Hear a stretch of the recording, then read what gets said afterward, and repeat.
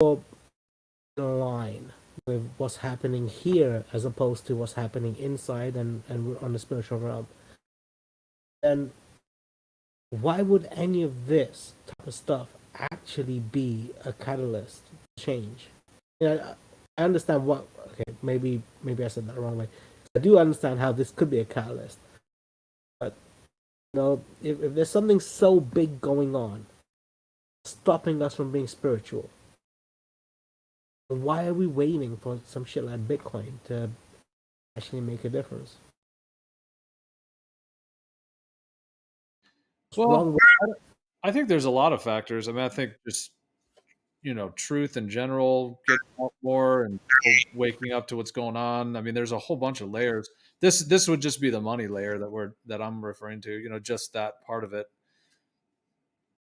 Isn't the money layer?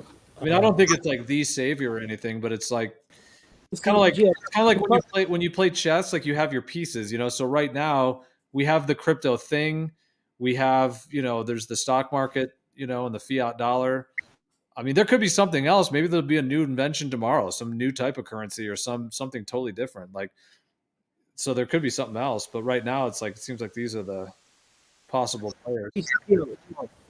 Place where I see a problem is this, right? Like the whole crypto thing. It's all about money, and this concept of money and what it is about a system which has taken away spiritualism from humanity. So when you talk about a change in people, right, the only way we're going to have enormous change is by breaking the monetary cycle that we live in, right? It's this whole concept of money is the problem. So by creating money, how is that going to help?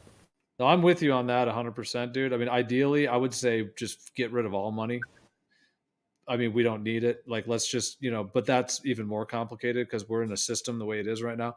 It's sort of like getting a drug addict off of heroin. Like, cold turkey is pretty rough. So if you have some way to kind of, well, anyways, I don't know if it's the best analogy, but it's like we're already like on this system of money. So I mean, it'd be amazing if we could just overnight be like, yeah, we don't need money. Let's try a whole different way of living. And because I agree, like, I think money is, I mean, people have different viewpoints on it, but yeah, I think it's ancillary to being human. And I think it's like an ad hoc add-on thing and I just think there's ways that we could work in synergy that don't really require, I have $10 and you have 20. And I mean, I can also see the positive part. I want to buy some eggs. So I pay the money and, you can exchange, but it's got to, because you were just saying the spiritual, like to me, there's got to be definitely higher octave ways of doing this, like just higher vibrational ways of being in synergy and supporting each other rather than I have my bank account, you have yours, and I'm just holding up my money.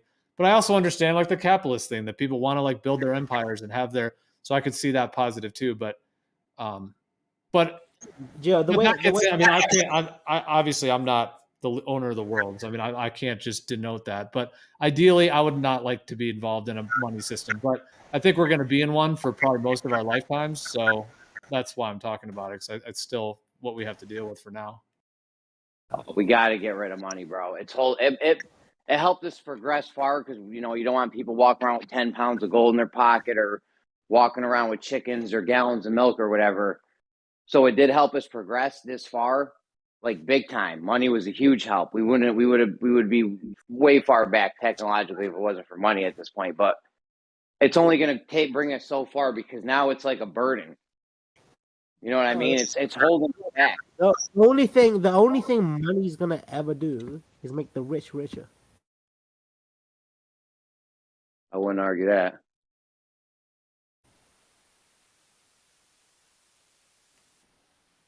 Yeah, I mean, there's also this whole like universal basic income thing. So like, let's say they do some big reset and there's some new big crypto, I don't know if it's going to be called a crypto, but some blockchain based sort of cryptography based, whatever it is, if they roll that out, then if they do try to do some kind of universal basic income, See, because there's like two ways that could go. Like, I think that could be done in an evil way where it's like, you know, you will own nothing and like it and whatever, like that whole deal. But I think there's another way that like it could actually lead to a positive, like spiritual kind of positive thing where if it was used in a way that gave people a basic income, like let's say everybody got $40,000 a year. And if you want to, you know, if you want to do something to make more money, you can. But Yeah, I think I get what you're saying, right? But I think that there's also this notion of communal living, which I think is gonna start catching on, and people are gonna start living that way. You know, it's not really gonna be a UBI where basically, you get this much money, and you gotta somehow figure out how to live off of it, right? Yeah, if they Much inflation, fuck everything. no, if they do UBI, that's a pipe dream. 40 G's. It's going to be poverty level project. It's going to be like $1,000 a month or something, maybe if that. Right, but what I Yeah, do and the hope, price of everything will go through the roof. no, but what I'm saying is that, you know, by that time though, we would be more into communal living. Like right now, we're into this type of living thing where everybody just wants to be alone. Oh, like fucking, you're alone in your apartment. You don't even want to know your neighbors. You don't fucking want to know no one around you. You just do your own little shit. Fucking live life that way. I think that, you know, with change, I think that's gonna change. Like people are gonna start wanting to live more communally. Basically, it'll be like, you know, maybe 4 or 5 families living together and sharing the pool. Yeah, we need to start. We need to start building like little small communities like that. Like, you know, you buy some land, you set a whole bunch of houses up on it, and then everyone pitches in and does their thing, grows food, whatever. You know. Council don't allow that shit anymore, mate. You know? Got to have a cookie cutter house that looks the same as the next one, or you're gonna fucking devalue the fucking property and the street value and all that shit. Yeah, there's places near me, real nice places where you can't put it. You can't just buy some land and put a trailer on it. They won't let you do that shit. No. Like that used to be the easiest way. You buy some land, you put a trailer on it, boom, you got a house for cheap. They won't even let you do that shit now. so this is another possible direction I've thought about. Like, depending on what these kind of powers that be or whatever NWO thing. I mean, I don't think they're going to get really their new world order that they really want, but I do think they'll get like they'll have certain areas that are very heavily controlled. Like the idea of like smart cities, you know, these like regions that will be extremely controlled by them. So, I mean, it's hard to say. I mean, this gets into very like speculation of the future, but if that's the case, then maybe they'll like be focusing on those like smart city things, whatever they're doing with those, and maybe like somewhat leave the rest of us alone to where we could live off in other places and do stuff with that with maybe less restrictions. Like that's possible. Yeah, That'd be nice. that's why like states' rights is so important. You know what I mean? Because the state defines what the rules are versus the federal government. You know, that's why those things are important. Well, yeah, but Gio, you know what I kind of fear is, we're gonna be looking at an extreme social divide. We're gonna have those people that live in smart cities, and then we're gonna have people that live communally. And you know, Demolition Man. that within itself is gonna cause so many fucking issues because now we just divided society. Right, but you have to let it play out.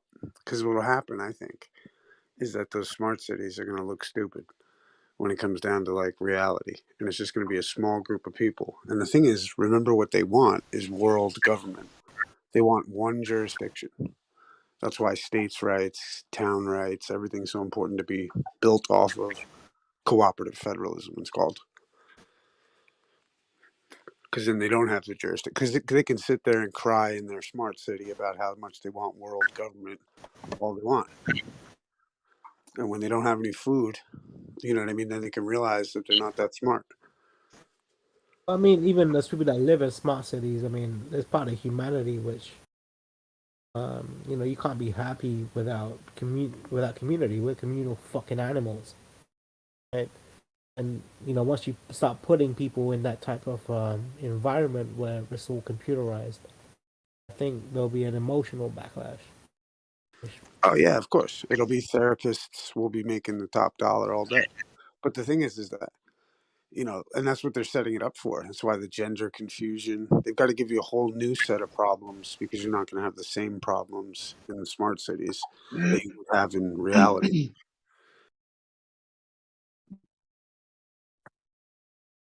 But they can go cry in their corner and fail. And then that's it. I'll do shit about it. You know, shit's gonna happen. Probably not in our lifetimes. Well, that's why it's interesting. Like guys like Bill Gates are buying up all that farmland because they're going into all these areas and they're going to try to affect the legislation in the areas that they own land in because they're going to say they're a landowner and they have right to their taxes. So then they're going to try to get all these rural communities on board. But the point is, the cat's out of the bag, and these bastards are known. Yeah, and it seems like as they encroach and as they kind of keep flexing, like they're like exposing themselves. Well, yeah, think of how cool, like in a way, think of like the double-edged sword of the whole, you know, mass formation psychosis we've been looking at for the last couple of years. Is the idea that, like, you know, all of the people that you got to know about that were evil and trying to take over the world have all been put in the spotlight at one time over the last 2 years. So now people know these people's names, you know, like Fauci and guys like that, even if they're just low level, but they're still, people are waking up. This was so cool. It's like, it's like watching like all of the, you know, like anarcho whatever flip out that Elon Musk is buying Twitter, and they're over there like, it doesn't matter because Elon Musk still thinks space is real, and he's just the evil fucking, you know, wants to do all this shit. And like, granted, you're right, but at this stage in the game, you know what I mean? It's pretty cool that he just bought Twitter. Dude, Tucker Carlson's back on Twitter. All these people that got kicked off Twitter are now back. It's crazy, dude. How he just fucking said, "Fuck it, I'm gonna buy it."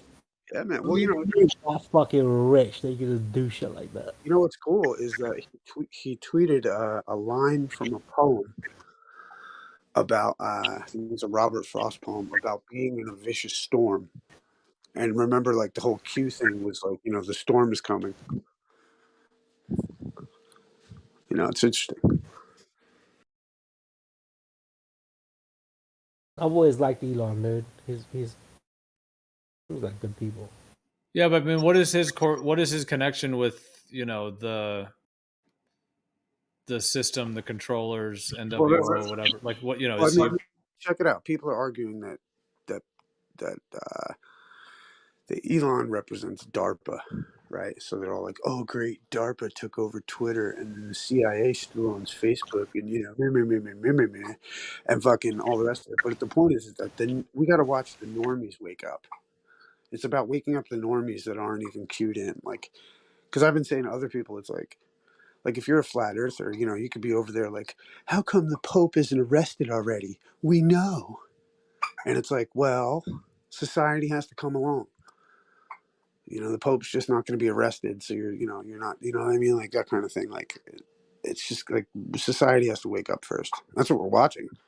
Is society wake up and get real pissed off that freedom of speech is better than totalitarianism.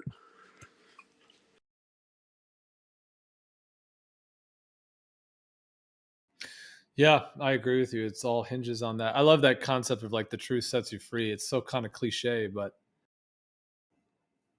yeah, it's pretty key that people are aware of what's going Well, on. dude, It's not even easy to be aware of what's going there's on. literally a So, video of a guy on MSNBC, and he's like, you know, Twitter could, you know, like if Elon owns Twitter, he could literally like ban the president or something. It's like, are you fucking retarded? Like Twitter literally banned the president. Like, what do you fucking like, dude? It's like they're just coming to terms with the fact of what kind of dictatorship they've been running, and they can't even accept it. They think it's going to become what it already is, and they don't even know that it already is a fucking totalitarian and fucking bullshit thing. It's hilarious right now watching them fucking flip out.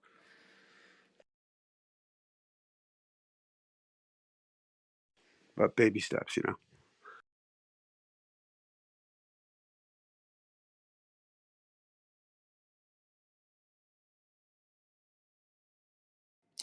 Yeah. Well, it's sort of like the perspective that these people in control, it's like, like the way that, the idea that they're like usurpers, that they've kind of hijacked, co-opted, whatever the system, but it's like they're in the safe vault, they're trying to like do the robbery, and are they good enough to be undetected and pull it all off and trick the entire world? Like they've already deceived everybody, and you could say they've already deceived the entire world with, NASA and all this stuff, but it's not really over yet. Like that was just act one, and they have to, if they're going to pull off what they want to do, they have to be so like stealth and cloaked and pull it off to perfection. And granted, they've pulled off 9/11, and I mean, they've pulled some shit off. So it's not to say they can't, but that's more of just like a military, like, media psyop. This is like a much bigger thing of like pulling the wool over everyone's eyes to the point to where I mean, a lot of this is speculation because obviously I don't know exactly what their goals are, but I can sort of sense it. So that's the thing. And so if they're like in the safe vault and they're trying to get over the lasers and they're trying not to trip the alarms, and then like you said earlier, Issa, it was hilarious where you're like, it's pretty hard for them to control all of us. We're like a million cats that are all just like running around, like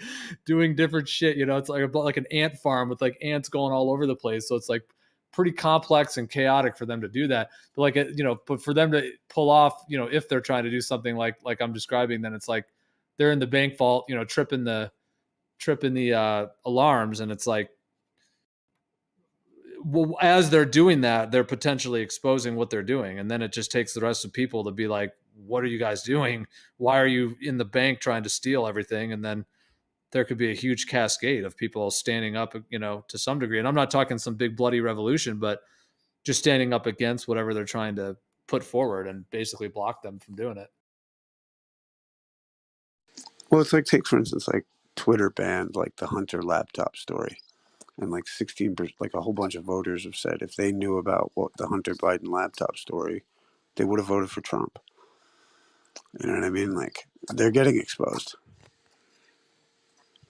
Yeah. And that's the victory. Is like, when, it's like, I used to say earlier, it's like, when you're talking to your grandmother about like, waking up in the process, you don't like start off with like, and NASA means, NASA's from Satan and the Black Pope. You don't start off with the Black Pope with your grandma. You start off, well, Grandma, drug prices are a little high. It seems like, oh, these corporations are, and then, you could wake them up slowly. So you got to look at it like you're waking up Grandma. You're not going to like rush into like, the evil Black Pope and the Saturnalian cult. Yeah. Yeah. You want to be gentle about it. Right, man. Give the people some time to, yeah. Also, I can too, only imagine the look I'd to, get from my grandma if I tried that. also, they have to think that they thought of it first, also.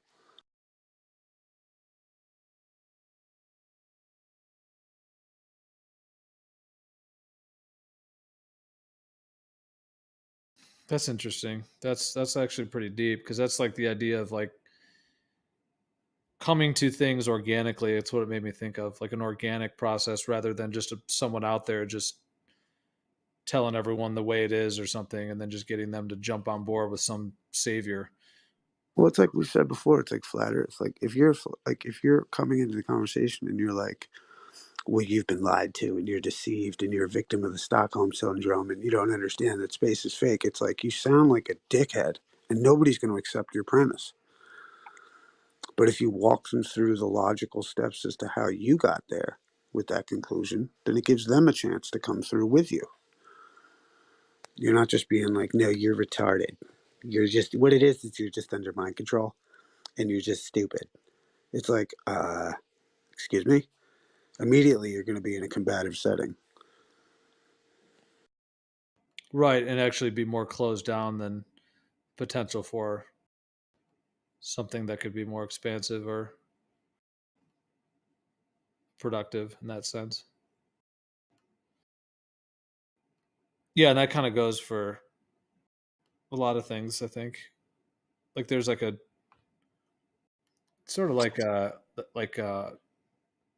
Aikido, like that martial arts, and like it just reminded me of that. But like Well, it's also like you got to remember that line of like, you know, insanity is rare in the individual, but in the collective, it's the norm.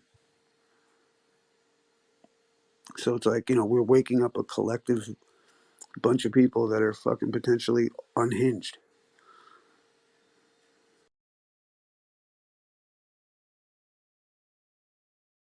So it's got to be done with like, you know, the best bedside manner.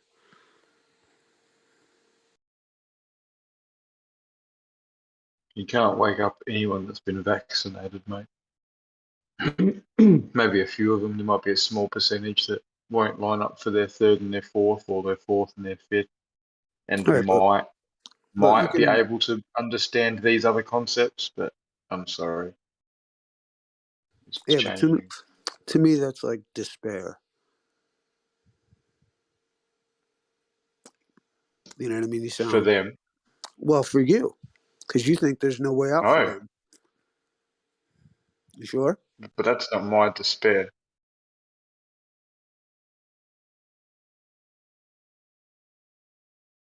Now you're saying that That's there's not no, my despair, mate. you're saying that there's no way to wake them up. I'm proposing that there is a way to wake them up. And I'm saying to say that there is no way for them to wake up is a sad position.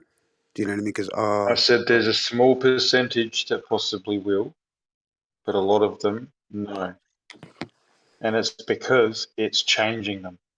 Maybe you didn't hear me say that. right.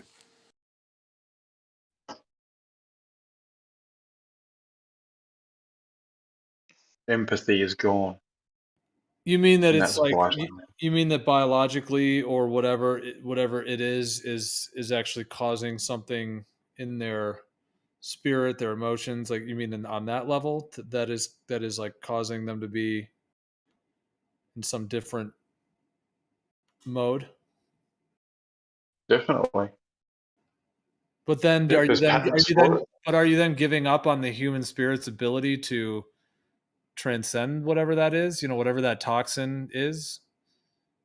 Well, it's the purpose. If they keep boosting people, if people keep lining up at the periods that they need them to line up for, then it's going to keep overwhelming the natural ability or natural spirit, isn't it? Hence, they want to keep giving it to people. Have you noticed a difference in that? I mean, people I know, like I've got like pretty much all my family's gotten the thing. I'm pretty much the only one who hasn't.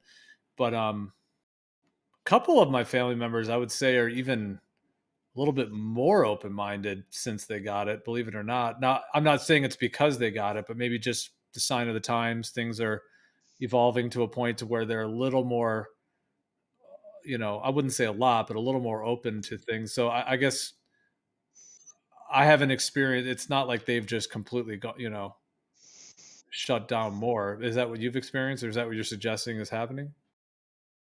Well, you've got to remember in the documents that, Pfizer have released that there's placebo. So not everyone has received whatever's in these things, right? So it's a hit and miss, and people have had several now. So some people have had all three and missed, luckily. Some people have had two and then got one, and so you've got to remember, and some of the batches apparently are stronger than other ones according to different sources. Even their own testing, they've admitted that they've experimented in different areas. So it's not going to be consistent with everybody. But at the end of the day, there are patents to alter different parts of people, including,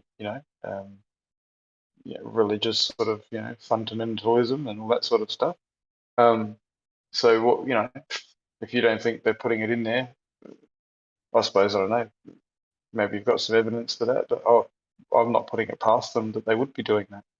And although someone might be a little bit more open-minded now, while things are a little bit relaxed, I pretty much know 95% of the people that have been vaccinated that I personally know If the shit hit the fan again, i.e. the media runs some propaganda thing that there's a new wave and it's really, really bad, and unlike last time, we can't let the unvaccinated people cause any problems, and there was a hotline to fucking call up and report unvaccinated people, I know that 95% of people would call that number and dob in anyone that they knew, because they just fall straight into that propaganda again.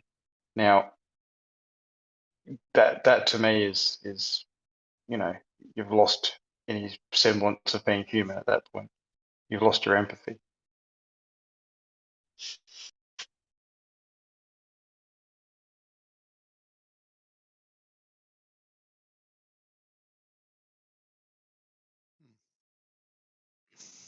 Evening, guys. Hey, Bansaw. Andy. Good day. Good evening. Good evening. Good morning. Good evening. Good morning. 1-800. Yeah.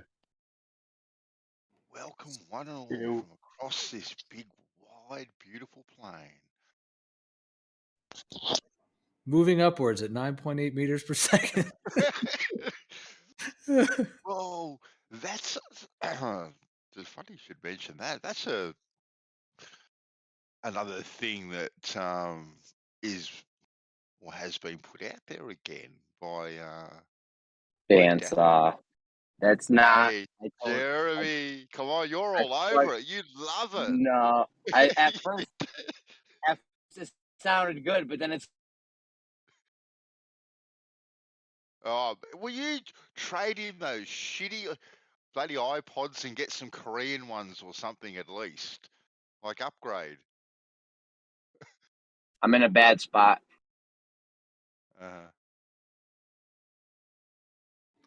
Well, you're moving up, so you'll keep moving up through space. Exactly And you'll right. move past this bad spot soon.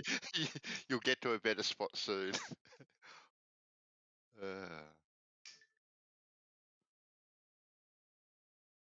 Well, we were on kind of a heavy topic, and we could move from it. But I was just going to ask Whites, like on that last time. I mean, so Whites, you're almost suggesting the concept that whatever the jab thing is essentially almost creating like super soldiers kind of thing, or like creating like a new breed of human, or a psychological type.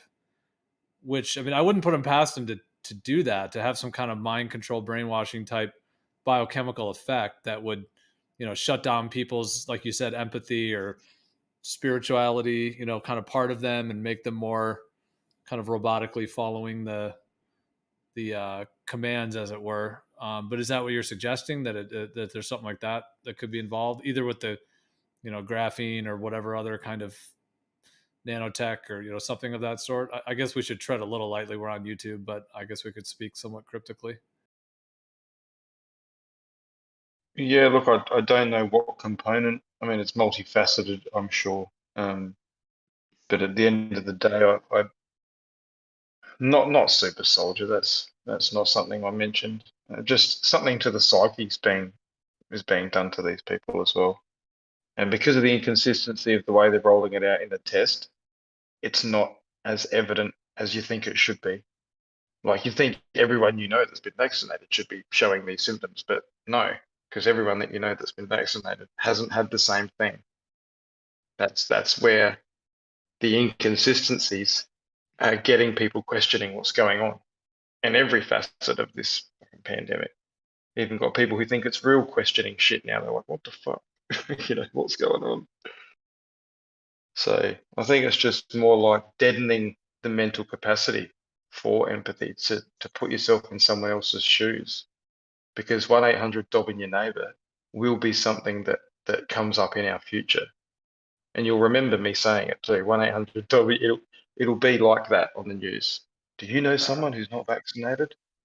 Report them now. Why? It'll happen.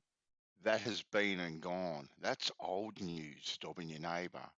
We've had that already. No, not in the way that.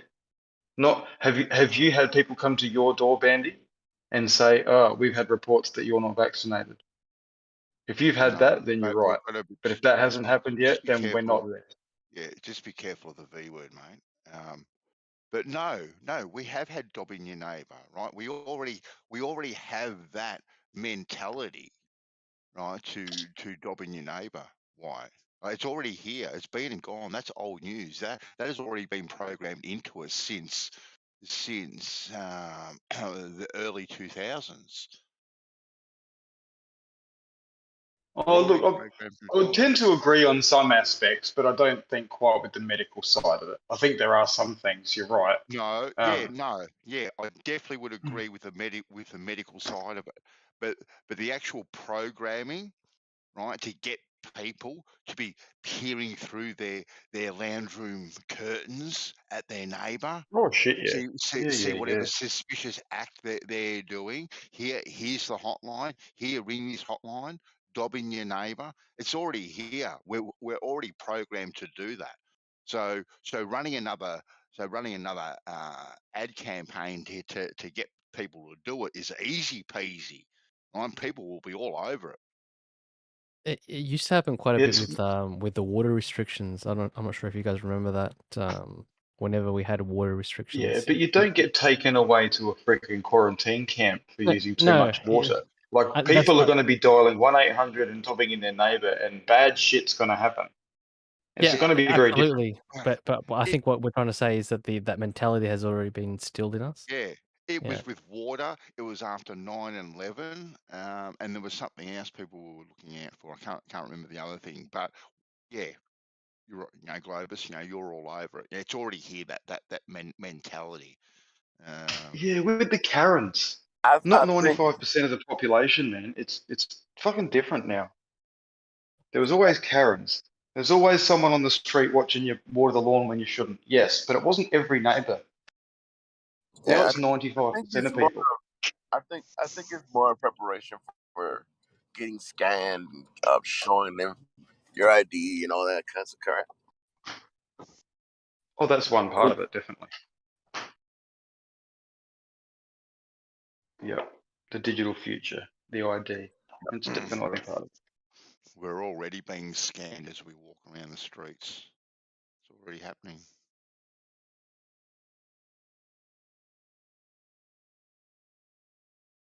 Yeah, just that next level, isn't it? Whereby you Yeah, can't get no. into a premises or you can't fucking do something because you're not scannable.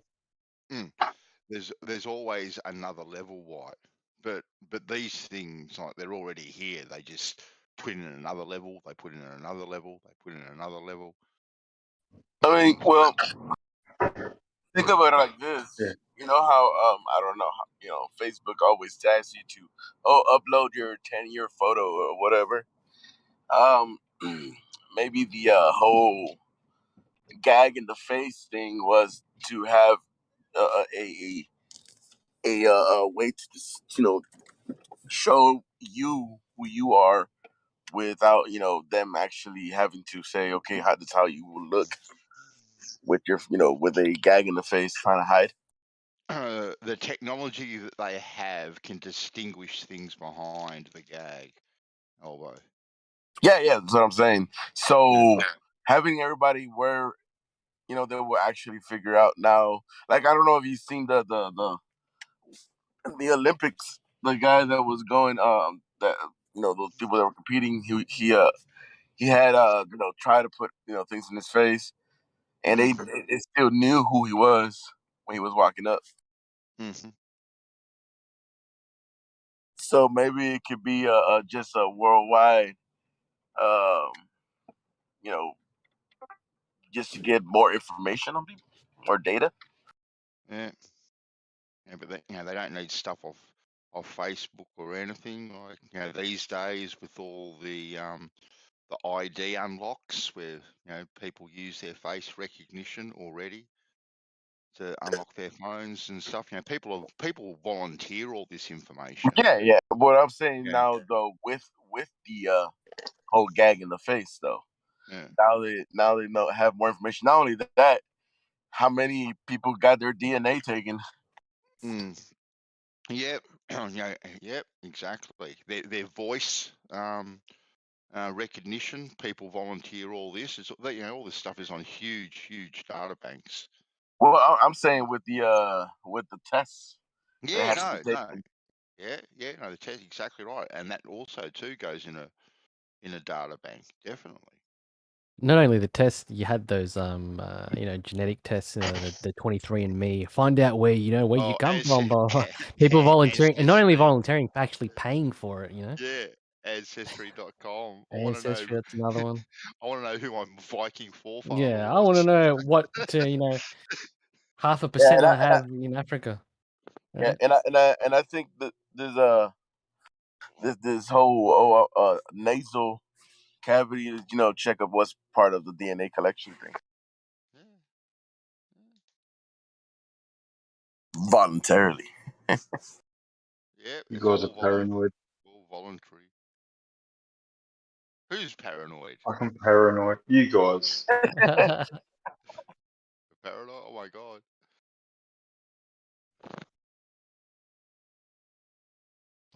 Fucking conspiracy theorists. Unbelievable. Uh-huh. No wonder you're flat earthers. Exactly. You guys heard of that concept of like pronoia? It's like the it's like the opposite. It's like the opposite of paranoia. So instead of thinking that everyone's out to get you and come after you, it's actually that everyone's out to help you and to and to support you and give you just what you need. Oh yeah, no, it's true. Yeah, pronoia is a neologism coined to describe a state of mind that is the opposite of paranoia. Yeah, but I had how a, I had a paranoia show. is The the world. ability to see seemingly unconnected events.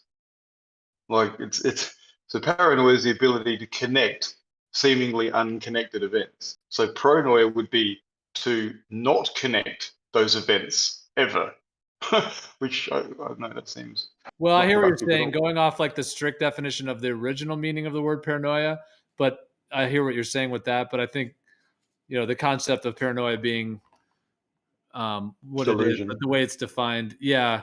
Whereas like pronoia is like the world is conspiring to help you instead of the world is conspiring to hurt you. It's Hey, almost like universal basic income, that's true. it's almost like prospiracy really versus conspiracy.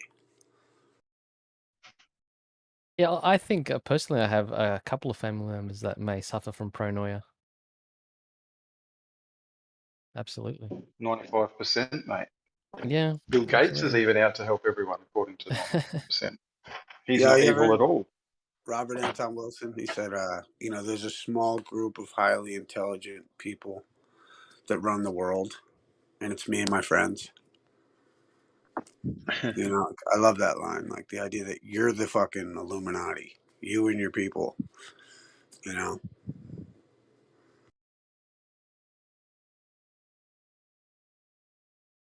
I like one of their quotes where, I don't know who it was, but one of the, so-called bloody elites says, apparently there's a conspiracy out there that, that my family are responsible for this and that and the next thing and fucking, over multi-generations and he goes, and at the end of it, it's basically, and if that's the charge, then we're guilty. I happily accept, guilty as charged or whatever. I can't remember obviously the direct quote, but it's just like, fucking hell. Yep. Owning it.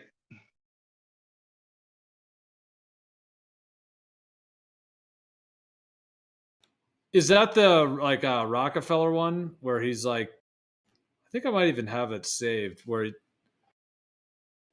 like some people think there's a cabal that's running the world, all this stuff, and then he's like, the end of it is like, Pretty much. that's the charge. Then we're Yeah, I like that. It's pretty eerie though if I'm thinking of the same one you are. Well, it's either propaganda that's been pushed out to feed us, or it's a real quote. If it's a real quote, then yeah. No, it's not Rockefeller. Oh no, wait, this one. No, never mind. This one's. I have a different one from Kissinger.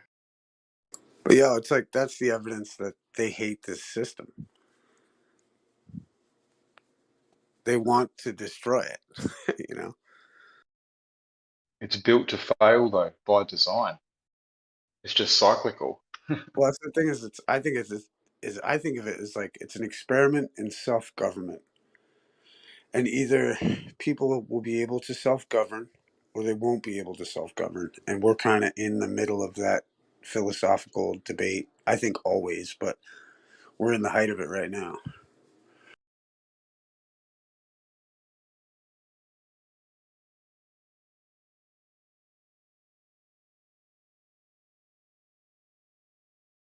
Yeah, I'd like to think that maybe there is, you know, that happening somewhere, you know, the opportunity to self-govern.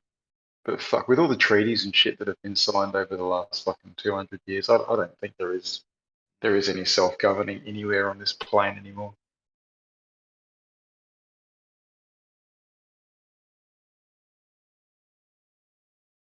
I'm not sure if everyone here knows, but Australia has signed up to a treaty which has just come into effect on the 10th of April with regard to the WHO being able to declare a pandemic here. And if they do, our constitution is overridden by theirs, and we just have to just do whatever they say. So fucking See, but yay. that's where this is the line for that. You say, "Excuse me, I'd like to see where your executive order supersedes my constitutional protections." That's a very, very, Oh yeah, fuck. Good luck. very important question, and it's an unanswerable question by them. And if you try to hold their feet to the Of course fire, it is. you can motion to dismiss whatever their bullshit is. It doesn't work though, man. You know, I once mean, they well, it bring the won't. UN troops It in and won't they if you declare a don't think it will. pandemic, you can say all the shit you want. Well, I'm just saying, like, it won't work if you think it won't work. It's like, like I've told the story before about when I went to the store to get my flannel pants and everyone was wearing a mask. There's signs telling everyone that they need to wear a mask. And I could have thought to myself, well, wow, this will never work. But in reality, like, I did it and I went into the store without a mask and nobody could stop me and they It's a couldn't do very shit. different situation, mate. Very different situation. Sounds If like an there were excuse. armed stormtroopers at the front of the supermarket, You and you think I would still would care, have though? tried your little You bit think of legal terminology. I'm just saying, maybe, I mean, me, yes, I've done it. You know what I mean? I don't give a fuck, bro. I'm just like, you know what I Oh, mean? Like, what? You don't I'm have just kids to saying. go home to? No responsibilities in life? Then I Dude, understand the the situation. issue is, how about But this? How about this? I think it's more disrespect yeah. to what I take care of and what I have to take care of in my life to not bow to that. Because if I bow then No, I'm a you got to choose hopeless. your battles, mate. That's the thing. You Right. have to choose your battles. You're right, bro. And going up to a supermarket and having to go at a stormtrooper with a gun so you can go and get bread would not be the battle I would choose if I had Right. I responsibilities mean, in I life. get it, and that's why I love that line. It's like, "Is life so dear and peace so sweet? As for me, give me liberty or give me death. For I know not what others may do." Right? You might not have you might not think that that's a good idea. For I know not what others may do, but as for me, give me liberty or give me death. That's my fucking shit, dude. Like, I'm not like, it's like as soon as you come and encroach in that shit, it's like it's on for me. You know what I mean? Like Yeah, most but people, you're right. the Most people don't situation have the described, balls you to were do it. encroaching. You were going up towards someone and creating that scene that you didn't have to do. They weren't coming into your house. That wasn't the situation we were describing. So Am I no not one was allowed encroaching. to buy what I need? Of course, you should be able Okay. to. So right. So do you think their executive order supersedes my fucking right to go get what I need? Oh, you can challenge that at the supermarket if you want to for a loaf of bread. That's entirely up to you. Right. And we should challenge it wherever it rears its ugly totalitarian head. And until people do that, that's why we suffer from this shit in the first place, is that everyone's just willing Okay, then to. you should have long been dead by going up and challenging something that's Well, already again, fucking taken place, champ. I'm Like a seriously. pro-spiricist. I'm a pro-spiricist. I'm a pro-noia, if whatever that term is, where everything's working for good for me. That's how I look at it. So when I make that stand at that position, that's good for me and my family. That's good. I don't see it as something detrimental. Granted, if I'm going to get locked up and be a retard and argue with some cop outside of a fucking grocery store, yeah, that's stupid. But that's not what I'm doing. I'm not arguing. I'm just asking if they can show me why they can practice medicine without being licensed. Do you know what I mean? It's a different question. And once you put that on their table, they realize like, oh shit, I don't really have the authority to do this. And they do. They realize it, and then they have to relent, and then they don't want you to tell everyone. I'm just saying, like, there's a way through. It's just we are thinking that there isn't a way through. And as soon as you think that you can't do something, you're right. You can't, because you don't think you could do it in the first place. So you lose, and then you fall into their nihilistic, materialistic trap, where you're not ready to fucking, like, is life so dear and peace so sweet as to be purchased at the price of chains and slavery? Forbid it, Almighty God, for I know not what others may do, but as for me, give me liberty or give me death. And that's where I think when more people have that mentality, they're not going to be fucking around like they are. So why are you still here? Why do you still exist? Why haven't you been a martyr for some good cause already? Well, It sounds like there's a contradiction in what you're saying that you think you stand for, and the fact that you are still alive suggests that you don't actually stand for that. Or maybe I'm just really good at it, right? Oh, okay. Possibly. I don't see it turning around anytime soon for all the things you've achieved, personally. Why are you taking your bitterness out on Issa, man? Look, this is why people are in the situation y'all are in with y'all's attitude, man. He's sitting here giving you like spiritual talk, fucking just uplifting. Yeah, I mean, you're telling him something that's already done, and talking to him like it's his fucking fault or something, man. He's just telling you, man. Look, they did that shit here, man. Where I'm at, they fucking set all these rules and lockdowns, but nobody did it. They said they closed the beach, but guess what? Everybody went to the fucking beach, and we just carried on with life, man. Maybe I'm lucky in the spot, but I'm around people who are like me, maybe. But well, yeah, there ain't nobody wearing masks anymore around where I'm at, man. Hell yeah, and thank you, Brian. I mean, like, because like, I'm just saying, like, it's that attitude that I think we have to have a way, like, we have to think that there's a way through for us before we'll even attempt it. And I think so much of, but you're not backing your attitude. That's what I'm pointing out. That's all. How can you say that? You've claimed something yet. Okay, well, for exactly what you said. What did I? Okay, exactly what you said. What makes You'd you lay think down that, your life for what you believe in, freedom or whatever. Okay, do you think I don't have an arrest record for mad protest attendance, bro? Do you think I haven't been arrested, put in the newspaper? Do you think my name isn't fucking on the fucking books? Do you fucking, like, are you that ignorant? Yeah, but you're still alive, you bastard. Yeah, right. Oh, you didn't get killed by them, so you're not authentic. Like, dude, what are you talking about, bro? I'm talking about, like, I've done the whole. So what have you? What changes have you made? All I'm saying or is, are you not willing to lay down your life to make a change? Obviously, you're not, because you're still here, right? And you're bitching about how everyone's. You're the one saying that I should be. Okay, so fair enough. I'll let you cry about it a little bit longer. Sorry, I won't interject to your crying episode. You think I'm crying? That's fine. Keep preaching to me, mate. What's your solution then? What's your solution then? Don't comply. This guy. I don't need to go and challenge a stormtrooper at the fucking supermarket. Shit. Have at it, Ben. Turn the television off. Don't follow any of the fucking rules. Simple.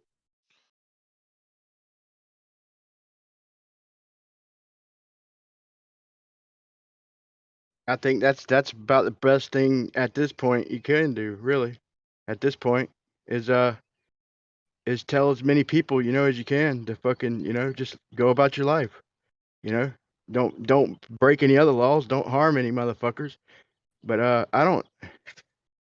I can't believe that y'all let them get away with all that shit they did, man. I mean we only had to burn. We burned down a couple cities in this country, and fucking trashed the courthouse and I don't think we had to really do much more than that, man. But dude, you got the whole cities just lost control, complete control and shit, man, over bullshit. There's people like they look for fucking shit reasons to go, crazy and shit, man. It seems like it. They just looking for something. It kind of seems like that. So that's kind of good and bad. I mean, just from the sound of it, it's bad, but it does kind of keep things in check as far as the authorities, man. But I don't know. I guess it's how you look at it. But man, I can't believe Yeah, I mean, it can't be. It must not be that bad, or shit wouldn't. I mean, is it really that bad over there? I mean, it can't be that bad, or y'all wouldn't deal with it. It's not that bad. Y'all free to do what you want, right? 100%. So you know what though is actually working though, and what's stopping these bastards is the legal ramifications of what they've done. That's where they're getting stopped. So they stepped out of their bounds, and then a bunch of people have come in with their lawsuits, and they've had to relent. That's what's effective. Burning down a city is not effective. The lawsuits, as boring as it isn't exciting as a revolution, but it is the real revolution. Is the legal lawfare. You're right, dude. You're right. Because there's still fucking there's gonna be court Fight the system with the over this system. shit for years to come, man. All the court over this shit. Oh, it's gonna be epically beautiful, dude. I mean, look at it. Like, it's just starting right now. Like, even with the whole whatever people's opinion, but Elon taking over Twitter, it's like here comes the the rise of the wave of the people that are gonna say fuck you to that. Do you It's think interesting. Elon taking over Twitter is good and it's a way to freedom and stuff? I think I can relax. I think I've heard the argument that Elon is DARPA, and that Facebook and all that is the CIA, and so everyone that's all negative was like, oh, Elon's just a fucking other student. And you're right. He probably, I get it. I'm not into fucking SpaceX and all the rest of it. Although I find it interesting that he would almost troll all the fucking lefties with it. It's real because it looks so fake. Because they're that stupid and they'll accept it. And then those of us who see through it are winking and nodding and laughing with him at these fucking stooges. And I just think there's more to it. It's not as simple and clear cut as oh, that person works for this is DARPA taking over. I'm saying it's interesting watching the lefties cry. Yeah, look, I don't care either if he's DARPA, CIA, or whatever. To be quite honest with you, Right, but I think it's a good thing. Yes, I think um, it's a good thing he took it over. Yeah. I this is the way I look at it, right? Basically, to control the opposition, you be the opposition. Right? Very, very simple. You hold them in one place. You know exactly what they're doing, right? And that's how you control them. Oh no, I get it, and I look at it like this: I'm watching a movie, right? We're all watching a movie play out. But the interesting thing is in the movie is that there's literally a struggle between the ideology of freedom versus the ideology of totalitarianism. And there's clear differences between the two right now. So regardless of what the long-term effects are and all the rest of it, we'll deal with that when we get there. But right now, you're dealing with a group of people that want free speech versus a group of people that don't want you to have a fucking Twitter account because you're a flat earther and your ideas are dangerous. So on the macrocosm, I can identify with the good part that is the argument for freedom of speech. You can't have flat earth without freedom of speech. You can't have flat earth without freedom of religion, right? Because they'll just try Did you hear the part where he wants to make it so there's freedom of speech, but he also wants to make everyone accountable and identifiable? Yeah, I saw it. Yeah, I mean, he wants to do Neuralink. You saw that bit, okay? Yes, and I know that he wants to do he probably wants to tie it into the Bitcoin system and the Dogecoin system, and that's why the personal accounts, because then you're dealing with money and you're dealing with a whole bunch of other shit. But my thing is that in this forum of the ability to discuss things, now granted, they might be walking us right into it. Like a lot of people propose flat Earth as a rollout, because now all of a sudden you've got another divide and conquer tool. Now we can agree that the fucking moon landing's fake, but you think it's round and I think it's flat, and now we're disagreeing again. So it's flat Earth is potentially just a tool we're not to going to punch up dismantle. over it. Right, but a lot of people have looked at flat Earth as a tool to dismantle the truth movement. So, but is it, or is it a grand awakening, or is it both? It's It's a it's fucking neither. big time awakening, man. Right. It's both though, because potentially it has the capacity where it could be used for bad, and then it has the capacity where it's for good. It's both. Same thing with It's Elon not buying Twitter right not now. used for bad though, man. It's not used for bad. The type of person who has an open enough mind to consider the flat Earth is the No, but my point is the right. And so real check it. scientist, man. You have people with an open mind that are willing to accept it, and you have a bunch of people that want to stamp those people down. Right, Brian? You have a Yeah, bunch of absolutely. okay, right. So you've created another false dichotomy for society to argue and fight over. Now we're Yeah, not but now we're like back. Now we're less Dude, back. it than 1% reminds of me of the fucking, society. like I Right, said, oh, sorry, dude, go ahead. all good. I was gonna say it reminds me of the fucking like them movies with the old guys over in England, like the old Royal Astronomy Academy, and they're like, impossible. We know that we checked the math, we've double checked, we've crossed the T's, we know that fucking gravity such and such and such or something, and be dead wrong about whatever it is. Just be dead wrong. We know the sun is 1 million miles away. We know, we measured it, and they're like, well, no, the last time you said it was 400,000 and you knew. Well, that was then. We did not have the resources we have now. We are certain the sun is 1 million miles away, and if you I did love the anything, accent. they'd shun you. I mean, that was kind of a crude example, but they'd shun you, the astronomy club, they have it pat and it's science, take it or leave it. That's them people will always be around, and they're not true skeptics. They act like they're scientists, but they're fucking, but they're dying off, they're bitter fucking, and they're dying off, man. So for generation, right? What do you what do you want about Dawn?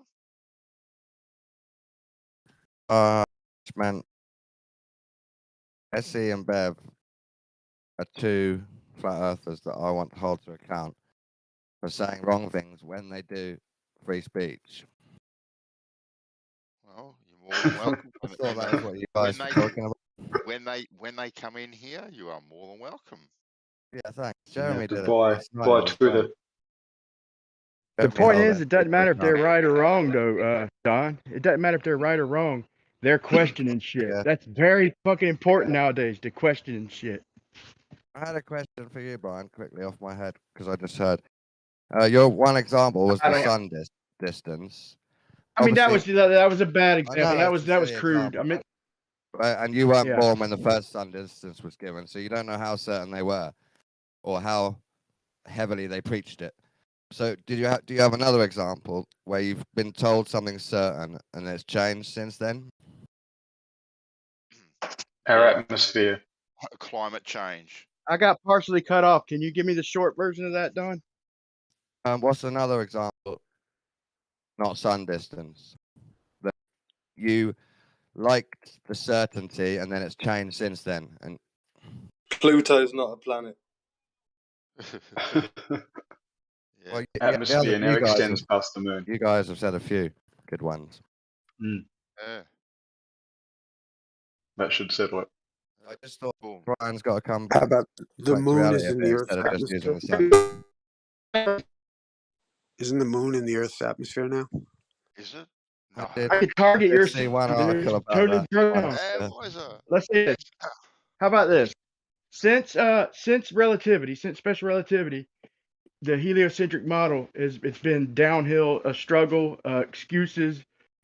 Since then, we're the universe is expanding, and all of a sudden they're looking out far and they see that their nice little space time equation doesn't work fucking the galaxies, because they said we're spinning, how could the stars be spinning around us, such great distances. Then they look at galaxies and see that the stars way on the outside are spinning at the same speed as the way on the inside, which goes against the math. And then fucking not only that, they see electricity, they're seeing everything is electric. They made all these fucking theories, all this shit about the sun being a gas before. They made these theories before they realized what before they had knowledge of electricity and shit like that, man. Before they had good enough knowledge of spectroscopy to know that you can't get a continuous spectrum off of fucking gases. You need, maybe if you had like graphite or granite or something, you might be able to get by with one material, but not off gas, bro. We're gonna update some things, Brian, about our understanding of space, because we're not super clever. We're just a bit clever. Yeah. So, and people are gonna brag and boast that they've found and they think it's right this time. But my point is, you weren't that hung up on how distant stars spun, were you, in the first place? So it's not. No, it's not really, like man. Your religion's no, and I coming credit them down. people, man. There's some smart people too, man. Doing shit like that, making them models and doing what they're doing, man. I'm not knocking them guys, man. I'm only knocking the people in here debating, acting like they know for sure dark matter is a placeholder, and we will for sure find out about it, and for sure acting like we know what everything is, It's just reality's not that certain, man. And I don't think anybody knows exactly anything, I agree with you on stuff like But that. them people doing the work and the models. But I think that's part of the strategy, man. They got all the machine heads tied up in fucking in a losing battle, man.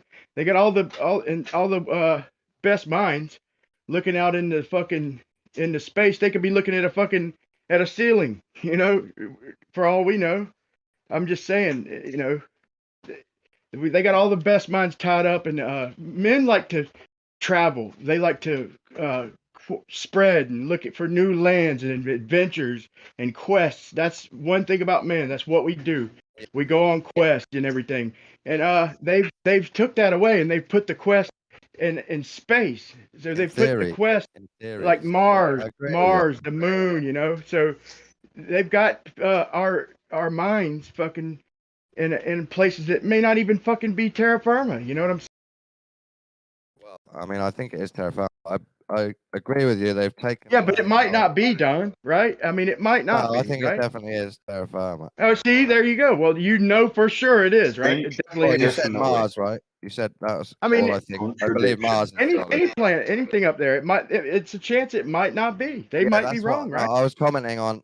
I don't think there's much chance at all that I'm deluded about a solid object in the sky and it's actually something else.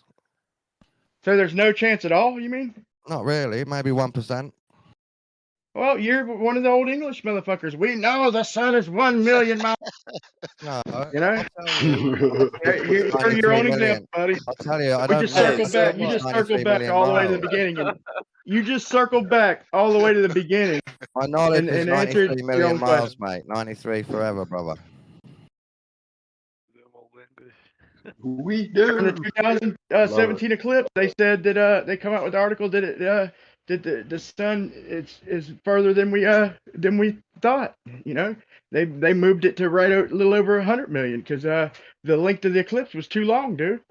Like a little over 4 hours. And by their system, it could only last for like 3 hours and 40 minutes was maximum. That according to their rotational speeds, that's it. Added another 7 million miles. It's still 93. Well, we talked about it, and they wrote an article about it. Oh, well, you'd have to find that. I've never read an article that says the sun's now 100. I would almost bet it's not. I would almost bet you can't find it. Google. You'd have to. Me too. You'd have to find it from a flat earthers channel who captured it. That would help my point, wouldn't it? If you can't find. You can't even find Picard. You can't even go online and look at the old magazines, the old physics magazine. You can't even find Picard saying that it looked like a flat disc with upturned edges. So you want me to take your word for it that someone said once that the sun's 100 million miles away? No, they said that during the 2017. They said that the NASA. No way. Okay, well, all right. If you don't believe me, then why are we still? I'll quit talking then, man. If you think I'm lying, I'll quit talking.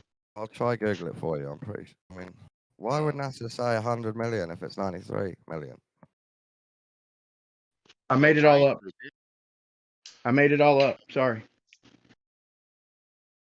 Well, could you like post a link Right? It's because of global warming. They had to bring the sun a little closer. Exactly. No, I forgot exactly what it was. I'm just ballparking as far as the figures, but it had to do with this is what it had to do was the length of the eclipse. According to the speeds of the moon and the speed of the sun and all that, it lasted longer than they had calculated. Like you were watching a flat I think it lasted like over 4 happened. hours when maximum time it could last was like a little over 3.5 hours, right? You were half asleep. It was 3 a.m. and you were watching a flat Earth video. That's what happened. Was this a documentary or an article you read? It was somebody. It was a flat Earth video. It was I think it was it was fuck, dude. It might have been Boss Darling and fucking Decimal Z, and they showed the article and shit, and they showed the fucking. Right, but I mean, when they showed that article in the video, did you do something to verify it, or you just got this from the video? I didn't really give a fuck then, dude. To be honest. That's fair. That's fair. I mean, I wouldn't bring it up as the biggest point now if you're not. Let me clarify this. They didn't say for that. Listen, they didn't. I'm not claiming they said for sure the sun is They said like a skeptic, like the sun could be further than thought, than we had originally calculated. Straight up claim like the sun is certainly 100 million miles because but they said it was like a possibility type. I like them articles, man. Possibilities, because that's a true scientist saying it's possible. It's possible we're wrong. It's possible something's this. Because, like I said, reality is it's hard to ever get certainty. I think you need to look at what science means. Whatever, dude. Whatever, man. All right, I'll shut up, man. If that's your response, bro. I mean, you just I'll said, back down and listen. Just listen. Someone talking about possibilities is true science. That's not what science is. That's not the science. Yeah, science is questioning. Science starts with questioning everything. Hey, can I bring up an idea that I thought was cool? Like, I was watching that Ken Wheeler debated Globebusters, or not debated, but had a discussion with them. I didn't get to watch all of it or any of that shit, but I was watching some of it earlier. And Weiss brought up an interesting point. He's so funny. I like that. I like him. And, he brought up a thing I just never really kind of paid much attention to prior. Was that rock? They sent some rocket up and then it got like stopped. And a lot of flat earthers say it hit the dome, and then the ballers say no, there's a device on it to get it to stop at a certain altitude. Yeah, the GoPro. No, he didn't say it stopped though. He said when it stopped, it looked like it splashed into atmosphere type of liquid. That's not the point though, because that debate is to spin. Weiss is always pointing out something cool, that there's the image of the moon in it, and that the moon allegedly was supposed to be, according to time and date, over Australia. Yeah, I looked into that too. I'd never, New Zealand actually. There's so many anomalies with all of this discussion, but I was wondering, did you guys know about it, and could you talk to me about it even a little bit more? And Dawn, what would be your explanation for that? The experiment was done in like Arizona, and they witnessed the moon in the sky above New Zealand or Australia or something. I didn't hear the whole thing. I'm sorry. Maybe Brian, you might know. What? Yeah, they never gave a specific time, but they said that this morning after the launch this morning, blah blah blah blah blah blah. And so they didn't give a specific time, but the sun was over at the time, like the earliest possible time was like New Zealand, and then like the latest possible time, if you're still talking about the AM, was like over mid Australia or some shit, man. Yeah. So it's the idea that during this experiment where they shot the thing up and then it stops. A lot of flat earthers use it as a reference for what may be the dome or something like that. And then but it's interesting because they were making another correlation, which was that all of these events seem to happen at like, was it 62 kilometers or 100 miles up? And so, 100 kilometers, 60. Forgive me back. Yeah, I may have back. Yeah, it was something. I forget the number. Yeah, good call. It's one of the. I know it was at a certain altitude that these events were seeming to happen, and yeah, forgive me. Well, wouldn't it be 100 kilometers or whatever? Maybe I'm wrong. That's a good point. I haven't got any responses from them, so I'm glad the you're idea, asking them. but so the idea What is is that what as is it gonna goes up ask? to that altitude, it stops, and then it goes up. It turns It's a balloon around or something? and it films. It fills a rocket, and then it films Oh, the moon. Films and the the sun moon. at the same Well, time. not even that. Well, I think the sun's in it too, but the idea is that the moon is over Australia at the time, but it's in the shot. Yeah, from they're in New the- Mexico. They're in New New Mexico, and the moon's Yeah, over. I The saw moon's that. between New Zealand and Australia, and while they're over New Mexico. That's almost antipodal. Wasn't the whole purpose of it they were trying to actually catch like a meteor shower? These people, they're not even involved in the flat Earth argument. Somewhat like the original footage, right? Yeah, they weren't. They weren't. Yeah. But Yeah. another interesting thing happened. I don't want to I don't want to drift off this topic, but I do Video want to go ahead and make like another point. proof of a globe. The noise went away when they hit a certain height. The noise stopped, and then when the yo-yo mechanism or whatever that anti-spin device was, the rocket was still it wasn't really going up hardly anymore, and it hit that section just past 60 miles where it started floating. But we started hearing shit again. And then it went silent again after it floated for a minute. It's like, what's up there all of a sudden where we can hear fucking shit? And it sounded like fluidic kind of the noise, but we should have got no noise up there. When the noise cut off, it should have been cut off until getting back down to that elevation. But I want to hear explanation of how we could see the moon when it was on the other side of the globe. Does anybody have an explanation for that, or even an excuse? Moon on the other side of the globe. I don't think that's where the moon was, or that's where those people were. I remember watching that video. I just don't have a link for it, but it wasn't that the moon was far away or anything. The whole purpose of it was they were trying to catch a meteor shower, and the moon and happened to be up in the sky, and the sun. I think it's the sun now, because I'm hearing some other people say it might have just been city lights, but it looked like the sun through the clouds. Might have been setting. I don't know. But when you watch the video, that's not what we're talking about. Yeah, Is you're it not thinking of a that different one? video, bro. We're talking with about like the camera spinning around. no. Spinning. We're not talking about No. a high altitude balloon. Trust me, this was in the black. This was nowhere near the clouds, Hold brother. on. It's not a high altitude balloon. It was a test, but it was like a rocket. I don't know. They shot this rocket up. It's a GoPro sounding rocket. The Their Go, purpose the was Go, Do you have a link for it? it's called, you talk about the Go Fast? The Go Fast? Yes. Can you put that up, bro? Yeah, go fast. So in that footage, the thing is that, and this is what's interesting, is a lot of flat earthers have used that video, and I don't know whether it's right or wrong, but like, as though it's shot up in the air and it hits this. If you listen to it, it sounds like it hits a fucking dome, and then fucking it just stops and starts to spin. When it starts to spin, the camera sees the moon in it, and that's If you what want we're a just saying is that shortcut, how. Hold on one second. Just how would you have the moon above? How would you? I mean, I think the ballers, the most logical answer that they'll give is that due to distance, it's irrelevant. if you want to do a shortcut, just look up the world record for the for amateur rocket launch height, and you'll get that date.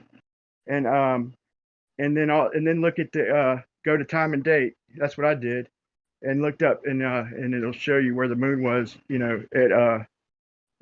After sunrise. It had to be, if it was sunrise, it had to be at least an hour later. It wasn't like the crack of dawn. And then the sun wasn't high in the sky yet, so it couldn't have been no later than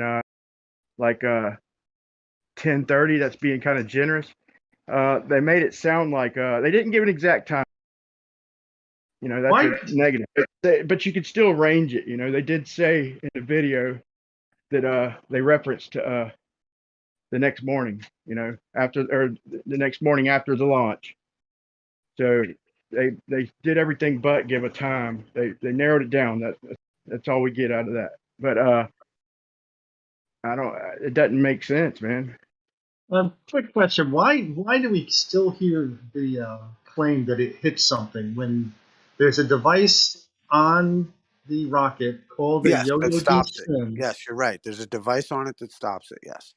That's So that's why Yeah, a is lot it of still people saying don't that know it's that. something? I mean, I was Yeah, alluding to. a lot of people don't. A lot of people never heard about the yo-yo mechanism, and it did look like it slammed on brakes. For anybody who didn't know of that, they'd have to be corrected. But like I said, it seemed to float there on its side before it started going crazy. When it got down a little further. But like I said, we got noise back too. The noise stopped up in the middle of the launch. You hear it get quieter and quieter, and it stopped. And then all of a sudden, that there for that minute of it seeming to float, we got noise, and like I said, it seemed to float. Whether it was or not, it seemed like it was. But we seen the moon out in black, so it definitely wasn't the sun. It was the moon. It was in the black, wasn't in the clouds. What is a yo-yo device, Myok? I don't know what it physically looks like, but it's a device that counteracts the rotation of the rocket. So it's called the yo-yo D-spin. I've never seen it described beyond that.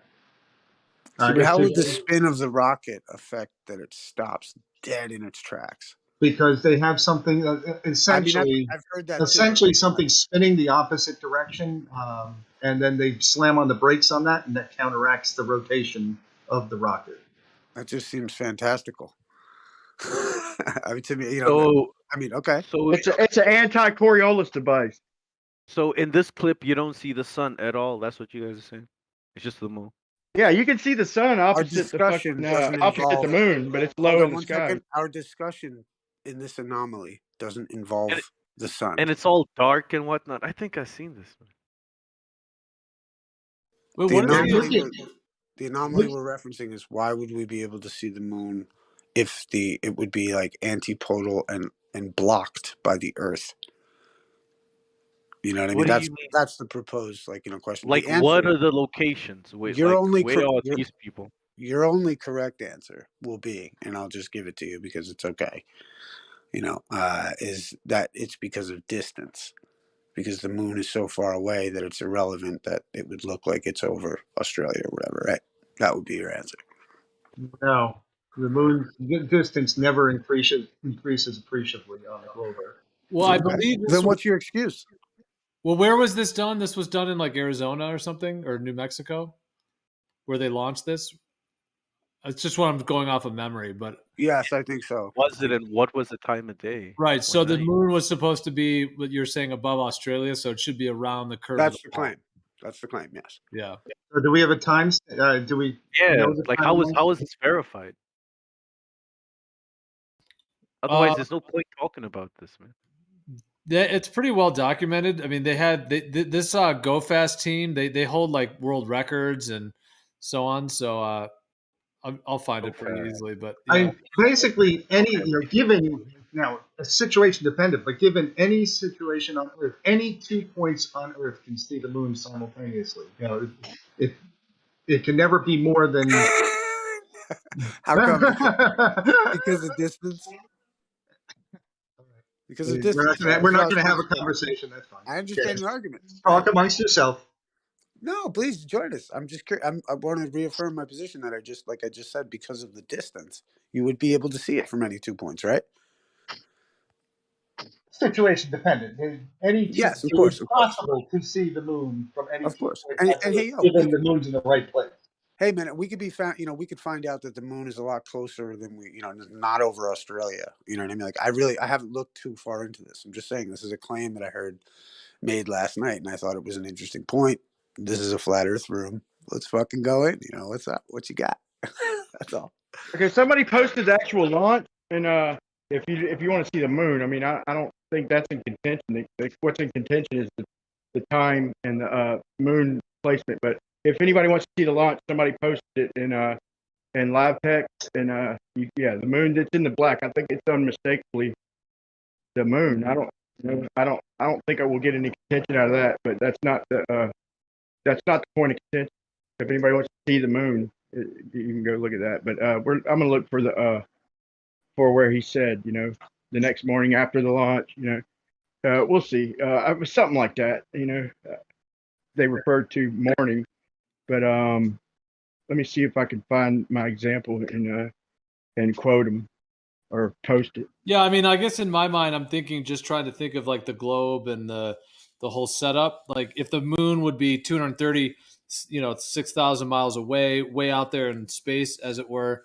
And then like essentially I'm thinking of like drawing a triangle between, the altitude of the Go Fast rocket when it was at its peak or when it shows that moon. And then let's say if the moon is above Australia, but then it's like if you draw a triangle from, the Go Fast rocket at that altitude to the moon to Australia, would you be able to see the moon? Would it not be hidden by the curve of the earth, and would you be able to see it? I guess, because you're up at that higher altitude. Yeah, that's the question. No, that is the fucking question right there. Antipodal neighbors, you're all upside down. A new song, Isaac. What's that? A new one. Oh yeah. Oh, cool. Oh yeah, antipodal neighbors. You're already, but right, at least you're all you've upside made a down. song out of it, and you're not Check just it out, saying Don, it as an assertion. How did you get there with your feet on the ground? Yeah. It's like what kind is the question of the moon? What time is it? Does anybody have that? Because I mean, I got something at 150 that I think is just a lens effect of the sun. That's it's refracting around the curve, dog. Refracting around. No, I'm not talking about that. I'm just asking about the moon argument. What timestamp is that argument coming in? Is it at 150? I didn't check specs, man. I don't know. Because that's a lens effect. And the sun is to the right, and then there's a lens image reflecting off of the lenses, and that is the actual size of the sun. So you think it's more of a reflection and not the moon? At least at this particular time, I don't know what they're claiming is the moon. There's also a little white dot that moves around some of the times in the rotation that I don't know if that's the moon or not. I don't think it is. Maybe someone can pinpoint where that is in the video. If not, I'll do it in a couple minutes, but I can't do it right now.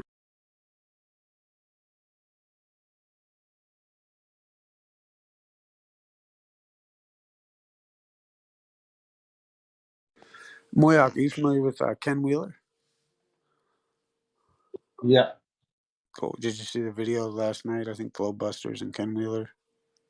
Yeah. You did? No. Oh no. Cool. I don't. I've lost interest in Ken Wheeler. Yeah, I know. I used to kind of follow all his shit, and then I was kind of got bored myself. But I thought it was cool that Globebusters had him on.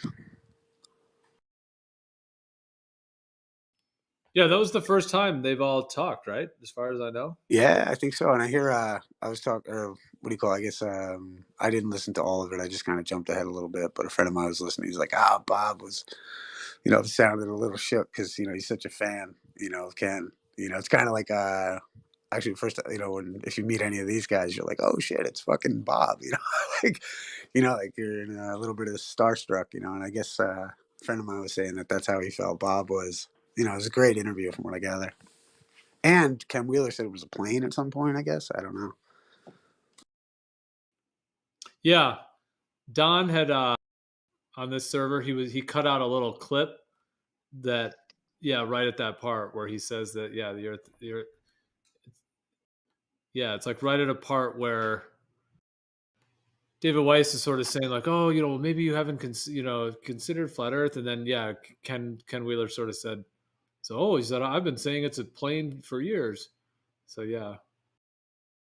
Yeah, that was strange hearing that, Gio, because I've watched a bit of his stuff and I can't recall him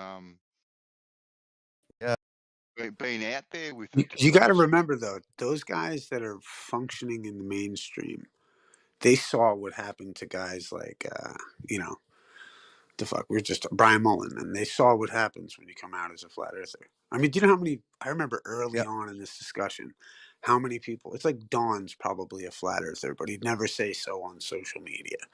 You know what I mean? Like, you know, and it's like, it's like that. It's exactly what it's like. And it's, you got people that are proposing ideas. Like, I wouldn't be surprised if Moyok's flat earth, if fucking Doofus is flat earth, you know, We're but just all they've got too much on the scared. line. They've got too much on the line, dude. No, I get your first point. I agreed. That's why I don't think Wheeler would have ever, you know, it's not a smart tactical, like, you know, I've got a couple friends of mine that are very tactical about shit. And, you know, they're like, you know, they would never come out and expose. It's like, you know, like I often think of it like I was at a business meeting one time and this guy was like, well, we're trying to have a global impact. And I was like, yes, sir. Fucking damn right. We're going to help you out. You know what I mean? Like, you know, with that global reach, you know what I mean? Like, you know, we've got, you know, like as I was trying to get it, like, I'm not going to sit there and be like, well, actually, you know, it's not a globe, right? Like, you never do it. You never interfere, right? With your, you know, if you were doing something and somebody gives a shit, or you know that they're going to give a shit. How cool, though, that people are now feeling safe enough to come out and talk with flat earthers. I mean, shit, we've won, nigga. Just the fact that we got our foot in the door is huge. Ken Wheeler coming along. Ken Wheeler's respected. He's probably going to feel the backlash today because everyone's going to be, why are you justifying going on talking to those fucking stupid flat earthers? And he's going to see why and what we've been dealing with for fucking years. Not that he doesn't know it already exists, but, you know, it's like, respected in what arena? what is it? I said Ken Wheeler is respected in what arena? I think, I mean, fair enough. The YouTube science community. I don't know, man. You know what I'm saying? Oh, Like, you among know, flat earthers and but he's got some reach, universe though. guys, yeah, Well, he's got camera people too. niche. Camera folks too. It is niche. It is niche, man. But any of this shit is fucking niche, man. You know, it's like the biggest flat earthers. What, have like 20,000 subs? It's not like some, you know, 6 million fucking sub. You know what I mean? Like, Right, but, making a better French fry websites are way more popular. I mean, I'm just saying, we're still like, you know, it's like, I mean, we might find, like, I mean, even Moyak, if you were to meet like Bob from Glowbusters, I would imagine you'd be like, oh shit, this is like kind of a YouTube celebrity kind of, you know, just regardless of your position on him, just because you've seen him online enough, you know, he talks a lot, you know, a lot of people check for him, you know what I mean? And I think in the same way, you know, that's the kind of new celebrity anyway, you know, it was like, and I think, and then, you know, what's interesting to me is the idea of how much YouTube throttles the sub counts and the views. That's what's interesting to me because I found that there are quite a lot of flat earthers. That's funny. I mean, my experience so far, I mean, you don't necessarily, people don't broadcast it on their shirts and stuff, you know, everywhere you go, but I still have yet to find one single person in my travels that's a flat earther. Do you think that they'd feel comfortable enough to tell you, Moyak? Don't know. That's what I said. I said it is a little bit. That's the question too, I bro. have prompted many people on the subject. It's like I got friends of mine that are cops that I just don't talk about. I'm going to go around the corner and smoke a joint too, you know? Right. No, yeah, absolutely. I mean, I found a couple of people who avidly deny flat Earth, you know, like who've been in the subject on the fringes. I met a guy on the beach. He was swimming in the middle of December, and in North Carolina, 30-degree water. Okay, 35-degree water. And that fucker's out there, and it's like, holy shit! And I started talking with him, and somehow I got on the subject. He was a school teacher, teaches math, and he's like, oh yeah, he went off on the subject. He wasn't completely anti-conspiratorial. He had a couple of conspiracy theories under his belt, but flat Earth, from a mathematical standpoint and from his understanding of it, absolute horseshit. And he has challenged people on it. Right, but and you know, he's the only person I found so far that had any ties. Oh, dude, I know way more anti-flat, like, you know, like in my life, to like people that I've talked to about it over the years. Way more anti-flat Earth people, friends and family than flat Earth family for sure. What I just mean is, it's like I almost look at like flat Earth as like a band. Isa, can I cut in real quick, man? I've just found it. I'll just finish this one point. Just this idea that flat Earth is like a band, and there's like certain people have heard of it and are into it, you know, some people are, you know, detest it. You know what I mean? It's just a band. You know what I mean? That's how I look at it. It's like a philosophy. What's up, Brian? Okay, I just found it. I posted it, and it's if anybody wants to go right to it, it's not a flat Earth video. I don't, you know, I wanted to post the evidence from the people involved, and so what I've got so far is him saying it's the guy who did the jetpacks, and it was the 10th anniversary, so they can't, you know, change the date. It's locked in, and he said the next morning, right before the launch, he did his 2 circles around the Go Fast rocket, and I mean, not only that, I mean, if we're arguing with normal people, we could just show them the height of the, not, you know, high in the sky, and Hold up, they would, Brian. and I they would want you to make. concede. I want A you to normal make a person would coherent concede that it's point. probably in the morning, right? Right, but walk around. What do you mean by circles? Well, I'm just saying, like, when we're discussing, I don't know. I just think, like, I hear you. Just I think oversimplify it always. But He's I think part of the the issue team. was the times. That was it. But yeah, Yeah, either way. okay.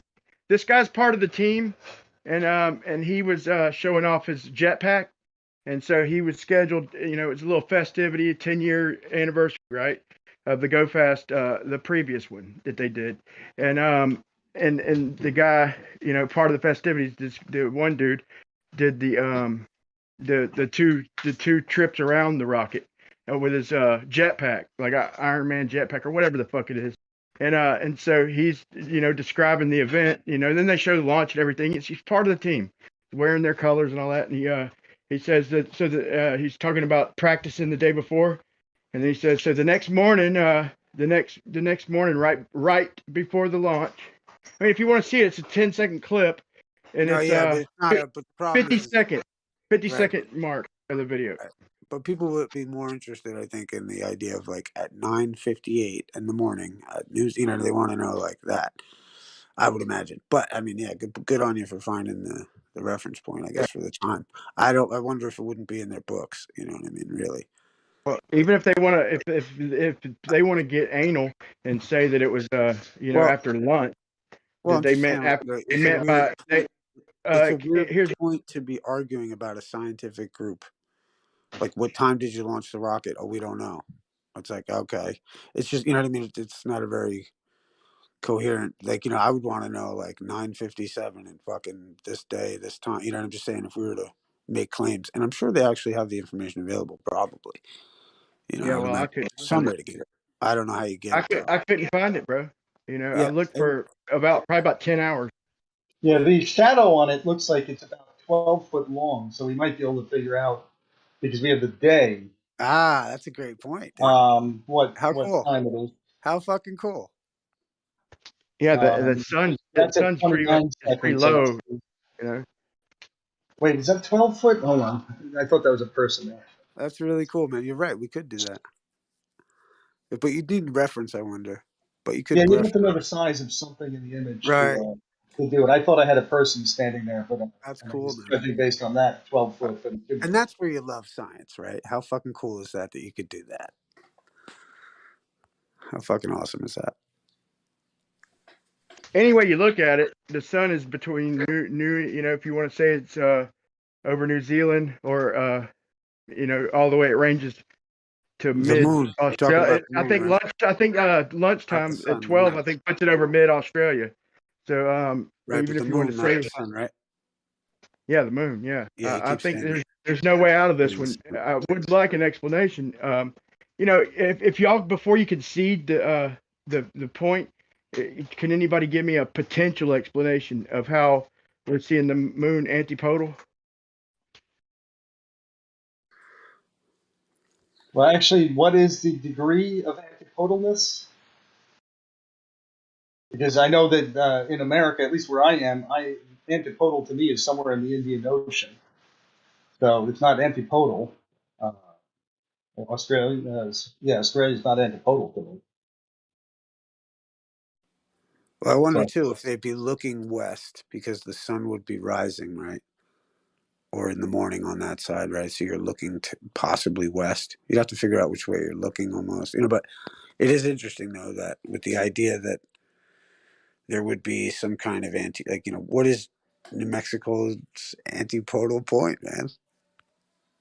And if it was, but even that, if it was over Australia, I wonder what the effect would be. But I wonder what the antipodal point is to New Mexico.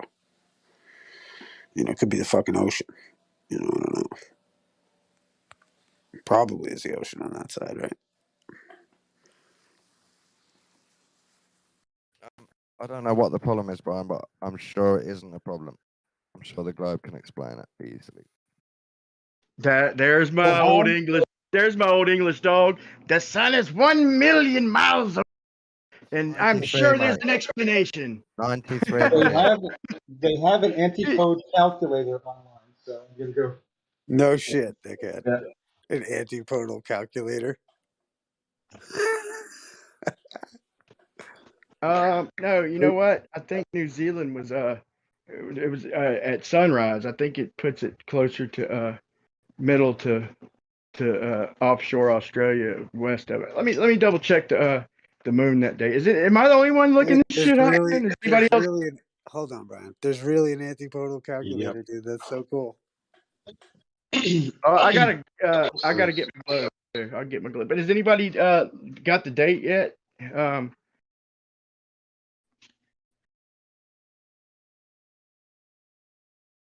The date I think is there. I think that's specified in the Wikipedia. Yeah, I mean, just so I don't have to go back and look for it, because I didn't. Oh, I don't think I still have it. All right.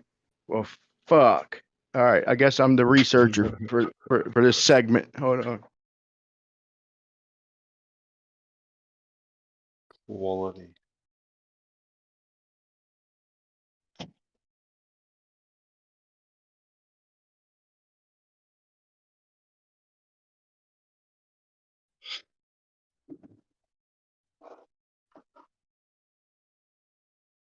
Dude, what's the capital of New Mexico? Oh my god. Okay, it was July 14th, 2014.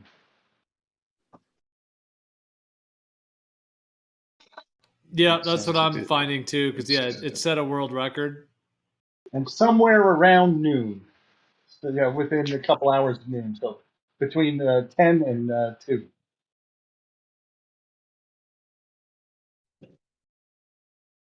Based on the shadows.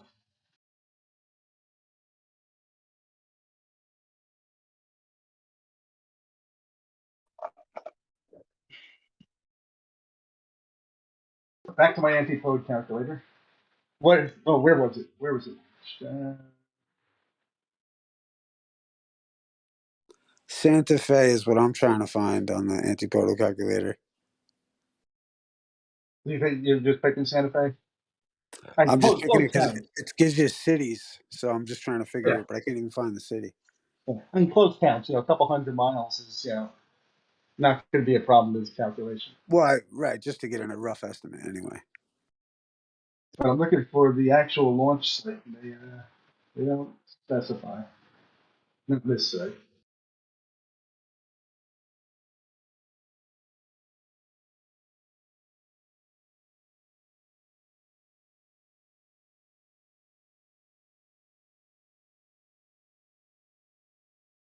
It was. I think they said Black Rock, Nevada, or something, but it was Nevada. But hold on, I'm almost there, looking at getting the position. I'll go with Black Rock for now.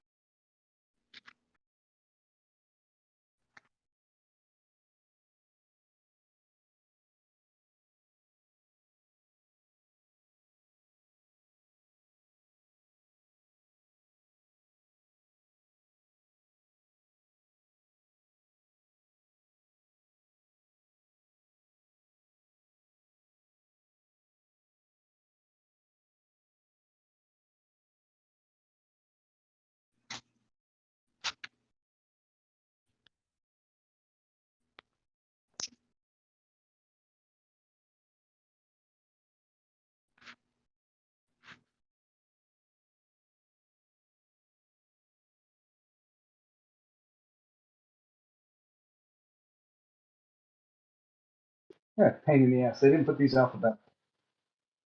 The cities.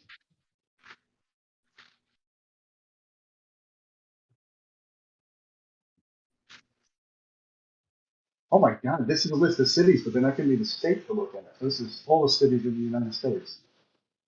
Dumbass. Oh, I know, dude. I tried to put in the lat longitude, and it still won't fucking do it right. Because now you don't know whether it's. It won't let you pick north, or it won't let you pick whatever. Oh no, that's minus is for the USA for longitude, and you just do it in decimal degrees. Right. That's what I'm doing. But I mean, you still have like. I tried the plus for north and the minus for south, just because it's lat longitude. It's the latitude. Here, I'll give it to you if you want it. Yeah, you don't. Oh, okay, yeah. Latitude is 35.6780 degrees north. 6780. What's that? 6780. Yep, 6780, and then 105.9378 west. Minus 105.9378. Well, is that, yeah, I guess, would that be west? Yeah. Minus, okay.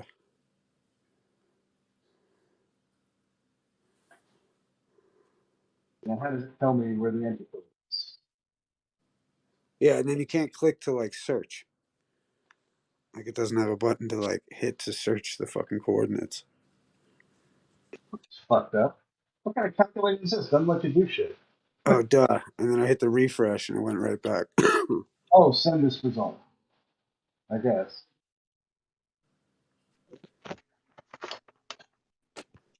You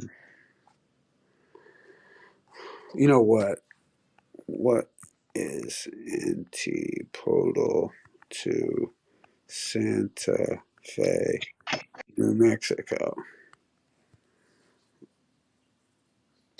Look, it was over Perth. Oh, listen, the moon was over Perth. It was a little bit past Perth at off the coast.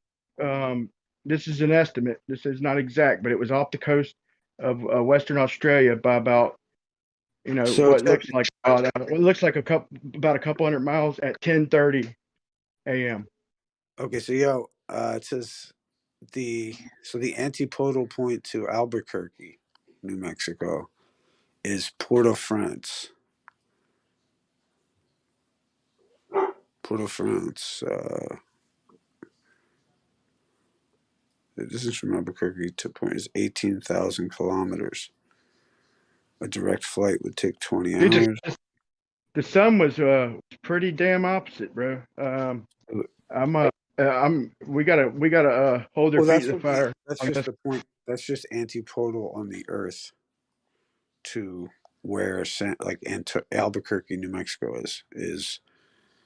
The closest city to that is Port-au-France. Nevada. Check Nevada.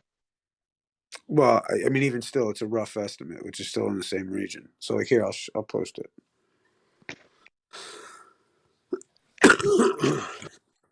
Pardon me. So this would be like the antipodal. Again, it's got an image for you for reference on like a Mercator projection.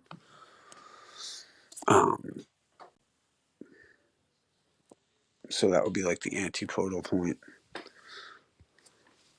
So antipodal is of Nevada is right in between Africa and Australia. So the later, the worse for them. The later it gets, like past 10:30, it's getting almost to exact antipodal. So whoever said that it was like around 11 or 12, you're between 10 and 2. You're definitely fencing yourself in on this one. The moon's position is not precisely related to what time it is, Brian. It's not like the moon is directly opposite. I didn't say it was. What are you talking about? Hey, Doofus, do you know what we're talking about with the rocket? I don't know how long you've been listening. A rocket. Yeah, okay, check it. We were talking about, I don't know if you saw 2 points.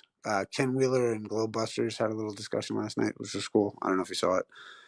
Second point, one of the things David Weiss brought up, which I thought, and I just didn't really check for it myself, was the footage of the Go Fast rocket that goes up in the air and like gets stopped by the yo-yo fucking mechanism, whatever, right? And like flat earthers say it hits the dome. I don't know if you've seen that footage before.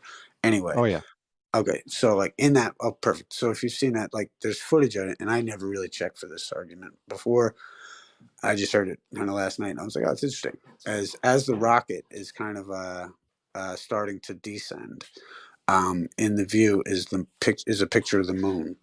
Now, if the rocket were up at a certain point, oh yeah, and the moon was to be by timeanddate.com allegedly over roughly Australia. If Australia is almost antiportal to where, let's say, they did the experiment, how would it be possible to film the moon in the shot without actually having it be obstructed by the Earth's curvature? That's the question. Well, any 2 points on Earth would be able to see the moon at the same time, sometime. Right, and I was saying that would be the answer because of the relative distance that the moon is away, right? Right, and even if you're completely 180 degrees apart, there is at least a small amount of time where you'd be able to see the moon at the same time. Right, you just see it cresting over the horizon, maybe, which is what it's Yeah. doing in the video. So that's where, and that was the question at hand, because I had seen that and I just never really thought about it. I figured this would be a good place to bring it up. All right. Honestly, dude, I heard this shit, yeah, but what does it even prove?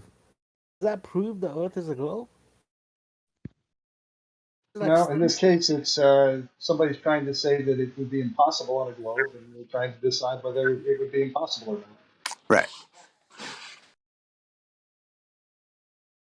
Sounds like stupid shit, but go ahead. Well, of course.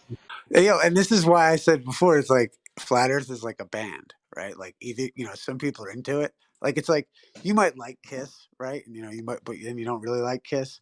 But somewhere out there's a diehard Kiss fan that's walking around with, you know what I mean? Doesn't mean like every flat earther is like that Kiss fan, diehard, walking around the fucking street. I was totally on fucking board. It's definitely like a band, bro. You can either love to love it or love to hate it. Right, it's fucking awesome, dude. It's like, and like again, it's like I can't make you come to a flat Earth party and like have the best time of your life. Like I can't invite you to a party, and I can't like force you to come to a party and say this is gonna be the best time you ever fucking had. What's fucking I feel great that flat Earth party though, yeah, is that like almost nobody knows about it or nobody gives a fuck about it, but the people that do, they really give a fuck about the band. Well, right, and that's where it's almost like, and I've been saying for years, it's like it's like for some folks anyway, they're like, oh, you fucking hate the band? Cool, get the fuck out of here. I don't think there's anything wrong with hating the band as long as you hate it fucking tastefully, There's equal numbers. Amen. I love the tastefully. band. I like that. There's enough Globers out there. I think that the people that hate the band are just as fucking important as people that love the band. You're like, do you go to like Nickelback concerts and shit? Just like, I fucking hate these guys, but I had to be here. You guys. Just a fucking first. Where was it stated the moon would be over again on that thing? I said like roughly Australia. Antipodal, or like, the sub-lunar point would be. Point, basically. Yeah. Just tracing it on a globe, just finger tracing it on a globe, around 10:30 it would be off the coast of Perth, around 10:30 a.m. Just it looks like off the coast. That would just mean for Albuquerque or wherever in Nevada, the moon would be up above the western horizon a reasonable amount, a pretty decent amount. No, that would be. No, it makes sense. What Doofus said makes sense. It's just about whether or not anyone. It's pretty screwed. I'm looking at this globe, and if the moon is where they're saying it is, it's I mean. But their answer for that is. They could see there'd be a time that they wouldn't see the moon on the other side of the Earth. Can we even get a concession on that? I guess the question is this, right? Like, if it wasn't for refraction, did you actually see the moon? See, this is where you guys are gonna say it's refracting all the way around. Yeah, it doesn't even have to be. In that case, if the moon is over Australia, the western United States we'll see the moon over its western horizon by a pretty decent amount, by about 20 degrees or whatever. Well, this is why we were getting into like the antipodal points to like places in New Mexico. You know what I mean? Like what antipodal to New Mexico versus how the distance to where Australia is. You know what I mean? I put a link into it, like an image. Are you guys saying that so far you don't even know if this is a problem for the globe yet? No, It's people are just not. talking about it because it's fun to talk about. Yeah. Yeah. Nobody really knows why we're talking about it. Is that fair enough, guys? You don't even know if it's a problem for the globe yet. You just hope it is. No, well, remember this: the globe. I look at it like the globe doesn't have any problems. If it was 10:30, if it was 10:30 or 11, it was almost exactly opposite. Just about, you know, within 10 degrees, within one latitude or longitude is exactly opposite. If it was that time. I don't know what that means, Brian. It means the sun is 1 million miles away. Right, 9.25. 93, dude, not 1. 93. Oh, I'm sorry, it's sun, yeah. 93 million miles away. Right, and the rocket being that far up, the horizon would be below horizontal by more than just a few degrees. It'd be like 6 or 7. I don't know. I don't know that off the top of my head. Why are you so serious? Target hidden at 60 miles. The target hidden, or the horizon would be about 800 to 1,000 miles at 60 miles or 100 kilometers, I believe. Right. The important factor in this particular argument would be how far below horizontal the horizon is, not how far away it is. Yeah, I think you'd be. I think the moon would be. I think about that time, if it was about 10:30. Let's prove that yet. But if you went up, you'd be actually traveling away from the moon. Do you know what time this rocket went up at all? No, that one dude said about 11, which is even worse. But this is what I got out of it. Yeah, I did look. This is what I got, and you tell me because it's not exact, okay? But this is what I got. This is just being honest. The part of the team, the guy who did the jetpack, he did 2 laps around it. He said the next morning, right before the launch. So that's what he said. And looking at the sun, it's not right on the horizon. So the guy's probably right. It's probably about 10:30, 11 o'clock, judging by the sun and judging by that guy saying, morning. Oh yeah, what I'm getting to is you don't know what time it went up, so you saying stuff about time isn't going to help you much, right? Yeah, but we can reasonably concede that the sun not being overhead, we know it wasn't, noon or nothing like that. The sun is. I think you might have a bad conception of how the sun and moon work in general, to be honest. Well, you have parallel light rays on your model, right? So we can get an angle, a reasonable angle. It's coming in parallel, right? Well, if it's around noon, that means that the shadow is pointing. It couldn't have been around noon. It couldn't have been around noon. If it's around noon, that means the sun is pointing the shadow is pointing generally north. If it was noon, y'all, it would be exactly antipodal. Right. But 10:30 is about. It'd be almost exactly antipodal at noon, almost. This is just an estimate by tracing it on a globe. But around 10:30, it's pretty damn close. It's about a latitude line off, a little, maybe a hair over, or in between 2 longitude lines, about distance between 2 longitude lines. So the earlier the better for y'all, I think. Yeah, that's some good research, bro. You're still wording it like it's a gotcha or a challenge for us, but it doesn't sound like it is. Well, let's be reasonable. Let's say, I'm not going to call it proof. I'm just trying to be skeptical. Let's do this. How long would from that position, okay, if the moon was directly antipodal, what would be the time span that it would be invisible from New Mexico? Let's say, what would the time span be?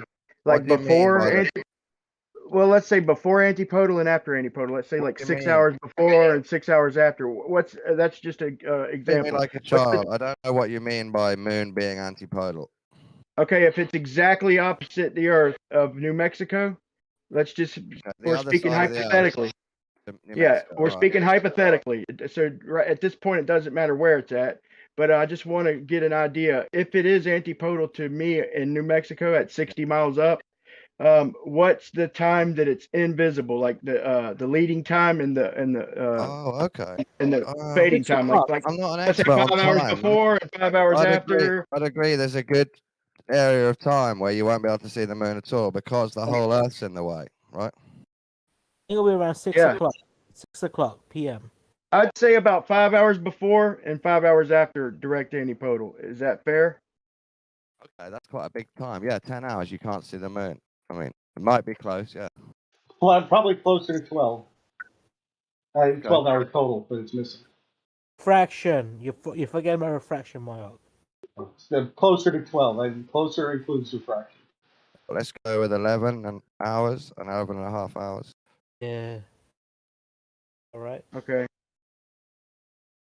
Okay, so all right. Now, has anybody got the exact moon? The best I got was it's about 300 miles off the coast of it's about 300 miles off the coast of Perth at 10:30 a.m. What do you mean off the coast of Perth?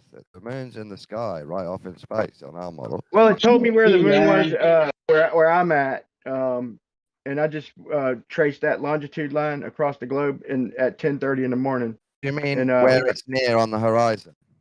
No. The GP, the point, the zenith point.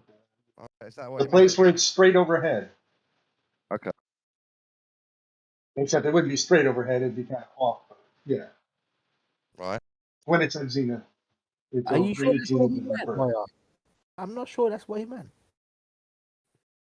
I mean, he might have meant to mean that. I mean, that would make sense to mean that, but I don't think that's what he meant. I think he's looking at time and date. He's looking at the sun and moon calculator or something, and he's seeing where the blob of the sun is.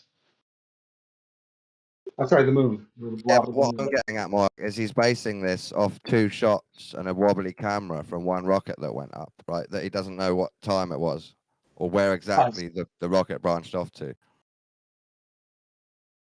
Well, it went generally straight up, so wherever it launched from, you can call it the same location for this type of argument. So could you settle his mind, Mike, now and just tell him that's fine that they saw the moon? I think it is probably fine, but still gotta verify it. I'm having fun doing so.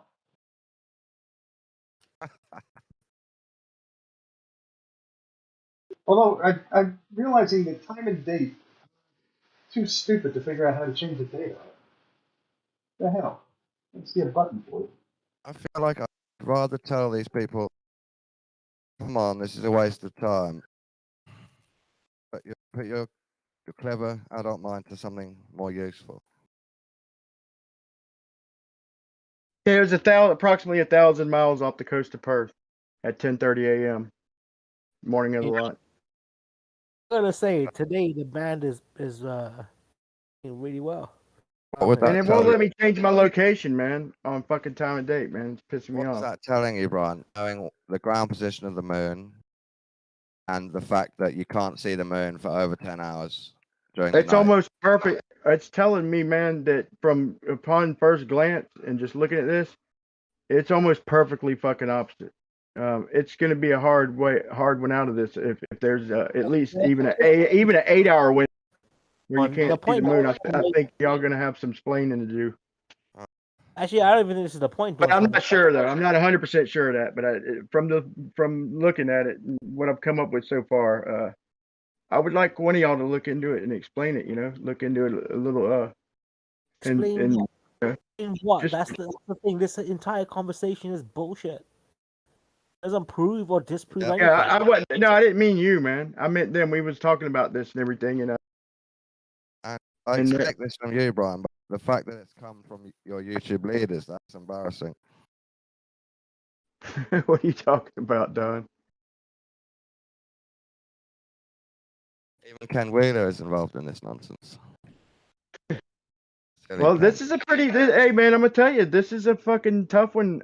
If so what I'm saying is that where I'm at, okay, so if it's approximately, within 1 degree, so within 69 miles, it's about 1,000 miles off the coast of Perth at 10:30 a.m. That's almost exactly fucking opposite of What if I give you Nevada. one other? Not quite, but within 1,000 miles. What if I So give you one other explanation for this? There isn't sure. the globe and nature doing its thing, as it always has. My other explanation is the people that made that video faked it because they're freaks and they forgot. They forgot about antipodal moon completely. They don't care, and they're glad It's always possible. glad you're confused about it. It could be a fake, man, but I mean, on its face, it looks like a globe debug. Brian, I think Dawn may be onto something right here. Maybe fucking weak as fuck. That's always a possibility, man. I try and consider everything, man. You should, especially when it comes from Dawn. Don don't. He is sure the sun is 1 million miles away. I was using that as an example. I know, bro. I'm just joking. I was using that as an example earlier about. You keep saying the wrong number. About the old English astronomy. Old people were back like, we know the science, and the guy's like, well, look, he's like 10 years ago, y'all said the sun was 100,000 miles away. No, you have no idea. No, it's a million. John, would you please let me fill him in, please, Don? Let me fill him in on what I'm even saying, Don. I was almost done, and you're yapping in. I don't even know why. Your point's bullshit. It's just a joke, man. That's what I mean. It's an insulting joke. That's wrong. You don't know about the people that said it's 1 million miles away. You don't know how certain they were. Yeah, but you know that what I'm talking about in the movie. It could have been Jesuits that were high, for all you know, saying that. So who cares what they said? Do you even know what I'm talking about? Like in the movies, the old science, the old royal, how they depict them like they knew every fucking thing, and you couldn't change anything ever. Like you couldn't say the world was even round or something. It's you that's hung up on that, not me. Oh, all right. If you don't want me talking about it, Don, I'll if it's hurting your feelings, bro, I'll back off. As my worldview. I'll back off, man. I'm sorry for hurting your feelings. Is that fuck my worldview? It's funny. The first thing Don said is, no, it was definitely visible at that time, without even looking or questioning anything. I'm sure it was able to be seen at that time. I don't even know the fucking date or anything. Brian, I've heard flat earthers make up fake debunks for 4 years every day. So the likelihood of this one being rubbish too is very, very high for me. Almost 100%. Yeah, well, guess what, man? You're in denial. And if you don't even want to look into it, if you want to put your fingers in your ears and go la la la la la la la and not look into this, I mean, if I was a Glober and I seen the fucking the morning of the rocket launch, the sun was fucking even near Australia, I would look into it, bro. I would want the truth. And but I'm not you, bro. How would you look into it? I looked into Globebusters years ago and found out they were liars, and then I stopped looking into them. What are you talking about? So to go fast rocket launch, you're pinning them in with Globebusters? Man, like no one's gonna look into shit just because Globebusters tells them to. It wasn't Globebusters, bro. It was us. We just looked it up. It was Jerry. We looked up the Go. We looked up the Go Fast rocket launch. Well, this conversation started because of Globebusters, because that's what I was watching when I saw this idea that we're now talking about. All right. But Isa, the thing is this: is that if you're a Glober, yeah, shit that Globebusters talk about is absolute bullshit. Oh no, I'm of the opinion. There's no waking up almost. Well, not that I'm of the opinion because it's hopeless in a certain way, but it's almost like certain people have downloaded this software, certain people haven't, and I really couldn't care less who fucking has and who hasn't. The whole narrative behind what Globebusters do is to get people to fucking subscribe, join, and donate. Yeah, well, I don't think there's anything wrong with that. I'm a capitalist, so it's like I'm all right with it. It is right. Lying for money. There is a problem with that. When you're selling, flat Earth, there's a big problem with that. Because you're selling No bullshit. problem with it. You're just offended. They have people that are willing to give Selling money, fucking bullshit. right? They got more people than you do that are willing to give them Yeah, money. but you know, there's some And people. you're There's some offended. people who weren't You're offended. lucky, right? There's some people who actually think the Earth might be flat. It fucks up their whole lives. Well, dude, they're not out there pretending to be a fucking Fucking guru does. with a fucking new It fucks diet up their plan whole for your life. spiritual system. Like, they're fucking just talking about the fucking science. That's it. They're not like out here like trying to be your guru. And if you're going to see them as such, then that's on you. You know what I mean? If you're going to give them, if you're going to give them your hard-earned money, It's if they're doing it on purpose. If they believe that the Earth isn't flat and they're doing it on hey, you know purpose what? just to Even make if money, they're doing that's that, messed. even if they're doing that, it might be a little morally messed up, but I'm okay with it. Because you're supposed to see through all the bullshit anyway, right? So it's like it's on you to, or on anyone. It's the impetus is on them. Would you Feel inclined to go along for the ride. that I they tell you what, flooding along with the if you go to band? fucking like, if you go to a You called Flat Earth a band. if you go to a Broadway musical, dude, and you're like, you know that it's just an actress up there that's not actually fucking. Would you say that fucking? You know what I mean? Like, what the fuck? So what? You fucking went along for the story. And Yo, can you guys stop talking over each other? Did you say the part of the band? Say what is part of what band? Think Jeranism and the whole Clubbuster crew is part of the band? Sure, why not? Let's listen. Let them preach. Well, I mean, my thing is that like, let whoever wants to listen to them listen to them. Like this, all I was just saying is that I found it interesting. The world, Glowbusters, this is the when it was actually Glowbusters. I was watching Jared and Bob, because I like Jared and Bob. They're humble men. I like humble people, man. Even if you're a Glober, if you're humble, you got my vote. This movement, whatever you want to fucking call it, right, is about the idea of no gurus. You know, so first off, that's the rule. Like, no gurus, dude. You know what I mean? So, like, with, you know, and with that said, I think that's how, like, I used to look at it like my only flat earth guru is Martin Linkey. You know, like, you know, because, like, you know, I remember him from back in the day, and he was so fascinating, and he's always been fascinating because he has, like, see, my golden rule is this: don't do it for the fucking money. Well, fair enough. You don't have to. But the point is, you can't tell someone else that they can't, and they should be entitled to it. I mean, think about it. Like, it's a fucked up thing. Don't, especially flat What's a fucked up thing, dude? Telling people that you know the weight of Polaris is a fucked up thing. Yeah, but you know what? What? People that donate money towards flat Earth shit. I mean, okay, you know what? Sometimes some of them are fucking wealthy enough to be able to do it. Some of those other motherfuckers, they're not fucking wealthy. They're just dumb as fuck, falling into the same bullshit and donating money. You've got no idea what their financial situation is, Branch. So stop assuming you know absolutely. Yeah, why are you so bitter, bud? Why are you so bitter? Don't fucking walk in with a blanket statement to put me down. That's exactly why. I'm just saying, why are you so mad about it, man? What are you so mad? You're mad about something else besides that. What's wrong, man?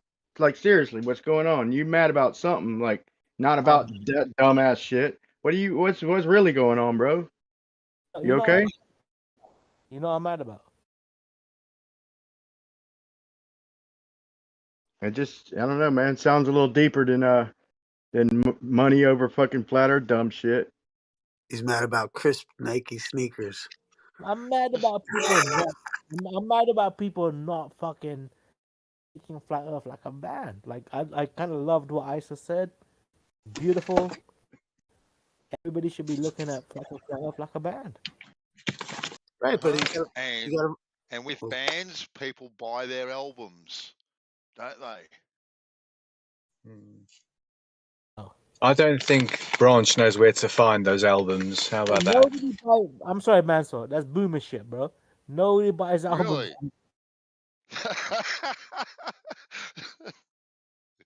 Well, we used to. Hey, Mansour, they still do, man. It's still the rave, actually. Records are the rave in the DJ land, you know. Yeah. There's nothing like the sound of vinyl. That is for sure. Right, and you know, yeah, I just look at, like, you know, the whole flat earth thing. That's it. It's like a band, you know. It's like a song, or it's like, you know, it's like it's not. It's nothing that can be, you know, I think even like when I was kind of saying earlier, like there's people that have downloaded this fucking something. It doesn't even necessitate belief in flat earth or whatever. It just, that's a part of it. But either you're interested or you're not, you're uninterested, disinterested. And, you know, even the people that come here that argue for the ball and the people that argue for the flat earth, it's like we're all interested, which means we have a lot more in common than we do.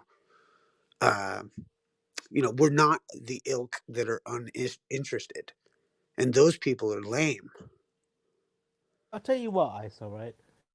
Some people that are flat earth, really because they know the government's been lying to them. They know that this is all bullshit, it's a facade. They enjoy hanging around with people that have similar mind states, not necessarily to the point where they think the earth is fucking flat. Well, here's the thing, though. It's like, you know, I know, like, I love, Cathexis put it well.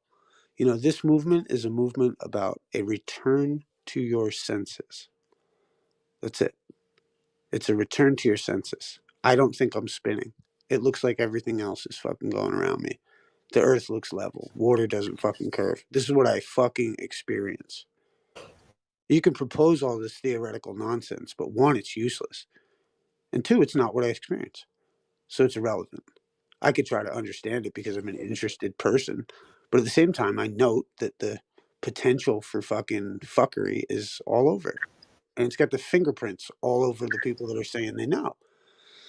Now, I can understand the globe model and the paradigm, but I'm just saying, like, what do I actually experience? And that's what this is about, and that's why this is winning, because everybody experiences this. You're over there arguing about special relativity. Well, good luck with a bunch of people that aren't interested in what the fuck you're talking about, for one, and can directly experience not fucking rotating and not spinning and, you know, cups of water showing the microcosm of flat water. You know, it's interesting, man.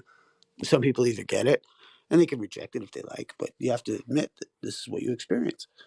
This is a return to the center.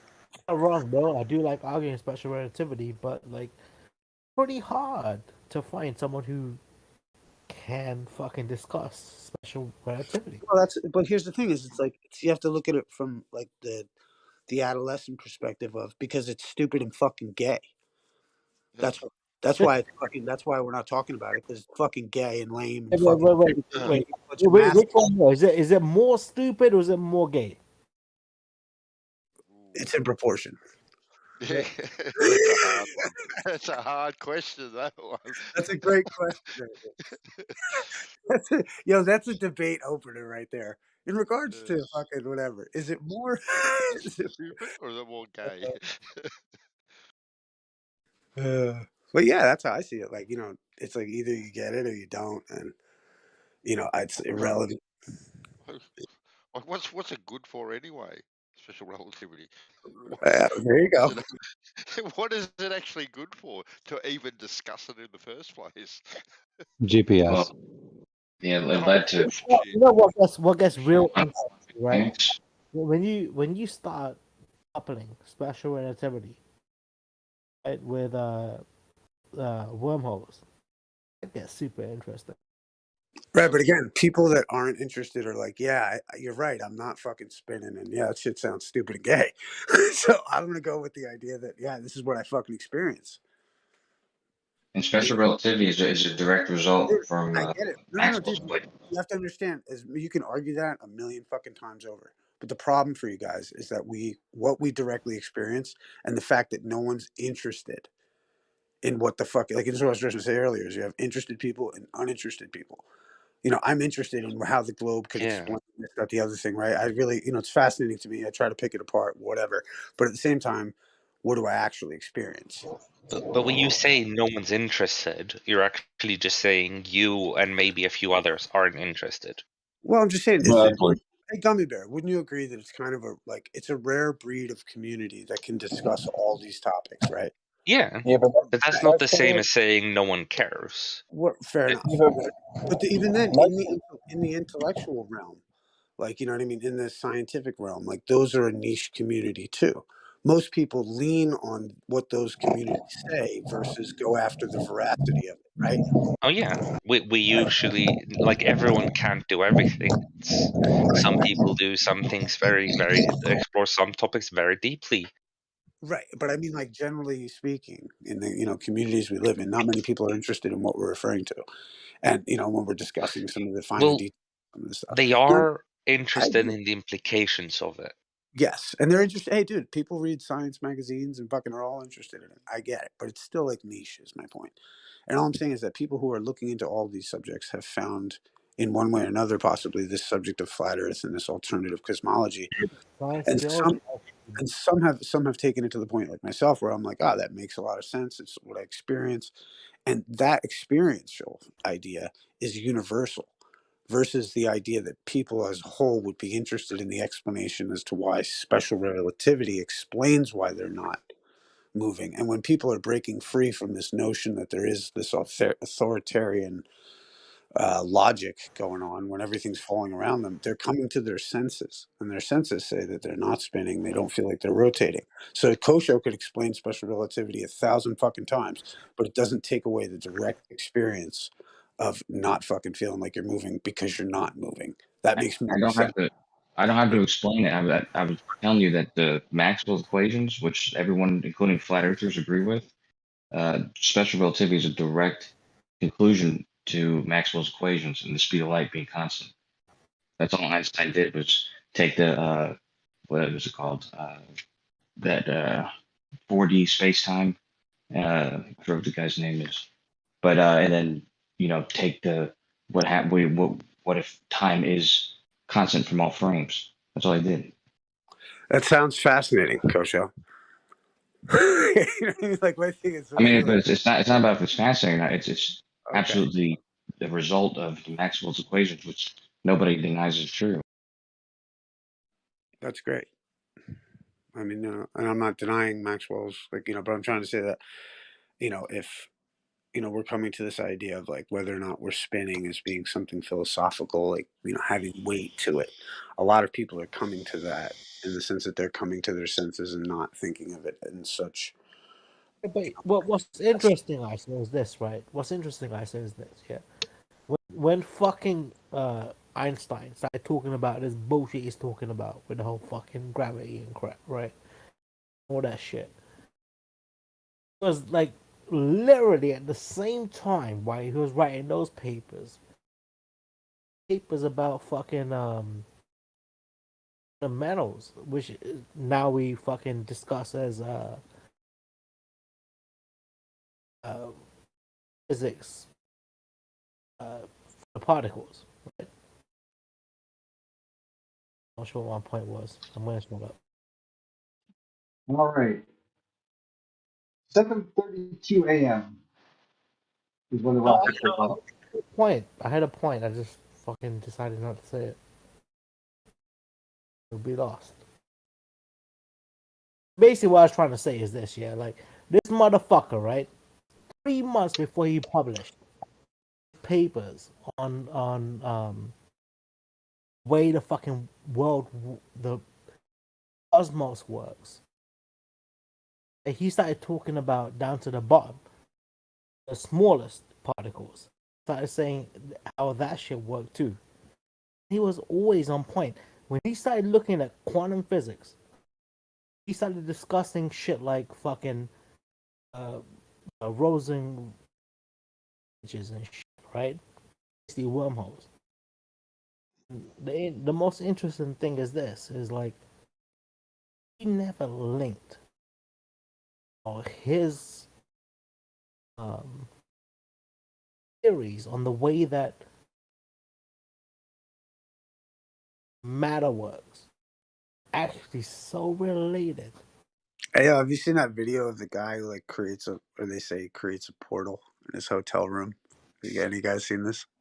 Yeah, that one's confirmed fake, but Yeah, no, yeah. Just but yeah, curious. I've seen it. But Yeah. you know what? I do appreciate that shit because I literally want to shut up. No, you're good. I mean, I think like that's what that it leads to this fairyland of like there's magical portals, and I really do talk to my vegetables. Well, no, because the only way, as described within like space-time thingy, the only way to do such a portal theoretically is to have a black hole. You're not going to create a black hole in your freaking hotel room. You're not going to create a black hole on Earth. So that kind of shenanigans doesn't happen. Well, we have video proof, bro. Fuck, you got me I there. got NASA. Dude, I think NASA made it. I don't know. No, but I thought it was interesting, and I guess there's another video too. And I rarely go down that far down Crazy Street, you know. But I know, even though I live at the very end at Flat Earth, you know, I don't go into the whole portals and fucking magical crystals and shit. But you know, that's where bro. So you gotta play the game. But think of it, quantum mechanics. Welcome to the show. Amen, bro. And that's where quantum mechanics justifies, like, I guess like you are the guy that used to sing that song, right? Welcome to the show. Yeah, it's my song. Yeah, man. Didn't they teach you to reach for the stars while opening up the bars and keeping you locked down? Was it? I wasn't trying to make you start mortgages and cars, man. I wasn't trying to make you start singing, but I was just. Oh no, I just like that line. It just made me think of it. You know. What I remember is like, "Welcome to the show." Yeah. This is the show. Yeah. Some shit. What's up, man? Okay. Welcome to the show. Well, I had one too that was like, "It's the flat Earth scene. It isn't what it seems. It's the flat Earth scene. Watch out for the marketing schemes." You know. Okay. I still think that "Welcome to the show." This is the show, and then somebody should be like, "This is the after show." Well, we used to chill. You know.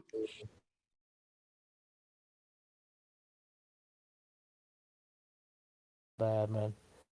This is definitely like a fucking band though. If this was a band, Isa, who'd be playing bass right now? Probably Bob from Glowbusters. Just fucking mean with it. You know. He's playing the triangle. Now Bob's over there like playing some Jocko shit. People are like, "It's just not real." He's like, "Yeah." Playing Teen Town. I don't know if you guys know who Jaco Pastorius is. You should.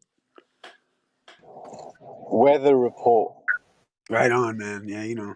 Bob's on the bass, bro. There's no taking him off the bass now. Who the fuck is trying to put Bob on triangles? Yeah, no, I'd have like Bob on the bass. I mean, dude, I'd have my boy Snack on the fucking saxophone. You know. Probably like Hitch on the drums. Being a dick somewhere. Hitch? Who the fuck's Hitch? Hitch is old school, man. Hitch and Ed, and I don't know if I'd have them in my band, but I like those kids. Fucking oh yeah, there's a big band, bro. It's a huge band. It's like We Are the World type size band.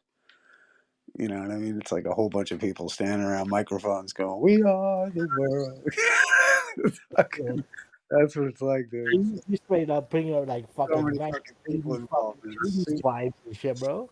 There's Pink Floyd up in their mix. You know what I mean? Talking about Dark Side of the Moon and shit. That shit. Yo, what about, dude? I always loved, John Lennon, man. I'm just sitting here watching the wheels go round and round. And he's like, because he's like, people say I'm crazy, and he says, because I'm no longer on the ball. Because I'm no longer on the ball. Yellow Submarine. You're watching the world go round and round. I just love to let it go, right? Boom. Well, I was too deep into it. I don't think he meant. Yeah, you don't know that though, bro. Yeah, we don't know that. Maybe he knows the truth. This is ancient cosmology, bro. This is like, the ancients that built the pyramids that you think we can't replicate again, right? Like it's like, you know, these are their philosophies, these are their cosmologies. You know what I mean? So like a lot of people like in the 60s and shit were going right to the source. I mean, we can replicate the pyramids. We just need a few hundred years and several generations of slaves. Well, that too. One day you'll get all that, Gummy. If you keep on trotting along like you are now, one day you'll be on a fucking like a chariot with a whip. Apparently, there's a replica of the Giza pyramid in Malta. Yeah, so it wasn't aliens. Aha. No, it was lots and lots of several generations of slaves that were worked to death. Yeah. Sure. I always like that meme where it's the guys who are building the pyramid and they go, and you know, if I work hard enough, I'll get my own pyramid. That's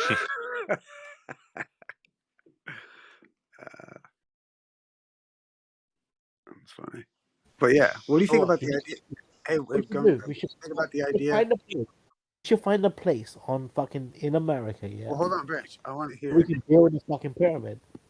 Hold on. I want to hear Gummy's take on the idea that the pyramids and everything were built in the 1800s.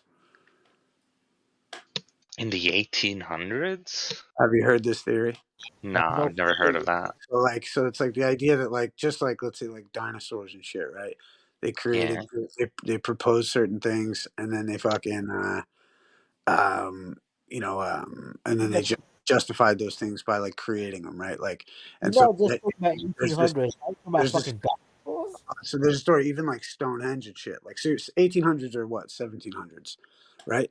So, or the 18th century rather. So, like, or you know what I mean? 1700s, sometime, or 1800s, some in that time frame, they fucking created the pyramids and made these tourist attractions, and like the Smithsonian Institute and all the rest of it is all fake and gay. What do you think? Thoughts? I mean, I've never heard this theory before, so I don't know the justifications for it. But it doesn't seem like a very I've heard a lot of things that would make me think it's way before 1800s. So right, or 1700s. So yeah. Are you familiar with John Anthony West? No. John Anthony West, like, do you know the theory about like, because they say like the star cycle, right, is every 28,000 years. So the theory is like maybe that it was actually like a 28,000 year cycle previously than we think. And so like the idea, this guy John Anthony West did all this kind of stuff, and he showed how there was water erosion on the Sphinx, and how the Sphinx potentially the only time it would have been in a tropical environment was so and so many years prior, which would make the pyramids like way older than proposed. And even mapping the star chart, like the stars with the pyramids. But I think the important question is this, yeah. For this crap, what song would you sing? Well, hold on, let's have this talk first. You know, even like Gummy, you don't know? Do you know? Like, have you ever heard any of those ideas about the water erosion on the Sphinx and how like the idea that it goes back like a 28,000 year cycle prior? I've heard a little bit about it, but not enough to like know much. I don't. Yeah, the dude that's the one with it is John Anthony West, man. Check him out. Like he's kind of a rebel in the fucking archaeological community, and I guess the guy who was the curator in the Egyptian tombs and everything, there's a famous guy. He was around in the early 2000s, kind of famous, and he had a problem with John Anthony West. Didn't like him on his sites, and didn't like that he was proposing a different history than the standard, Disney model that they got set up out there. But we don't know about it. That's cool.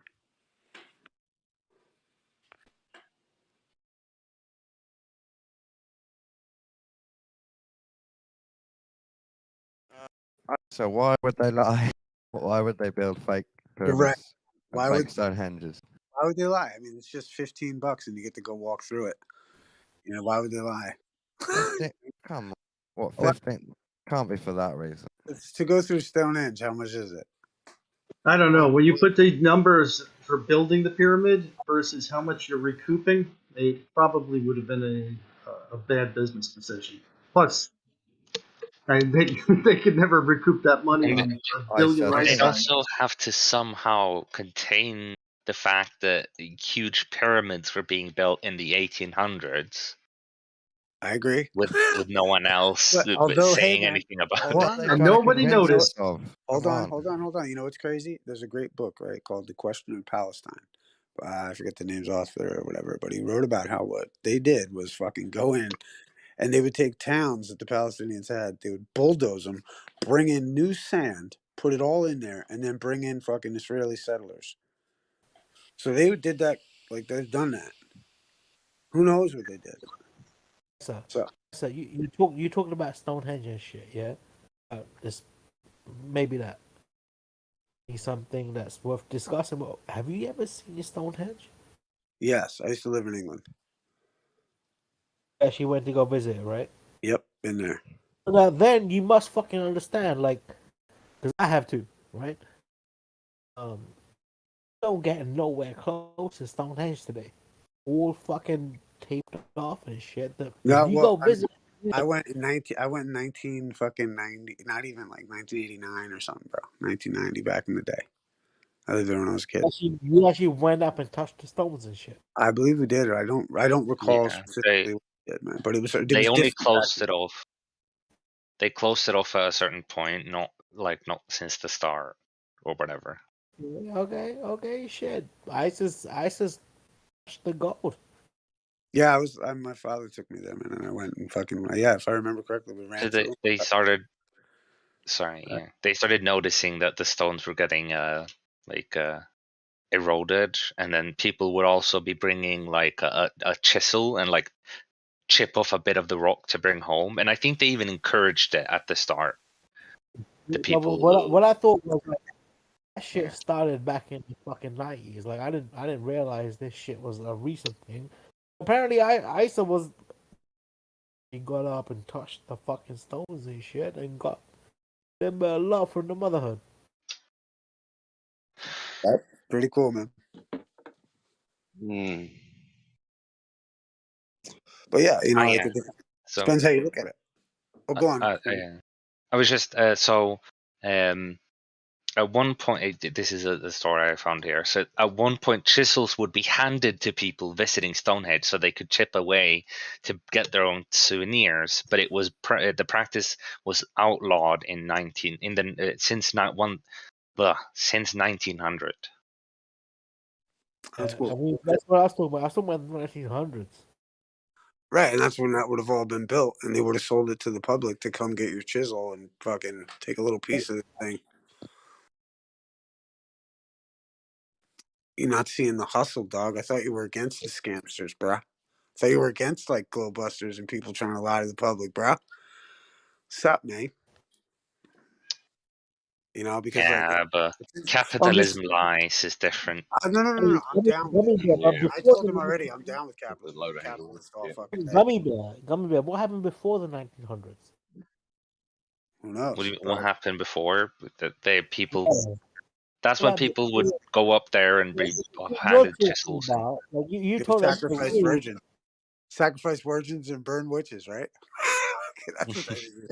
Or what do you mean? What they did before? Like you're talking about the rules of the 1900s. Yeah. I'd say you need to plan this out. We need the full theory, yeah. What they're trying to convince us of, why they're building fake pagan temples and docks and ritual spaces. You can't just say because $15, because collectible stones. Like that doesn't explain. Guess what, Don? I just did. I just did say that. Well, I mean that leaves it as a silly theory then. Yeah. Well, straight lines can curve, right? You know Dawn, what I mean? if you look at this type of fucking, you look at like at least for British people, right? What this means, yeah, like that shit that happened in Stonehenge and crap. That was the religion that British people are actually supposed to have. This whole new Christian shit wasn't the birthright for British people, is it? Yeah.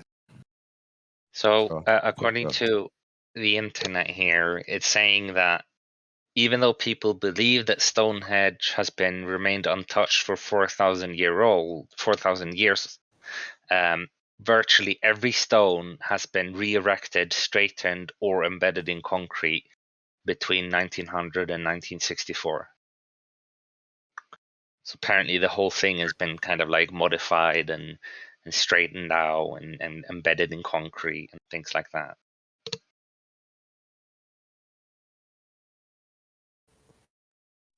Boom. Word. Stonehenge That the would be bug. that Stonehenge would be the an bug, act of bro. preservation. Yeah, The it would be an thing act of is, preservation, not one of faking it. Just to be clear what I'm Gummy saying. Bear, the problem is this, Gummy Bear, yeah, it's very hard. Guys, a version. No. There's so many people like walking around visiting. No? That's why people just stop doing it at Stonehenge. It's very hard to do it. There's too many tourists. Now the celebrations branch, it's like a few real druids and hundreds of mental hippies. Right? There's only I get what you're saying too. It's a mess, but at least they're trying.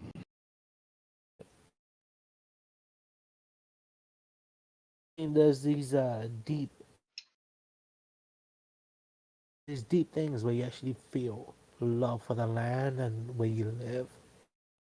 That's somewhat what Stonehenge is about. Feeling one with the land. A lot of people don't get that. It's just a bunch of rocks. What do you mean? It's nothing Oh, special. It's just a I bunch of rocks. really don't know, bro. I don't know. But I think that I could construct that in my backyard. good.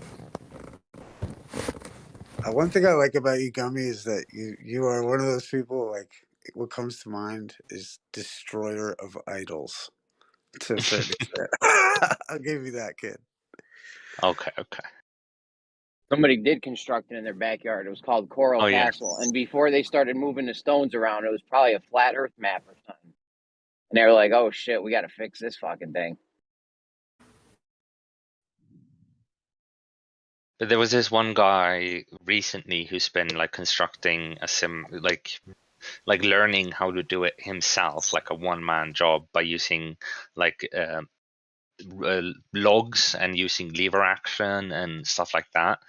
And he managed to make like just as big of one of those like archways as one of the like where you stack 3 rocks, like 2 on the sides and then 1 laid on top. He managed to do that all himself, just with a bunch of wood and using a lever action and things like that, which is pretty impressive. Like a one-man person lifting several ton rocks. What do you think about that guy, Edward Skeedhale, or the guy who made Coral Castle? You ever heard all that? I've never heard of Coral Castle. I'm gonna have to Google that. Oh yeah, it's an interesting thing. Like it's so weird because I mean, nobody knows, but he moved rocks that like by himself that nobody themselves could move, and he has like a castle, and even like the door got broke, and they don't know how to fix it because he was the only one who knew how to put it together. The way he had set up these rocks to move and do all kinds of stuff, and then people have proposed that he was like trying to change the electric charge of the thing and being able to get things to levitate through that, but nobody ever actually saw him do it. Nobody knows. He's got a whole story about his Sweet 16, and it's like all this weird coding shit. It's cool. You might find it interesting.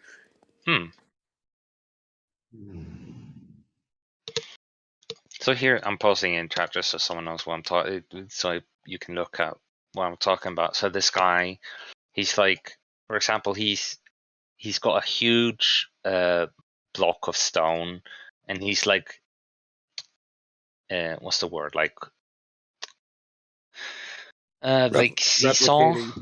No, well, so he's like seesawing it back and forth, and so when he seesaws it to the left, he puts a little bit of wood on the right side, and then he seesaws it to the other side, and just like alone, he's lifting the entire thing upwards just by doing that seesawing motion. He uses the same principles like putting a pebble. He also puts like a small pebble underneath it, and turns the to whole turn thing. it. Yeah, exactly.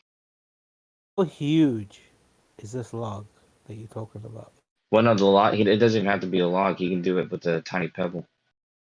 So so if you put it on a tiny pebble, like a big rock on a tiny pebble, and then you can twist it quite easily because the point of contact is so small, and that's for twisting it. But then when I'm talking about lifting it, which he's doing in order to like sink it into a hole to make it stable, he's rocking it back and forth like a seesaw, and every time he rocks it to one side, he puts like a bit of wood.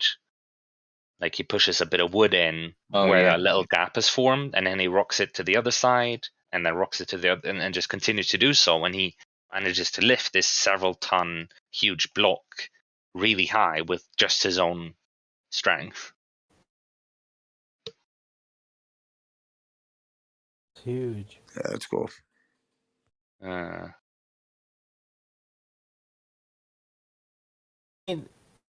you know what would have been better? We did it with his anus. He didn't do his fucking anus though, did he? Yes, of course. Right then. Okay. He's able to do pretty large, like able to use I big think 20 rocks. ton stone. Basically, what this guy Oh, and did that's was also he said this, yeah. If I get a rock, I put it under a piece of wood, and pivot that piece of wood, make it turn because I put a rock under it. That's all he did. That's it. Yeah, but I mean, the principle is what allows him to accomplish these. I mean, you could say what he did was simple, but accomplished pretty big thing. Pretty big deal. What did he accomplish? I mean, he's constructing these like giant Useless monoliths fucking. by himself. With, like I said, like Yeah, 20 but ton nobody gives a stone. fuck. He's not doing anything of fucking real work, though, is he? Just fucking making stupid shit. Imagine somebody constructing something like with 20 ton stones by themselves. Yeah, but it's like it's not like he's fucking. It's not like it's made him fucking billionaire. All he's doing is fucking rotating rocks around. In well, the yeah, I bet he's not doing showing. it. Sorry, go ahead. No, he's not doing it for the money. Yeah, I he's just mean, rotating rocks around. yeah. Because So he I think it's enjoys pretty cool. rotating rocks. Pretty He's just interesting. showing. Yeah, he's just showing that it's possible for one man to erect a 25-ton block of stone, which is pretty impressive. You Yeah, know? I'm gonna let you guys fucking tell me how amazing this guy is. We are. We're currently telling you that he was able to erect a 25-ton block. Sounds like a very amazing person. I really want to hear it. Yeah. You know there are amazing feats that aren't worth any money simply because there's no economic value to doing it. How did he erect it? Like pull it up with some rope? No, so he lifted it using the seesaw technique, and then using rope, he guided it into a slot. I mean, Cool. One man job and big stone upright. Yeah, a 25-ton stone, which is really pretty impressive for one man to but you erect. know what? You said he guided it into the slot. Like he got it in the first time. Got it in. Give me a circle of them, and I will say, "Well done, sir." Yeah. Yeah. No, I mean, you can do a circle of them. If you can do one, you can do 30 of them. Yeah. And the fact is that he did this as no one. way he got it in the slot. First fucking round. Wait. It's a 25-ton stone block. What do you think he would do if he missed the slot? We'll try again. We get Anyway, it in first time. moving on. Okay. Yeah, let's move.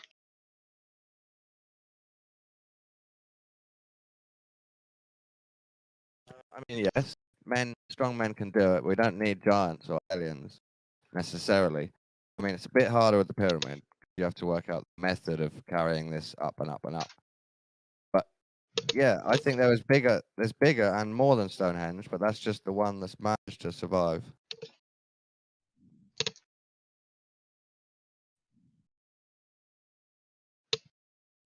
I mean, Gummy Bear.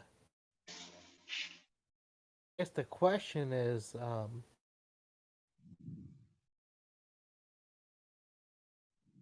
think he really did it? Yeah, I mean it's filmed. Bro, I was going on the whim right there because I didn't know what it meant to say did he do it. You fucking picked up on it, so please continue talking. What do you mean? I'm not really sure. I'm confused. What point you're making? I'm confused. He's not sure. Yeah. He's giving you permission to continue. I don't like talking about nothing. So Gummy Bear, just one to five. What's your favorite flavor of licorice. Licorice is delicious. Although you got to be specific. Salted licorice, not sweet licorice. No, I mean I like just straight licorice, not a salted or the sweetened. I just like plain licorice. It's Or delicious. is that a word in English? Or like sweet licorice and salt licorice? Yeah, I've never like had salt licorice. me that like Savory licorice. just licorice. Salt licorice is weird shit, man. We had some Finnish guy come over. He, as a soccer coach, he stayed at our house and he gave us a salt licorice as a treat. That's some weird shit, man. Very. Well, yeah, because I'm Swedish, so of course Salt taffy. I'm Swedish, so my licorice is probably similar. Yeah. Want to make shit about taffy? I'm pretty sure like taffy situation. We're making some type of salt type of taffy, and they decided to make it with a little bit of fucking licorice, and they made. Yeah, salt's good on almost everything, man. Chocolate, caramel. Salt is good in all that shit. Yeah, their ratios were weird though. With this stuff, it was very lightly sweetened and very heavily salted. Yeah. My favorite is that. My favorite is that 5 million year old Mediterranean salt that expires in a year. Yeah, that's funny. Yeah. Okay, salt expired. Yeah, so salty licorice uses salmiak. Bro, I want to know about this 5 million year old fucking salt that Jeremy's talking about. That sounds delicious. It's just funny. It's just funny. They have an expiration use by date on salt that's been sitting in the mine for 5 million years. Yeah, but that's because it turns into a fucking rock if you don't, right? If you Yeah, don't because use it's in the air and the moisture in the air can soften and reshape the crystals, and it's obvious reasons. But Hey Grim, you know what's the shit though, right? Have you ever had fucking no. They smoke salt. So basically salt, but it's smoked. The smoky flavor is so delicious. You should probably refrain from talking. You're being incoherent. Oh, bro, if you've never had smoked What salt, did I say? Oh, somebody else talking? had smoked salt. Yeah, then Branch. you're missing out on. I've got him turned down. Smoked salt is the shit. Yeah, I'm gonna turn him down also. Not surprising. So it would be called black licorice. I'm sorry, Branch. I didn't hear you, man. No, My God. well, you got me turned down too, do you, Grim? You I hear you, brother. Black licorice, we call that sambuca. Yeah. There is no such thing as black licorice. There is licorice, and then there's Twizzlers. No, what you call That's just Mark being fucking racist. yeah, you're being racist. Licorice. Well, so when I said sweet licorice, I mean black licorice. It's just in Swedish, it's called sweet licorice and salt licorice. But you guys have black licorice, red licorice, and salty licorice. They don't distinguish. There is no red licorice. No, it's not licorice. Facade put out by some moron who doesn't realize because it looks the same, but it's the same thing. I'm with Moya. There is nothing. He wasn't so racist. Red. You recognize that When he says black licorice, he just means licorice. When I say black licorice, I mean licorice that's flavored with anise. When I say salty licorice, I mean licorice flavored with salmiak. So what's a Twizzler? That cleared it out. That cleared it right up. Yeah. A Twizzler is its own food group in the shape of licorice. It's red Oh, 40. that's not even licorice? No. No. I mean, some classify it as, but not Not. really. There's no licorice in it. Licorice is a flavor. It's a chemical. It's a very specific thing. It's like calling licorice strawberry. Bro, licorice is a flavor you get from the Star Anise. Pod. That's what licorice is, bitch. Well, licorice, just the herb, is a root of Is it the plant is also called licorice? No, it's called fucking like glyphosate or some shit. I forget. Anesthesia?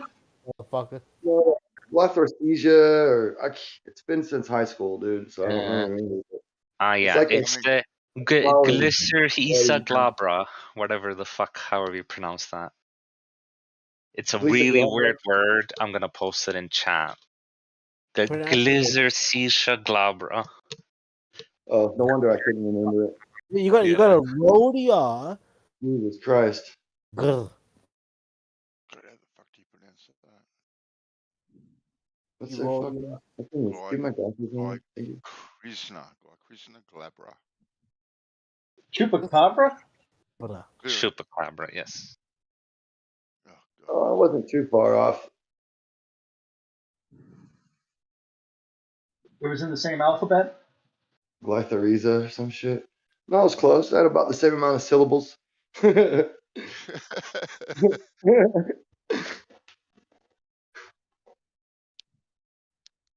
But yeah, so it's very common in Nordic countries or Scandinavian countries to have salty licorice. So salmiak added, which is the saltiness, which it seems most people don't know of. Yeah, I wasn't able to decide whether I liked it or not. It is a little bit of an acquired taste. You nailed it, bro. You nailed it by posting that fucking. It says it's not closely related to anise or fennel, And we know what you're talking about. which taste similar. Yeah, fennel. They put that in some of these little fresh rolls in Thai.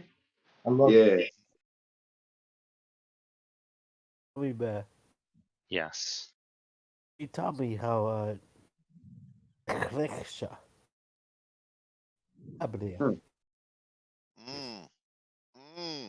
Is it delicious? Is it sweet? Is it sour? All right, who likes licorice in here? That's like a 50-50. Most people hate But that's why it. when you say licorice, you've got to specify whether it's salty licorice or not. Because I absolutely hate the normal licorice, but salt licorice, oh my god, it's so good. What we want to know is this, yeah? You posted this weird ass licorice in the fucking chat. I don't give a fuck if it's salty or not. I want you to tell me how it tastes like. Oh, it's really salty, but it's really good. Salty licorice is bomb gummy.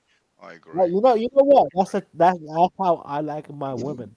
I can still hear him. I'm turning him down further. Real good.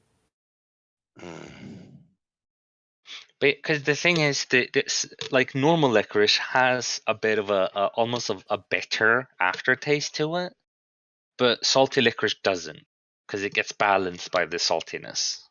Like that's the only way I can really describe the difference. It also depends on which country. I like sweet licorice, and I can eat it by the bag. It's totally different in different countries. Salty licorice, I could eat like 3 or 4 pieces in a sitting. And that's it. You're fucking American, bitch. You don't really know licorice. Licorice is a big thing in Scandinavia, so I know what the fuck I'm talking about, okay? Well, Again, It's I grew it's up my in England, so country. I know what the fuck I'm talking about. You see a lot of So liquor. so if you look at the very last picture, like that's a typical look of like a normal licorice, or what I would call a sweet licorice. Yeah. Oh, that's bullshit. Have you ever had good and plenty? Good and Plenty. I recognize the name. Good and Love plenty is those. not licorice. They're like candy coated licorice. Shut the fuck up. Oh, them. Yeah, no, they're licorice inside. Yeah, I Yeah. like them. They're good. That's disgusting, bro. That's not fucking proper licorice. Like my licorice, like my woman. Or although I gotta say, I haven't had the brand Good and Plenty, but I've had candy that looks exactly like that. That is licorice candy. Oh, interesting. I figured you'd have the same name brand. Eh. I mean, I could probably find it right now because I'm staying in the UK, but back in Sweden, no, I've never heard of it. Make sure you don't get good and plenty in the UK. You have in Sweden. In Sweden, do you have Swedish fish? No, it's. I mean, They we just call do them have fish. it kind. We do kind of have Swedish fish, but it's not that common. Does the word bacalao sounds familiar to you? Bacalao. It's a dessert. Bacalao. No? No. Bacalao. Yeah, it's a fish. Oh, I mean, it's actually the name. It's actually cod. You know, it's, but in Norway, they call it bacalao when it's prepared like Portuguese people do. Baklava is No, delicious. bacalao. If you baklava is probably one of the most delicious fucking things you could ever fucking eat. Hump a drop. Baklava. Baklava is a Turkish or Middle Eastern dish. If you do you guys not know baklava? It's a dessert. It's delicious. It's like honestly, dude, it's probably the most delicious dessert ever. Somebody here must know baklava. I just do. I just said it was. Oh, okay. The fact that nobody here knows baklava means you guys are No, fucking. yes, I know it's very good, Everybody knows baklava. but I also know balaclava. Yeah.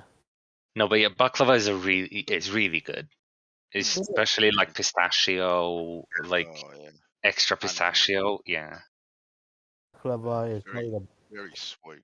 Very yeah. Oh yeah, it's very sweet. I wouldn't want more than just a little bit of it, but Yeah, it's very yeah. good. Yeah, right, but it's not.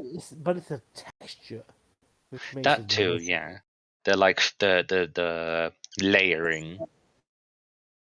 That's one of the weird things you foreigners have is that word too sweet. It's like two words that don't go together. Hey, Mark, have you ever had baklava? If he had, he'd know what too sweet means. It's not too sweet to eat, but it's too sweet to have a lot of. Yeah. Like there's a difference Yeah, between those you two. know what? You know what? I want to know why Mayo thinks Well, he's not listening to your so brain. much So. about me that he doesn't even need to answer when I fucking. It's like saying too little brand.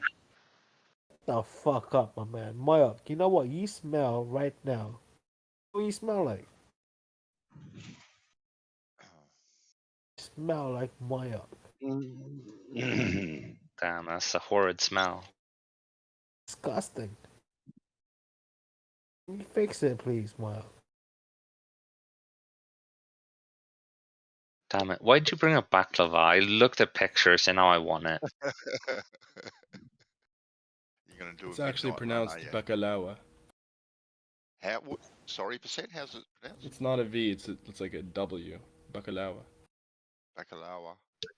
Damn. There we go. Like right now, if you go to like a Muslim stores, you get these big ass fucking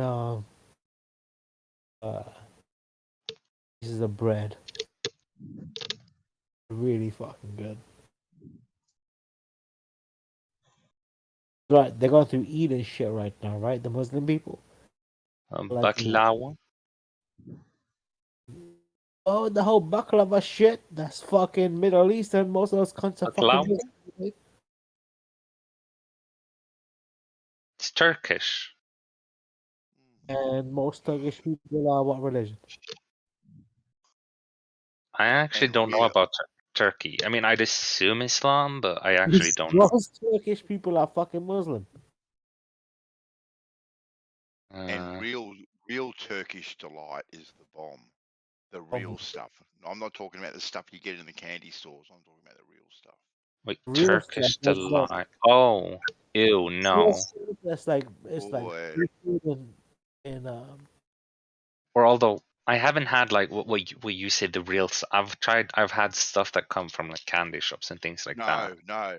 That's rubbish. That's rubbish. Okay. The real stuff is it borders on probably being a little bit bitter. Gummy. right, the real stuff. The real stuff is the Yeah. shit you get in Australia. And they make it with I think it's rose water they use. And that shit they get in Yeah, there's Australia, different that's flavors. the real shit. I feel like nobody's paying any attention to what Branch says now. Trying to say the real I fucking. see him blinking, but everybody keeps talking over Oh him. my god! Hold on, Maya. Are you fucking butthurt? Maya, why are you stepping in the room again? There's no point in Branch. There's no point in addressing him. He's not listening to you, so don't address him. We I need am to stop having talking fun. about freaking candies and foods. I'm hungry. Delicious candies and delicious foods. I am having fun watching him blink in the background, trying to address me. My bad. Is Maya Mayak? How many times are you gonna say his name without freaking? I know.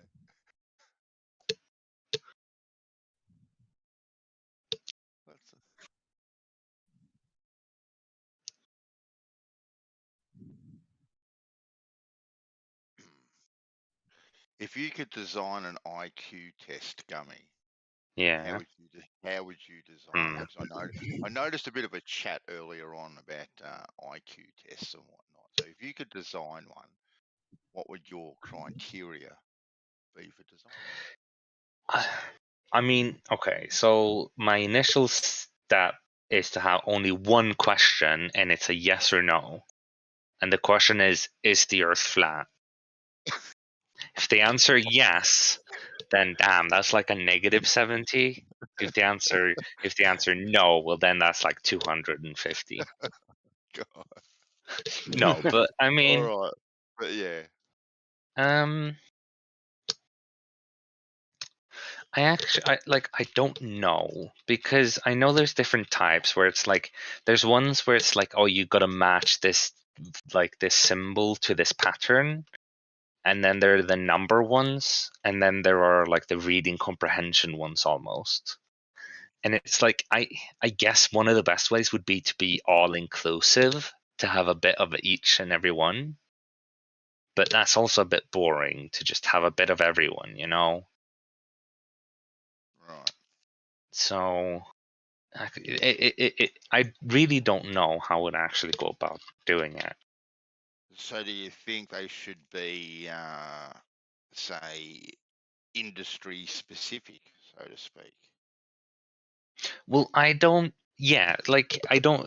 I mean, at the same time, I don't believe you should use IQ tests for anything, really. No. Like if you want to test someone, it should be like relevant only. So like you kind of call the industry specific. Mm-hmm. So yeah, it's like I don't agree in using IQ to like determine someone's. Because like I said before, it's like knowing someone's IQ means you can make a bit of a guess about how their intelligence level is. But it's not like conclusive in any way. You can find someone with relatively low IQ, but who's very educated, and you can find the other way around too. So it's like I'd never judge of IQ alone. That just would never be good, in my So opinion. what? Okay, so what would your definition of intelligence be?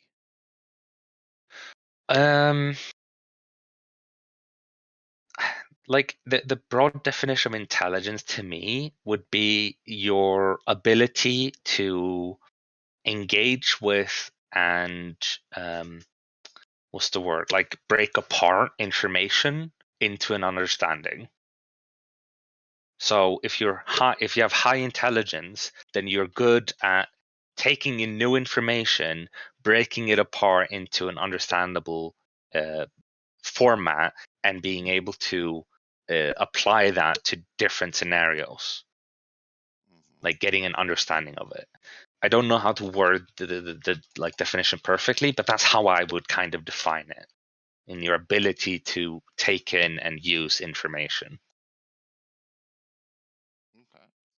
And so therefore it is tied to IQ, because in a sense, because of the fact that like an IQ test often is about like seeing a pattern and then seeing where does this thing fit in the pattern. So it does test a bit of your like able to take in the information of the pattern, figure out how they correlate to each other, and then seeing where the new thing fits in. But at the same time, it's also not as like straightforward as that. It's not directly like causated. It's correlated, but not causated.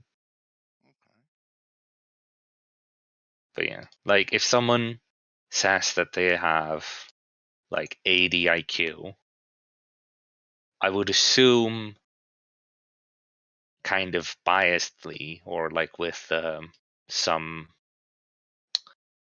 prejudice, to think that they're probably not very smart. But at the same time, if they then show themselves to be quite smart, I'm not going to be like, oh my God, I never expected anyone with that IQ to ever be smart or know a lot or whatever. It would just be like, oh, that's cool.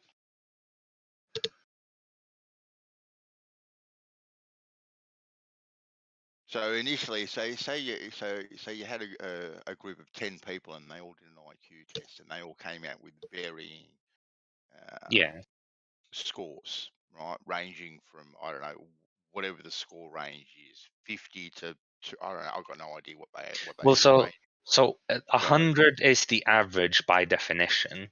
Like it's yeah. Right. So you had a group of 10 people, right? And a third of them are under average, a third of them are around average, and a third of them are above average, right? Yeah. And this is all you know about them because they've done this one particular test. How would you view those people? Well, because of averages and statistics, I would think that the high IQ ones would be more likely to be more educated or have better jobs or so on and so forth, compared to like the low IQ ones.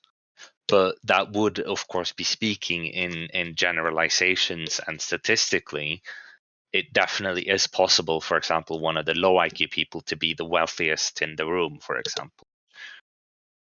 Okay, But yeah, but we're not talking about wealth. Yeah. We're just Well, talking for about, example. because wealth can come in many different Oh, ways yeah. and shapes. But we're just talking about how you view a person's intelligence. Intelligence. Yeah. Exactly.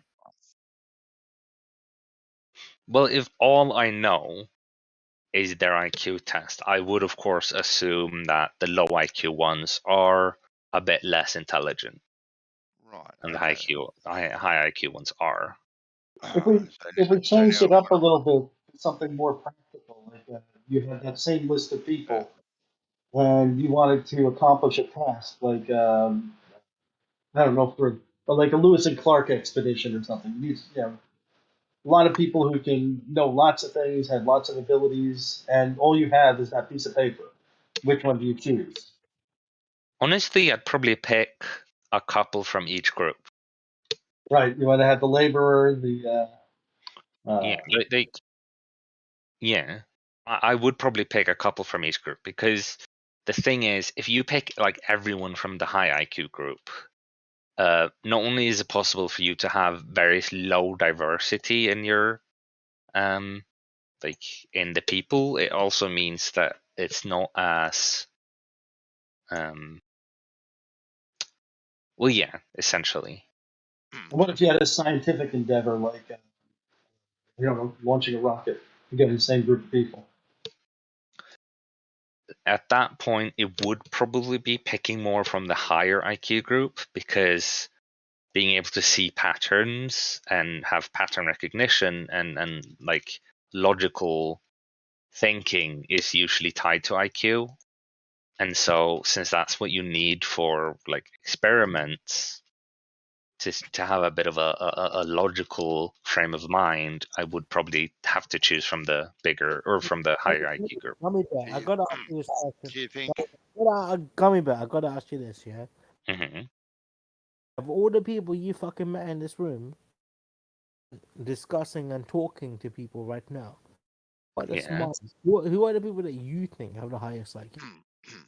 What if they had really high IQ and they were lushes? No, hold on, Moyoc. You don't get to improve your score. Do you think? Gummy Bear, who do you think in this room has the highest IQs? We don't care about that. Do you think, Gummy, that Come on, Bam. the IQ tests fall short of analyzing someone's practical skills? Oh yeah, definitely. Yeah.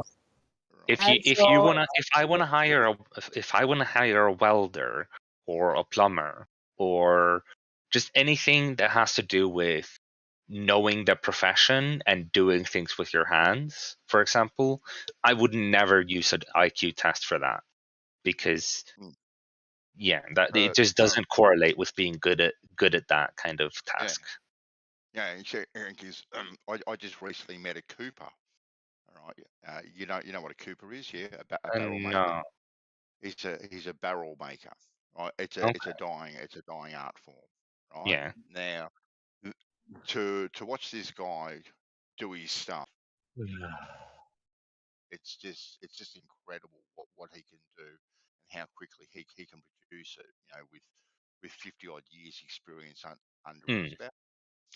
But and I've had a few conversations with him now. And I don't want to make any judgments about him at all, because I don't really know him that well. But perhaps someone like that, right, might not score so well on an IQ test, but he is amazing, right? Oh yeah. With what he does, like you look at him in awe. You look at people that forge and things like this. What the heck, what they can turn a block of metal into, in how long ever they do it. And these people have some absolutely amazing skills. And I think these IQ tests really are very biased. Yeah, definitely. And I think another thing as well, for example, if you wanna, let's say you wanna make a company of inventors, and you're gonna invent stuff of different kinds to make money, I probably wouldn't find people with lots of high IQ, because if you have high IQ, that means you have pattern recognition, which usually means you're not as good at imagination, for example, coming up with new ideas. And so I feel like IQ falls flat on that front as well. It's like you can't, if you want to find someone who's good at making new inventions and like just any kind of new things, IQ to me doesn't measure that in any way whatsoever, because it's not about pattern recognition. It's about imagination. That falls apart. I missed the last bit of that, Gummy. Can you just finish that last bit? No, it just said it's not about pattern recognition, which is what IQ is about. It is instead about imagination, being able to think of new ways of using ideas, which IQ just doesn't measure. Yeah, true that. Interesting. Anyone else got any thoughts on that? No. But yeah, I think most people do agree that IQ You mean isn't like the all-encompassing thing. Well, Gummy Bear, did you say that there's my no thought correlation again, between IQ and creativity? no, my thought. I'm not saying there's no correlation. I'm saying it's not a very strong predictor. It's not like just because you have a certain IQ doesn't like mean that you have a certain amount of creativity. I would say they're positively correlated. In certain realms you can't, but in software IQ and is almost the same thing. I'd say IQ Gotta be a and good create software to things. Sorry, Howard. What'd you say, mate? I would say that IQ and creativity are two different things. Yeah. You sound like you're in an airplane right now. He's in a truck.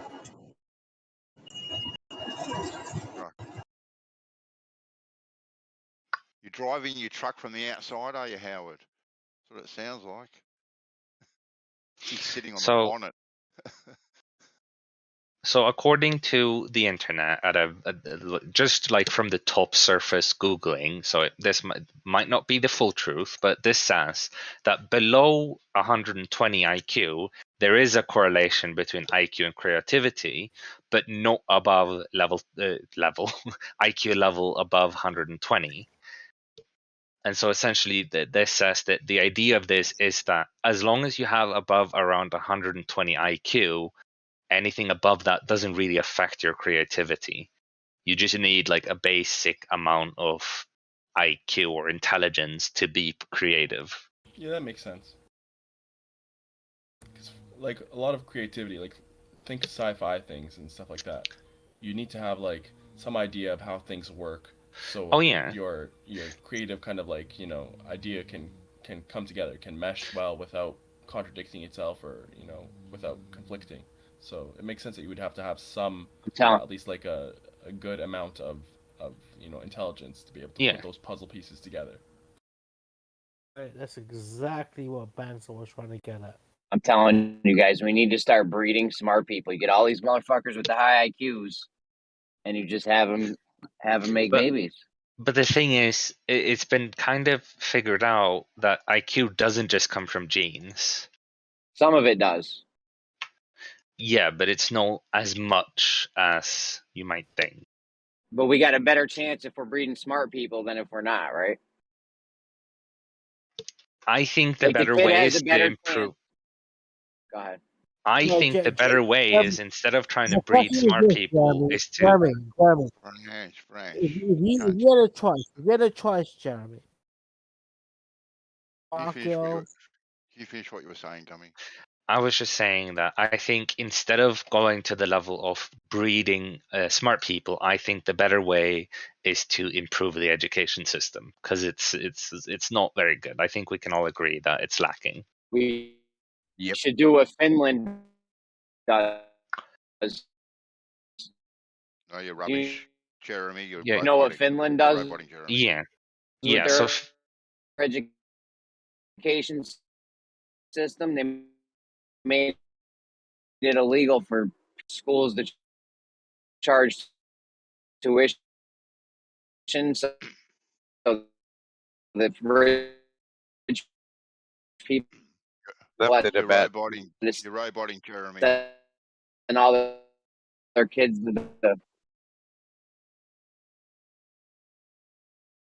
Yeah, so but essentially, I heard Jeremy say about Finland. So Finland's education system, the way they have the way they treat teachers is so differently. They're essentially on the level of doctors in their, like how you view doctors here or in other countries, how they're like, oh, you really need to be highly educated, go through a lot to become a doctor. They treat teachers that same way, and they have more freedom in the classroom, and they have lower amounts of students per teacher as well, in order to make sure that the teachers can help the most of them. And like they just have a totally different culture around teachers and teaching. That's a which huge this show, yeah, the class size is, especially, I was lucky. I went to when I was at school, our class sizes were around 20 thereabouts coming. It was around about yeah, 21, which I don't think is which is not a bad ratio, 1 to 20. Now it's 1 to 30, 1 to 35, and sometimes even higher. When they have mixed classes, and you can't really give any child any attention, because the class is only going for 45 minutes to an hour type of thing, and if you've got 35, 40 kids there, that's 1 minute per child. It doesn't yeah. really equate. Like, yeah, this says that like the average in primary school in the US is about 22, while in Finland it's 19, which isn't that big of a difference, at least in the average number, but it's still. Well, I mean, if countries would, or any place would hold the importance of a good solid educational foundation, and what that means to the future of community or country. Yeah, I've always said that teachers, outside of EMTs, which I was an EMT and I made $12.50 an hour to save people's lives, but EMTs and teachers are the most underpaid people in the country of the USA. Yeah, because the whole thing is because of the fact, like most people, I'm pretty sure have heard about the sentiment of, oh, you're not good enough to get into the profession of X. Instead, you teach in X, and that's like this thing that that's the sentiment that I've heard a lot, where it's like you only become a teacher if you're not smart enough to actually do something productive in that field. Yeah. And that just is such a bad sentiment to have about teachers, because you want the best and the brightest to teach your children. That's how you make society better. Yes. You don't want the scraps to teach the children. You want the best and brightest. Yeah. And I think I know, that's what that's a little bit of a Finland battle. is doing good. That's a little bit of a battle because you want the best to actually be the doers also. Yeah. They go to university. The other problem, of course, is if all you do is increase salary, you might get the problem where people become teachers just because they want the salary, when you do want teachers that are like interested and engaged in teaching, in helping people understand. Yeah. Because I've had a couple teachers that I would classify as being pretty smart and good at their subjects, but they're just horrible teachers. They're just not good at teaching. That would come in a screening process. Yeah. And then qualifying to be so.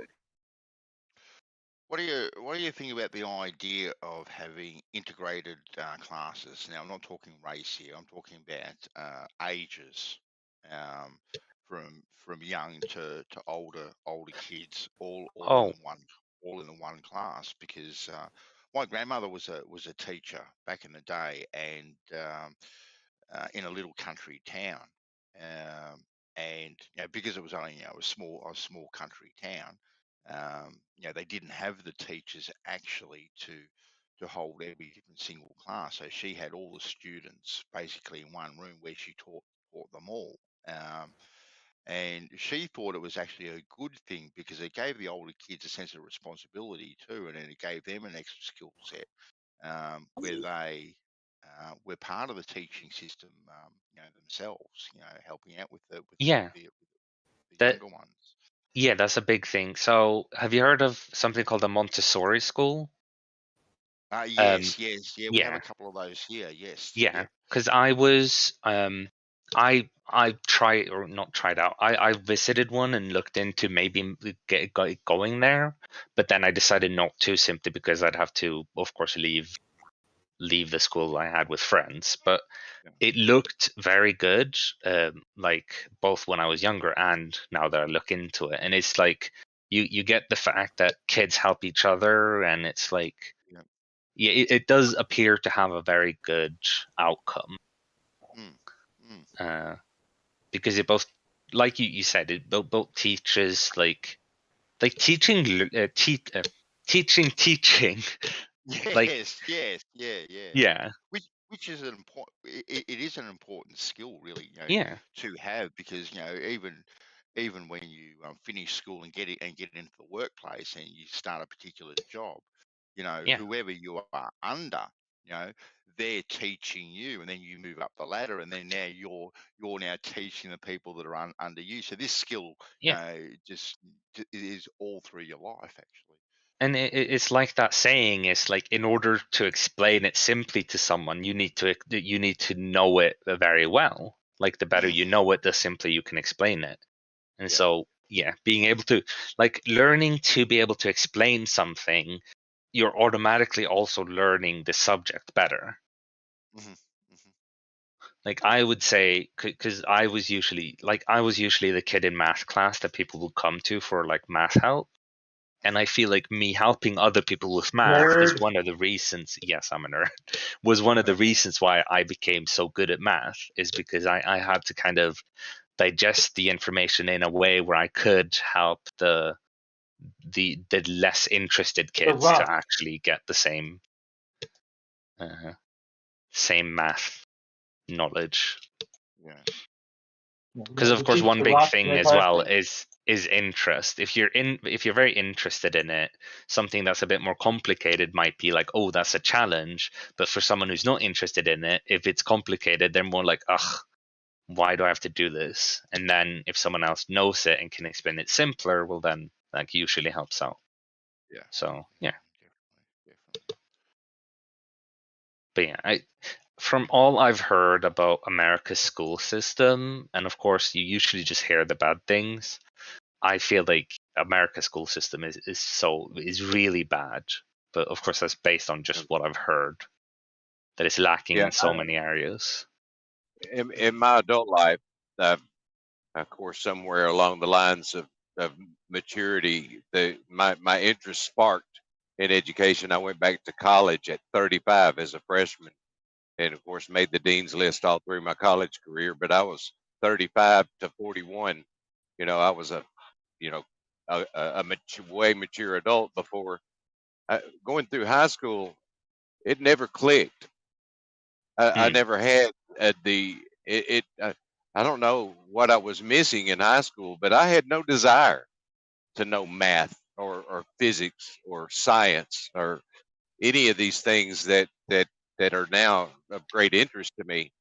But I feel like that someone along the line should have recognized, that this child has potential and is not Oh yeah. recognizing potential, and figured out a way to get that out of me, that I could have made so much more progress, just in life in general. But yeah, I felt as though I were neglected in school. Yeah. I mean, I feel like if I think back to some of my earliest like math and physics teachers or science teachers, they were really good at sparking interest. And then when I showed interest, they were really good at like both, like, for example, they like giving me challenges that are a bit like more like that weren't in the curriculum whatsoever, but that they saw that I showed interest in. And it just, the fact that they do that, or did that for me at least, I know that definitely contributed to my interest in science and math and stuff like that. Mm-hmm. And also the fact that in some ways they kind of rewarded me for being extra interested in it. Like, for example, because of the fact that I was the kind of kid who would work ahead in the math book. Nerd. And so I know. And because of that, my teacher would be like, oh, you don't even have to come to class tomorrow. And it was also kind of like that kind of rewarding feeling where I've done good and I don't even have to go to class tomorrow. I can just have the day off. And then like you build I built a relationship with my math teacher where it was like I could go to them and ask like, oh, tomorrow I only have math class tomorrow, not a single other one. Could I skip tomorrow's math class so I have a full day off? And they'd be like, yeah. just because we built that relationship of like he knows I'll do my work, and then like yeah, I don't know. It just I feel like I at least had a very good personal connection with my teachers, not like as a friend, but as a mentor almost, where they would help me but also show me respect. Man, you a huge nerd and a goody two. Oh yes. I don't know about goody two shoes. I was switched to another class If you because don't know, of a then you murder. were. I was switched to another class because of a murder attempt. Okay, try to murder a kid. So I was not goody two shoes. Okay. Damn. You probably did it for the teacher. He was Nah. probably annoying the teacher. You're like, your teacher was like, No, sick okay. boy.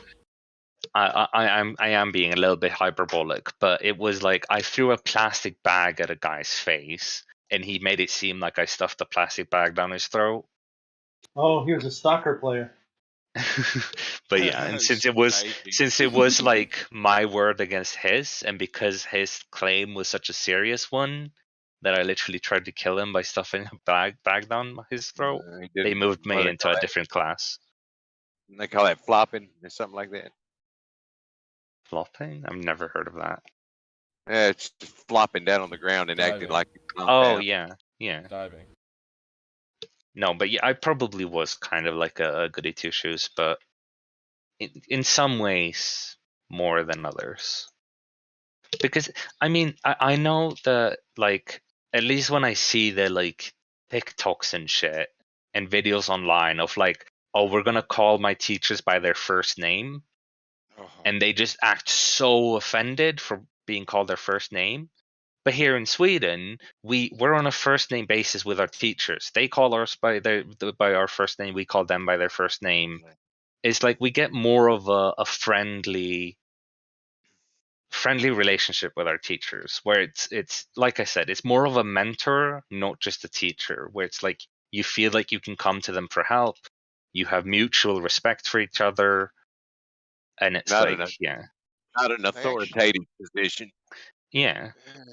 They actually It's not encourage like that here too, yeah. dummy. That first name thing, and you know, I obviously grew up, you know, where it was Miss this or Mister that, or you know, whether it was with my teachers or any other adult in my life. Like you always addressed to Mister or Mrs. or Miss, you know, sort of thing. Just as a sign of respect. And then when my kids, you know, went to school, and you know they come home, and you ask them, you know, how they went at school, and it was, you know, Mary this or John that, or you know, Paul this, and it's just, you know, what is going on here? And you know, it is what it is. And I was a little bit you know, and I still am a little bit skeptical. conflicted. Yeah, because I don't think that I don't think, you know, respect is a bad thing for your for your elders, and you know, with the other people, with the other elders in my kids' lives, you know, they would address them Mr. or Mrs. or Miss.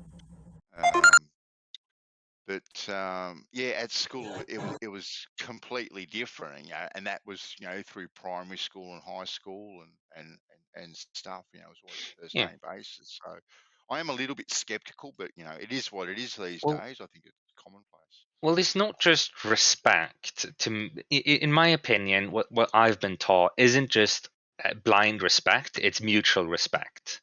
Okay, so they're your teachers. They're your teachers with a teacher, which means you should treat them with a bit of respect. But you treating them with a little respect will mean they treat you with respect, which means you treat them with respect, and then it's this self-fulfilling loop of mutual respect. It's like you treat me with respect, I treat you with respect. You are the teacher, so you probably know better in a lot of circumstances, and I give you the respect for that. But I'm also a person, and you give me respect for that. And I feel like that's like a big life value that I've gotten from both my upbringing and school of this mutual respect thing. Is I don't give respect to anyone unless they also give respect to me back. Well, I think it's not a bad thing to initially give respect to people. Oh yeah, right? but that's what I mean is initially I will be respectful to most people, but if I give respect to someone and they show no respect back, I drop my respect. And so it's like I will give a teacher initial respect for being a teacher, but if they then go on to be a horrible teacher and like all of these things, well then no, you've lost that respect. I'm no longer going to give you respect for being a teacher if you're gonna like not be a teacher, you know. But to me it seems like a lot of teachers are the kind of thing where no, I am a teacher, that's my profession, and therefore you need to treat me like I'm a freaking god no matter how I act. And I find that to be just no, that's not how anyone should act. Not at all. Yeah. Not at all. But yeah, so I definitely think I think the school system is, I mean, most people do. It's not like I'm saying something controversial here, but it needs a rework. Were you one of the? Because we had a in maths classes that I took.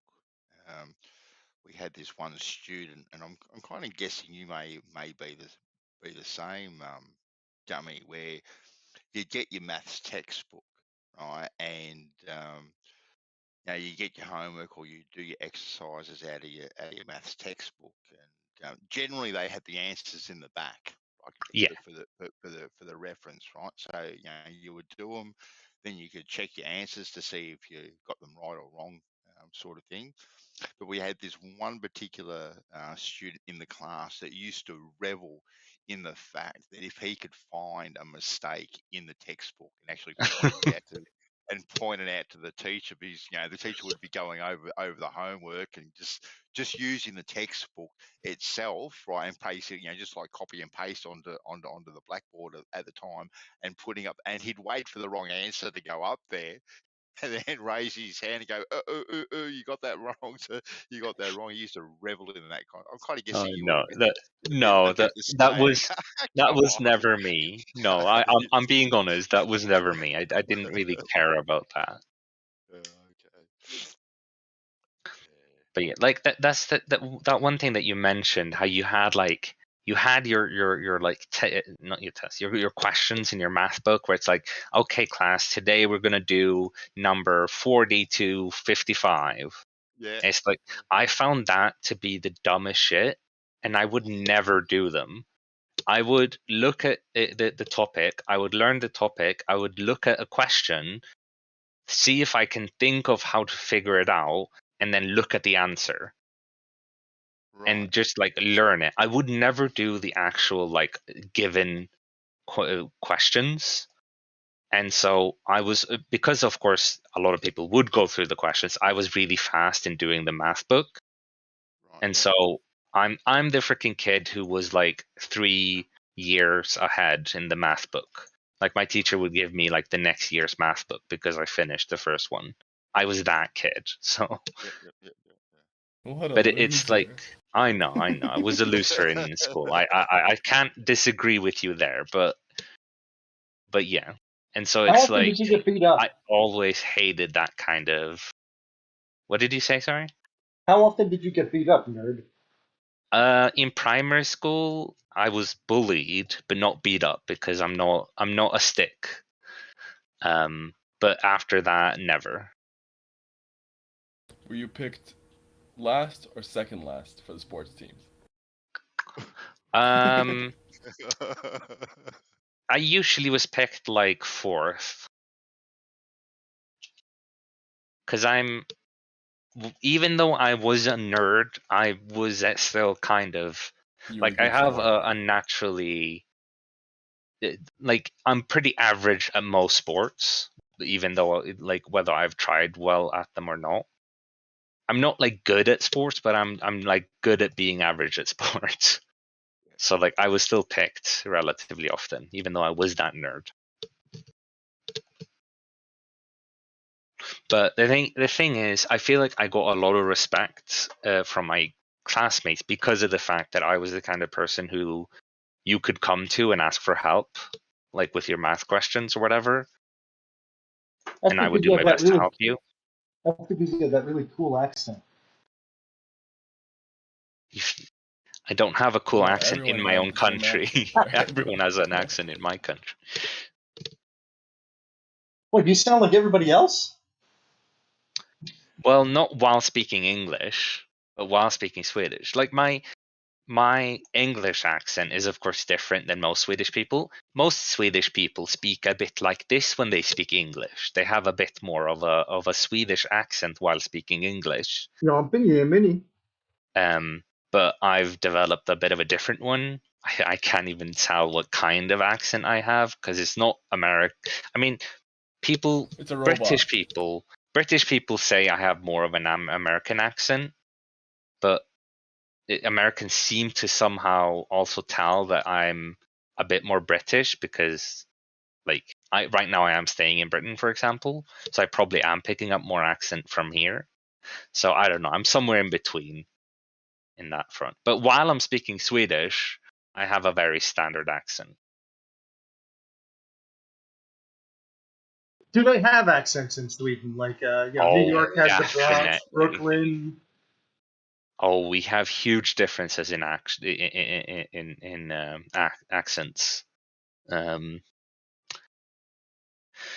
How do I even honestly? There is such a big difference in like the people in the very south. They sometimes when they speak, you can't actually tell what they're saying. Like even though they're speaking Swedish, sometimes the way their accents are, you can't actually tell what they're saying. So there's that big enough accent for that to happen. So that's like the real deep Southerner for the U.S. Just what the fuck did you just say? Yeah, and it's like they even have different words and mannerisms, like included in their accents. And so it's like, for example, further up north, making a sound like a S sound almost, supposedly means okay, or it's like an agreeing word, but it's just an S sound.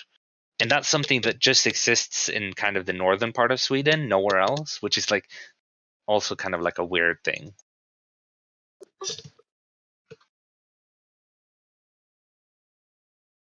It's kind of just like a little sharp exhale. It's really weird to me, but apparently it's very common up there. So it's like, yeah, we do have variety in our languages.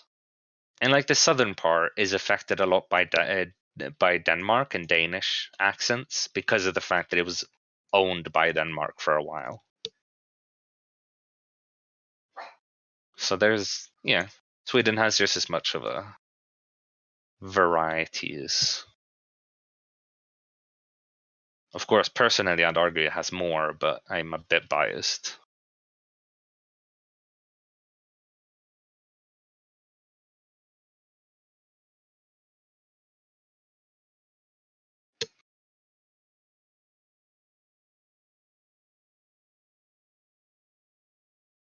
Where are you from, Moya?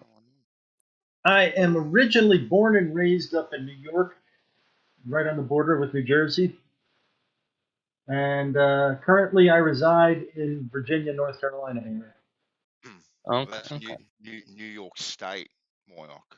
Right. It's not a New York accent. Yeah. It's not like I'm from Long Island. Yeah. New York.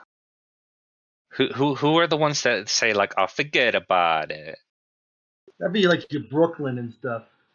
That's a Boston? real. No, that'd be like Brooklyn, New York. It's like in the city. Yeah. What's Boston? I'm gonna drive my car to the market. Ah, right. Yeah. I recognize that.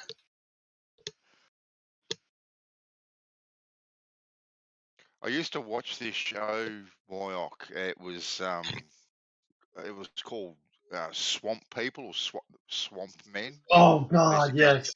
You know the one I'm talking about. Oh, shoot him a little bit. Shoot him a little bit.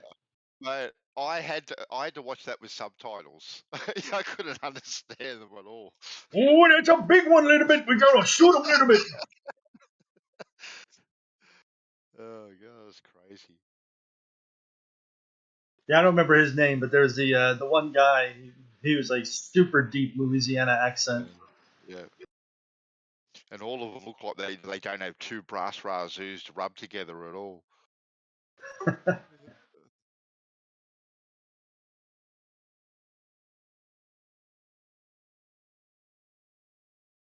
wonder if they got well remunerated for those sorts of things that they did. Oh, from the show? Yeah. I think the first year you get absolutely nothing, but if you become popular, I think they start getting a real paycheck. Right. Okay.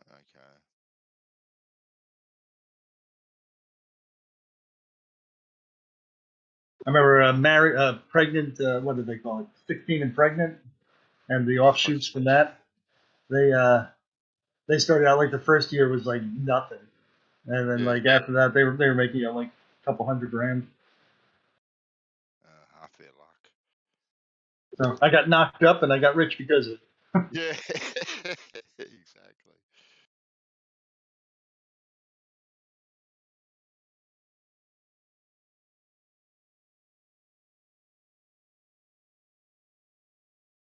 By the way, Farrah became a porn star for a while, so she actually parlayed that into an industry. There you go, right? Boom.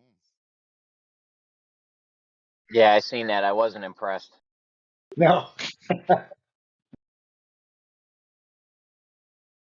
Yeah, I don't think she kept doing it for long. It was just parlaying the fame from that into a career that fizzled. How'd that come up more like on your Pornhub feed or something? I don't know. I think I heard it like in one of the. I mentioned 16 and pregnant, and somebody had mentioned it, and then I went off and looked.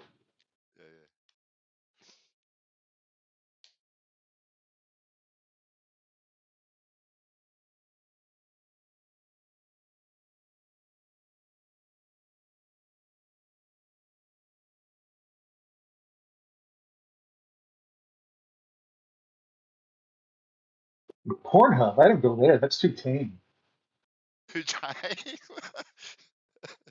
I go to Live Leak for my stuff. Having women nail their breasts to 2x4s and stuff. Yeah. Oh, God, you guys, unbelievable. I was one of those edgy kids that would go on 4chan all the time. Yeah. You saw a lot of shit like that on there. I was one of the edgy kids that could find Dad's old 1970s Playboys. That was edgy in my day. No, we're the kind of edgy where we would share like the ISIS execution videos in the class. That kind of stuff didn't exist, man. Yeah. That's the kind of edgy that we were back in my days. Is it 4chan where QAnon came from? Yes, it did, Moyak. We had faces. Yeah.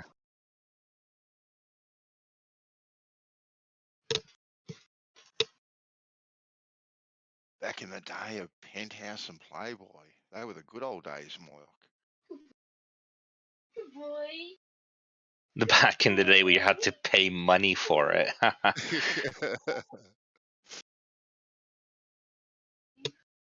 It was actually good back in the day. I had I used to do a paper round in the morning, and anyway, after I finished my paper round, one of my jobs was to bundle up all the day before's papers and whatnot. And once a week, you'd have to go around to the magazine stands and replace all the magazines with the new ones. Anyway, the old magazines I used to get a refund on. And what you'd have to do is you'd have to cut off the header of the magazine, and they'd send that back to the company so they could get a refund, but the rest of the magazine was just discarded, put in the bin. Well, that went for all the magazines, even the Penthouses and Playboy. So I worked out a little scam where I'd be doing that, cutting off the header for them, no dramas, right? And then putting them in a bundle, putting them out the back of the news agency. When I went home, I rode around the back of my bike, picked them up, took them home. I used to take them to school and sell them on the side. It was a good, That's lucrative fucking little awesome. business. Yeah, What yeah. A true businessman. Right. I used to make a killing off them too, because whatever the face value of them was, you can imagine kids, they'd pay anything for that sort of stuff. Just about. Yeah, it was good. It was good.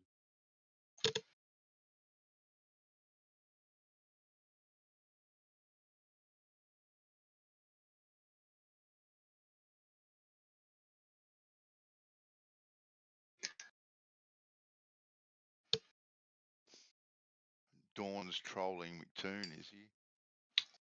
Yeah, well, he has an opinion about McToon. Oh yeah, well he's just he's just another shill in it for the money, isn't he? I mean, I'm not sure I would call him a shill, but I mean, yeah, he's doing YouTube for money. Yeah, I mean, I can't deny that. But it's not just that he's doing YouTube for money. Don's opinion is that he's faking the challenge, for example, the $15,000 challenge or $10,000 challenge, for example, which I find to be wrong because he's even got he's got it in escrow. Like it's not like he's just pretending and put it up there. He's put the money in escrow, which is as legit as he Yo, it's can 20 make it. G's. I had Rufus. It's 20 G's. I had Ruhif add another 10 to it. Yeah. There you go, 20 G. But yeah, so it's like, of course, I agree that you can think of him as being like a shill or that he's doing it for money. But the thing I don't agree with Don on is when he says that the $10,000 challenge is fake, that he doesn't have the money when it's literally an escrow. Well, if you put in parameters around a challenge that make it impossible, it really is a bit of a. Oh yeah, you can claim that the challenge is impossible, and that's what's the problem with it. But he's claiming that the money doesn't even exist. Oh look, I don't know if it does or if it doesn't, but I think if you set up a challenge that is impossible, it is just clickbait material, and you are just doing it for the money because it brings viewers to your channel and all that sort of stuff. So, and that's fair. Yeah, that's fair. The point of the challenge is for flat earthers to do the challenge. If they claim that celestial navigation can only work on a flat earth. Yeah, that's the point of the challenge. I mean, the money is more of get an incentive to get people to actually, or it's kind of to show that, well, you can get 15,000 or 10,000. I keep saying 15. You can get 10,000 if you just do it. Some people claim it's super simple. Well, get 10,000 then if it's so simple. But yeah, of course you can argue that the parameters are fake and whatever, but that's a different argument. Math is math, right? Math is math, right? There's no such thing as globe math, flat Earth math. Math is just math. Yeah, but the one thing is the axiom. They're a globe assumption. Yeah. There's assumptions that come from the globe and assumptions that come from a flat Earth. And that's the main thing. When we say globe math and flat Earth map, we're not actually talking about, in flat Earth map 2 + 3 is actually 15. No, it's just a different assumption. Well, I don't know. If I use the celestial fear of 3959, would I be able to do it? I don't know. Just thinking off the top of my head. No, you wouldn't if you're on a flat plane. Well, I don't know. Well, yeah, but there's that's something you can. I could show geometry just by geometry that even if the sky's such a dome, because of the ground is flat, it wouldn't work out. What you would need would be bendy light, which is of course the whole argument of that we are having constantly. Okay. But straight light alone, it doesn't work out with a celestial sphere. But if I made a personal observation, Yummy, right, if I was close enough to the North Star for argument's sake, or any star for that matter, and I moved, away from it or whatever, or it drops 1 degree, and I can work out that's 69 miles, right? And I do that on my own accord without making any assumptions whatsoever. What's wrong with these sorts of things? Well, okay, so say you do that. Well, how do you know that that's going to be true always? You'd have to check for the next 69 miles and the next 69 miles and the next 69 miles. Yeah, when you make but when you make the assumption that this should work for all degrees, not just that 1 degree you measured, that's when you're assuming a globe. if you were to, okay, let's say, like you said, let's say you start at the GP, so you go to the 90 degrees straight up, and then you walk 69 miles, you measure, oh, that's 1 degree, another 69, oh, that's 1 degree, and then you do that. Okay, so now so now you have established that by measurement, it is 69 miles per degree all the way from like azimuth to horizon or whatever you want to claim. Mm-hmm. Like, sure, now you have the, like, what's the word? The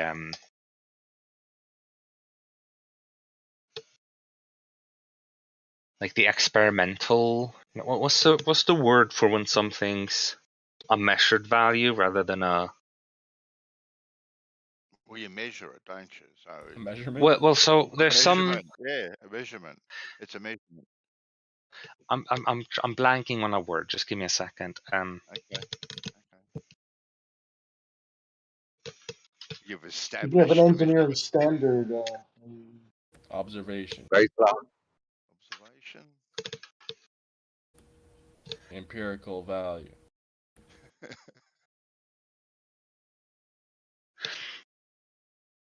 So just like, for example, it's like Salty licorice. Salty licorice, yeah. But for example, like the value of like for example, the electric charge of an electron or whatever, like that's not a value that we've like come up with through theory. That's literally just a measured one, and we can't really. That's like as fundamental as it is measured. It's not like we got it from theory in any way. It's not a logical conclusion of anything. So yeah, you have it measured. But if we were to say the Earth is a globe with a radius of 3959, then that 69 degrees miles per degree, it comes out as a logical conclusion from the fact that it's a sphere. So it's like, while you're getting it as just, oh, we just measured this and this is how it is, we say we measured something different, and the logical conclusion is that it's 69 miles per degree, and then that comports with the measurement. That seems to imply that we've kind of gotten onto something when our prediction of our logical conclusion matches reality. But you can get that on a flat surface too, Gummy Bear. You get only with bendy light. Just like per degree, it's the same thing, and it's flat. Yeah, but only with bendy light. And extreme bendy light. It actually has to be like some kind of an odd logarithmic bending. Let me just clarify that further. It's not just bendy light. It's extreme bendy light that has never been demonstrated. That's what is required. But the thing is, you guys are implying that this linear, 69 miles per degree or relationship, or rather this, curved arc relationship or whatever maps to a sphere. It can map to a flat plane, number one. And number two, we know that light spreads. So light, since it spreads, will not map perfectly to any shape. It will spread from a point source or from the source of light onto any shape imaginable. There's not going to be this one-to-one correlation between the light, since it spreads from the point source to any shape at all. So you're trying to draw a necessary relationship that isn't there. Light can spread from a flat plane, light can spread to or from a ball. There's no necessary relationship at that point. You're going to have to show that, Lemon. You're going to have to demonstrate that. I'm demonstrating it logically. We know that light spreads left lane, and by logical implication, it doesn't map to any one-to-one to any shape anyway. Light spreads. We're not just following rules. Go ahead. I was going to say, light spreads following rules, and it's within bounds for condition. You're just saying it can do anything I want, and I'm just going to have to accept it because reasons. You guys demonstrate that light can bend in situations. And make an arc from a square source, from a triangle source, from a flat source. There is no necessary one-to-one correlation between the behavior of the light and the shape at all. So you need to double check the shape relative to a straight standard like a laser. Yeah, math disagrees with Lemon. Geometry is what dictates. Geometry is what dictates that a linear relationship between the angle and the distance on the surface is a sphere. That's what geometry dictates. It's not us just making that up. It's a logical conclusion that comes out of geometry. Your conclusion is not necessary. Light spreads from a point source, so it can spread to or from a square, a triangle, a flat surface with no one-to-one correlation.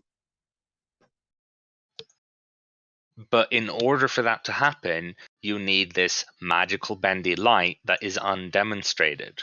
If light acts as it does normally, that doesn't happen. There would have to be some sort of weird circumstances introduced that make that happen. The And weird that has not circumstance been is perspective. Is perspective a weird circumstance? I don't agree For with the that. Globers, yes. No, perspective is a mathematical certainty. Perspective is only the way that you guys are talking about it, with it being a mathematical certainty if there's no surface in the way.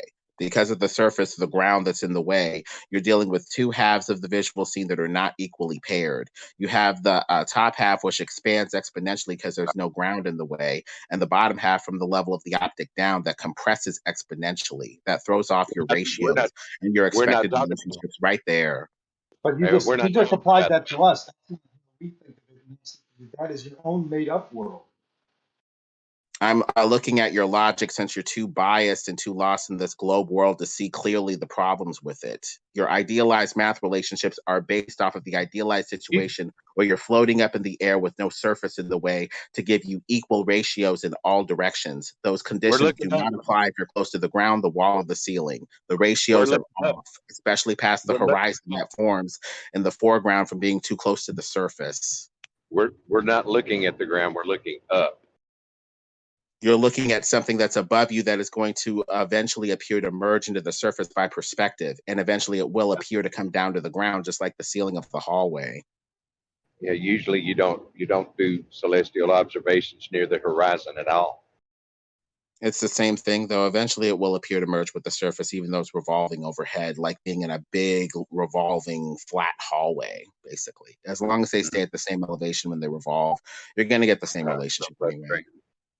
Yeah, these are simple mathematical principles that you can draw out on a piece of paper and demonstrate, but I've never seen you demonstrate any of this stuff that you talk about. But you can draw out the one-to-one relationship of angular elevation to distance across the ground using a sphere and a point of light. That relationship only holds if there's no surface in the way, with the top half of your visual scene expanding exponentially and the bottom half compressing exponentially into the surface and limiting it at like 6 feet if you're 6 feet off the ground. Well, then those ratios no longer hold. You don't have the same I think the relationship as argument your there is that idealized doesn't happen. math. Yeah, it doesn't happen. So we need to deal with the Glober's flawed principles of how these optics are working over a flat plane before we can even go further. Well, you better start getting your work together, because we don't have any evidence that what you're saying is real. The first point is the verbal portion. Discussions like these are important to illustrate the mindset of the Glober and some of the fraudulent principles that they think some of this math works by. The next thing, I guess, would be modeling it and showing people pretty pictures so they can finally wrap their minds around the principles.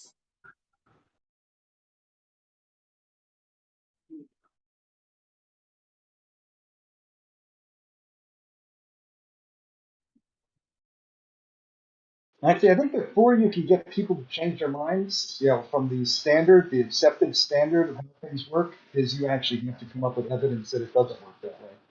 So you're kind of screwed on that. You actually have to do the legwork at this point into an established. We have an established understanding. I can't think of the word.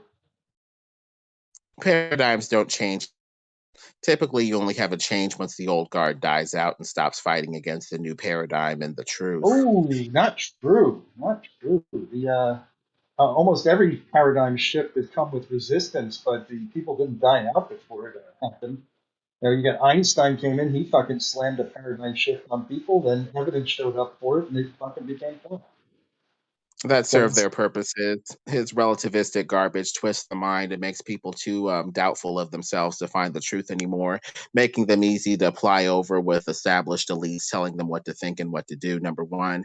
And number two, they were trying to deny the ether and come up with a viable replacement that didn't make them have to admit that the earth probably isn't moving based off of the ether drift speeds that we're finding, number two. So that's not how it happened, though. They were trying to prove the ether, and they fucked up, and they couldn't. Einstein served the purposes of the elites. They presented him as some sort of trend-setting, revolutionary, but he was just a puppet and a pawn. He And a was fraud actually attachment. he was maligned initially, and he won acceptance by validation. He stole most of his theories. There's papers about the theories that he stole from Poincaré and That's Lorenz okay. and I others. don't care if he He stole was a them. pawn and a He put it puppet. together for the first time in a way that people accepted it. Too bad for those people who got screwed. I mean, I don't give them a pass on that if it happened. But in the end, what he said bore out. What you say doesn't bear out. This smushing and squishing with the horizon is simply just not something that happens. All pixels that are below the horizon are pixels that represent information at an angle from your eye to that horizon and downwards, towards your feet. And all pixels that are above the horizon represent pixels that go upward from there. The angle is the angle is the angle, dude. If it's an arc second above the horizon, you should see an arc second in it.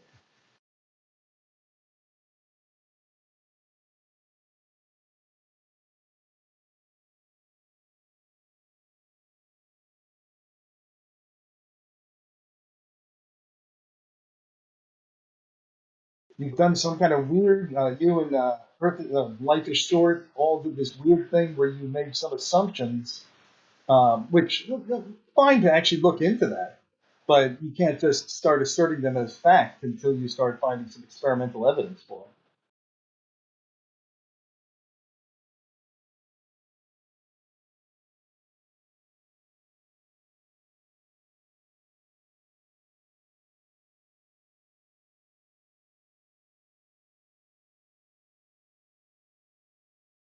Could lemon evaporate? Could I evaporate?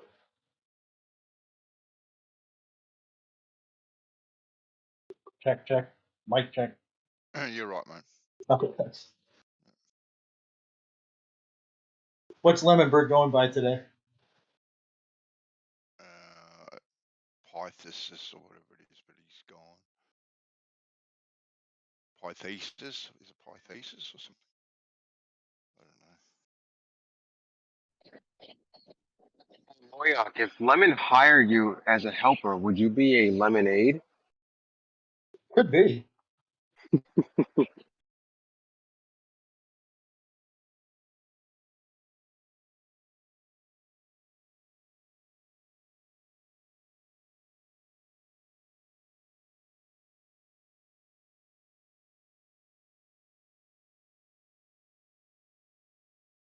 Although I'd be a terrible aide to him because I keep on just causing him difficulty. Yeah, I took all morning to think of that joke. It didn't go over well. But I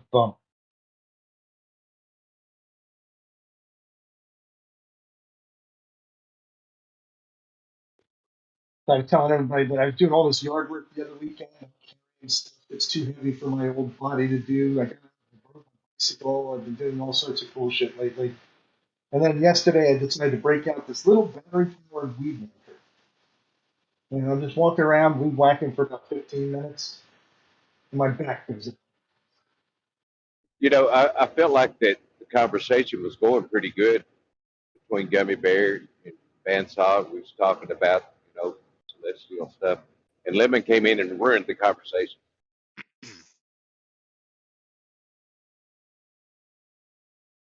Yeah, but that's what Leonard does.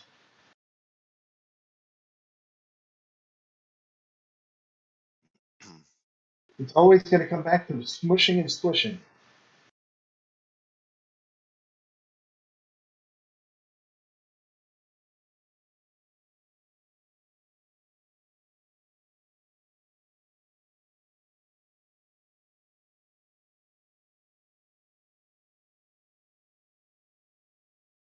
Which I don't believe. I might be wrong, but I still think that Lemon is absolutely not a believer in the bullshit that he says.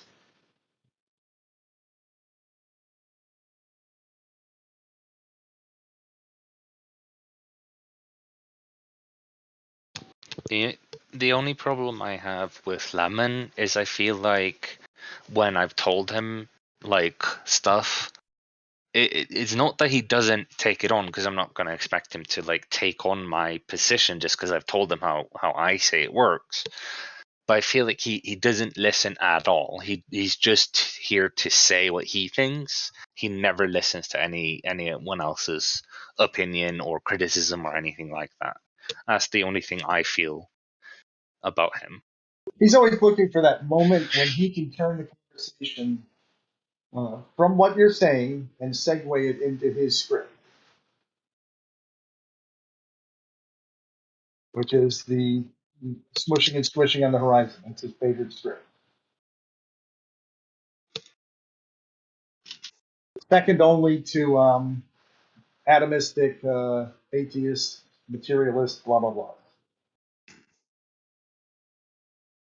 And he talks about destroying the mind with these concepts when nothing he says have I ever seen him attempt to even demonstrate or show what he's talking about. He just talks a bunch of crap and expects you to take it on board. Well, he does. He does hand you the 3-hour video from Life is Short. I think that's pretty much where his links end. And Life is Short video is a bunch of hornswoggle. I guess since he's disappeared, we shouldn't talk too much about him. Yeah.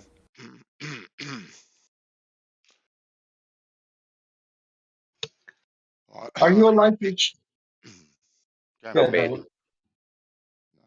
I was just going to say, I think to do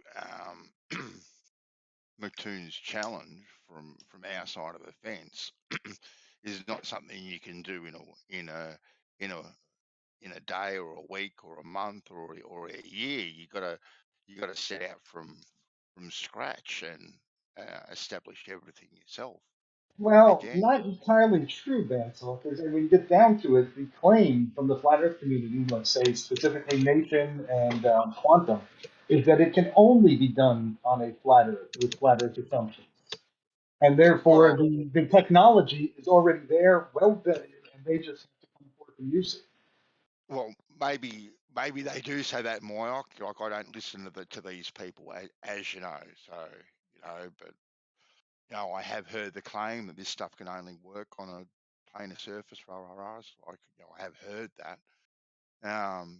But for me to not use any parameters that are in the so-called globe model that McToon has sewn up pretty tightly, I would have to then go out myself and establish my own parameters, make my own observations, make my own mapping of things, and then apply that, because I can't use anything else that is out there. I can't use anything. No. So this the challenge has said that you are allowed to use anything as long as it's justifiable under a flat Earth assumption.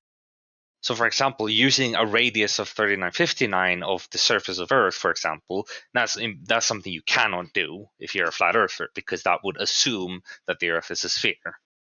So, as long as you're not making any assumptions that are exclusive to a globe, then sure, you can use the same things. Or if you could show the reason why that's happening, like why do we need the assumption of 3959? And it's like, for example, your thing earlier. Your thing earlier is, okay, but what if 3959 is actually the radius of the celestial sphere?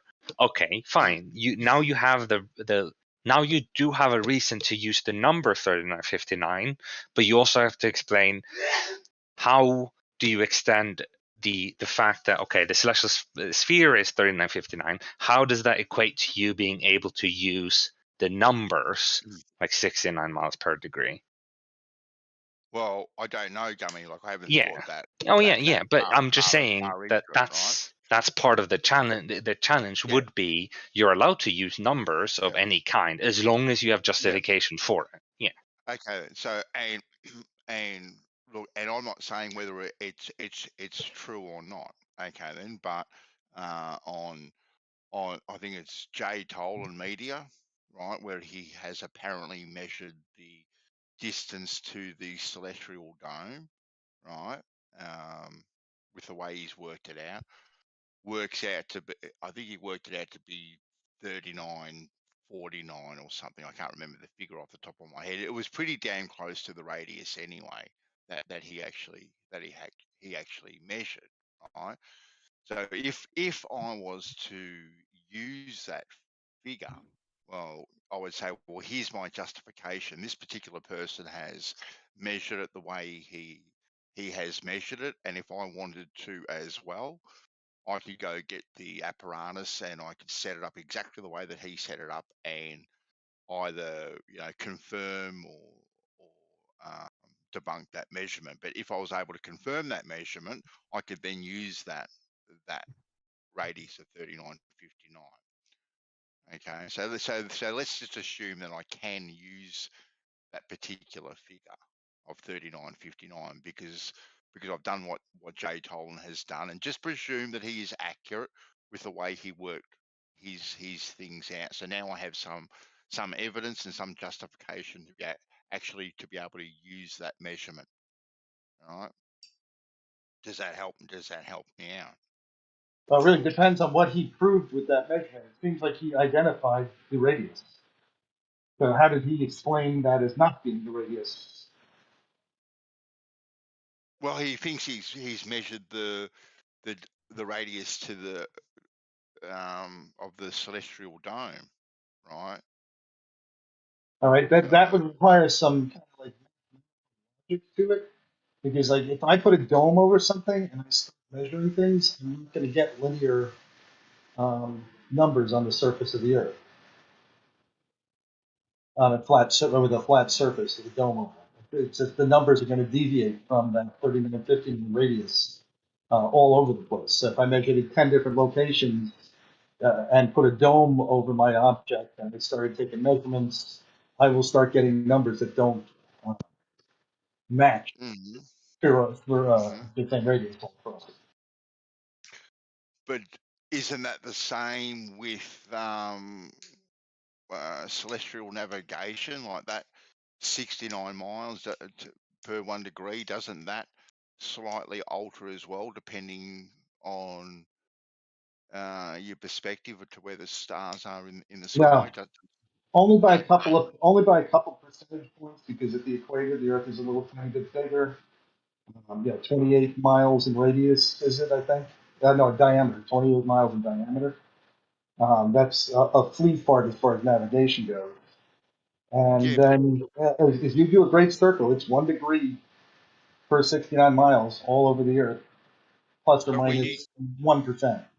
When you get down lower than 20 degrees, that of those stars, like 20 degrees above the horizon, don't you start to then get some crazy figures?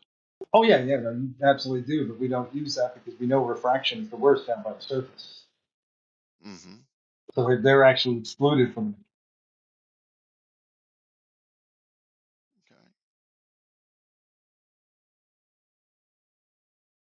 Anyway, look, I know nothing about it or how to go about it, but if I was to go about it, I'd have to start from scratch, I reckon.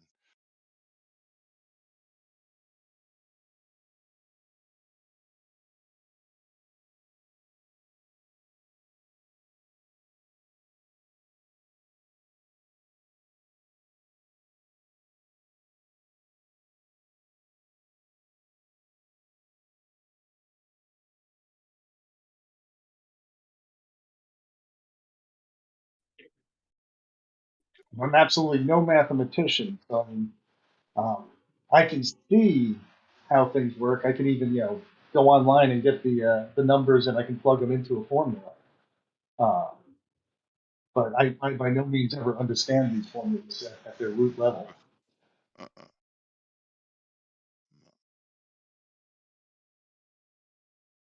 I do make models though, and I have like when I hear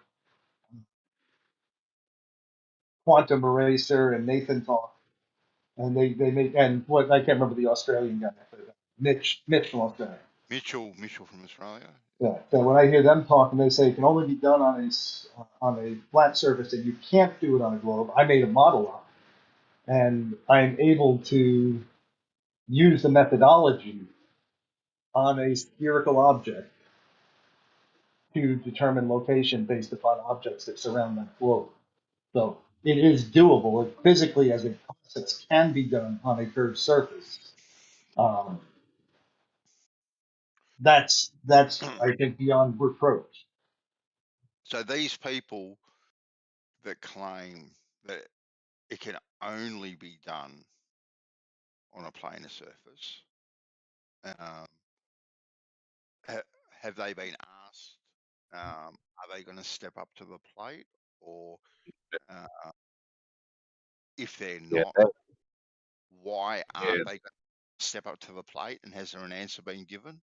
I think that go ahead. Yeah, that's my whole contention with this entire argument. 10th Man presented this argument on Oakley's channel, and they picked it up and developed the argument into what it is. These guys preach it daily, and it's an absolute argument from their perspective. They should be held responsible for that, and even the flat Earth community should put the pressure on those guys to demonstrate what they're saying, or shut the fuck up. Well, if they're saying it can only work on a planar surface, right? Now,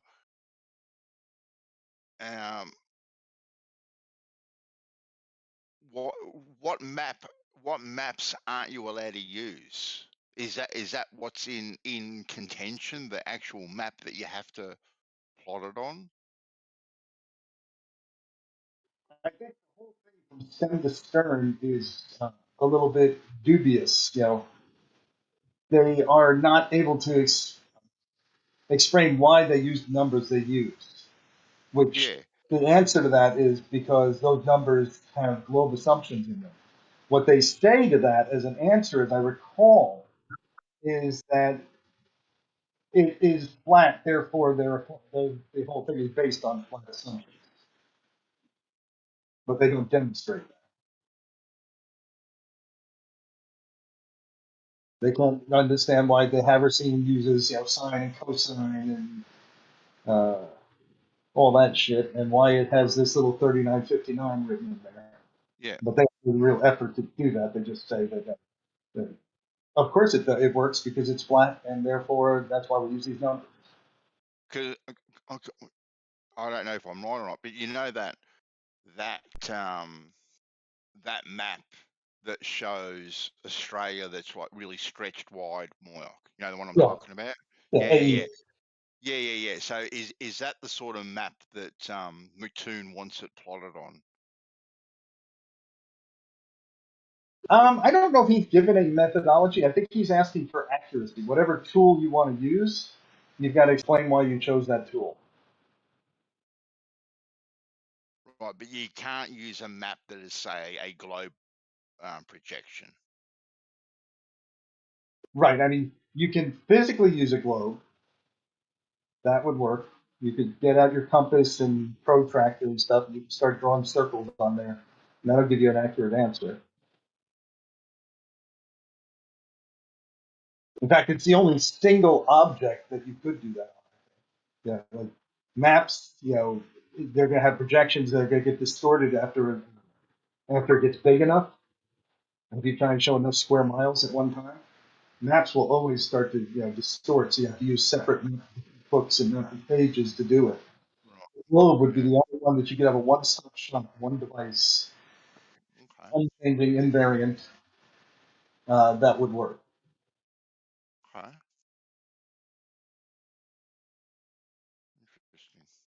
At least the only device I know of. Yeah. Sorry to interrupt. Bacon, did they kick you out or did you leave? I'm just curious. No, I left. Okay, I was just curious because I looked and you were gone. I was like, wow. Right. I just brought one of my old vans in the mothballs. It's been sitting since COVID started. And my wife decided she can clean it up today. He opened up that gas door, and there was like a wasp nest in there from hell. Oh no. He escaped, but my son is totally phobic of wasps. Sometimes I let him fill up the gas tank. That would have been horrible if we'd gone to the gas station and he opened that door. Oh yeah.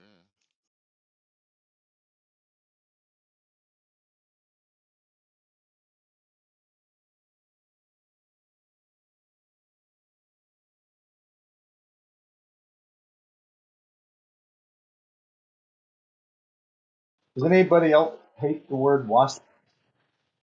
Wasp. I What? hate wasps. I hate wasps. Okay. Does anyone here knows how to solve spherical triangles? Spherical triangles. Yeah, I had two distance and an angle. I need the other angle and the other distance. Well, I mean, actually, just one. you're gonna need straight lines to establish that angle, Bacon. No, in spherical geometry you don't. Yeah, you do. No, you don't. I'm not sure if you're very familiar with spherical geometry. Okay. When was the last time you played with it? Well, Never. if I'm being honest, Bacon, never. Yeah, But, that's the answer. That's when you. Yeah, but yeah, I'll be honest. But you show me, right, an angle that you can establish without using straight lines. Well, if you call vectors straight lines, then I can't. But if you, because vectors are essentially directions, right? So they don't have a length. And you can have angles between vectors. That's fine. You can't establish an angle with two curved lines if you don't establish two straight lines to work out what that angle is. I can establish their direction where they intersect, and I can get the angle between the directions, which are not lines, right? They're vectors, so they don't have a length. They're just a direction, and it's pretty trivial to get the angle between two vectors. You just get I think the dot product that gives you like a projection one into the other. So if you do that with normal vectors, you just get the arc sine of that, and that's the angle right there. You would be in opposition to man of concessions. Right? To who? Nate, man of concessions. Because he would agree with me 100%. And he's a big proponent on your side that the only way that you can establish that angle, right, is by establishing two straight lines, right? Let me ask this: if I was the only thing in the there's two things in the universe: what I'm looking at and myself. And I'm sitting there in free space, 360 degrees all around me. Nothing else exists. Can I get the angle? Can I get the angle to the top and bottom of that object? I just want Banso to acknowledge this. Banso, you know that fucking avatar. I'd say yes. I can find the angular size. Banso, look at the German flag. Nothing else. Now, yeah, I'm drawing. I guess theoretically, it's a straight line. Branch, hold on 2 seconds, Moyoc. Branch, Moyoc can't hear you, and you're talking all over the top of Moyoc if you've got him. Oh, I was just trying to say, Banso, that your avatar picture looks like the German flag. Oh, really? Well, no, that's the sunset from my back door. Oh, it's yellow on the bottom, red in the middle, and black on the top. There you go. Straight up, you look like you're fucking German, bitch. There you go. Well, I do have German in me, but anyway, Moyoc, get back to it. Sorry, mate. I just, so I'm out in free space, and there's an object X distance away from me. I'm guessing. Hold on. Branch, quiet. You're talking all over the top of Moyoc, mate. Come on. No, I know, but the thing is, yeah, you don't need to be that Branch, fucking blunt. branch, right? Calm your farm. You're talking all over Oh, the top of Moyoc. I'm can giving you you? one warning. One warning, branch. Stop it. Thank Yeah, you. I think that you need to chill your nuts a little bit. Okay, Moyoc, go on. There you go. So back to the boring topic again. So free space. I actually have a tool to measure, and there's the object I'm looking at, and I look at the top edge and the bottom edge. From my eye to that object, I can get an angular symmetry, right? Therefore, I'm able to measure an angle. Yeah. Well, if you're looking at an object, right? You're establishing. I'm establishing myself as the reference. Yeah, but what are you talking about? What an angle between you and that line at that point? That's just a straight line. Yes. I mean, ultimately, I think that's that. I think it was Gummy who said, that. Yeah, you're establishing a straight line if you're calling a vector a straight line. The vector to the top of that object and to the bottom. I did. Yeah. So you establish a straight line. Like if you have two curved lines that meet at a point, right?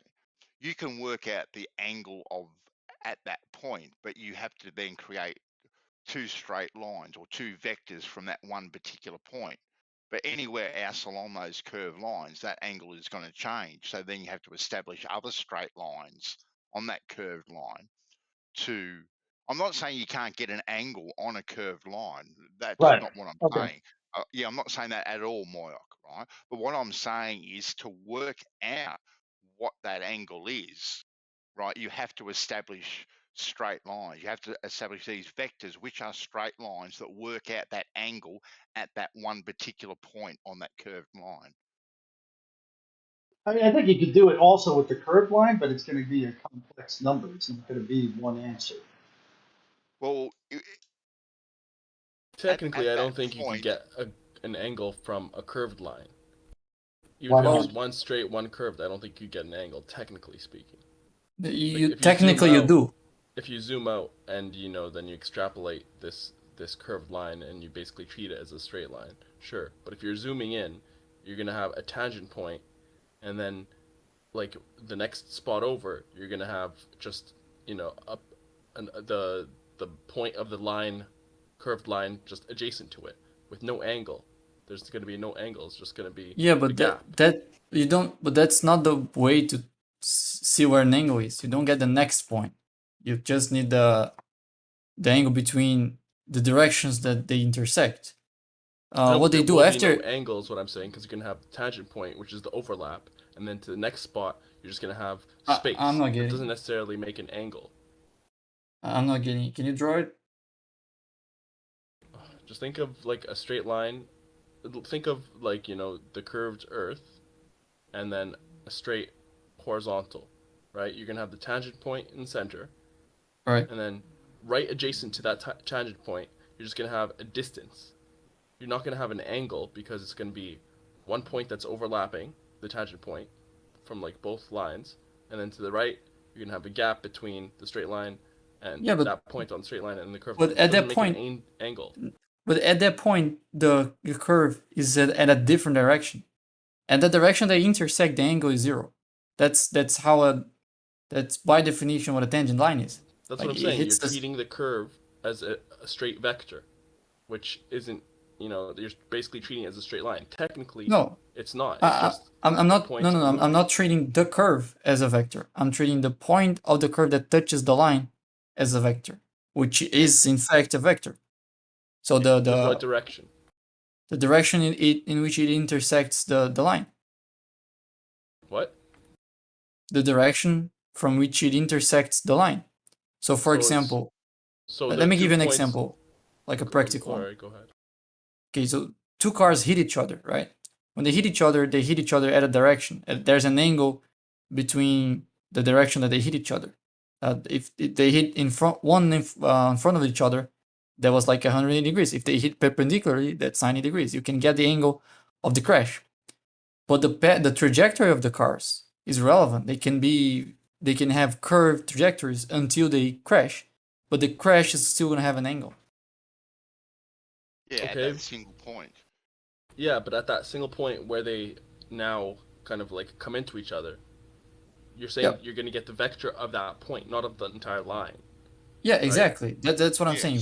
That's why I'm saying I'm not treating the entire line as a vector, just the point in which they intersect, which is where I'm interested in getting the angle Doesn't from. make sense, because a How point doesn't is a point. It doesn't have any it doesn't have directionality. No, not the point itself. The point on that curve. It's that specific point of the curve. It's not just a random point in isolation. It's a point of a curve. Okay, so this yes, point it does. is being overlapped by the straight line and the curved line, right? It's the tangent point. Yes. And you're saying the direction of the curved point, like the curved tangent point, is towards the straight tangent point, which is overlapping it, and vice versa. No, the curve, when it passes through that point, has a direction. The straight line, when it passes through the point, also has a direction. Okay, but the angle between this, when it's actually at the point, after they overlap, and you have a tangent point, what's the direction? After they overlap, their direction, the curve direction changes. That's what a curve is. It's a direction changing line. I don't think you're understanding what I'm saying. Yeah, that's why I asked you to draw. I'm very bad at understanding the tangent. those sort of know stuff. what a tangent point is, man. It's where the point overlaps on both lines, right? What is the vector of that point? The point itself doesn't have a vector. All right, now we agree. Yeah, but I was never talking about the vector of just a point. Yeah, you said I was talking a vector about a point on a line. Like that line at that point has this vector.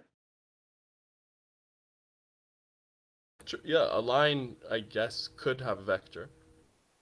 If you're treating it if it's a symmetrical curve, you're treating it like as if it's moving forward or something like that. Sure. Any curve, actually. For example, if I give you a function and I ask you to plot the chart of the function. Yeah, that function can. Yeah, that function can have a curved line, right? And if you get the derivative of that function, that's going to give you the slope of that function for every single point. So if you just pick a random point on that function and you apply that to its derivative, you're going to get the slope of that point of the curve. Mm-hmm. So that's like pretty well defined mathematically. Well, you wouldn't get the slope of I don't think he knows what a derivative is. The slope between the points. You know what a derivative is, percentage? Yeah, it's like 1 over x. No. Isn't it? Or that way, that's a function. No, derivative is the rate of change in a function. Like yeah, it's exactly that. It's the slope d over dt of the function. D over dt. It's the slope of the function at each point. So it's not that the point itself has a slope, but the function has in each different point has a different slope. And same goes for directions. So a curved line has a different direction at each point. It has a constantly changing direction. And when it intersects another line, the angle between them is the angle between their directions at that intersection. Repeat that last part? When a curved line intersects a straight line, the angle between those lines at that intersection is the same as the angle between their directions at that intersection, which is fixed for the straight line, and it's a changing one for the curved line. So you look at what was the vector exactly where they intersected, and then you measure the angle between those vectors. Because yeah, and the vector you're saying is at any given point can be like treated as a straight line. You can call it a line, but like it's just a vector. You can turn it into a line if you want to, but the vector itself can already be used to get the angle. Did you say that the line that's used for the tangent is defining the vector? Sorry?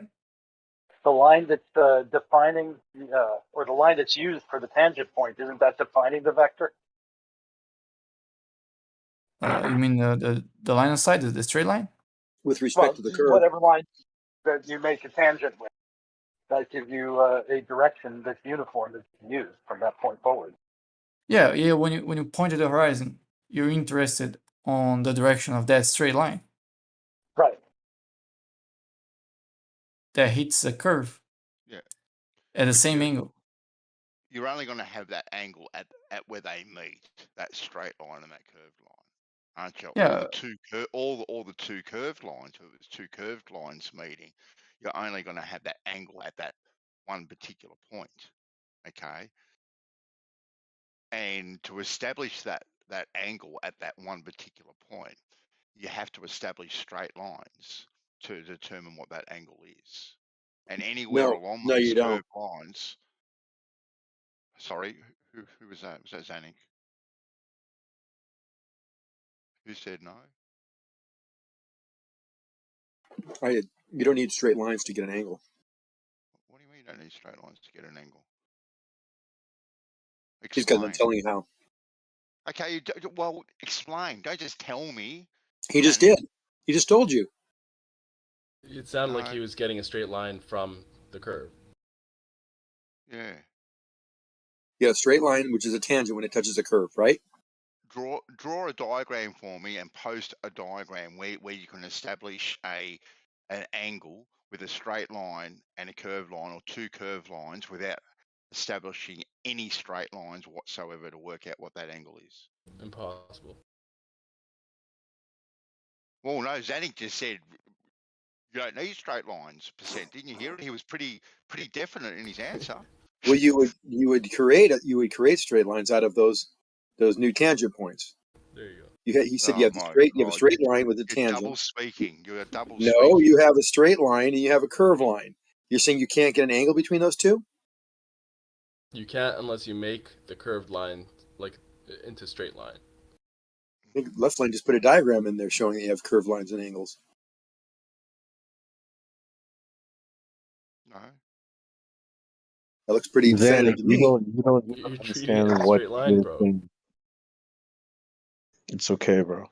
Isn't it? What they're saying is correct. They're not saying that curved lines can't form an angle. They're saying if you want to calculate how many degrees are in that angle, you're going to start drawing straight lines, right? You're going to start drawing tangents and whatnot.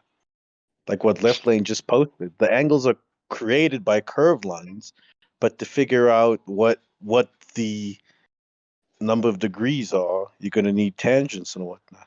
That's what they mean. Degrees are just for a circle, just the division of a circle. That's a degree, right?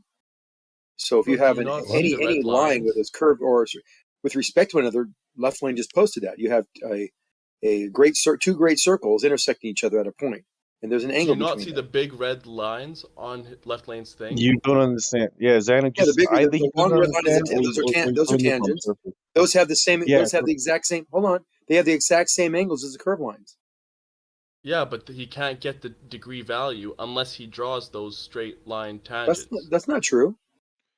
Okay, show us how he measured. Yeah. Look at the two. It's right there. Just look at the two curved lines. Oh Lord, have and look at the angle between them. Yeah. Zanik, you just argue for the sake of arguing. No, it's right there. You don't need those red lines to get the angle. You don't need those red lines to get the angle. Show us how you do it. Don't just I don't have my paint program up, but look at the picture. Remove the red lines, and you can still have the two circular lines. The two circles. And there's an angle between them. Let me finish, and I'll finish. You can object after I'm done to two circular lines, and you can get an angle between those two lines because those are two planes. Those two circles describe planes. You cannot. And the planes have. Oh my God! Seriously? Straight lines. Without them. There's no straight lines. There's no straight lines. There's no straight lines. Zanik, can I jump in real quick, bud? Listen, all you need to get an angle is fucking 2 points. That's all you need. No, that gives you a line. You need show me the angle between 2 points. Not an angle. Show me 2 points. I need to be standing somewhere.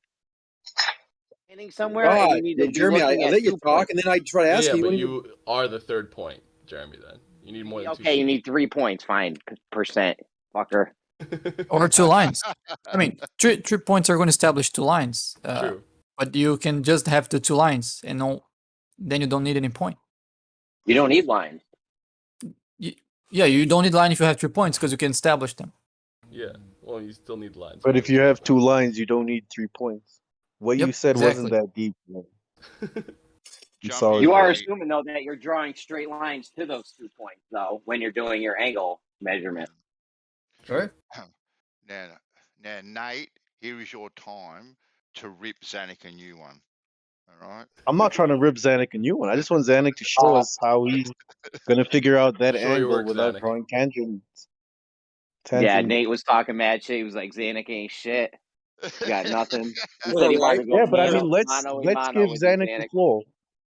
Like Zanuck, you're trying to figure out what the angle is where those 2 curved lines meet. How do you do it without establishing tangents?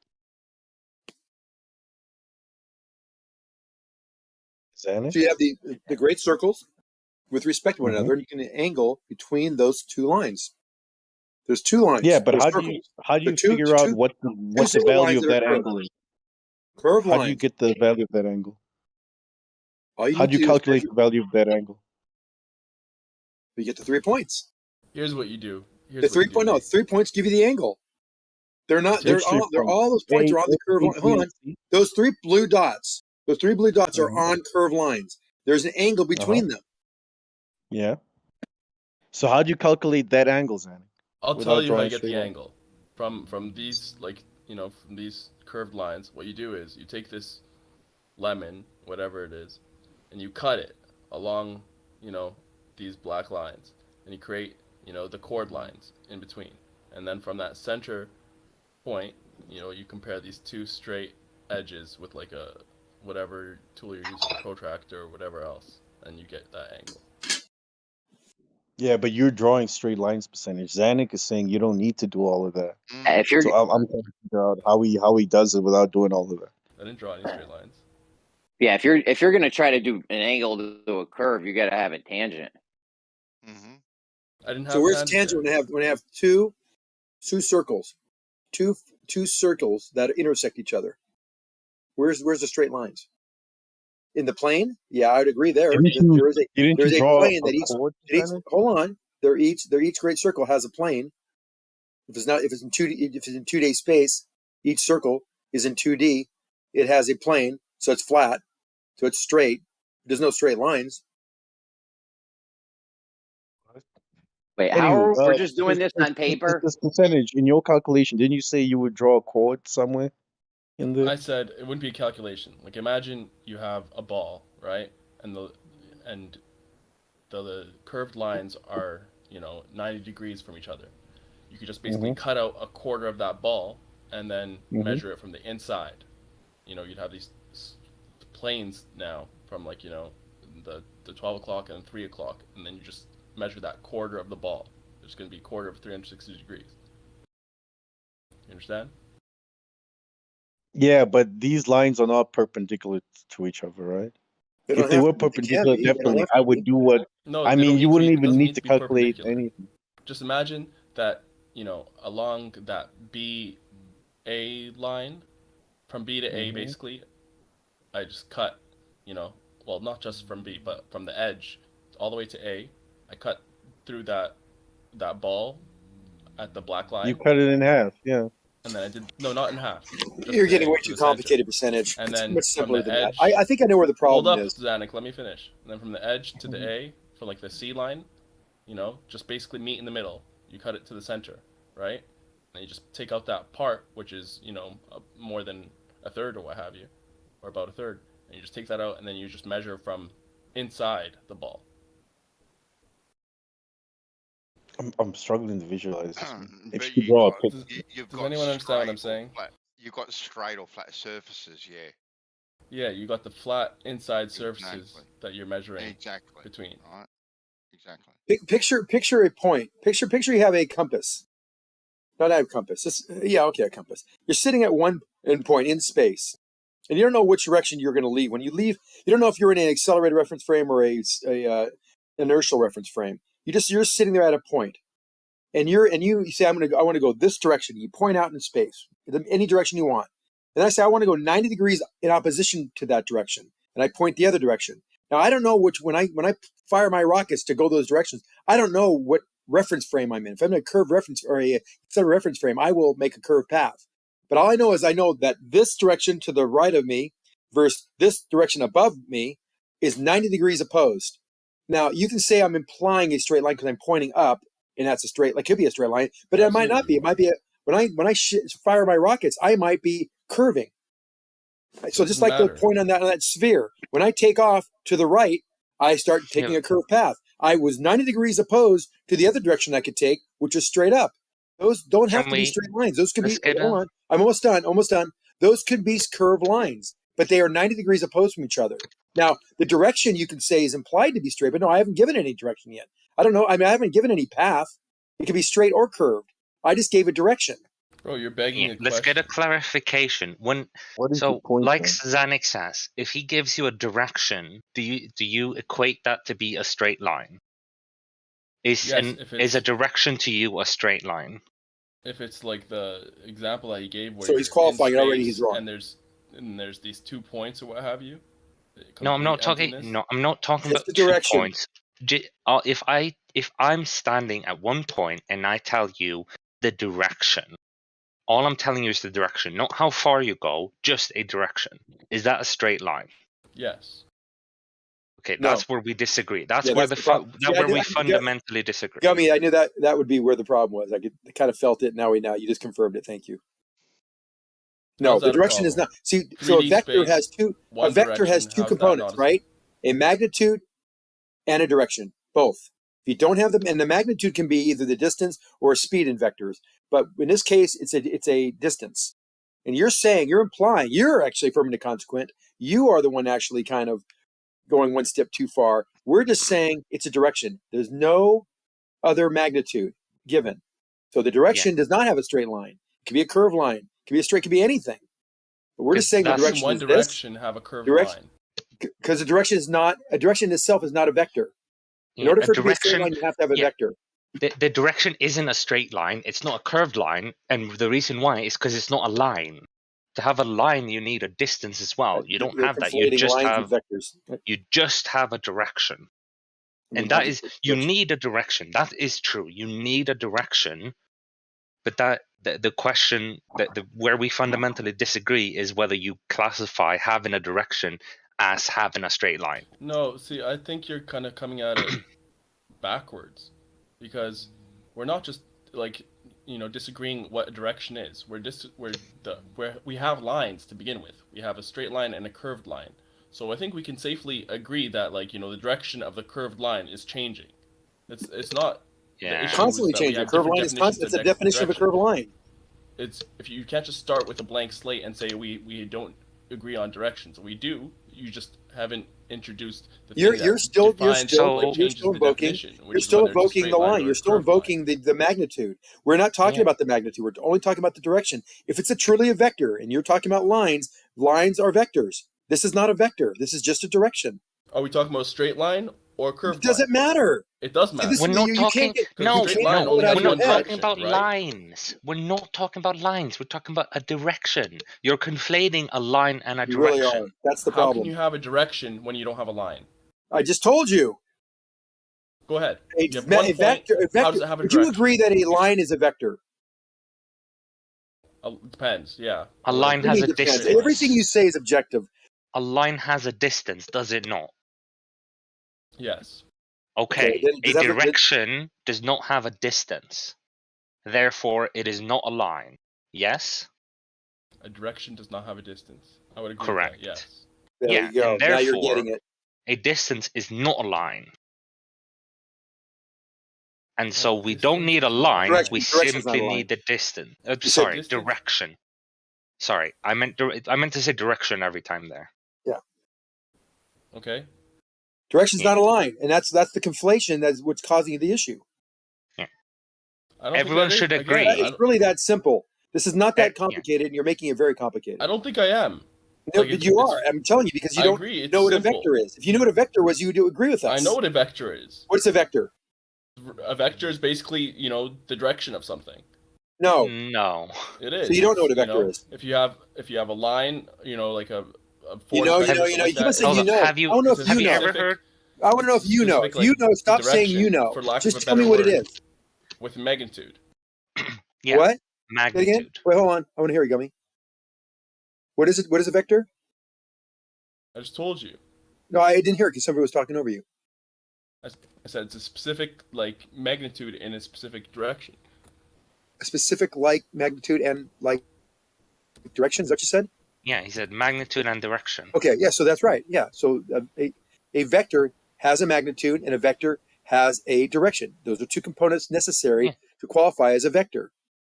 And a direction itself is not a vector, right?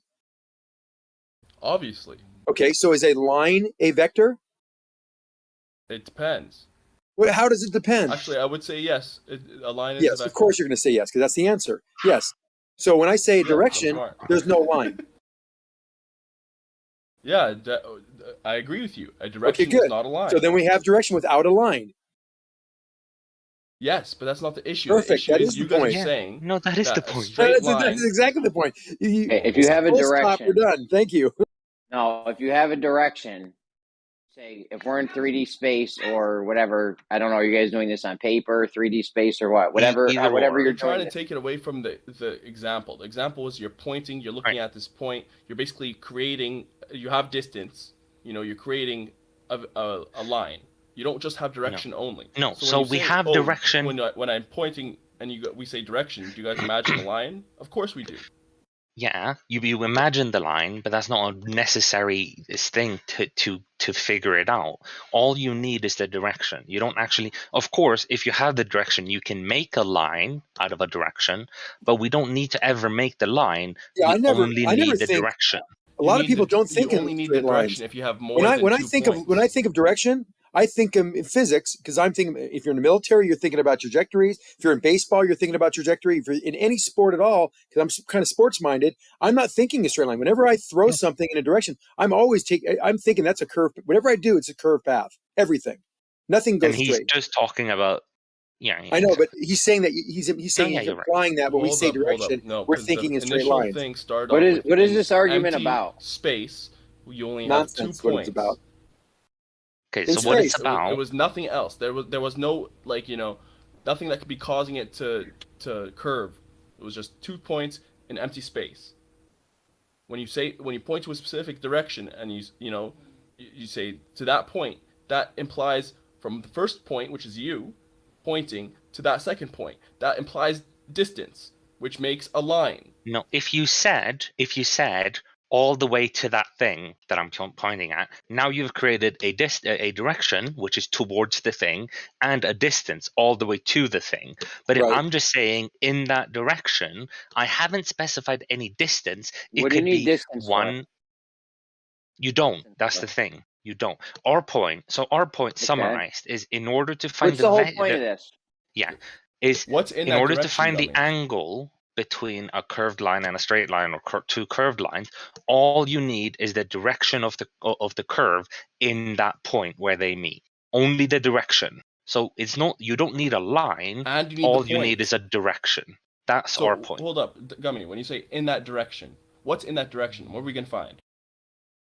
Lots of things. We're gonna go in a straight line in that direction. We're gonna find a whatever point, direction right? you point. If you want to whatever go in a straight direction line, you you point. can. You don't have to. Whatever Go curved line. direction you point. Hello. Whatever direction you point, you're implying and invoking Panic, man. Right. You're a line. low. Panic.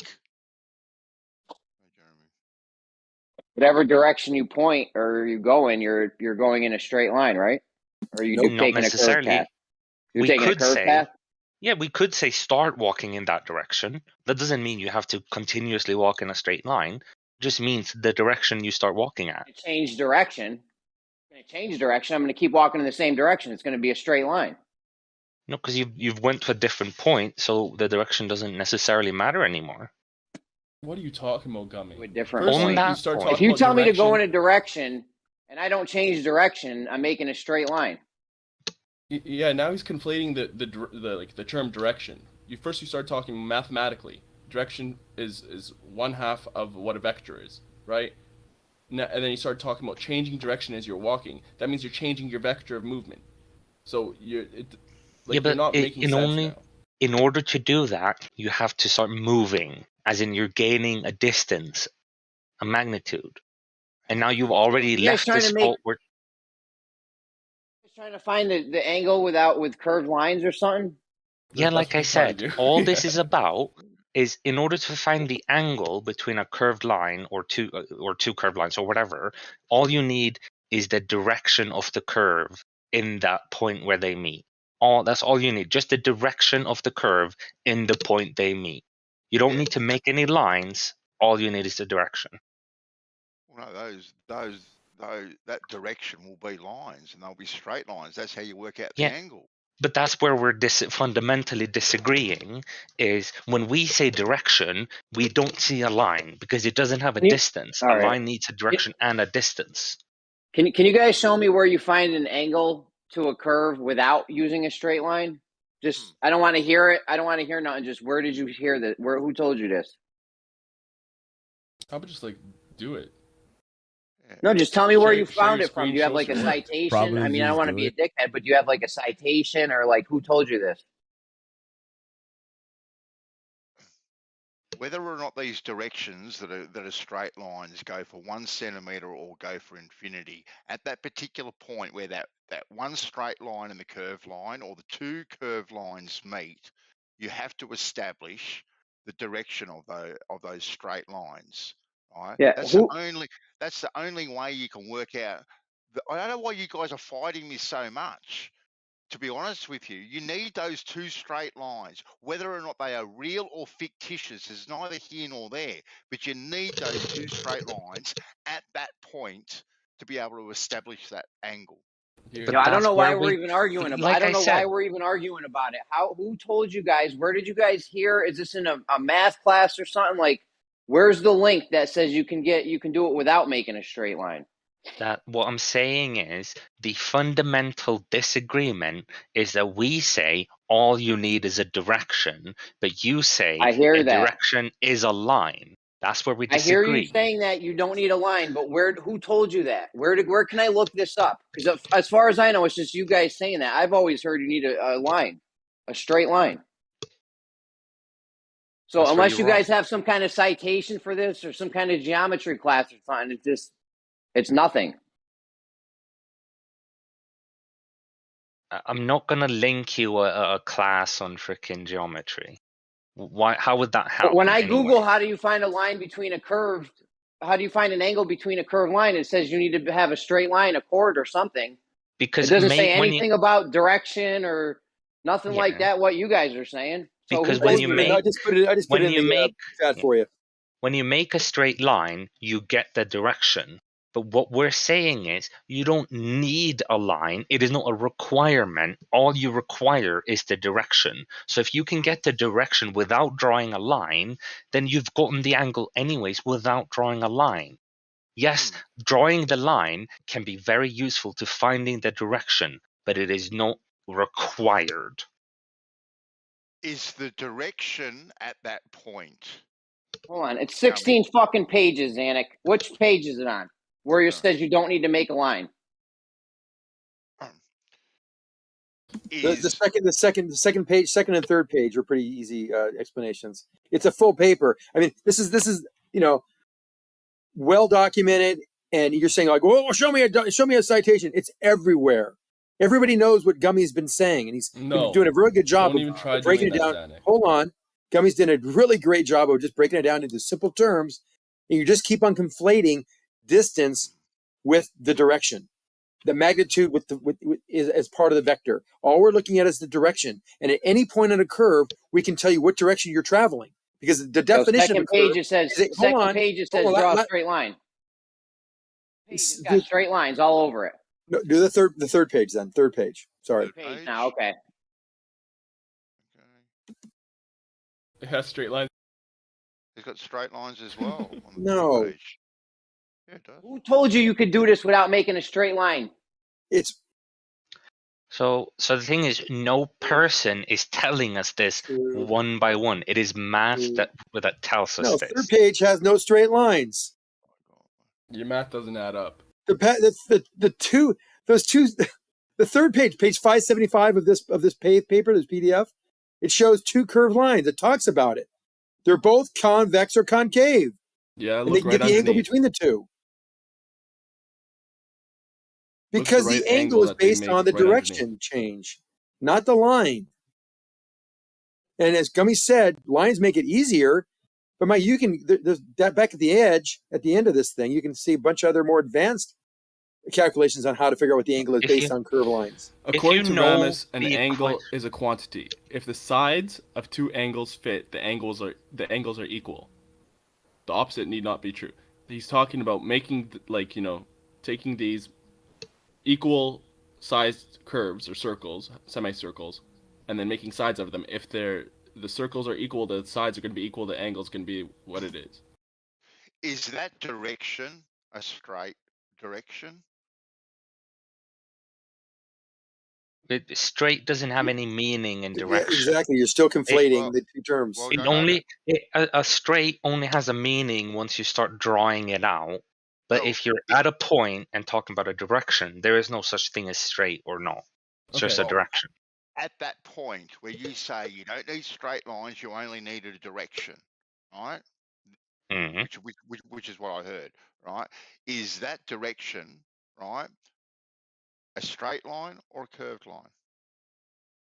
But that's what I'm saying. That concept doesn't exist if you just give Let me try rephrasing Bansaw's question. You know what I'm saying, percent? Yeah, I do know what you're saying. Yeah. I think. Yeah. So, at that point that you are, right, and you have direction, it's to another point, right? And when you're figuring out the angles, you're treating that direction to the other point as a straight line, right? Got enough. I just posted in a quick excerpt from that page. I think page 4 or 5 talks about direction. The directed angle is an ordered pair, F1 and F2, of curves emanating from the same vertex. For curved linear angles, most concepts are meaningful only locally, by which we mean within a circular neighborhood of the vertex.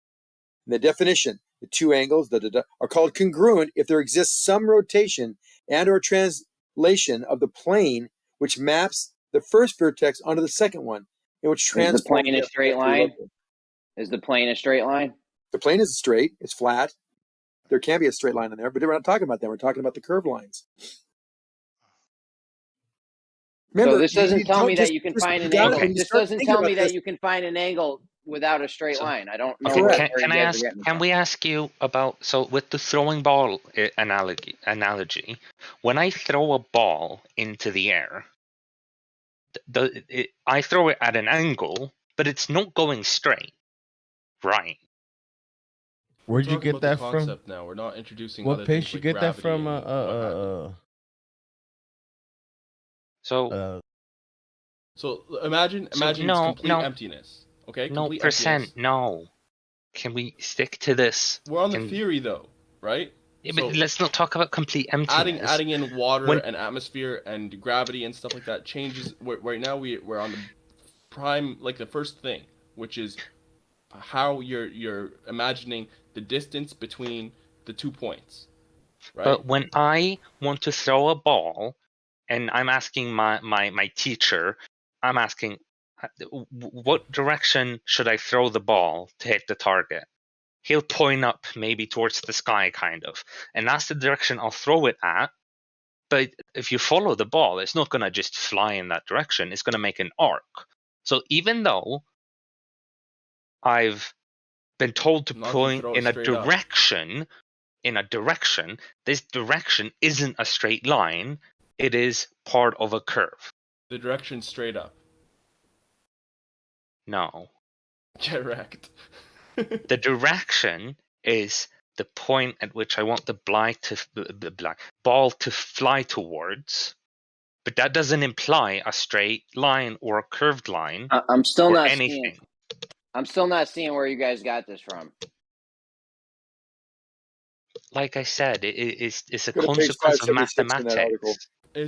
It's a half-baked concept. If you anywhere I look up to try to see how to get an angle of a curved line, it says you need to either make a chord or a tangent or something, some kind of straight line. I'm not seeing where it says you don't. They're saying that too, but without saying it, Jeremy. They're basically saying in 3D space, you have the point that you're at, the point in whatever direction, and they're not just connecting the points. They're not. I mean, they're connecting the anti-flat dots. earthers. What do you want? It's funny They're saying here. you It don't. says They're saying you have a direction. The direction need not be straight to go to that point. It could be a curve. But even if you have a curve to that point, you're not going to be able to get an angle from it. The only way you could get an angle I is just if you posted make it, Jeremy. straight. Again, do a simple Okay, what search. You page? find it right there. How to find an angle of a Okay. curve. A curved line on a graph changes continuously in gradient. This means the rate of change of the y-axis changes constantly as the values of x change. The most common way to describe the gradient is in decimal value ranging from 0 to infinity. I mean, this is how you do it. That's how Where you does find it an say? angle Where of a does it? curve. I didn't see anything about you don't need a straight line. Okay. Where does it say you So need a straight line there? That does so require a the straight thing line. is no. So the thing is, when you actually, if I were to give you two curves and I ask you calculate what the angle is, what you're gonna do is you're gonna find the slope. Just the slope, which is the direction. You're not going to find any distance, which makes an angle, which makes a line. You're just finding the slope, and that's what's used to calculate the angle. Never in the entire calculation does a distance come into play. Only a slope. The Only slope the is a straight line, direction. right? Bro. Is a slope a straight No, line? it's a direction. Lord have mercy. Slope's On not the a graph, straight line. between the 2 points, it's not a straight line. And Zanuck, do me a favor. A In your slope link, is not a read the straight second line. paragraph. First sentence, second paragraph in your own link. Go ahead. What page? Yeah, that's an easy. This is for No, come on, kindergarten. read it for me, This is man. for kindergartners. It's just they break things down as tangents. They're trying to make it easy for you. I'm trying to make it easy for you as well. But what You we're guys are telling you being is weirdos. the absolute truth. So The so first if I sentence read, is draw a straight no, line that so touches the curve at a single point. so okay, I'm even gonna in read. his Get wrecked, definition Danik. that he So posted, I'm even in gonna the definition read. that he, and even in his definition that he posted, it said that the rectangles order curve. Hold on, give me a second. It says two angles and F1 and F2 and G1 and G2 are called congruent if there is a system rotation and or translation of the plane which maps the first vertex. of the Okay, second. I'm gonna read the definition of slope in mathematics. The slope or gradient of a line is the number that describes the direction. So it's not the slope is a line. No, it's the slope of a line describes the direction. So the slope isn't a line. It is part of the attributes of a line, but just having a slope, just having a direction is not having a line. It is a property of the line. It is not a line itself. Yeah, but when you have a point and you have direction to that point, without any other forces or anything like mucking it up, you're gonna have a straight line to that point.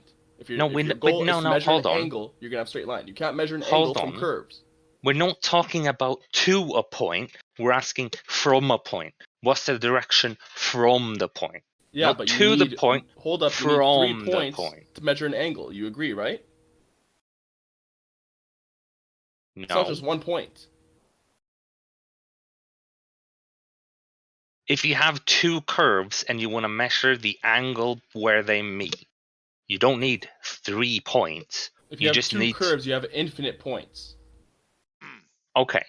Then yes, you do need at least 3 points. Exactly. But in Now this you're at scenario one with the point curve, to the next point, if your goal is to measure the angles between these 3 points, one angle between these 3 points, then you have to envision from one point to the other point is a straight line, right?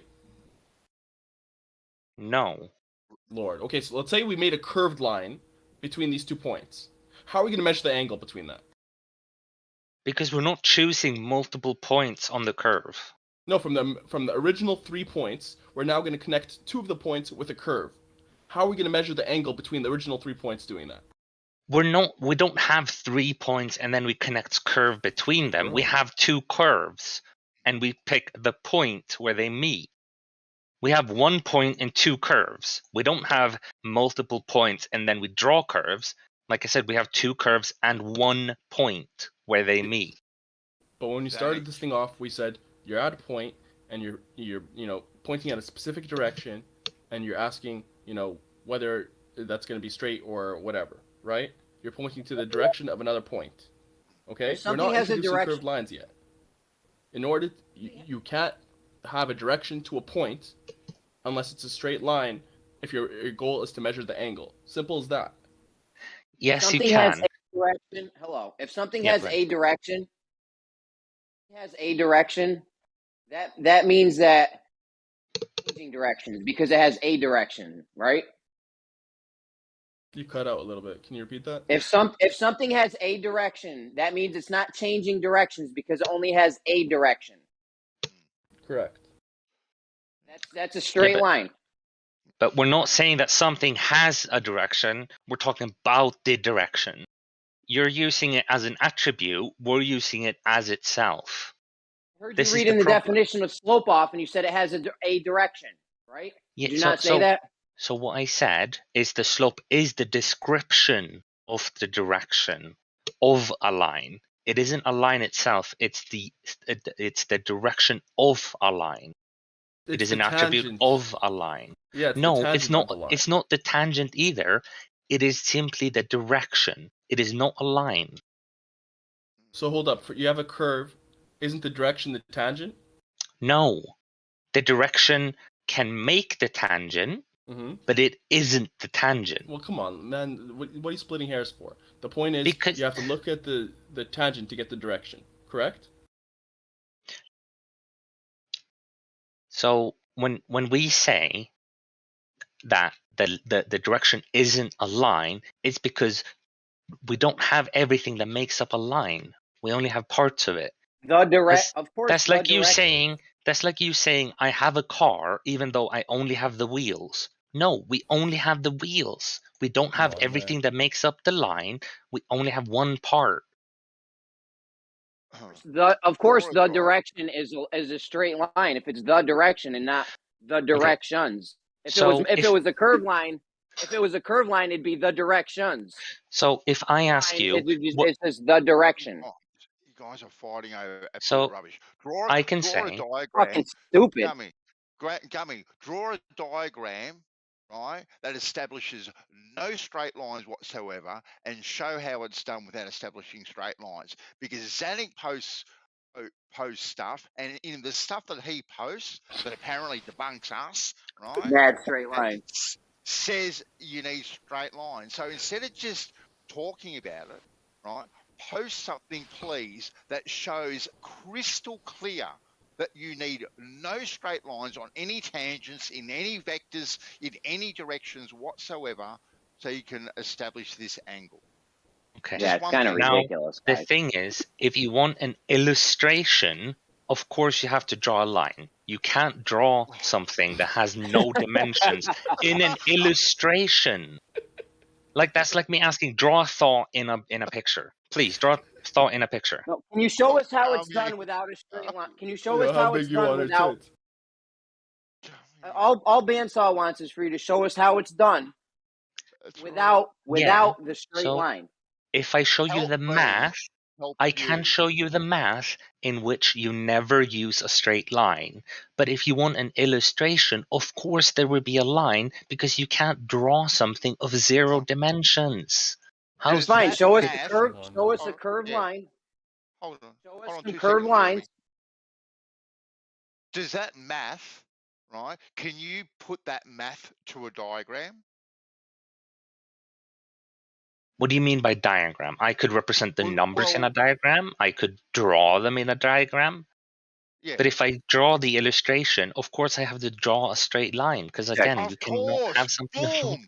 Yeah. There we go. So the math, right, establishes straight lines itself. No. To work at that angle. If you have the math establishes the slope, but if I want to draw it on a diagram, I can't draw something of 0 dimensions. I have to make it into a line. Is the slope straight? Gummy, can I ask you a question? Would you say that the slope is straight, right? Hold on. Like if you're going up in a roller coaster, and then all of a sudden, whoosh, you're going down, and it's not straight line, but it's arced a little bit, right? Would that be a good an example of what you're describing? You know, roller coaster. I know what you mean, but I don't see the relevance. Perfectly. Well, I'm just trying to give an example that would help you to explain it. No, what I'm saying. What I'm saying is that if you have a direction within mathematics, That's not having a line. However, if you want to draw a direction, you have to do so with a line, because you can't draw something of You 0 have dimensions. If you have Sure. a direction, you have a straight line. No, you do not, because if I tell you, throw the ball in this direction, you don't get a straight line. Okay, so an example of that would be walk west, and you're in Alaska. Now, your actual path is going to be this squiggly, fucked up line because of all the obstacles, but you are moving west a direction. Is that an example? Kind of, yeah. We're not talking about the path you're taking. We're not talking about that line that you're drawing. We're talking about the direction only. Exactly. You guys are extending it to mean also the line. No, we're talking about the direction only. We're not. We're saying it's absolutely necessary to extend it to a line when you're measuring the angles. Because it's even only you're necessary. The slope is straight. You're extending that tangent line to get the slope. It's only necessary to make it a line if you want to draw it. But if you use mathematics, where you represent things with numbers, you can represent 0-dimensional things with numbers. You cannot do it with drawings. That's why in the actual math, you never use a line. However, if you want to draw it, of course you have to use a line. All right, in the math, we're not going to use a line. You're going to get the Correct. slope, right? Correct. You're going to get the slope, right? Yeah. The slope and is the a straight slope line, is correct? Sorry, you both talked at the same time. Mathematically, y equals mx plus b, I believe it is. Yeah. The slope is a straight line, correct? So no. The slope is just the m. It is a line is y equals mx plus b, but we're talking about the m, nothing else. The direction, the slope, m. Yeah. And it is the direction. And of that y and that x. Hold on, 1 second. Is it a direction or is it multiple directions? If we have, like, in order to get the angle Word answer, between, bro. One direction or multiple directions? I need more context. Are we talking a direction or is it multiple directions? A direction of the curve. It's going to be a direction of the curve. It's the direction of the curve line. in the position, in the point. Slope is a curved line and it has multiple directions and not just one direction. That's what you're telling me? No. So it has one direction. Then it's not going to be a curved line, is it? It's going to be a straight line. You keep going back to this. Slope doesn't have a line. It is an attribute of a line. An attribute of a line without a line? Fucked up bullshit word games you guys play. I can't stand this fucking shit. Have fun with these fucking See, that's why I like analogies. It helps to understand things a little better. But that's what I'm saying is part of it, part of a line is having the slope, having the direction. But just because you have the direction or the slope doesn't mean you have a line. You just have part of the line.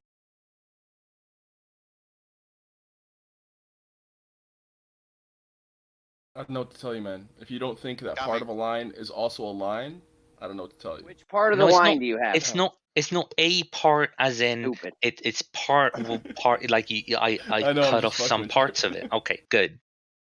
Gummy. Yes. If I had a curved mirror, okay then, and I've got a laser beam, okay, and I shine that from a particular spot onto that curved mirror, okay. Yeah. Now, I want to work out, obviously, the angle of that reflection, what it's going to reflect at. Okay, then. So now, the angle, to work it out, you're going to have to establish another straight line at that tangent point where the laser beam meets that curved surface. Yeah. No. Okay. You don't. Then. So you only need a direction. Okay, yeah. Then. Okay. So. So if you describe to me, if you were to describe to me how the mirror is shaped, let's say it's a perfect like half circle. Yes, exactly. Yeah. Or whatever. So if you do that, it's perfect. It's perfect. yeah, it's a perfect half circle.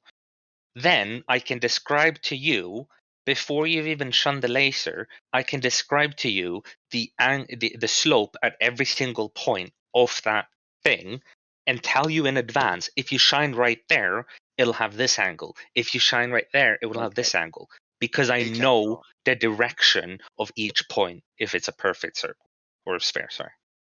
Exactly right. But at any point along that curved surface, right? So if I keep that laser beam in exactly the same spot, but just point it differently along that curved surface, excuse me, it's going to reflect off that curved surface at a different angle or a different direction.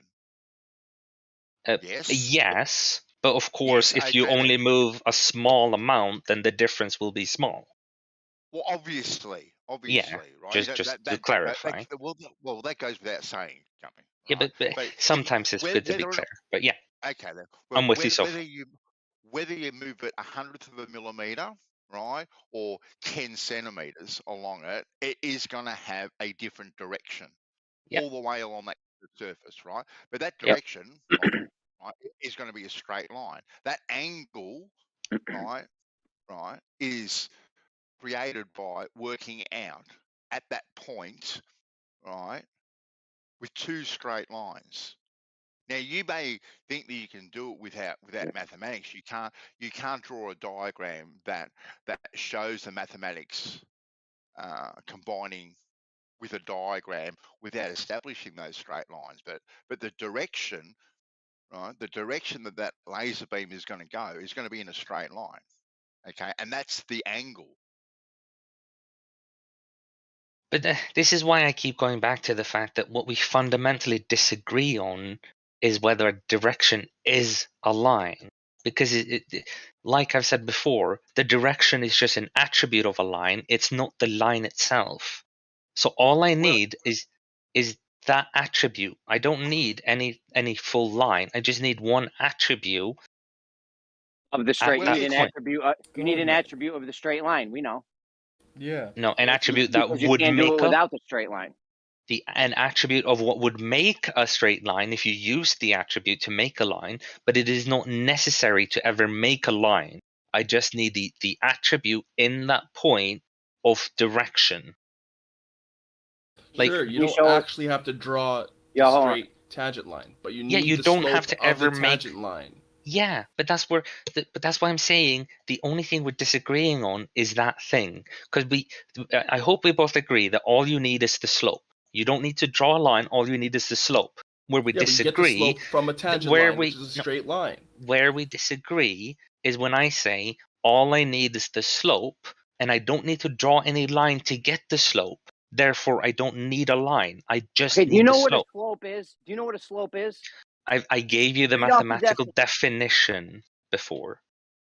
Okay, I'll read it again if you want. Slope is the steepness of a line. Of a line, so it's not a line itself. It's an attribute of a line. In order to see what the slope is, because it's the steepness of a line. Can't find a slope without a line. That's true. Why are we getting caught up in these semantics? This is dumb. Because they can't do it, so they have to kind of fucking blind you with bullshit. Don't say they can't do it. Show me you guys doing it without having a tangent. You get the slope from a tangent line, which is a straight fucking line. You need a straight line. I've told you before, I can show you the math. In the math, you never draw or make or imply a line. All you need is the slope. But you guys when you say slope, it implies the tangent line. Yeah, so what you guys think is that a slope automatically means a line, but that's not true. It is only the attribute slope implies the tangent line. That's how you get a slope. You're saying that a part of the whole is the whole. That's just not true. No, I said it implies what is the thing that you need to get no it from. line? You can't get a slope without the tangent line. That's what it is. What would be sloping if you don't have a line? We're talking about the slope. Yeah, we're talking about the slope of the curve. Not the slope of a straight line, the slope of the curve. Slope, We're numerical talking. measure We're of a still. line's inclination relative We're to the still. horizontal. We're still Find talking another about a definition in line. Wikipedia. In mathematics, the slope or gradient of a line is a number that describes both the That's direction the and the exact definition I steepness used. of the line. That's the Note definition that I the said. definitions. Note that the definitions usually exclude the word straight because lines can also be curved. Yeah. So Yeah, but the we know that this attribute. line isn't curved. But we know that this line isn't curved because it only has one direction. No, we're It doesn't have talking many about. directions. We're talking about the attribute of the Right? curved line. We're all talking we about need. the slope right now. Slope, No, dummy. At any all given we location, need. Yeah. at any Slow given down, dummy. location, you have just one slope. Yes. Yeah. Which but has one that's direction. one slope is from one tangent line at that location. At that No, given you point. never need. Right, You don't which need a allows the tangent line to line. also be curved.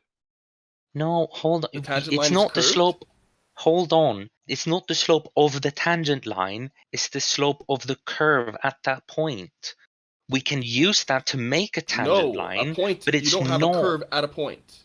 A curve is a line. At a single point, you don't have a curved line. line definitely has a slope at a point. Don't gaslight shit. No, you don't have a curve at a point. I'm not saying that's we your have a assumption. curve. We're not saying That's we what have he a said. curve at a point. I say we have a slope at a point on the curve. Yes, because at that point, you're getting the tangent line of that point, which gives you the slope. No, you keep using the word tangent line. We're never talking about a tangent line. We're talking about the slope of the curved line. So a point can have a slope now? Of course it can. No. A point in and of itself can have a slope. Not a point of itself. A point on a curve can have a slope. Yes, A point correct. in and of itself on a curve, just using the point alone, that's the only point you're looking at, can have a slope. It's a point on the curve. Yeah, and you get the slope by getting a tangent line from that point. No, incorrect. You don't have to draw the tangent line to You figure don't have out to what the draw it slope out, is. obviously. You also but don't have to mathematically what's implied. calculate a tangent line. All you need is the slope. I didn't say you have to calculate it or draw it out. Yeah, so if you don't calculate or draw it or think from this straight line, from this tangent if you don't calculate it or draw it or think about it or imply that it's there, then it doesn't exist you and are we can implying ignore that it's it. there when you're getting the slope from it. No, we're getting the slope of the curved line, not the slope of the tangent. Lord. You're wrong. No, you're not getting the slope of the curved line. The slope of the curved line changes depending on the point on that That's curve. why it's a function. Exactly. But that's why it's a function, because it does change. Yeah, because you have the derivatives or whatever it is are different depending on the point. The point is that at any given point you need to get the slope from the tangent of that point, the tangent line of that point, that tangent point. Incorrect. You don't need to draw the tangent line. You don't need to draw it. I agree, but you don't need to calculate it either. You don't have to imply it either. You can't have the slope without that straight tangent line. Like, you get the slope from the curve. If you know the equation of the curve, you can instantly know the slope at any point on the curve. You never make a tangent. It is basic derivatives. Yes, because you're implying the tangent. That's how you get the slope. That's what a slope is. You keep going back to saying that slope and tangents. You keep implying that slopes and tangents are equivalent, which is just wrong. You keep implying this. I didn't say they're equivalent. I said no, one but every time the other. The only reason you can get a slope the same is thing. because you have this tangent line, whether you made it or not. Saying one necessitates the other is the same as you saying they're equivalent. We can have a slope without a tangent. We cannot have a tangent without a slope. A slope is more fundamental than a tangent. Just because you have a tangent doesn't mean you have a slope. Just because you have a slope doesn't mean you have a tangent. I do think you meant it the other way around. I did mean it the other way around. A slope is an attribute of a tangent. Okay, so you're saying you can find the angle just with the slope? Yes. The slope you don't need to make the slope into a line. You don't need to make the slope into a tangent. All you need is the slope. Jeremy, the slope imagines basically the tangent line. It doesn't. It denotes a tangent line. Whether you do it or not, that's how they get the slope. I mean, it doesn't though. If I have a function and I calculate its derivative, I know the slope of every point on that function. I don't have to draw any tangent lines or imply any tangent lines. I don't have a need for any tangent line anywhere on that thing to know where the slope is at any given point. Absolutely, but theoretically, can you get a slope without a tangent line? Yes, like I just explained. Theoretically, slopes exist without tangent lines? Of course. That's what I just finished explaining. Tell me how. Oh my god, you want me to say what I just said again? Yeah, tell me how you can get mathematically a slope without a tangent line on a I wasn't curved listening. surface. Let's try this one more time then. Okay, so if I have a function and I take its derivative, anywhere along that function. Hold up, when you take the derivative, what are you doing? I know what it's. If I have a function and I take its derivative, then anywhere on that function, I know what its slope is without importing or drawing any tangent lines. What's the definition of a derivative? I'm warning you, Doofus, you're blowing your eardrums out again, or I'm going to mute you. It'd be nice if percent wasn't an ass. Is the slope It doesn't make of the any tangent difference if line. it's an after app. Please don't blow my eardrums out, please. All right. Derivative is the slope of the tangent line at the point, at the tangent point. Why are you adding tangent line in again?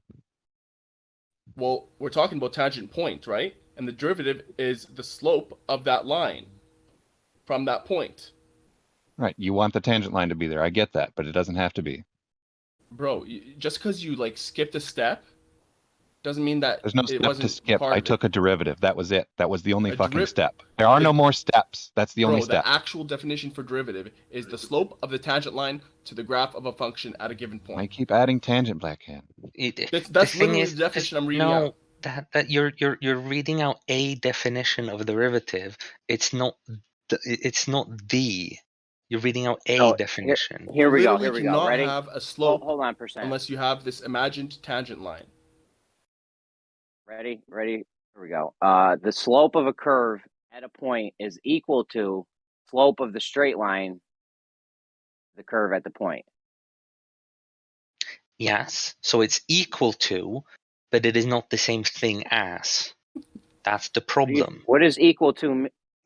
It means that you can get it. You can get the slope by thinking of the straight line that exists at that point, but it is not the only way of getting a slope. It is one way. It is not a necessitated way. It is one way. Word equal. The word equal means being the same. Having the same value. Yes. Having the same value doesn't make it exactly the same object. So if we want to play the definition game, we can do this. I can post this one. Yeah. The tangent line and the curve will have the same slope at that point, but that is not the same thing as saying they are the same thing. They have one attribute that is the same. That is all that means. Slope is never one point. Never. No, but it you is can have a slope at a point in a continuous function. We're talking about a point of a curve. We're not just talking a point itself. Yes, correct. You're right. And a curve in a vector program has two handles that are straight in both sides. I posted that a while ago. Yeah. Right. It's not really relevant. It's relevant. Right. Any function in a continuous function, any point along that function, you can know the slope at that individual point. A slope is never a point. Okay, listen to the words that I'm using instead of the words that you are using. I listen along to your a continuous function, at a point, there is a slope. We're never using the words a point in itself. We're using a point on a curve. Of a curve. Yeah, sorry. They're invoking gravity in their math. They're not. It's not a shit post. We agree that all you have is a point. Then yes, correct. You don't have a slope, but we're talking about a point of a curve. The point of a curve. All right, the point of a curve. Hold on. The point of a curve. How many points are there? The infinite points at any kind of line, whether it's curved or straight. When you say the point of a curved line, you're just saying the curved line. No, we're saying at any specific point on the curved line we can talk about. Yeah, it's a specific For 2 location points. on the curve. 2 points. Why are we talking about 2 points all of a sudden? All we need is the 1 point and talk about the slope. Point. You just told my guy that you couldn't have a slope with just 1 point. No, what we're saying is just 1 point in and of itself, correct. But we're talking about a point on a curve, on a line. This is okay. Even If so, a we're single going to have to point on try a and curve explain can't give you a basic slope. calculus, what's the real goal here? What is the actual argument in overarching that came before this? The overarching, yeah. Go ahead. Let me clarify. The overarching thing that we have been saying, or that I have been saying especially, is that when you want to find the angle of a curve with a straight line, or even a curve to a curve, all you need is the slope in the point that they meet. You don't need to draw any lines or calculate any lines. All you need is the slope of the curve in that point where they meet. Okay. That is my argument. That's kind of a half-true recap of it. So it started off with them saying you don't need straight lines at all to figure out the angle between like a curve and a straight line. Okay. Or two curves. It's fine. By need, we didn't say draw or, illustrate or anything like that. Need is just, it's very general that it's not. But when you introduce a slope, you're introducing the way that, the thing that differentiates the slope of one point to another point is the fact that they have different tangents, different tangent lines if you were to extrapolate it. You're basically having straight lines every single time you invoke a slope, you're invoking a tangent line. So you're still, even if you're not illustrating it or actually working it out, you still need that tangent line, which is the base of what a slope is. All right, here we go.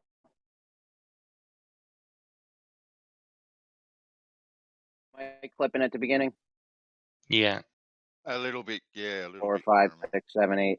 When did you guys hear me start counting? 4, 5. Jesus Christ.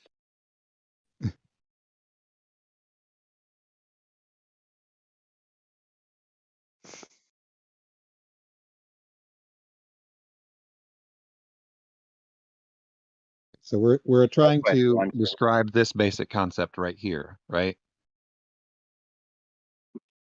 Hold on, let's have a look. This is doing my head in. 1, 2, 3, 4. Yeah, hey, you got a 1. This was your fucking fault. 1. Yeah, my fault, Jeremy. Well, it's fine. But look, Doofus, you've got straight lines everywhere in there, Doofus.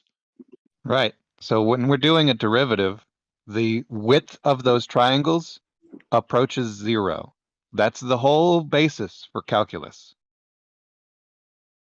Yo, what the fuck is going on with my AirPods, man? It's constantly getting clipped at the beginning of my sentences. Yeah, it is. Yo, it's been like that for as long as I can remember, Jeremy.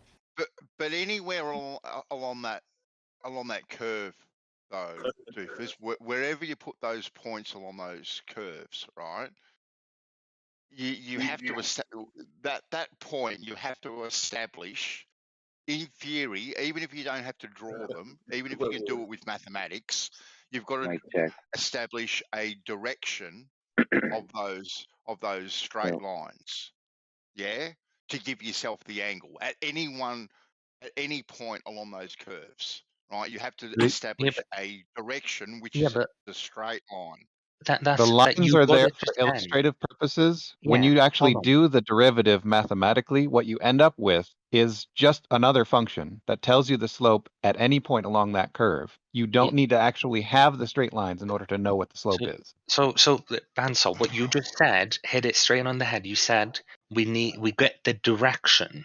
We don't get any lines. All we get is the direction, and that's all we need. Yeah. But at that point, that direction is going out into 3D space in a straight line. It's not actually following that curve, right? That's where you're again extending a direction to a line. No, hold on 2 seconds, Gummy. Right, because if my point, right, is down the bottom, right, where the curve seems to be greater, right, say at A, right, where A is, right, the curve seems to be greater than at B. Okay, then, so that direction of that point there is going to be different than at point B, but that direction is going to be in a straight line. But if I move Yes, up a millimeter, if you have a more, direction, you can take a point, pass in that same direction, and create a line. But that's not what we're talking about. We're talking about a direction and direction only. This is a part of vector. You're looking for the entire vector. You're assuming the vector. You're assuming the straight line. We're telling you that the direction can be determined without a line, and that's what you use calculus for. Doofus just that's a great drawing of what we're doing. I'm not saying it's a good or a bad job of the thing, but the angle itself, right, the angle itself is the derivative of two straight lines meeting at that point. That's not what Yeah, derivative. it's again. What the hell? That's where it's wrong. That's a misconception. That's what we're getting at. Yo, Jeremy, talk for a minute.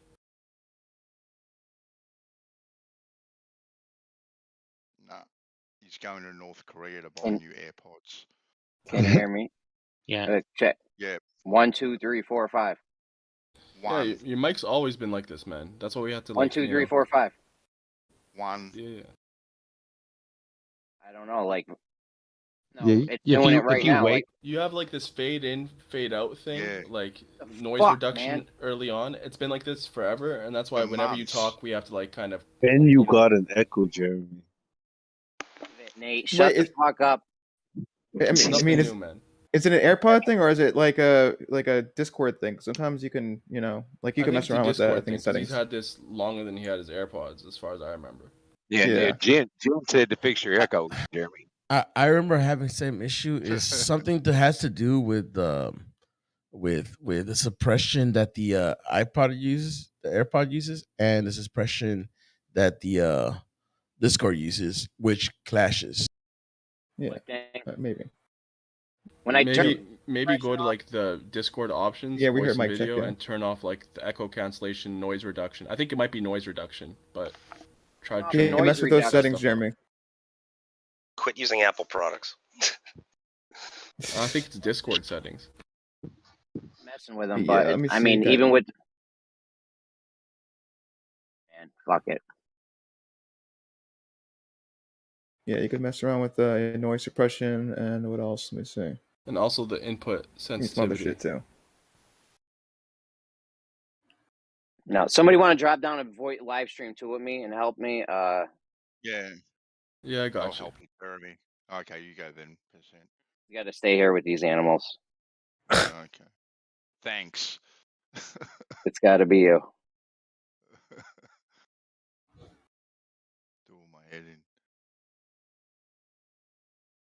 This whole discussion came out of the curved adjacent discussion from Nathan's channel. So, yeah, Ben, so did you guys ever come to a conclusion? And so I wasn't talking. Was I? Hey, I thought I was talking. Hey, Nate. I thought I was talking. I thought I was talking while it was silence. My mistake. Jesus, totally dead. I started talking. Everybody's talking over me. My fault. Go ahead, Zan. Go ahead. So it all came from the curved adjacent discussion, which was there's no curved adjacent because adjacent would be a straight line and a triangle. And all I did was in that discussion before I got muted and bounced and kicked out, say, okay, forget it. If you have a problem with this curved surface and you're assuming that all the diagrams and the descriptions and information you've received on the sextant are implying some type of curved adjacent, it doesn't. And all you have to do to solve that is look at the vertical and the elevation angle being derived from vertical, called the co-altitude angle, which is just basically a deviation from vertical. And once you do that and equate it to 60 miles per degree, you got a curved surface that does that. You can't have a curved surface, so you can't not have a curved surface. It can't be flat. It cannot be flat. There's no possible way, trigonometrically, geometrically, that it can be flat. It has to be curved for there to be a constant 60 miles per degree relationship. Period. Forget about arguing about the horizon and dip angle and all that other crap. Just go We're not even vertical. worrying about sextants at all. We're not even worrying about that. I don't even know But why that's where it you're bringing came up from, sex. Dan Saw. No, That's no, where it it came from. didn't. I don't care where it came from. We weren't Yeah, even talking you know about it came that from at there. all.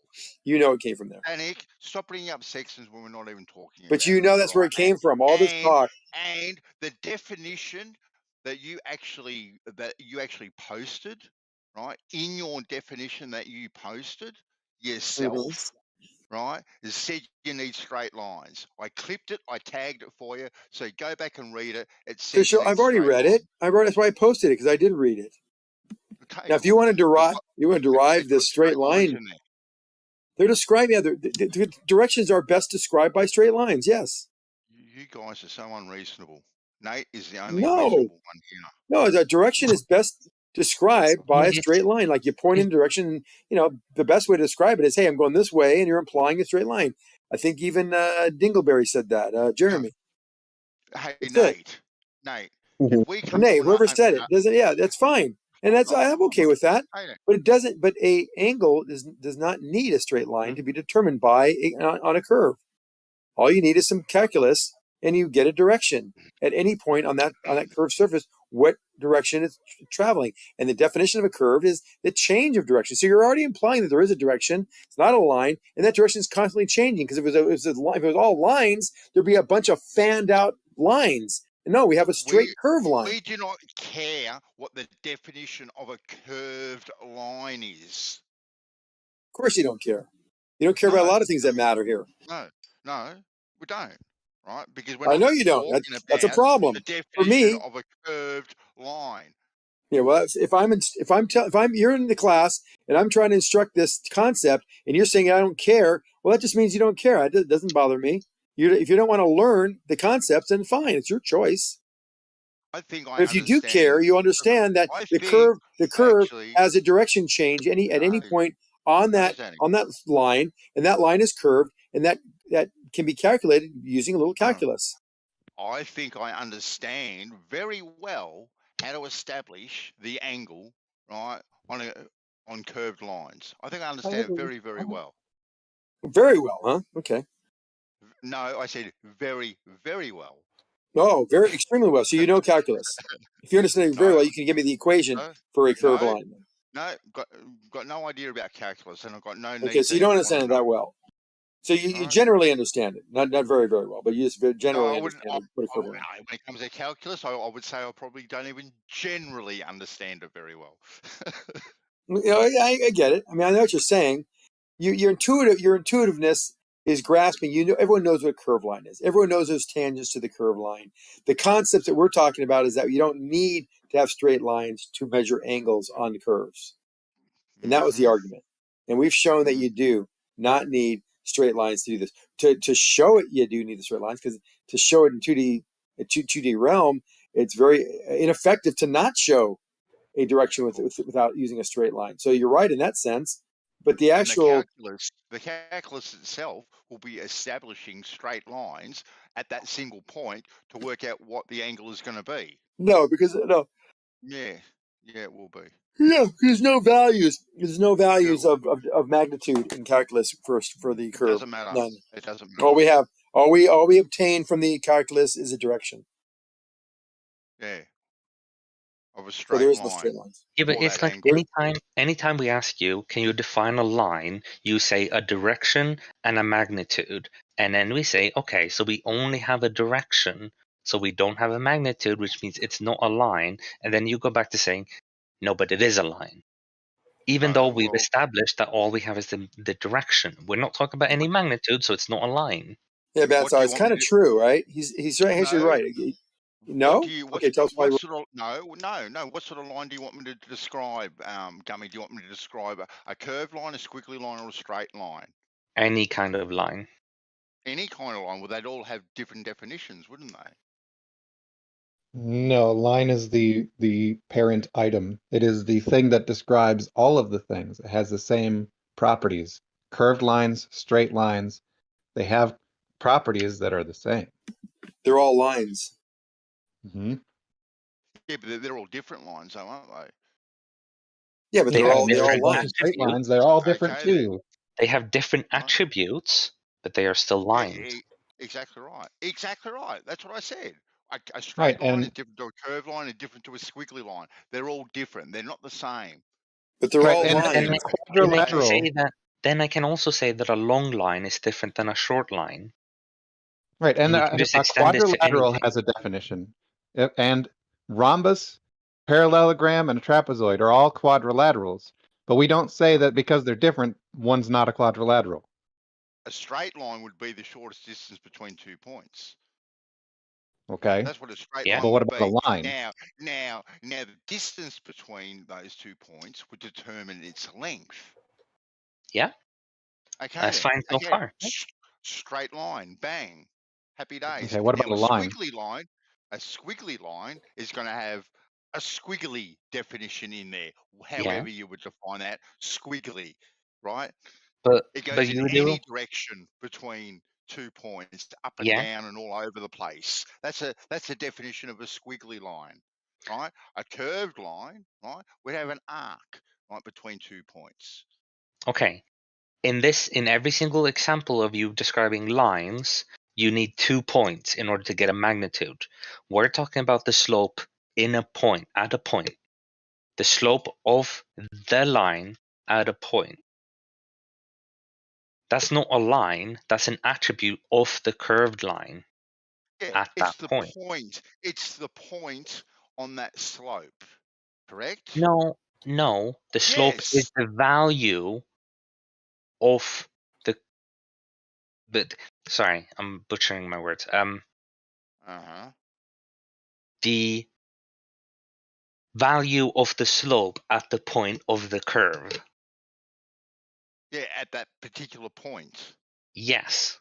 Whichever point that is, right, at that point, that singular point, right, it will Yeah. have a value, right? And Yes. at the next point, further along it, right, it'll have perhaps a different value and a different value Yeah. again. The values will change. Yeah. Yes? Okay then. Cool. All right. We're in agreement there. I've got no problems with Well, that. in your formula, hold But on. nowhere Hold on real there quick. are we using a straight line, which is what the argument's about. Okay, hold on real quick. In your formula, you're using X and Y coordinates. We don't have to. That's one way of doing it. How do you do it without them? We can use polar coordinates. Yeah. Which is polar. Okay. And then we would R and use theta. yeah. Polar coordinates. There's no straight lines in polar coordinates. You can. You sort of can't do that. describe. You can Can you describe do it a without? Can you straight do line. polar coordinates without straight lines? Yeah. Most of them are not straight. Like if you set r equal to 1 and then you let theta go from 0 to 2 pi, you get a circle.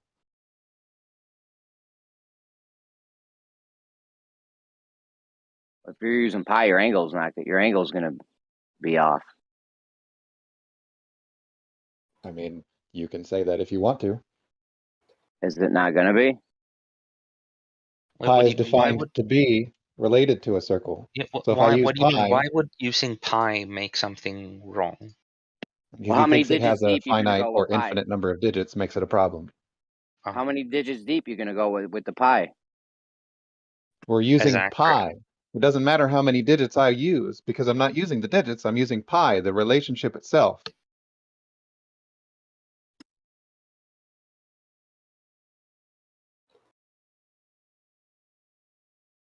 If I define pi in terms of a circle, and then I use pi to get the circle, I'm not having a problem with my accuracy there.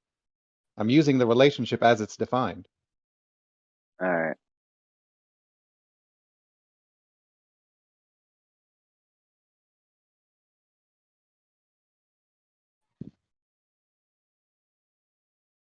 I don't know. This seems fishy. Let's see you do it without any straight lines. But that's what we're telling you is what I just anytime anyone does the math for this, you are doing it without using straight lines. Yep. Yeah, show me the math. Let's see the math. You never add a straight line anywhere. Okay, cool. Show me the math where there's no Hold on, straight no, lines. just like Doofus just said, when you define pi by using a circle, you don't have to have the circle to use pi. Just like you define the slope by using a tangent line, you don't need the tangent line to use the slope. It still needs. And if I have a function ultimately, though, y equals x cubed, and then I get the derivative of that, 3x squared, then that curved thing that I found tells me what the slope is at any point on x cubed. Sure, but ultimately, just like pi requires a circle, that's how we came up with it. That's how we defined it. A slope requires a tangent line. That's how we came up with it. That's how we defined it. Wrong. No. Not wrong. You can't have a slope. A tangent. You couldn't imagine a slope without a tangent line to begin with. That's how we define a slope. No, the way we define a tangent is using a slope. You're using it the complete wrong way around. The tangent is defined as the line, the straight line that shares the same slope as the point on the curve. So the slope is the commonality. The slope is the commonality between the curve and the tangent. It is the antecedent to a tangent. Tangent comes after slope, not before. Slope is not defined based on tangent. It's the other way around. No, absolutely not. No, you're misusing it if you say it's the other way around. You can't get a slope from one tangent point alone. From the yeah, point you alone. Can. No. Yeah. So if I have x cubed and its derivative is 3x squared, all I need is x, and I can find the slope for any point anywhere. Again, that's after we've defined it as the tangent point having this, having slope based off of the tangent line. But I didn't use a tangent line, did I? We never. I didn't use a tangent line anywhere, did I? I didn't say you need to use it. Like, I don't Right, know why it's you guys not aren't anywhere in there at all. If I go to x equals 1, my answer is 3. And guess what? If I draw a tangent line with a slope of 3, it will share the same characteristics, but I never needed the tangent line. Bro, you're agreeing with me. You don't need a circle to use pi. But still, a pi depends on a circle. That's how ultimately it was defined. You couldn't have pi otherwise. Like, it's not rocket science, guys. I don't know why you guys are fighting this so hard. You don't have to use without using the slope, which was based off of a tangent line. Simple as that. You don't have to use a circle to get pi either. You're wrong on that as well. So you had pi before a circle? No, that's one of the original ways we thought of what pi even was, but the number pi can be calculated without using a circle. No, I'm saying you invented pi. You discovered pi without a circle. Like I said, the original time where we figure out what pi was and what its implications were was using a circle, correct? Right, and there are many infinite series that resolve to pi, but or it's an infinite scalar product of pi, or so on or so forth. There are other ways of calculating pi that are not using a circle. Lord. Give me strength. It's the same how you can just tell me exactly where I'm wrong. Well, maybe it's not perfectly analogical. The point is, for a slope, it was defined based off of this imaginary line at the tangent point. It's okay. I can post this definition again if we want to play with definitions. No, I can't understand that definition, Doofus. I've already told you. Okay. What makes that wrong then? How would I know? I don't understand the bloody thing. Wait, can we just see the math for calculation of this curve without the angle between the two curve line without using a straight line? Can I just see the math for it? Jeremy, they could do the math, but they need the straight line. I know, it's fine. Metaphysically, when they invoke slope. Metaphysically. Yeah, when you Jesus Christ, you're dude. invoking a straight line. Come on. You guys, doesn't this kind of remind you of the argument in the reference frames where you got to have the second reference frame? You need the inertial reference frame, right? Of course, same kind of you it's need the implied. inertial Yeah, reference. if something You have to have something, hold on, if something's accelerating or turning, then yes, it's logical to assume that there should be some reference frame or something that is not have to have not it. accelerating You or can't turning. have So, but Coriolis you don't need. without Hold that on. You don't. Hold frame. on. God damn you guys. You don't need the inertial reference frame. It's implied that there is one because you're actually are accelerating. Means if you're not accelerating, you would be not accelerating. I mean, you don't need it for the calculation, but it's assumed. So you keep on saying, whereas you need to have both. You need to have the second reference frame. You don't need to have the inertial reference frame. It's the same thing with here. You don't need the straight line, but it's implied. Oh, God damn it! What is wrong with you people? I mean, seriously, are you kidding me? My mic's fucked up. Just shut up, then. To go away. If you don't have a fucking mic that works, you can't deal with yourself. You can't stop your Tourette's. Your fucking Tourette's problem. You don't need it. It's not in the calculation. 2 omega times the velocity. VR. That's the equation for Coriolis. Right there it is. Where in the calculation is the second reference frame? Nowhere. Yeah. Where's the inertial reference frame? What the fuck's wrong with you people? What the hell is that you just posted, Doofus? Yeah, the calculation for the Coriolis force. Oh God, we're on Coriolis now. We haven't. No, it was analogy. We haven't dealt with this. It was an analogy. Right. It's the same point kind being, of problem. the point being is when somebody tells us that we need another reference frame, and the calculation says no, we don't. Then it's the same kind of thing as no, you need a tangent line. No, you don't. You just need the slope. Yeah. It is like can we see the math? Can we see the math for one of these things without the straight line? I already gave you one. X cubed's derivative is 3x squared. There's no straight line anywhere in any of that. Right. That's a great example of it. I gotta give it to my math guys. If I have a straight line meeting a curved line, right? Can I pull out a protractor, right, and work out the angle? Your protractor is inserting the straight line. Boom. At the vertex, there will be an angle, yes. Boom. Thank you. 2 straight lines. Happy days.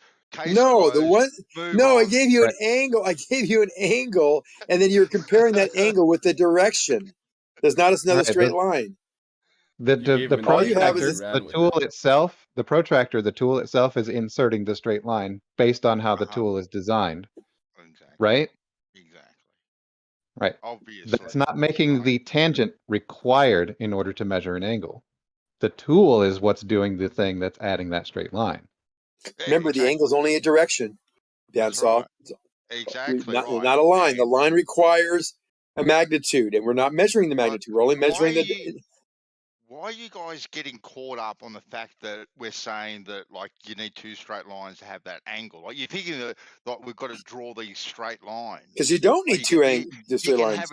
You can have an imaginary line. Doesn't matter whatever the line is. Imaginary, bloody in La La Land space or whatever it is. You haven't heard a word that's been said for the last hour, maybe 2 hours.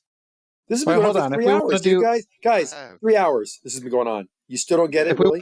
If we want to do a real world example, it's easy because your eyes are obviously not flat surfaces; they're curved surfaces, correct? Obviously, yes. Yep. And light arrives to your eyes at various angles. There you go. Damn. What? It's got you. It's got you now. What the hell? What? Is this guy joking? He's got you now. Are you kidding me, Doofus? No, because light arrives at your eye at various angles, and your eye is obviously not a flat surface. What's your point? Don't you say. Now, Doofus, how would I work out with my protractor, right, what that angle is? Why do you need to use a protractor to do it? You can use a inclinometer. You can use an inclinometer if you want. Well, it's an easy tool, right? Let's start off with the easy tools, and then we'll work up to the more difficult tools, right? An inclinometer is purpose built for the task. Why would you not want to use it? Well, why can't I use a protractor? Because you're not going to stab your eye with a goddamn protractor. Right. Well, my eyes are tough. Flat Earth. Come on, I got tough I just got that. That was funny. So let's use a protractor, Doofus. No, I'm not going to stab my eye with a protractor. I'll use an inclinometer. Well, you use that, and I'll use a protractor, right? And we'll probably come up with exactly the same answer, I'm gathering. Do you have a couple jars of colored Play-Doh too? Yeah. We'll use that as well. Don't give That a way no one flag gets for forgiven. something sharp to play with. Moyoc, settle down. I'm just here because we're going to talk about Coriolis now. Yep. Oh, jeez. So where's the Well, second reference frame then? Ben, just to finish up the topic, if I use an inclinometer, it has a weighted bead on the bottom, and I aim my line of sight up to the thing I'm looking at. The light's coming in at that angle, and then I hold the bead steady. I look at it. I got an angle, but I only have a direction and where that bead was in order to get that direction. Right? There's only one straight line involved there. Huh? What? It's an inclinometer with a metal bead at the bottom. At the bottom. Okay. Yeah. Hold on, And given the fact that things fall, it's going to try to go to the bottom. You can call it gravity or not. It's up to you. Hold on. Yeah, it doesn't matter what you want to call it. I want to see a diagram of this thing. And then Dave can get onto his. I was just kidding. Well,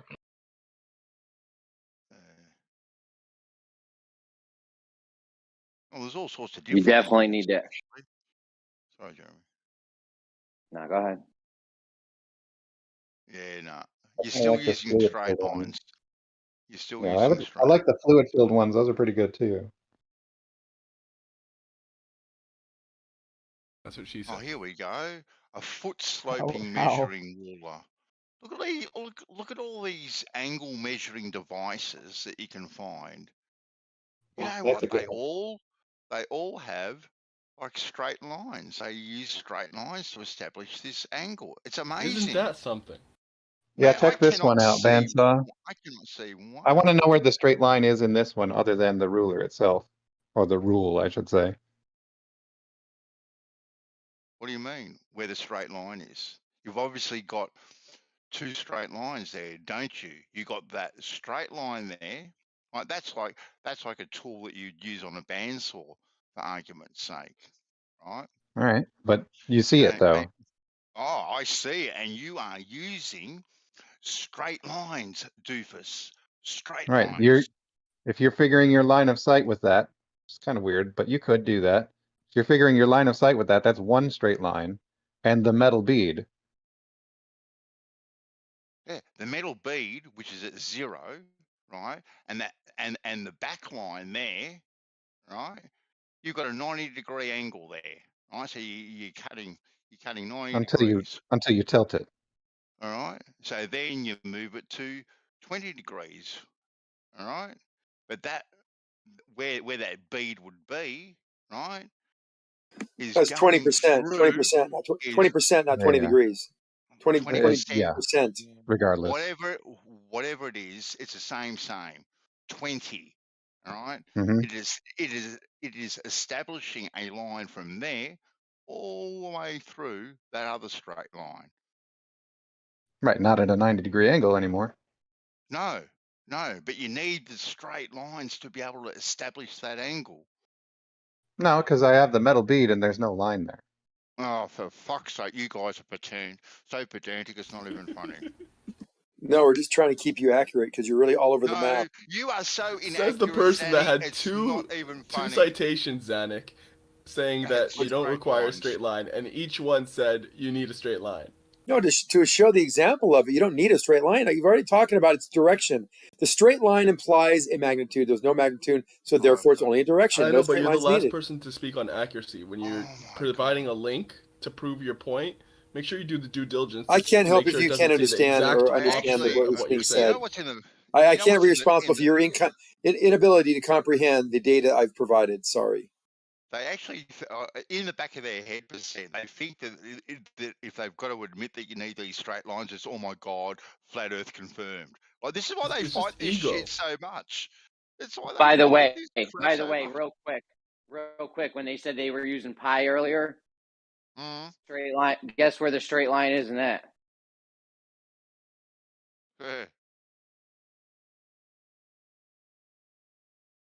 Waiting. This is the game Jeremy's been playing lately. You don't know where the straight line is in It's pi? fun. Do you not know where the straight line is in pi? No, I know where the Let me straight mark line that is down in in my 1, journal. because pi divided by 1 is the ratio to circumference to diameter for any circle. If you're using pi, you definitely got a straight line there. You can't have pi without a straight line. Where? Where is pi? Where's the straight line in pi? Are you The serious? diameter or what? What is it, Jeremy? Just tell us. Oh, don't worry. He's going to spend 5 minutes trying to just blabber on about How do you his not know where gotcha. the straight line is in pi? Why not How just don't you tell us, Jeremy? know? Why The don't you radius. know Is this? it the Why diameter? aren't What you is it? telling What me? The Yeah, radius. tell us. It's the cut. It's the cut. What is it, Jeremy? It's the fucking diameter. Right. You guys The not know what the fuck pi circumference is stands what for? pi is diameter. related to. You guys not know what pi stands for? The circumference, Jeremy. Yes, and do you know how you get what's involved with the pi formula? Pi divided by 1 is the ratio of circumference to diameter. Mm-hmm. Yeah, you can't have pi without having the straight line. That's my point. The diameter? I'm an idiot, man. Yeah, the diameter. Yeah, that's what I asked you 5 times, Jeremy. Is it the diameter? I said yes, the diameter. Okay. Okay. Your mic sucks. No, he kept like saying, "Yeah, so fuck no." I said diameter several times. I know got a my mic. ratio. No, you're coming in. It's not fixed completely, but you're not cutting out in the beginning at least. It's better. So the Those diameter. reduce the noise. All right, if I got Straight line, a diameter. ratio, right? If I got a ratio pi to 1, and the ratio components are circumference to diameter, pi represents the circumference, and 1 represents the diameter. 1 is not pi. I don't know why I have to say this. If you have pi, so you're saying you can have pi without a straight line? The circle isn't a straight line. Can you have pi without a straight line? Yes or no? Yes, because the circle isn't a straight line. So you can have the diameter. The diameter will go into the circumference without the diameter, you're telling me. Yeah, how'd you get the value of 1 for the diameter? That's fucking dumb. The ratio is true regardless of the diameter of the circle. So I don't need to know what the diameter is in order to know that the ratio holds true. How did you get the value to know the ratio without measuring the diameter with a straight line? It's true for all circles regardless of the diameter.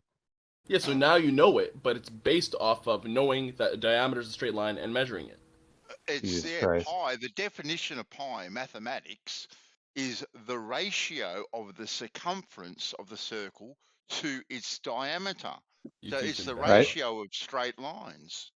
Right, and the ratio in full is pi to 1. And in that ratio, pi represents the circumference and 1 represents the diameter. Again, the diameter, which is a straight line. Pi. I don't know why I have to say this. Keep saying diameter, the straight line. You guys hate straight lines. Why are you guys racist against bloody straight lines? You're bigots. Bigots. I have issues against people saying things that are incorrect. For time, you don't need the sun. You don't need the sun for time. But the only reason, like for the units of measurement for time, the only reason we have them are because of the sun, because we measured the sun. That's the only reason we have them. So sure, you can now remove the sun from the equation and stuff like that. You don't need to think of it in those terms. But it required the sun. Just like how pi required a straight line for the diameter. And just like how, the what's it called? The slope required the tangent line. That's how they were all defined. That's a bad analogy because time progresses further whether or not the sun exists. It's a perfect analogy. The units of time, a fucked up seconds, analogy. minutes, days, relied on the sun. If we actually were raised in caves and we got to this level of technology, we would have a time unit. We may have based it on some other arbitrary thing, like the growth of stalactites and stalagmites. Of course we would have. But it's an irrelevant argument. So what? Please tell me my mic's not as bad as Moyak's. I heard everything you just said. No, it ain't. So if you said a circle requires a curved line, they'd say, no, it just requires a straight radius and diameter. Let's say a circle. No, because pi is definitely the circumference. And it's not just about being contradictory. The circumference of the circle is what pi represents in that ratio.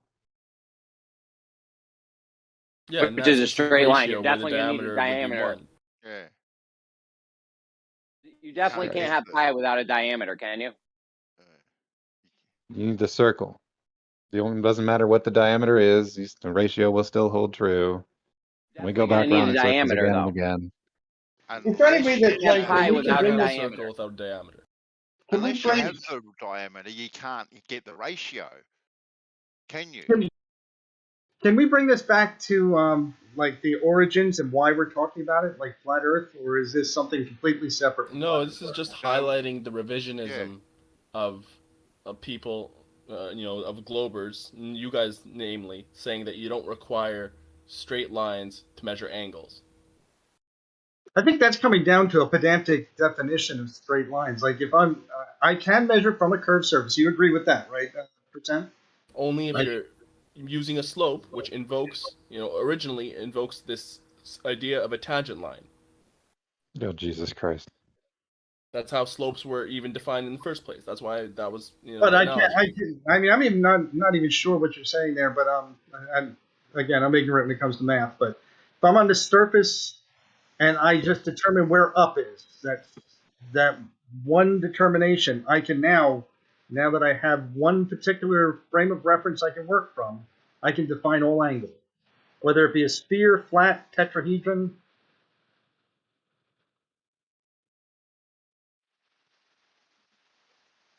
Am I right? You can work out the angle to that point that is straight up. So Well, I can also work out all angles and everything else reference to my vertical. Yeah, but all those angles, all right, are going to be in a direction of a straight line. Yeah, and that's where I get like I don't know why people are arguing against that, and I don't understand why you're arguing for that. Not even, it's irrelevant. It is. It's not a big deal whatsoever. But it's like their ego.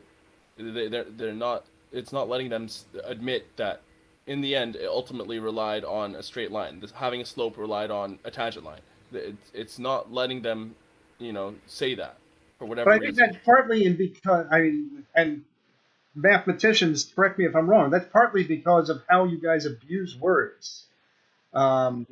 That it's going to become, oh, you can't measure that to a curved adjacent. It's impossible because curved adjacent and now we end up with this.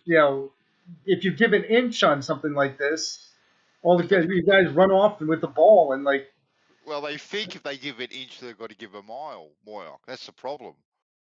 Yeah, but for the scope of this conversation, we weren't making any sort of like other claims. We weren't going to use this as a gotcha to segue into something else. It was just this point in and of itself, and they wouldn't concede that it requires this straight line.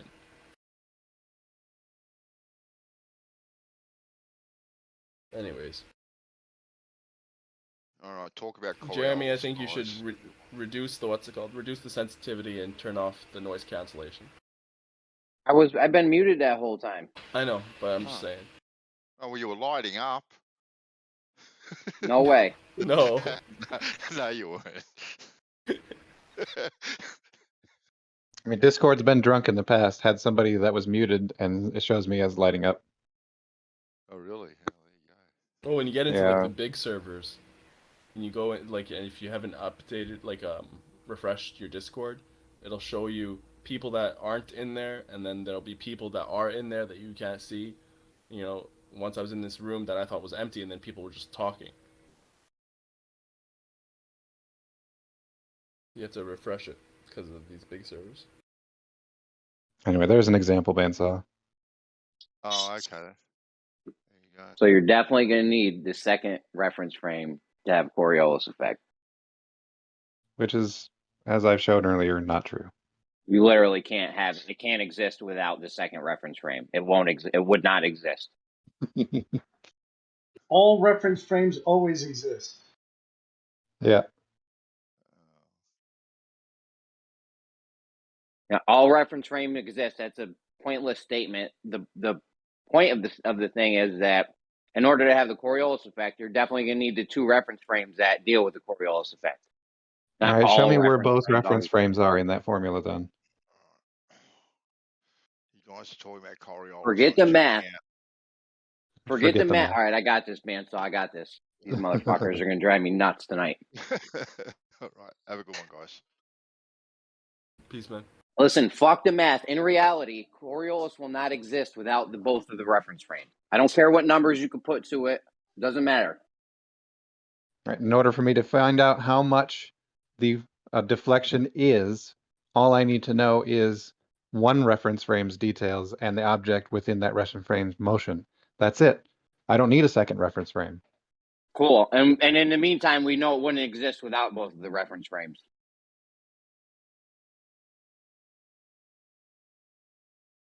Can you show me how I use that in my calculations, the second reference frame? Do you think it can exist? I don't understand. Are you going again? Or do you think it can exist without the second reference frame? I think there are many inertial reference frames, not the inertial reference frame. Okay. Do you think we can have the Coriolis effect without the non-inertial and the inertial reference frame? The Yes or no? Coriolis Yes or effect no? is only the Coriolis Yes or no? effect is only possible. You can bring me down to a yes or no if you want, but I'm still going to answer it the way I'm going to answer it. Yes or no question. The Coriolis effect can only exist if the reference frame that you're referencing is non-inertial. Bro, was it yes or no? He did this It's last a night yes too. or no question, even if he wants it to Listen. be. Is the bowling ball and the feather falling at the same time? They are released at the same time, and the feathers are elastic. If you want to go back to that one again, we can have fun with that too. So do they fall at the same time or do they not fall at the same time because the feather's elastic? They are released at the same time. The bottom of the feathers does not fall at the same time as the top of the feathers because the feathers are elastic. What do you mean by the feathers Okay, elastic? but compare it to the bowling ball. Does the feather fall the same time as the bowling ball? We're not worried about the feather and the feather. We're worried about the feather and the bowling ball. Right. The reason why the feather and the feather is important is because the feather and the bowling ball are being compared to each other. You dope. Okay, so yeah, fine. The feather's elastic. Great. So does the elastic feather fall the same time as the bowling ball? They are released at the same time. The bottom of the feather does not fall at the same time as the top of the feather because the feather is elastic. I call bullshit on this elastic feather shit. Okay, are feathers perfectly rigid? Yeah, are the feathers perfectly rigid? Yes or no? Well, you're saying it's, elastic such that it's affecting the rate of fall. I don't think that's true. It's affecting how part of the object falls. Yeah, I don't think that's true. I don't think you can show that, like, you're measuring a difference due to elasticity of the feather. All right, I can show you a very good example. Okay, I'm not even worried about if the feather's elastic or not. Is it falling at the same time as the bowling ball? And now I will paste it. All right, so when you have an elastic object and you drop it, the bottom of that object is not falling, but the top of it is. Okay, cool. So we know what the feather's doing. Now, is it falling at the same rate as the bowling ball? We know what the feather's doing. Great. Now, is it falling at the same rate the bowling ball is falling? The bottom of the feather is going to have a different acceleration at first because the feather is elastic. So is that a yes or a no? It's whatever you want it to be, Jeremy, because your bullshit is bullshit. Let's say your bullshit claim that the feather's elastic is true, right? And let's say... Oh, you're saying the feather's perfectly rigid now. Oh, no. Let's go with that. Look, but you're comparing it to fucking Slinky. Let's be real. So let's say it's fallen long enough such that the top has met the bottom, just like a Slinky does. Okay. Now that in that state, the feather in that state compared to a bowling ball, which one's faster? Well, they're pretty roughly the same speed by the time they get to the end of it. Okay, a parachute versus a bowling ball. Which one touches ground first? It depends on the medium, obviously. So fucking wrong. By the way, the feather would fall faster in a vacuum. Why? Because it's more dense in a vacuum. It's more dense than the bowling ball? It's more dense than the bowling ball. Jesus Christ, percentage. What the fuck, man? Come on, bro. Laugh What it are up. you doing? Laugh it up. Hang on, it's not that it's more dense It's the than a truth. bowling. Hang on, no, it's not. Hold on, Don. Let me It's just. the truth. Feathers No, are more Truth, dense yes. Well, than sure, bowling but that's not balls. the point. The feather 2022. would be more dense in a vacuum because feathers are hollow, and when in a vacuum, that air, won't be considered part of it. So the volume of the feather will be reduced. No, it's made actually- of beta keratin, which is more dense than the bowling ball. It will No, fall it's- It would faster actually, in a perfect for vacuum. the same amount of volume, reduce its weight, making it less dense. But okay. Listen, It's more dense because you're reducing the volume. Let Don get and you in. have the same amount of matter. Listen, What up, Don? listen. If there's no resistance, they're gonna fall relative at the same rate, because there's no air to push or apply against the object. Drag. It's called drag. Drag or Yeah, of drag course. resistance, whatever you want. Oh, What I'm percentage likes to do on the weekends. Dress up. There you go. Yeah, but Right, there's no drag and there's no buoyancy force. since there's no perfect vacuum, like as close as you can get, the feather is going to fall faster because it has more drag to weight ratio because it's more dense. Jesus. Yeah, laugh because you're Dunning-Kruger. So you're saying the feather material? Feathers are more dense than bowling balls. 2022. This is what flat Bro, earthers research tend to it. do. Research beta keratin of feathers in a vacuum. The air is pumped out because the feather's hollow. You don't Well, understand. first off, feathers aren't made You're of a beta fool. carotene. Yeah, it's Really? you're Really? having fun here, but it's totally you're just fucking yourself. No, I'm really not. Go ahead and They're laugh. made of keratin, but not beta carotene. What type of keratin? Beta carotene is a vitamin. It's not a protein. Oh Lord, have mercy. It's expanding So carrot. it's not a structural protein at all. I'll have to look it up, but a beta Yeah, carotene you to do me need is to. a vitamin supplement. It's not Well, toning. I just Googled it and it said beta keratin is found in 2 existing groups: reptiles, birds. It's the stuff of claws, scales, beaks, and feathers. Oh wow. Okay. What I makes stand corrected. the feather sore? Feather beta carotene distinguishes birds from all other living creatures. I mean, it's right in there. Also, it says mainly composed of A and B keratins. So you're both right. If you look up the density of keratin and beta keratin, you'll see that it's more dense than the material of a bowling ball. And What? In a perfect or a near perfect vacuum, it's gonna have all this air pumped out. That because the feather's hollow, the volume's gonna be reduced. It's gonna be more dense than the bowling ball, and it'll fall faster. Well, they don't think it's falling because they don't think density has any part of it when it's. They're stupid as fuck. Yeah, but still, though, are you sure about this feather and bowling ball thing? Yeah. I just Googled it. It says a feather is 1.32 grams per, cc. And then a bowling ball is 1.114 grams per centimeter. Cubic cm. centimeter. Yeah. So that's Oh, a does it different. say cubic? Like, does it have a 3? No. All right. Wait, say it again.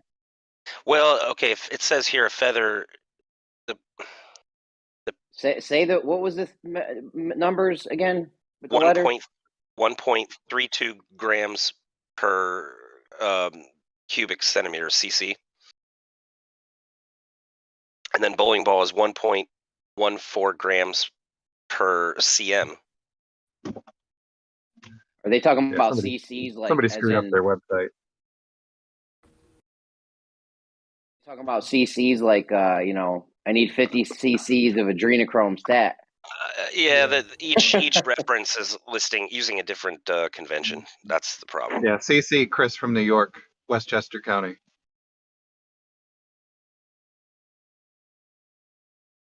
But like, think about a block of wood. You have a block of wood on a scale.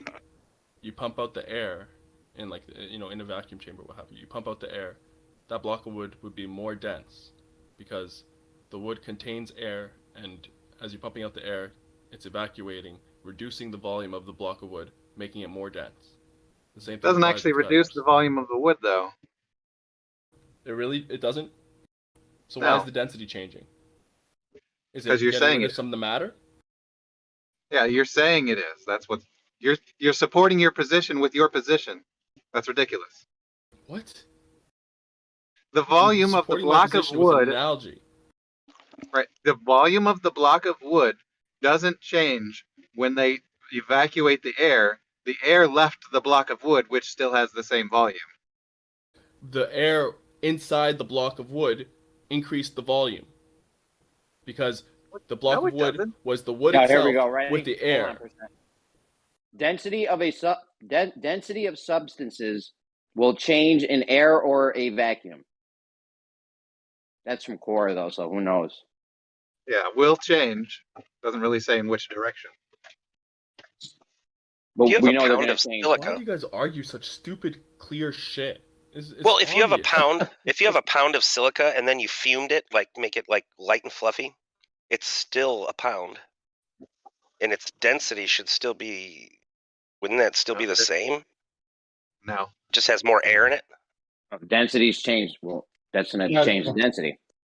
The volume Yeah, would density. increase. They're saying density does change. Density of substances do change in a vacuum. Yeah. Imagine yeah, so if I had when a I have pile... a block of wood that has a definitive edge, you know, like left, right, or width, depth, height, that does not change, but the air that was in there is removed, so the density actually decreases. Only ever very so slightly, though. Why does it decrease though? Mathematically, if density is because you're matter, taking air out and air mass has weight. divided by volume, what's changing? You're taking air out and air has weight. Okay, but density is D equals M over V, right? You're saying there's a delta D, density, change in density. What's changing from the other side of the equation? M or V? The mass, because you're removing the air, dude. The mass Come on, is I've said this 3 times now. Oh, really? Oh, I The see what you're volume stays the saying. same. I see what you're saying. The density block is of wood. the mass per volume unit, right? Like by mass per volume. Yeah. Yeah. Yeah. So the block of wood didn't change dimensions, ideally, if it didn't have so much air trapped in it that it exploded. But the dimensions are still the same, and air was removed, which has mass. You're confusing dimensions with volume. Okay, it's not always just based off of the dimensions. You could have Oh my God, the you can be internal a dumb volume fuck. of something hollow is taken away. The dimensions of a balloon are the same if you take away, you know, if you take the air and leave it like patent somehow. Well, wouldn't the feather be, if the feather has air pressure inside of it, won't the feather be increasing in size? Because it's elastic, so it's going to stretch slightly. So it's also becoming bigger with the same amount of shit in the same space. You know, the elastic thing's a red herring. A sponge wouldn't grow in a vacuum. Like a sponge is porous. You're confusing dimensions with volume. Percent 2022. Yeah, for hollow God. fucking objects, you can't just look at the dimensions. Oh yes, you can. In a near perfect vacuum, you're pumping out the air. The density of the thing is going to be limited to the actual material. Yeah. You can't and what understand that measurable concept, volume and I that don't know what to object say that to you, you man. have takes up. No, if there's no air inside it, then it doesn't include. It's not included in the volume, bro, because there's nothing there. Right, that's your opinion. That's not That's how not we my actually opinion. define things. Yes, That's it is. fact. Right. So if I have a block of wood, its volume when I pull out the air from it doesn't change, but you're saying it does. Of course, changes, because you're taking that volume of air that was basically air. You're taking it out, so that volume is no longer part of the wood. All right, measure that volume then. Measure the it out volume. by pumping out the air. You don't need to measure it. Measure To the understand volume of the concept. block of wood. You can measure it by getting the density. The mass stays the same. You still have the same amount of wood. All right. Measure the volume of the block of wood. I just told you, bro.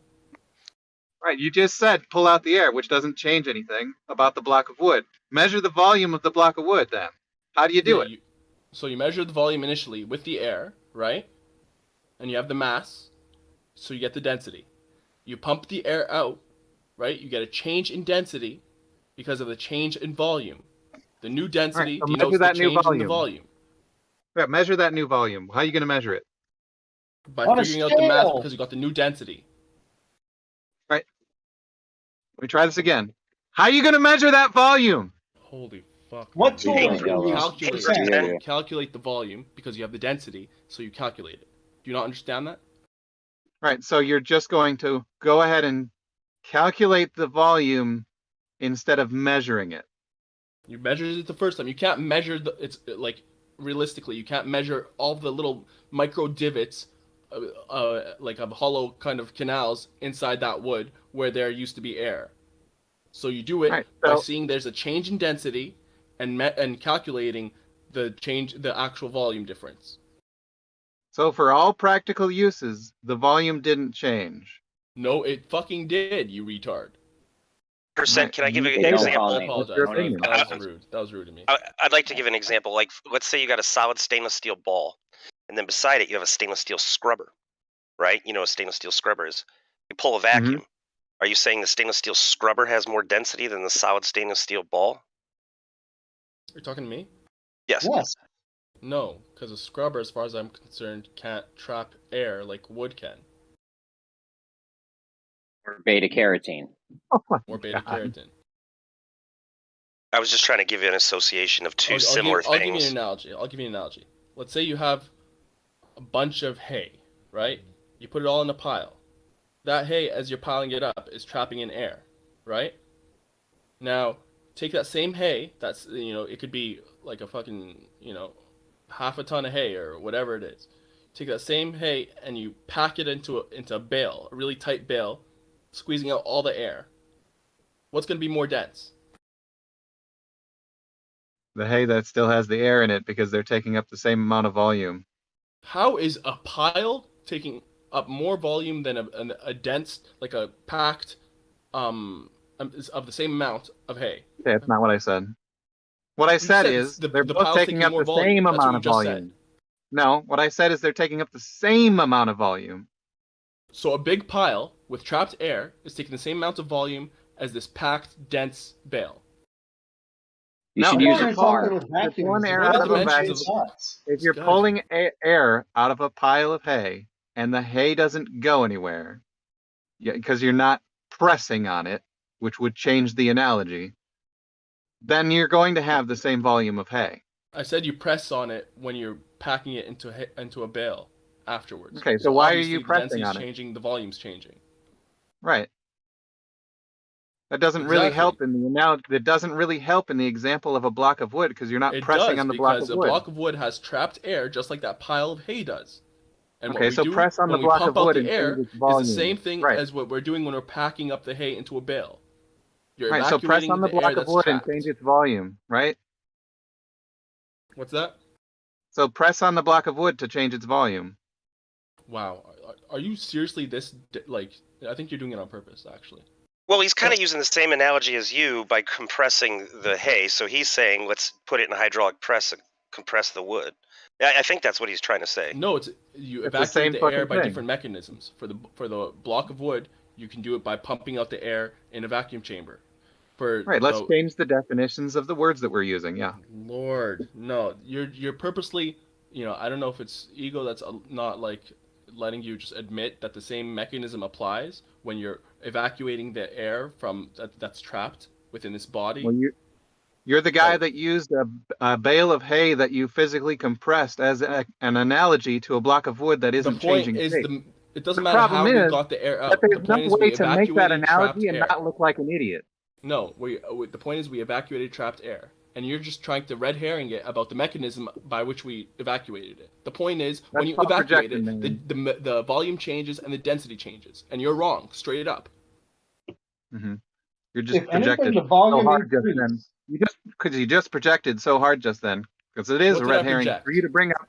It is a red herring for you to bring up hay that you compress mechanically instead of just sticking to the block of wood that doesn't change size. So that's why I brought up the stainless steel scrubber, dude.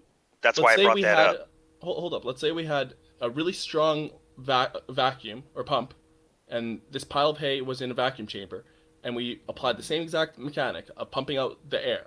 You don't think that air would be reduced? And that pile would just shrink? Jesus Christ. Yeah, that's what I thought. Well, That's you not what I'm reduce saying. the amount of air, which means there's less material there, right? No, the material stays the same. It's the same Air amount is air of material, is it not? yeah, negligible amount. You can't do negligible when you're playing pedantic games. There's Bro, going to be look one of into two it. things that are going to happen. If you the air think remains that trapped, when you the block pump of out wood, the air from a if the block air of wood remains trapped, that's more if dense, if the air remains trapped, the block of wood will grow slightly.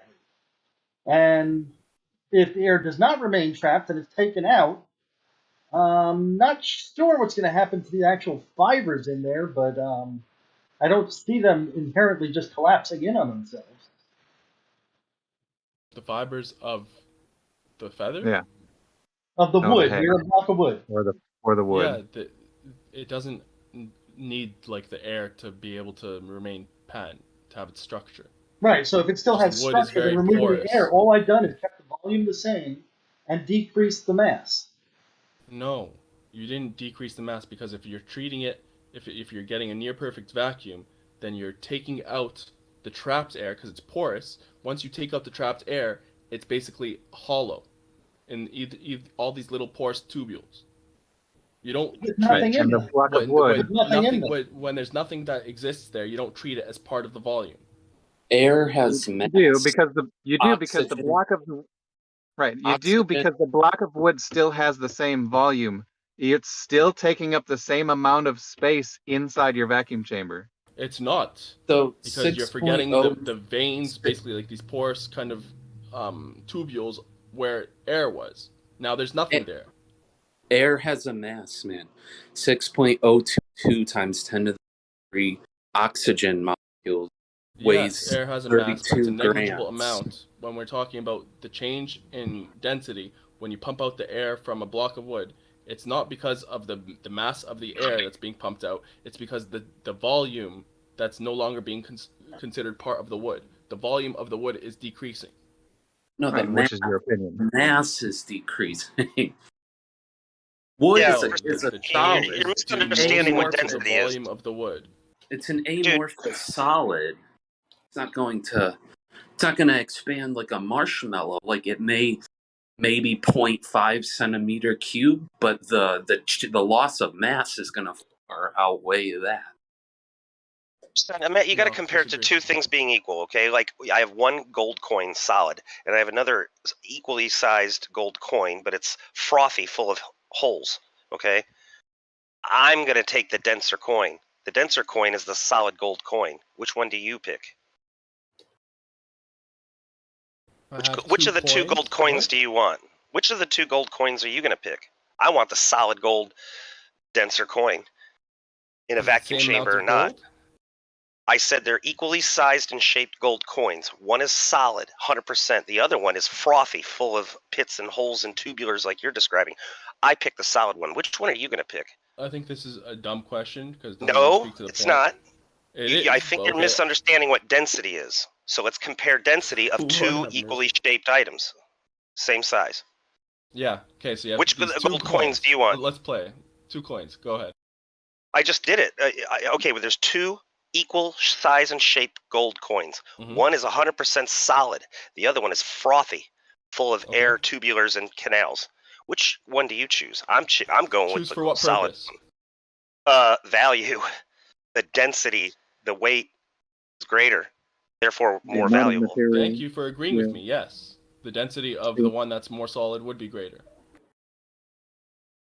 Okay, so why are you saying that a hollow feather full of air tubulars is more dense when it clearly is not in comparison to a bowling ball, which is solid? The density of that frothy one, when you pump out, when it's in a near perfect vacuum and you pump out all the air, is going to be limited to the actual gold itself. It's not going to be limited to the air that was trapped because of its You're not adding frothy new material. gold, though. You're losing mass of the air. You're not adding any more gold. Absolutely, so you're not the adding gold, but density you're is reducing decreasing. the volume.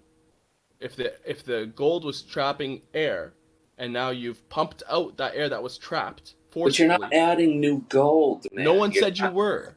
I think you're coming in halfway to the conversation. No one said that you're adding new gold. Right. You're losing mass. You're losing nitrogen and oxygen. You're losing a negligible amount. The majority of the change is due to the reduction of the volume. Because you forcefully evacuated trapped air. And now the volume of the thing is limited to the thing itself, not the air, not that plus the air that was trapped. It would be with the fluid. If you degas a fluid, removing the air, it would be more dense. That is correct. Right. You know what I mean? It would be We're very talking about solids that are in either crystals or amorphous. right. It'd be very odd to consider if we've got an object, wood, for example, in air, we consider it to have more volume than when there's a vacuum around, because the air makes the volume of the block of wood larger, but the vacuum, the empty space, doesn't make the block of wood larger. You're just doing some weird bullshit percentage. It really makes no sense. I urge you to research it more. And Right, the maybe air you'll is not wood. come around. Right. For your argument, air is wood. No, the wood traps the air. So that air is considered part of the volume of that body. It's one body. Right, you're considering the air to be wood, but not the empty space. No, I'm not considering the air to be wood. I'm saying it's one body. And you're measuring the density of that body. Right? Yeah. When you pump You're out considering the air to be part of the block of body is limited wood. to the wood only. The body no longer constitutes the empty tubules of air anymore because there's no air anymore. It's been pumped out. Right, you can't make this. Yeah, No, you I can't think you're make the this one that's argument make sense. misunderstanding Percentage. your weird analogy, Oblivion. Percentage? No. If I took a handful of gel that's frothed with air, and I put it in a vacuum chamber and degassed it, all the air would pull out of it, and it would collapse into a solid glob of pure gel. That gel is now more dense because of it. Exactly, that's what I've been saying. But a sponge or a block of porous substance, just because you pull the air out, does not alter its density per cubic inch. Okay, first off, I don't know if a sponge would be, can be compared to wood. I don't know how much it traps. Sure, a porous substrate. Let's say that the sponge actually traps air, right? And you're measuring you're checking the density of this body, the entire body. It's going to be more when the air is trapped versus after you evacuate the air. Sorry, it's going to be less when the air is trapped versus after when you evacuate the air. When you evacuate the air, the body's going to be limited to the sponge, and it's going to be more dense. That's why I compared it to the solid gold coin, because that's more explaining of what density is. I have a stupid analogy that I want percentage to go through with me. At 3 o'clock, I posted a hypothetical. I have a block of wood. It's 1 inch by 1 inch. It's made up of 50 million really fat-ass molecules. So it's 50 million. Of that, 10,000 of them are air, 1,000 of them are water, and 89 million are cellulose. Now I pull out the air and the water in the vacuum chamber, leaving just the cellulose. That leaves me with a 1 inch by 1 inch block containing only 89 million. Is that denser? If you pull out, yes, in a vacuum chamber, if you have a 1 inch by 1 inch block of wood, and you pump out the air and water, it's going to be more dense. So 1 inch by 1 inch comprised of 49,989 molecules is more dense than a block of wood comprised of 50 million.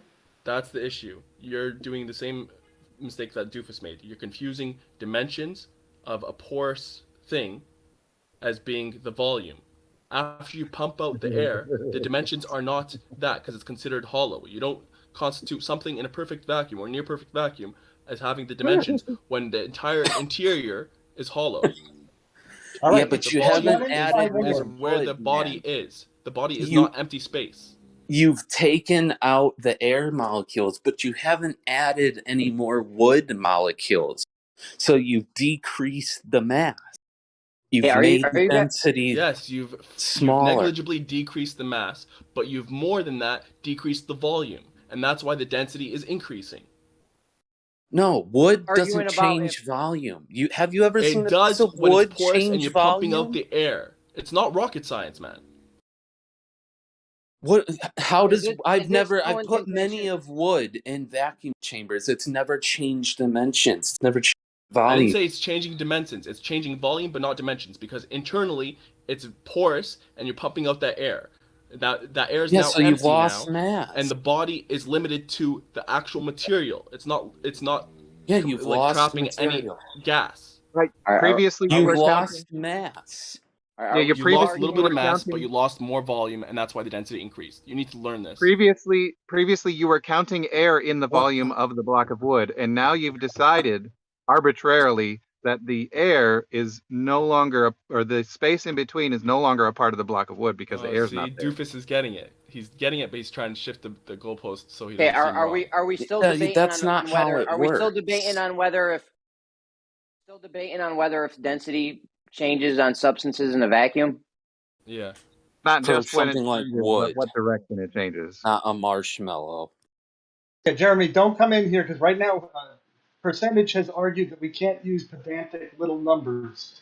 So if you want to talk about the density changing, I don't think you can go and say all you guys need to do. I don't think that you can go and eliminate the surface pressure crushing down on it from the atmosphere, smashing those atoms together as part of this argument. It's not part of the argument the way that it's framed by Percentage. So you can shut the fuck up. All you need to do is hop on YouTube, search density of wood changing in a vacuum chamber. That's all you need to do. Just making that shit up on the fly. Oh my god! I guarantee you man. it exists.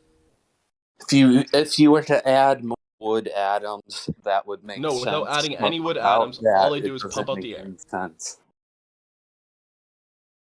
You're confusing dimensions with volume. Percentage Both 2022. this is an amorphous crystal solid. Like both the dimensions and the You unit guys cell keep on aren't laughing. You're just changing. making yourselves look stupid by refusing to even look into it. Yeah, because I know how this stuff works. Apparently you don't, because you didn't I know measure the that density wood of was. You proteins didn't know that and wood shit was all the porous time. material that in a vacuum chamber, when you pump out the air, it's no longer considered part of the volume.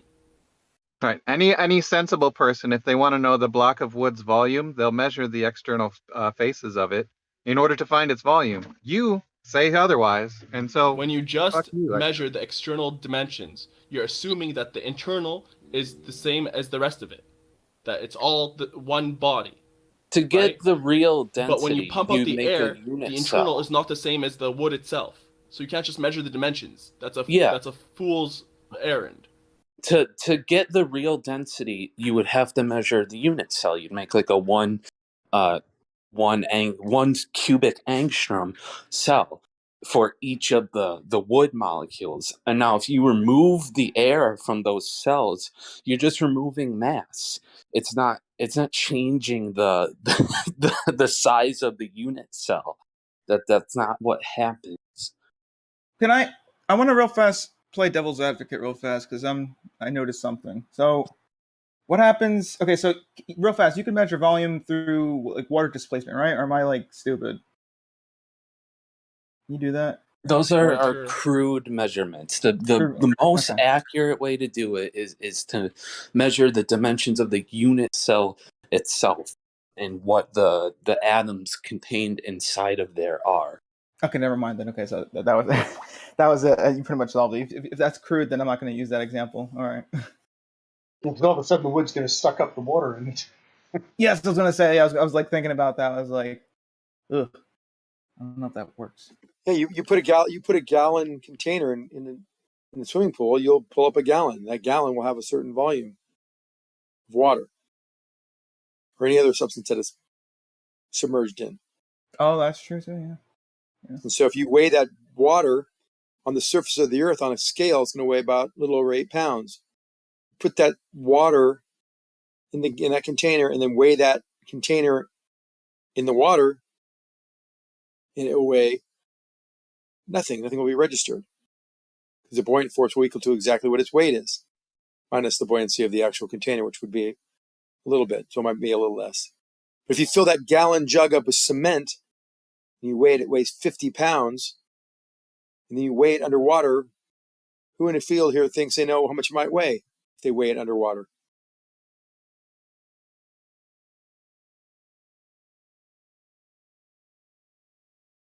Is the weight gonna change when you put it in water? Well, we're using the definition of its weight. It's gonna change when you Its put it in actual weight. water, Zanuck. Its weight does not change. The weight we measure will change. This is where you got confused. I know flotters don't like. And you get weight by not measuring it. You can get weight by not measuring it. No, let me just finish my story. Then you can ask questions afterward. Yeah, okay. as a good student, because we have weights. I want to see you weights. after class. We have weights and measured weights, and the weight of the 1 gallon jug full of cement that weighed 50 pounds on top of the pool on a spring scale or a hanging scale, whatever you want to use, was 8 pounds for the water. But then we filled it with cement. It weighed 50 pounds, and now it's underwater. What does that jug weigh underwater? Does anyone know? Care to take a guess? Jeremy, how about you? You had your hand up. Jeremy. I can't busy right Class. How besides Jeremy? What does it weigh now? The 50-pound gallon jug of cement when it's weighed underwater at the bottom of the pool. Concrete. I mean, isn't it? Are you saying the weight changes? Does the weight change? Just answer the question. We can talk about that after. Remember, talk about the questions after the class is over. I'm gonna say it weighs the same since it doesn't change, right? No, we have I have a spring scale. I have a hanging scale. What are you making? Is it a buzzing? Is there bees in your room? You were buzzing. So we have a hanging scale. We're hanging scaling, measuring this jug. We fill it with water. It weighs 8 pounds on the hanging scale. We fill it with cement. We hang scale it. We get 50 pounds. We go underwater. We fill it with cement. Put it underwater. The very bottom pool. Put it on the hanging scale and measure the weight. What does it weigh, Jeremy? What is the measured weight? You're going to say it weighs less, but by how much less is determined by its buoyancy and density, right? I've already given you all the answers you need. We fill it with water. Weight doesn't change according to you guys. So I don't know what you're saying, Jeremy. After this question, I'll answer your question. So we measured the same container filled with water out of the pool. It weighed 8 point something. Let's call it 8.5 pounds. Water. Okay. Now we filled it with cement, and it weighs 50 pounds. Go back. Make it 8 pounds. Make it nice round numbers. We fill it with water. It weighs 8 pounds. We fill it with cement. It weighs 50 pounds. Now we go down to the pool and we use the spring scale, and we're going to hang it in the water. What does it weigh, Jeremy? What is the measured weight? It weighs the same because according to you guys, weight doesn't change. So the scale is going to say the same 50 pounds under the water? Does weight change or no? Does Hold weight on. change? I'll answer afterward, Jeremy. You're not playing fair. Was it 42? You already know I'm not going to answer you until after this question's answered. So why you keep on trying to? I'm going to say it weighs the same because weight doesn't change. Well, it's okay. Forget about the same. What's the value on the scale that I hang the cement jug underwater? What does it read?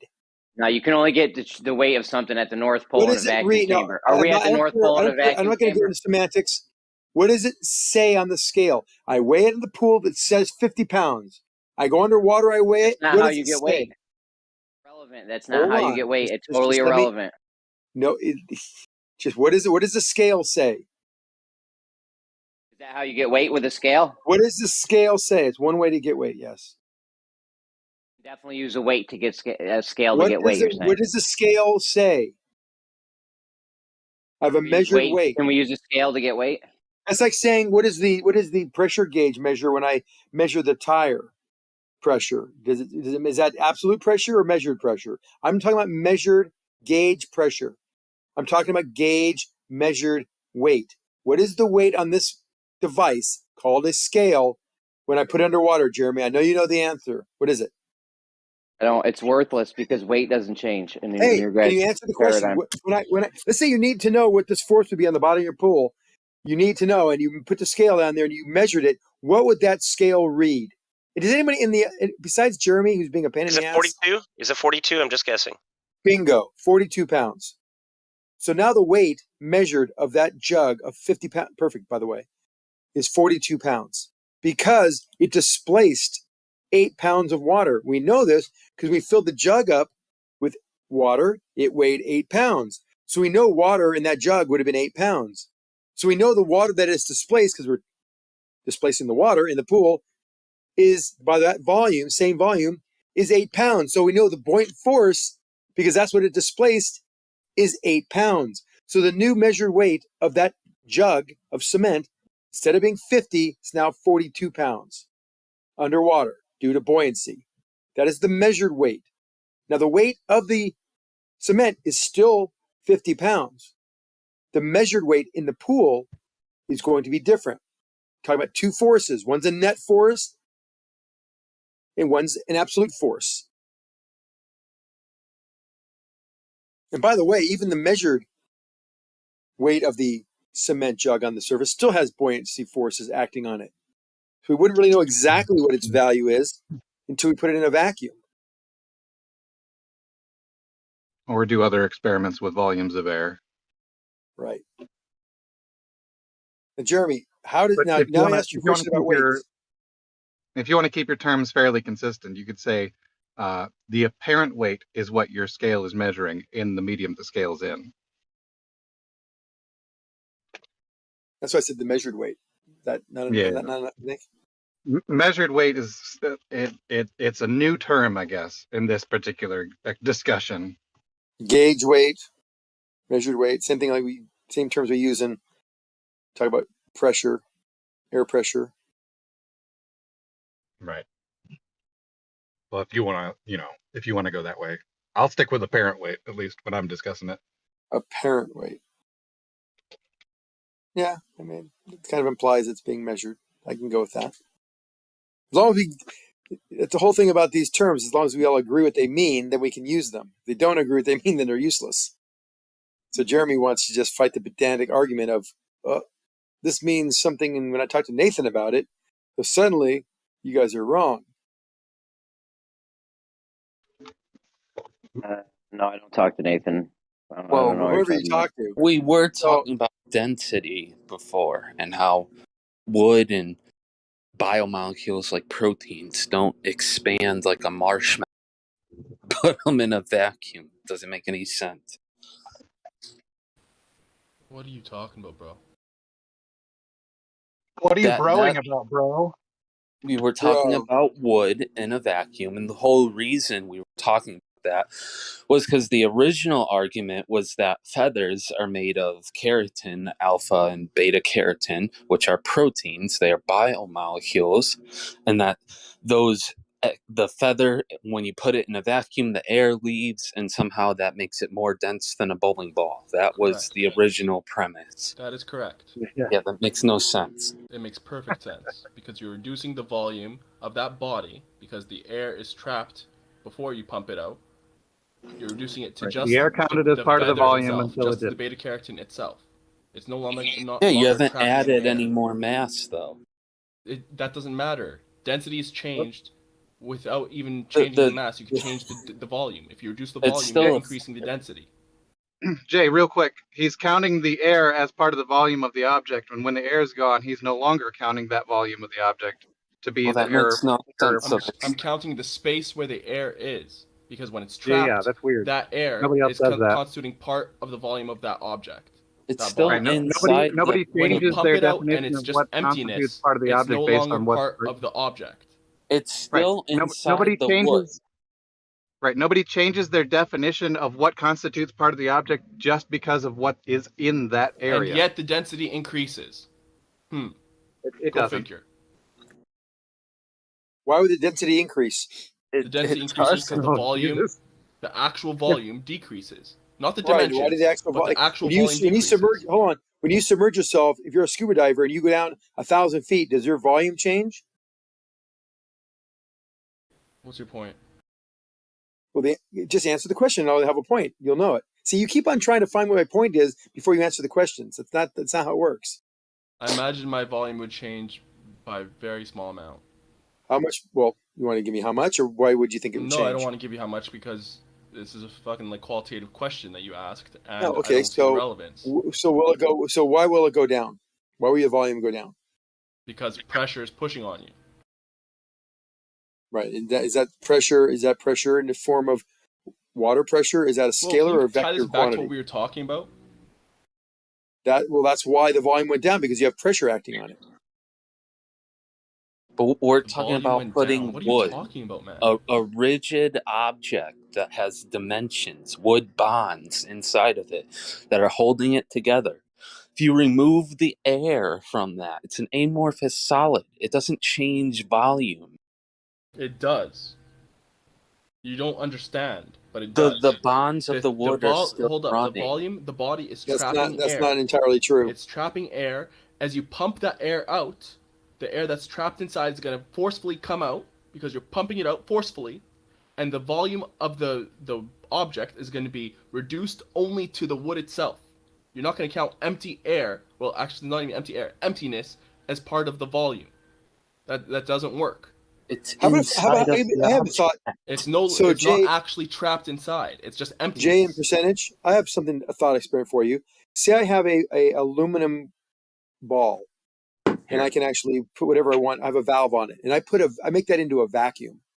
Now it's got a vacuum, and now I take that ball with the vacuum inside of it, and I take that vacuum down to I'm gonna draw this. a spherical object that has a valve on it. It has a Schrader valve on it, and I'm going to take all the air out of it. It's going to have a vacuum inside of it, and it's sitting on your table. Now we're going to go on a ship out to the Marianas Trench, and I'm going to drop it down 30,000 feet. Will that have any issue on the ball? Will the ball have any forces acting on it that could basically distort it or make it change shape? So the ball now is perfectly hollow, and there's no air inside. It's just emptiness. Correct. It's a vacuum that somehow remained patent. Remain what? Remained patent, like it retained its form, even though it's like Of basically course, a perfect vacuum. that happens. We can do this often. We do this. Then it would be very dense. What would be very dense? This ball. No, it's not that dense at all. The spherical aluminum I didn't say it structures would be are very heavy. It rigid. depends on how big it is, but it would be dense. Something the size of a shot put. You have an aluminum shot put that has maybe a 1/2 inch wall, so it's hollow. You put a mouse in there. I think it would crush easier than if it were pressurized. Well, this take the thought. So we drop it down into the Marianas Trench. What happens to that ball? What forces are acting on it? Pressure. I'd say it would implode unless it was pressurized adequately. No, it's not. Don't add things you don't need to add. You has already know it's got a vacuum in it. Magical thing that's somehow not caving in. It's a perfect vacuum inside. And how about it's remaining patent? Well, let's say we put 14.7 psi in there, normal air pressure. We don't have a vacuum. We put it down. What's the difference between the forces? Now it's going to be less dense. It's not. It's the same density. It's not the same density because the aluminum is still the same density. And now the overall air sphere, inside. the silver sphere is actually more dense. What's that? With air in it. Is that what you're saying? What? When the sphere has a little air in it, it's a little more dense by the amount of air we added to it, which is nothing. No, not if somehow you magically had this hollow. If it God. was basically listen. Are you listening to yourself? No, because you said there was a valve, right? And if this valve was open and somehow it was a magical, vacuum inside, then it's going to be less dense. It's going to be more dense because the object is going to be limited to the outside, to just the steel part itself. No, it's not more dense. You got the density is a unit's volume divided by its mass. I know, and I'm saying the volume is going to be reduced only to the shell if there's a perfect vacuum inside with a valve that's open. Oh my god! You guys listen to this seriously? Okay, let me give you the answer. Just don't understand. You're struggling here. Let me. You're struggling here. No, the you're volume struggling. Is not your changed. dumb Hold on. analogy was magical. I can fill it with. Okay, how about you this? Didn't understand it. Let's go. Some who are honest, like Oblivion. I have 3 of these balls. they're all exactly the same. One's filled with water, one's filled with air, one's filled with vacuum. Means it's not filled with anything. It's been removed. Everything. Which is most dense of those three items? The one filled with water. Okay. Pay attention, percentage. Someone got it right. You changed the I didn't change anything, but what the contents you of the did, center before you sphere said was. that there was a valve and it remained open and with a perfect. No, I didn't say value. remained open. I never said it was remained open. You're putting words in my mouth. I said there's a valve, and we use the valve so we can either extract or and add material to it. Well, you didn't So say we you have a closed valve it. there You to said you remove pumped out all the the air. We pumped out the air. You didn't say you closed it, so that's why I thought it was Oh, open. come and so on. the volume was. Come on, really? Hold up. That's why the volume was reduced only to the shell. I was very Why clear would the about volume this. be reduced if it was left open? How can he make how can I That's have why I said it was magical. How It can would I have have a to be vacuum? magical Come for it to on. be perfect vacuum. Now you're scrambling. How can I have a No, you're vacuum with the valve scrambling. open? What's You that? can't. How can I have a vacuum with the valve open? If it's magical, it can. There's no magic here. I'm giving you three real life situations. Listen, if it's closed, then it's going to be a body, and that volume that's inside is going to count towards it. If it's open, it's going to be a shell. It's closed. Don't even give me that's a stupid assumption. Don't even go there. So now It just bring shows it you back being to really the dumb. wood and bring it back to the feather. The I feather will is go to the wood after it's not closed. I will go to the wood after we talk about this. We have this aluminum jar. We can even say it's a glass jar, glass bottle, a spherical glass bottle. We can see inside there. We put water in it. We put air in it.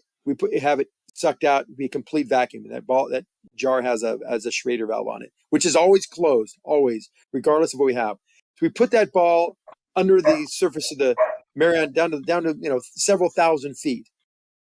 And so Oblivion, what is now the situation? What do you think it's going to compromise the God, you're not shell? speaking to the point, Zanuck. This is an exercise in futility. No, he's not. He's explaining density. No, the ball filled with water is neutral, I would say. The ball with air in it, with air pressure in it, is going to implode. The ball with the vacuum, I would also guess, would implode, but even easier. It'll implode even better. Now, so what forces are on the out? Let's say I'll give you the value of the pressure at 3,000 feet. Say we're talking about 1,000 psi, whatever level we've reached in the sea. It's 1,000 psi. So what's the pressure differential between the outside of the container and the inside of the container when it's a vacuum? 1,000 psi. Perfect. What's the now if I have air in there at the surface, what's the pressure differential between 1,000 psi? 1,000 psi minus the pressure inside. 15, yeah, so 985 psi. And then what if it had been filled with water?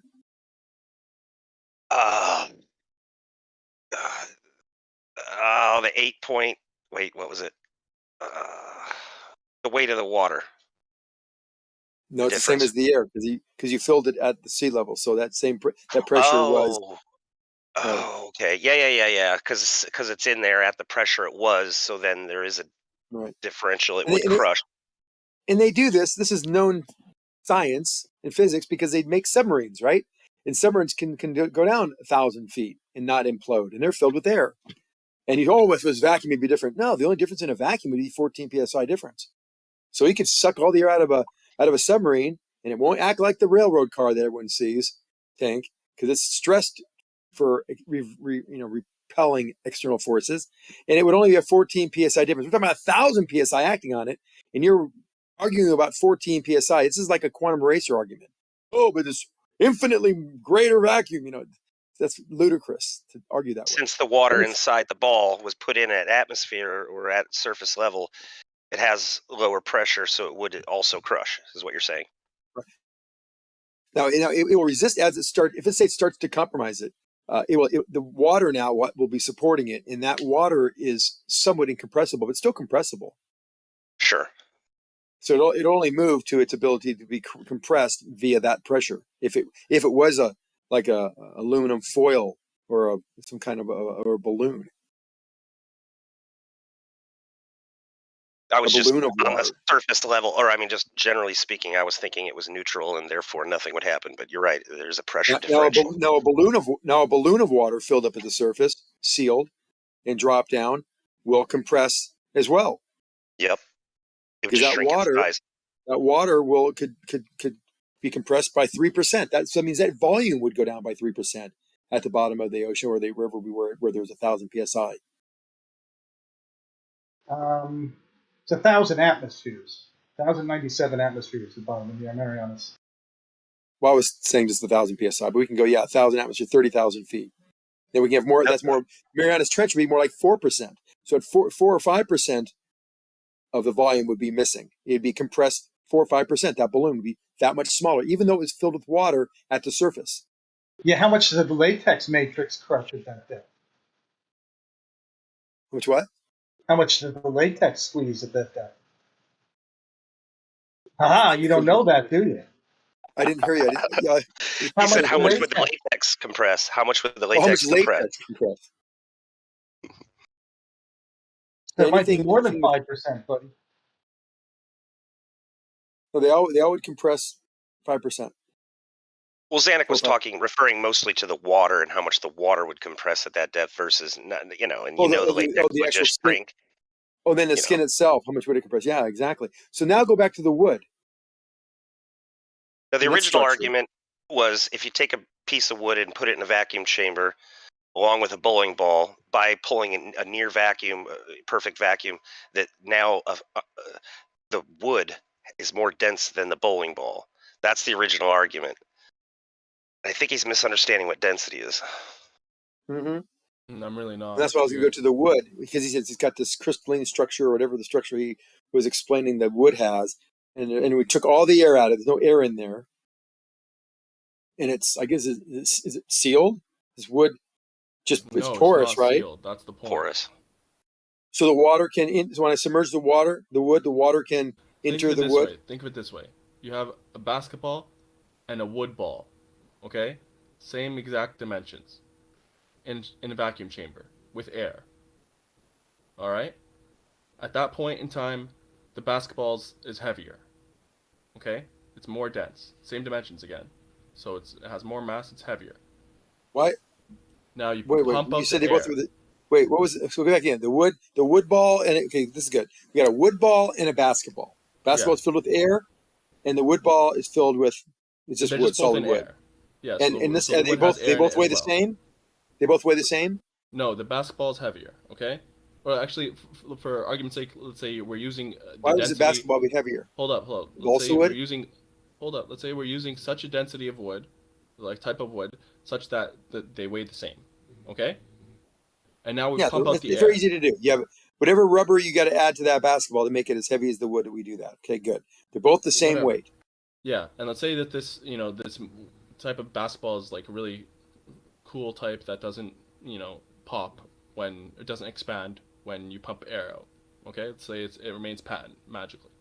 Okay, now you pump the air out. The air is leaving the wood ball, right? The basketball is staying the same exact. Like the air just around it is evacuating, but the air inside is remaining. What's going to be denser? What? Well, the wood ball. Why? Because the rubber air-filled ball is now able to expand more than the wood ball would probably didn't expand. It's a magical ball that remained patent. The dimensions, so magic. The volume so now you want to. This is why you brought up magic before, because magically this rubber cannot expand. Yes, it's a hypothetical for you to understand the concept.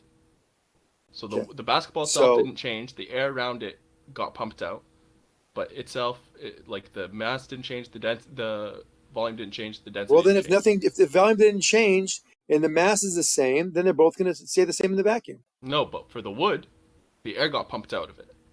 Okay. What air? You said it's. Bro. It's wood. The wood was in air. It had air inside of it. Okay, because it's porous. It's porous. Exactly. You pump out the air. All that's left is the wood. The little veins that used to have air no longer are part of the volume of that wood.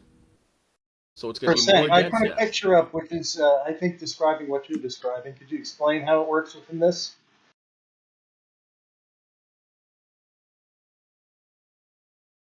Those are your little the white things, and the blue things are your little tubules. Sure. So the white is empty space basically, and the one on the right. Well, That's a lot of air relative to the wood. It's not really to scale. It's balsa. It's very, very volumetrically full of air. Yeah, but the idea is that when you pump out the air, see, and this again, it doesn't really, it's not very analogical because the wood is porous and it would have to have access to the outside, right?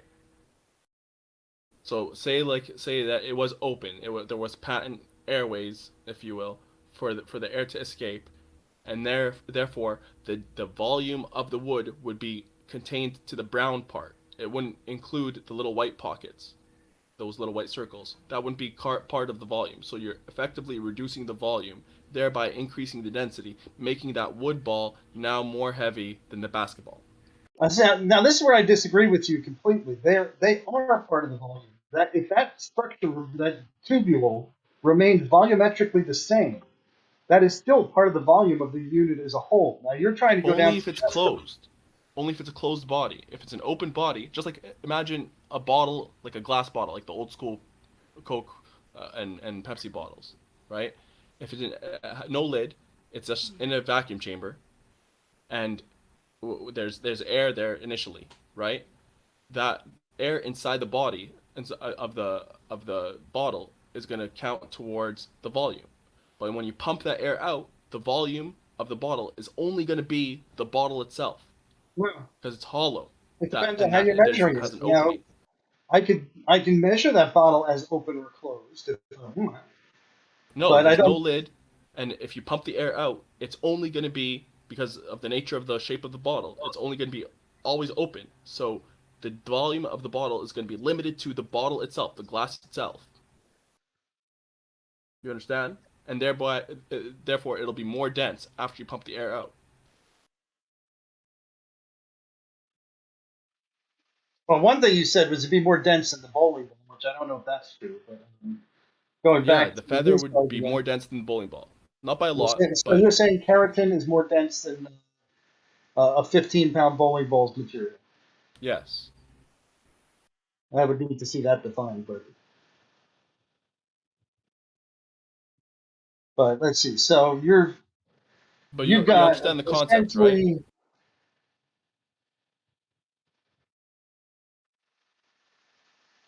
So you've got if we made these things into tubes, like just a boiler, a cross section of a boiler.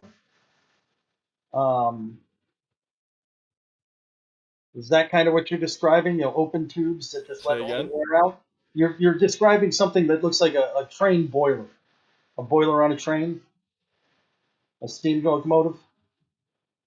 I don't know And if you take a cross section of a steam locomotive, it's going to be a bunch of pipes inside of a cylinder. Okay. Is that kind of what you're describing? Not really, unless they. I mean, because that's analogous to your bottle analogy. Sure, yeah. If it has access to the outside, if you will. Well, you could treat that as having air in it or not having air in it, depending on how you want to describe it. Yeah, I could say that boiler is with air in it. Is it more dense? Yes, it's more dense with the air in it. Has more shit in the same volume. I'm sorry, you're for some reason eliminating this volume because it's open to the air, I guess. But in the same volume, the same space, I have more material when air is there. No, but you don't understand. When you pump out the air, your space is decreasing. The volume is decreasing. Because you don't constitute what is now empty space as the space of volume of the object. Do. You don't if it's open. I do. If it's a closed body, then sure. But if it's an open thing, like a feather, or like wood, or like, another thing, like that glass bottle, then you don't constitute it as the volume of the object anymore because there's nothing there.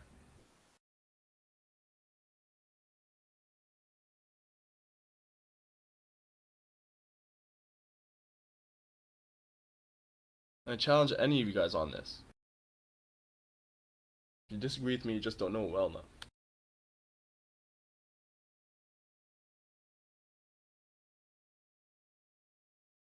That's fair.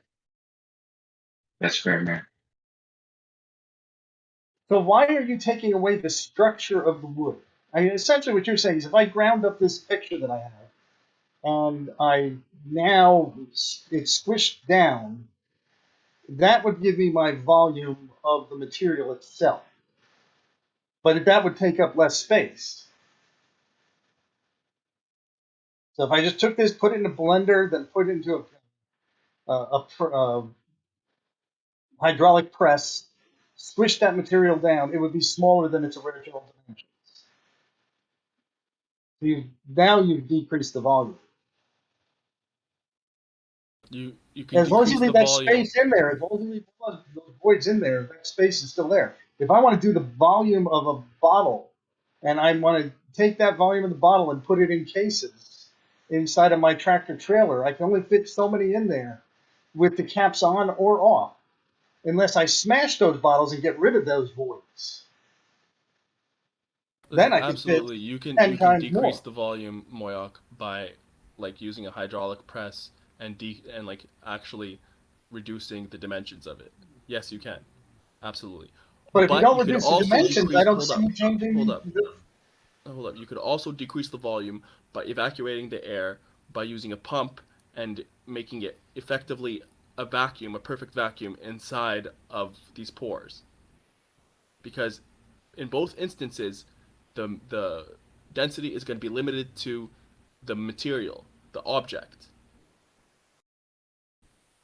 Empty So you're air, saying like emptiness. so you're saying if I took this thing and I evacuated it, then I sealed the ends while it's evacuated, that it will float deeper in the water than the one that was full of air. I'm Its saying if density you will have a increased. scale in a vacuum chamber, and you have a block of wood on one side and something that weighs as much as the block of wood on the other side, and then for the block of wood side, you evacuate the chamber, then the wood is now going to be heavier. It's going to be more dense. Yeah, percentage. That I think I agree with. Well, you agree, Mr. Moyak. Because I'm catching up to everything, but this entire conversation, I think, only applies to what they call neutron stars, neutrons, because everything else has a structure and a molecular structure, and it's doesn't condense. You know what I mean? So it's like the entire volume should be included. A neutron star, however, doesn't keep its structure and will condense down to the smallest volume. But a feather doesn't change its volume in a vacuum. So it does. Right. It both gets larger and he says smaller. Feathers are hollow and you have air trapped within. When you forcefully evacuate that air, you forcefully pump that air out, you've now reduced the volume to only the shell of that feather. The internal aspect of it that used to be air and now is emptiness is not part of the volume. I understand what you're saying. However, shells and hollow things they retain their volume.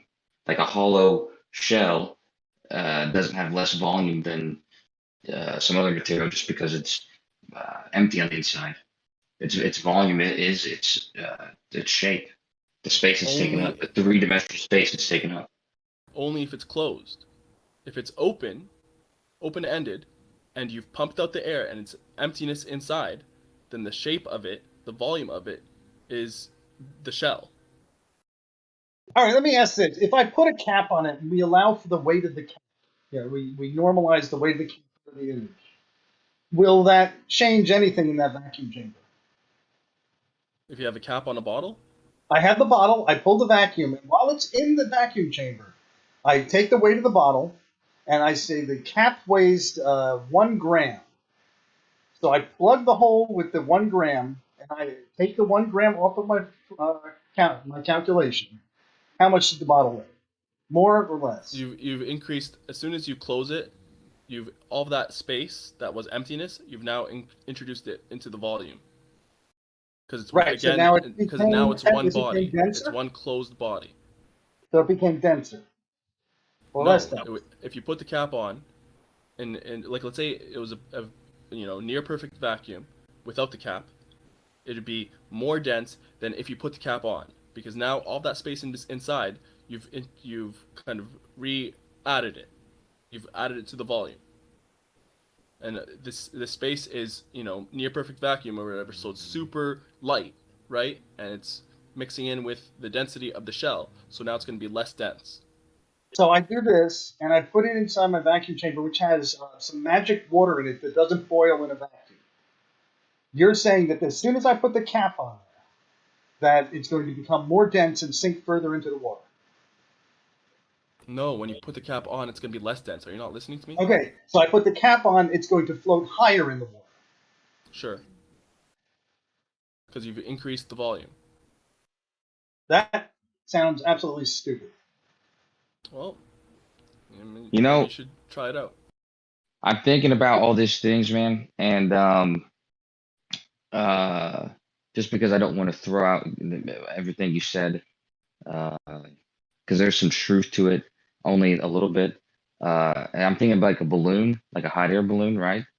And a hot air balloon, when it's not completely closed, but it's closed up around the air, and the density of the balloon is going to be something different when it's closed up like that. When it's closed up with the air inside of it, than it is when it's laid out flat. Like all the fabric is laid out completely flat. You're going to have two different densities, right? And I think the only reason why that's even relevant is because you're describing the same material while it's in a medium, because ultimately you're comparing the density of whatever to the medium. But when you're describing a vacuum, these ideas are irrelevant, right? Like there's no point in describing like a feather being less dense or more dense in a vacuum, because you're not comparing its density to the medium. There's no medium to compare it to. You see what I'm saying? So I don't know. No, I think what you said about the air balloon isn't relevant. Of course, the vacuum is relevant, because this all started with whether things fall faster in a vacuum.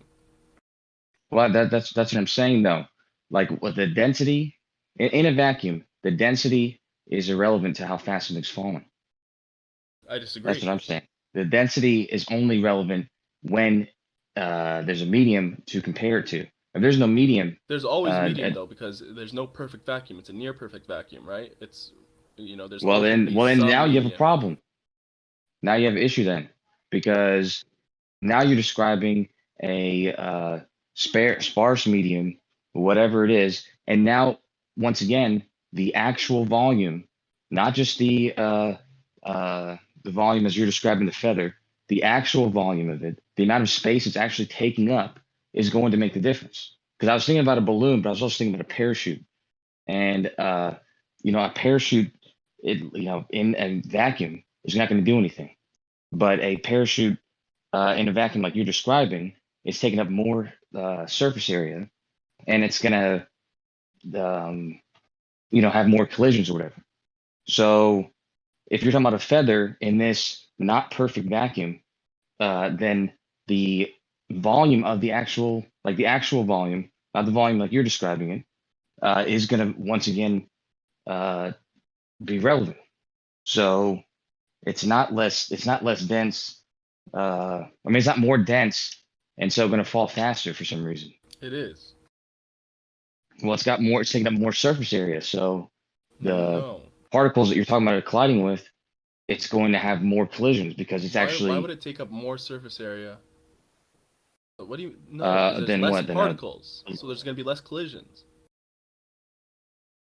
Yeah, but if a feather and a feather, which is whatever size it is, and then the wooden ball, which is however small or whatever the object is, that's actually more dense, but because of what you're describing, it's less dense for some reason. It's gonna have less surface area than the feather. So these collisions are going to hold up. The block of wood was an example for the feather, because I said the feather after you pump out the air is going to be more dense than the bowling ball. So my example to that was if you were to take a block of wood and put it in a vacuum chamber to pump out the air, it's going to become more dense because you're reducing the volume of the trapped air inside. So is this a perfect, idealistic, perfect vacuum, or just a vacuum like you're describing where there's not a perfect vacuum? No, it's not. It's a non-perfect vacuum, near perfect vacuum.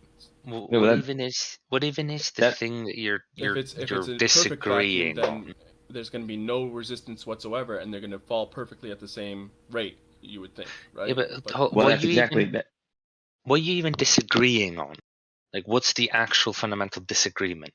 Is it whether things? Is it whether they're saying that if you had a piece of wood in a vacuum chamber, in a vacuum chamber, and you pump it out, then it's going to be less dense. I'm saying it's going to be more dense. Okay. Right, but so is that all you're disagreeing on? Not about falling speeds? No, obviously the thing that's more dense is going to fall more. No, faster. That's another big misconception. Or not misconception, but a contention that I have. It doesn't have anything to do with density. It's the total mass of the object. Whether it's denser or not doesn't matter. It's the total mass that matters for the terminal velocity. In a perfect vacuum, but in what he's describing, where it's not a perfect vacuum, and there would be still some difference, then the surface area volume is going to come back into play. Yeah, but what I'm saying is the terminal velocity. The same dimensions, so it would be a difference in mass if there's difference in density. This is the hilarious thing. You don't want to deal with flea farts with one example, but now you want to deal with flea farts. So I have 10 molecules of air in the vacuum chamber. That's going to slow me down. That's something I got to worry about. Moving the mass of 10 molecules of air out of the way. But then, on the other hand, you don't want to admit that a structure will grow in a vacuum by a measurable amount, like actual measurable amount. That you want to ignore and make the claim that you have an inelastic body. Why do you vary so wildly in your scenarios between not wanting to address insignificant values and in other situations ignore it? I think I've been fairly on point here. Multiple examples showing when you pump out the air of these bodies that are open, that are patent, right? That you're reducing the volume to the body, which is the material. But when we use the word volume, are we not talking about the amount of room it takes up as an object? Right. What other definition of volume would you use? Sure, but if it's internally like hollow or whatever, then it's taking up less room inside. So you subtract that from the total volume. But that's why I'm saying. That's what I'm saying. Are you talking about volume in the sense of the total amount of the structure, or the total amount of simply the same material? I'm talking about the total amount of space that's taken up by this object. So it's not just the dimensions. It can be more intricate than that. That's why I said. Now you said the other. You went the other way around. Now, you said one thing but meant the other.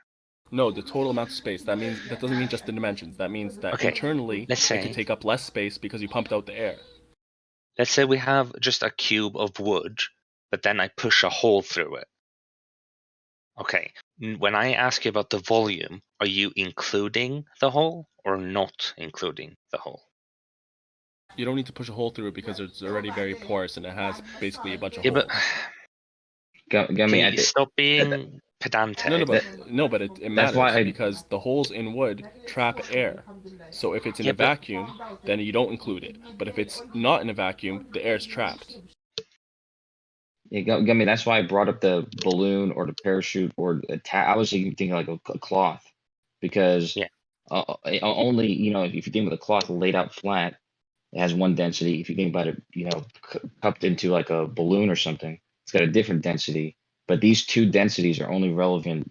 They only have a relevant difference in the falling speed if they're in a medium. Otherwise. But again, density density is irrelevant to in a falling vacuum. speed. No, Well, in a vacuum. no, density is irrelevant in every scenario. Whenever, if you want to talk about in air, you again don't care about density. You care about the drag coefficient versus the total mass. You never care about the density. Exactly. Yeah, you're right. But that's when I'm describing the volume, it's because I'm describing the surface area because I'm describing the drag coefficient. So I mean, that just but again, but at that point as well, volume isn't directly correlated to drag coefficient. It's the surface area of the falling, like of the surface moving. For example, the volume of a feather isn't affected. It's the fact that it has such a large surface area as it's falling. I mean, I agree with you, and I guess I was using because he was talking about volume, but I was obviously describing the surface area of the feather, the parachute, whatever else, because that's ultimately what's changing, which is going to change how it moves through the medium. Yeah, and its relationship with the medium. It's just to me, it sounds like you guys are just what's the word? Like arguing semantics of it. You don't disagree on any results whatsoever. We absolutely do. Well, I think he is. They I think think the percentage of wood things are will get different. less dense when you pump the air out. Okay, whether it would, okay, let's say whether it does get denser or no. What does this change in any metric whatsoever? Will it change how fast it drops? No. Will it change how much it takes for you to hold it up or for something to hold it up? No. Does it matter? What does it change or whatsoever? What does it change? Whether you define Can it we one way agree or that the other? it will get more dense? Depends on how you define it. But my question is, that's a word game. Depending on the way you define it is a word game. That's why I'm saying you're arguing word games. My question is, does it matter? What does this change? What does it change whether you call it having more or less density? What does it change? So let's say you have, this feather and the bowling ball, and they have the same weight initially, right? And then you pump out the air, making the feather more dense. You're making it therefore heavier. Because the volume is reducing, the density is increasing, it's going to be heavier. F equals ma, right? But because of the volume reduction and the fact that it's heavier, its acceleration is going to increase. Hold on. So what was the initial? Did you say that they have the same weight or the same mass? Same force initially? Downwards. Okay, so the same weight. In air? Sure. Okay. Now you move this. Actually, in the air, it doesn't really make sense, with a feather and a bowling ball. Let's say in the vacuum, the point is that after you reduce the reduce the volume by pumping that thing out, it's gonna be more dense, and it's gonna therefore fall faster. It's gonna have more weight relative to. Hold on. How does something becoming denser make it fall faster? How does this correlate in your mind? Because it increases acceleration. But how is density related to acceleration? Because of the drag to weight ratio. So if it increases the acceleration, it has more weight. So what's the drag? It's gonna be affected by drag less. What's the drag in a vacuum chamber? It's not a perfect vacuum. There's no perfect. But what vacuum. is it? What do you mean? What is it? It depends on the drag coefficient of whatever we're talking about. Okay. So your argument is, when this feather and the ball are falling in a vacuum, you think the feather is going to fall a minuscule amount faster. Yes. Is this your idea? They're not going to fall at the same rate. Now, people think that the bowling ball would even fall faster. I'm saying no, because of the beta keratin of the feather. When you pump out all of that empty, the emptiness outside, the air that's inside, you pump it outside, it's going to now be more dense and it's going to fall faster. Okay. Now the problem with your argument is that you're not changing the drag coefficient of the feather in any way. And so even though even though the density, you can calculate it as going up, the ratio is the same. And therefore, the feather will still fall slower by this minuscule amount if you think it's not a perfect vacuum. So even in your argument, even if it changes density, the ratio stays the same and it will fall slower. The ratio between the drag coefficient and the weight. How would it stay the same when the weight is increasing? So the weight is increasing? The force downwards is going to be increasing because it's now more dense. So it's going to accelerate downwards faster. No, but no. Hold on, no. You're saying that it becomes more dense but less volume. You can't say that now it has more mass all of a sudden. I didn't say it has more mass. No, but that's what you imply when you say more weight. Where else is the weight coming from? The acceleration. Yeah, but what has changed with the feather to give it more acceleration or more weight? The density. So the density has increased, the volume has decreased, the total mass has decreased, the total weight has decreased. The total mass hasn't decreased, technically, because you're limiting the volume to the feather, right? So weren't you including the air? When you okay, fine. Okay. That technically is decreasing, sure. Okay. So in this case, that's negligible, so we can ignore that. Okay. So the feather's mass has not changed. If anything, it would have decreased a slight bit, but let's just say it has not changed. Why, if the mass has not changed, would the weight change? Because it's now more dense. Density is not what matters, it is the total mass. Because even if it's denser, it is now taking up less volume, has the same mass, which is the same vacuum, force. I would agree with you. In a perfect vacuum, I would absolutely agree with you.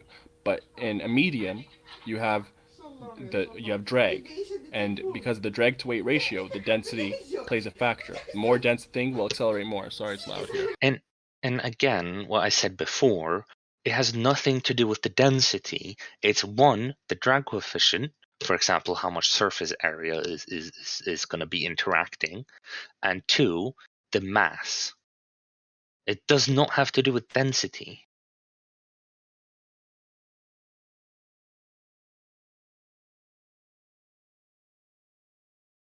That is true. You just finally shut him up. His whole idea of the few sparse molecules in there does not answer his problem.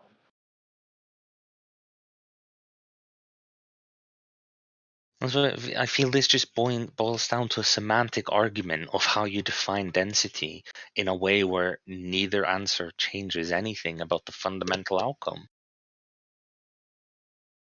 I've just been tuning out for the last an hour. I just got enough at this point.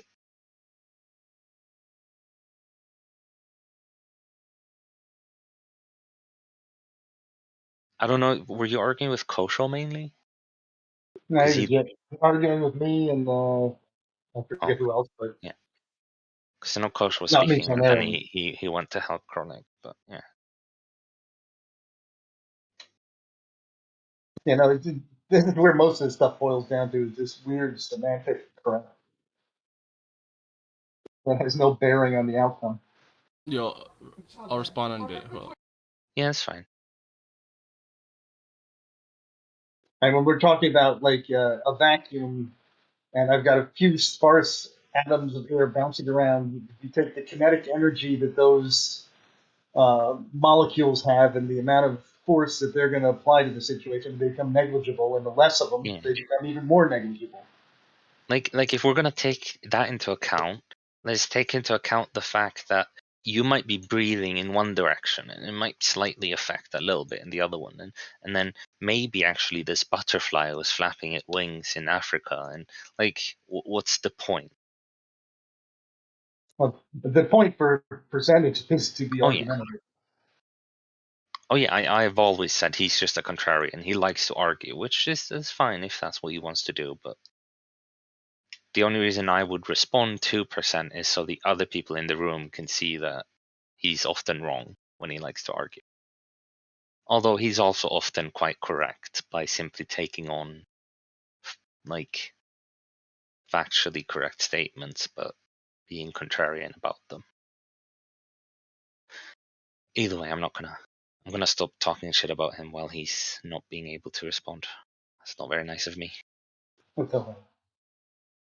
I say it's all right because it's all right. I mean, at the same time, I'm not really talking shit about him or anything. I'm just giving my impression, which, yeah. I did get a kick out of the fact that he said, that the volume of something would change just by me merely sealing the hole on that object. So, like, if I have a bottle in the vacuum and I have a seal that takes up no weight at all, it's perfect seal. In fact, I just squeezed the end of it together. Now it becomes more dense because I sealed it. No, less dense. And it's like another thing is, okay, like packing foam, for example. If I ask you, oh, what's the density of that? You'll give me a number, and then I push it together a little bit more. What's the density now? It's the same material. It's the same amount. I've just compacted it a bit. Right, and it's like, you can keep doing that. And the density is how compact the substance is. Right, but when you squeeze out all the air, that's the same as putting it in the vacuum. Well, no, actually, the density would be different. Yeah, I'd say be greater. All right, so we all agree at this Not make the point. density greater. So we all agree at this point that. Go ahead. Go ahead. No, my mic's fucked up, man. Go ahead. No, I was gonna say that. I was gonna say that when we talk about volume, usually we talk about the total amount displaced. So if it's a large hole, which essentially can get filled, then sure, the volume there is or will be considered. But when we're only talking, if it's going to be filled. Yeah. Like the volume of a swimming pool, if you want to take that into consideration, whether it's going to pop out of the ground, whether it's filled or not. We intend to fill it, so it's not. We plan on it not popping. And usually we don't even let's talk about, for example, a sponge. No one really talks about the density of a sponge because it becomes irrelevant to such a porous thing. You can talk about the density of a compacted sponge, or what's the maximum density if you try and compact a sponge. Like that could be a question, but just talking about the density of a sponge as it's sitting there all puffed up is irrelevant to any question. One question could be, what's the mass of it? Sure, and sure that's related to the density, but we don't really care about the density in that case.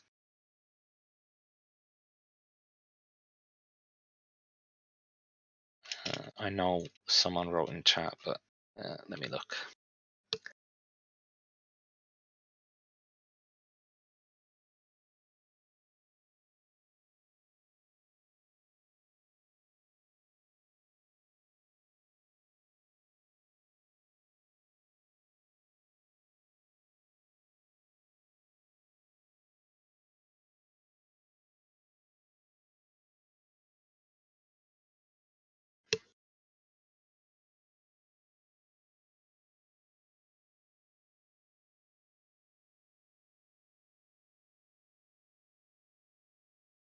If you have an object and you squeeze air out of it, given that the object is made, the material is more dense than the air is, the object's now going to be more dense.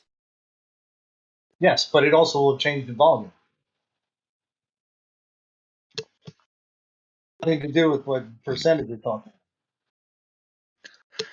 But okay, so JS, are we talking about the actual cell structure, or are we talking about the imperfections or pores where water or on any substance can actually fill? Because these are two different things.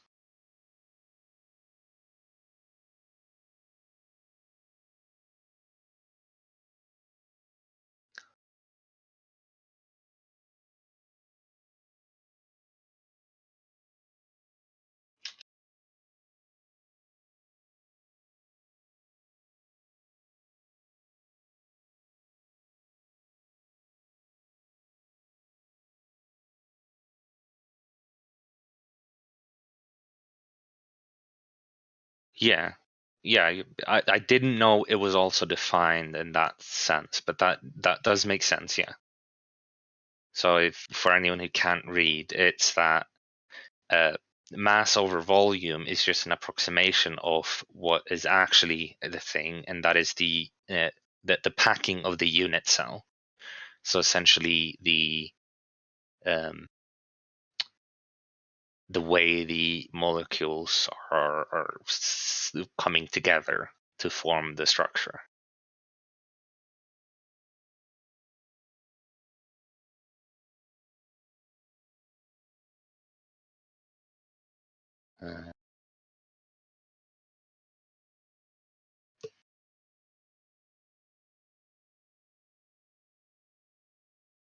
Because the thing is about a feather is, sure, if you look at what it's made out of, the density is higher than like a bowling ball's whatever. But the thing that makes a feather so light is the fact that it's spread out over such a large area and it's really thin. And so it has a lot of surface area to get drag from, but not a lot of mass.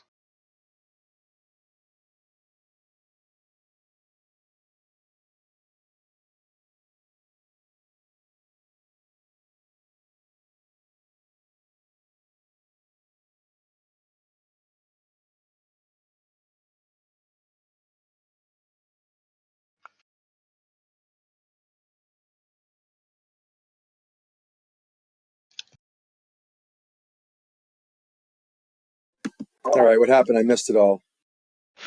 I mean, percent.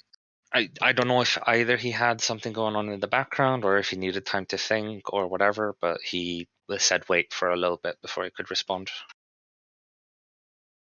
I think he had a stroke.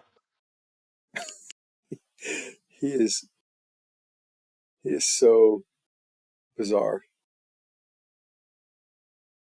It's his complete denial of everything, pretty much, Well, right? personally, I believe that he's just contrarian, that he just likes to argue about it. But that's, of course, my personal belief. I'm not saying he is anything. I agree. Just, yeah.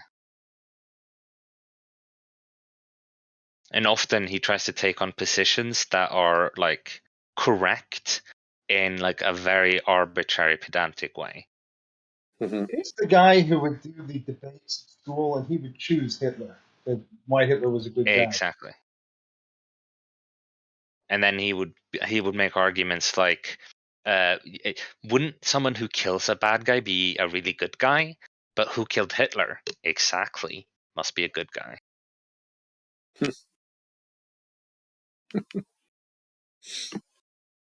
But Hitler committed suicide.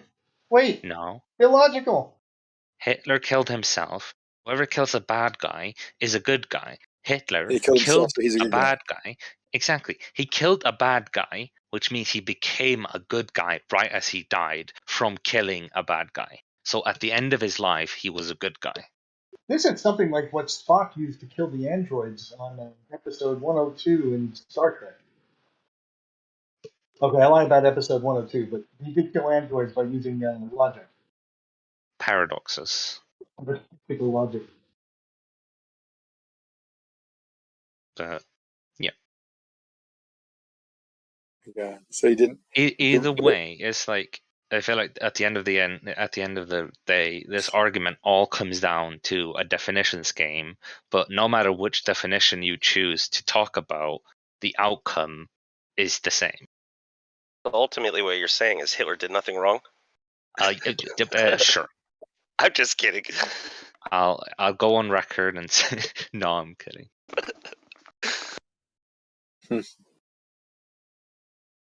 Did he finally understand about whatever it was the answer on the wood? Because I didn't know the answer of the wood. What was the question exactly? I think he was talking about the wood being would grab. Water would penetrate it. Did you already say that? What's the word for when? I mean, JS might know if he's listening. What's the word for when a molecule or something like penetrates the cells, the unit cells? like not penetrates, but like I Like keep thinking osmosis, diffusion? dispersion. Oh, Diffusion? osmosis. Diffusion is Scattering. osmosis is No, going from high concentration to a lower concentration through a semi-permeable membrane. That'd be yeah, osmosis. Diffusion is just going from high concentration to low concentration. that diffusion is what I was thinking. Yeah. Yeah, but you just degas a piece of wood doesn't make it more dense. I think that was ultimately his argument. It made it more dense. Well, yeah, because essentially what he's saying is Made it less dense, right? by Because getting now the that mass is not in there anymore. He just gets it's opposite, boy. He's opposite. Everything that is normal that we all know, he doesn't understand. Wait, does diffusion happen in solids, or is that just a liquid thing? It's a fluid thing. Well, Sanic, I mean, what I was trying to tell him. Oh, go ahead. I was just is it? I know the substance that's being diffused.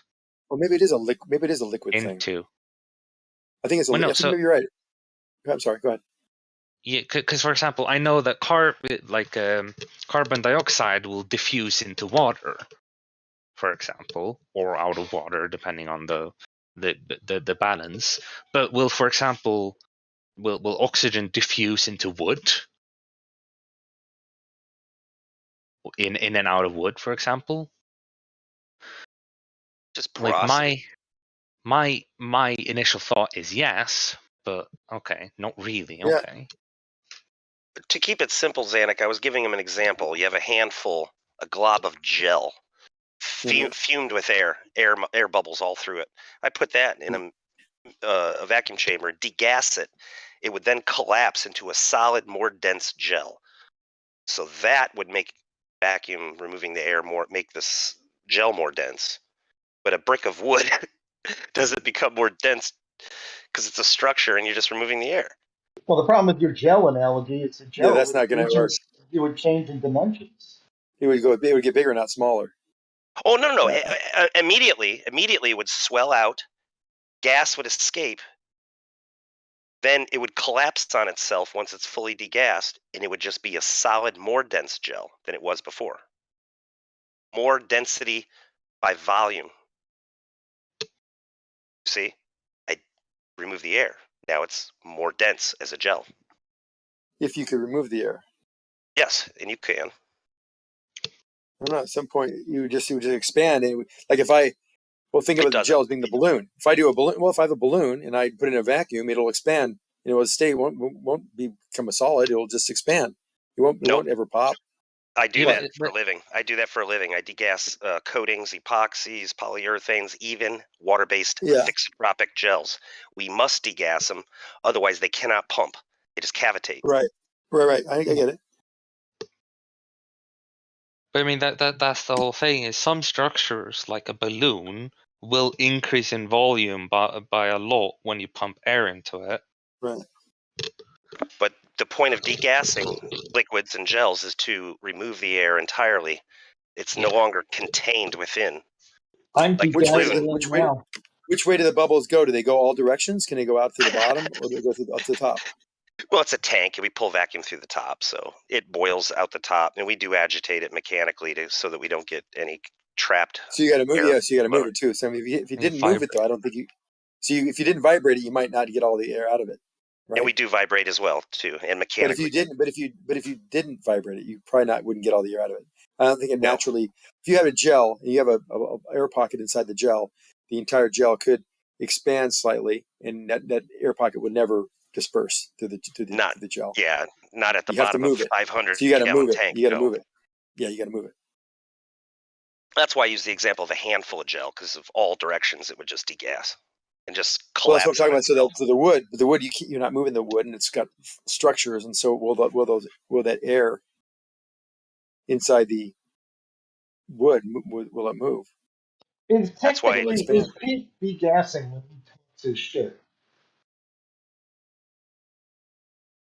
Say again? Is Pete Shea degassing when he talks about Aristarchus? I think he is. I mean, all of us degas anytime we speak. Unless you talk this way. Then I gave him an example of a stainless steel scrubber. Put it in a vacuum, air escapes. It's just another solid structure with air in between, and it didn't increase in density necessarily.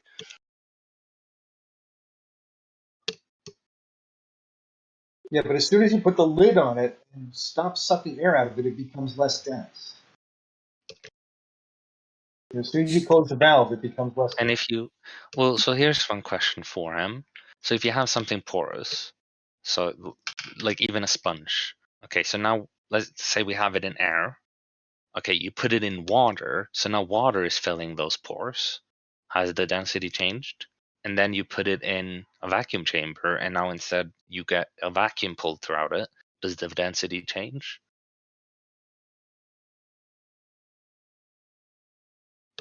Well, yeah, as you approach vacuum, it becomes more dense. But does it?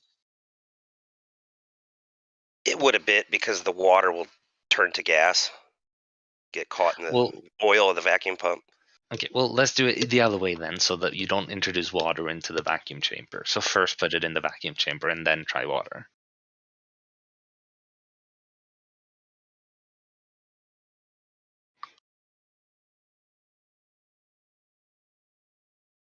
It's just the useful way of talking about the density isn't about, oh, but it has pores in it and it can have things that disperse throughout it and all of it. No, we talk about the total volume it takes up versus the total mass.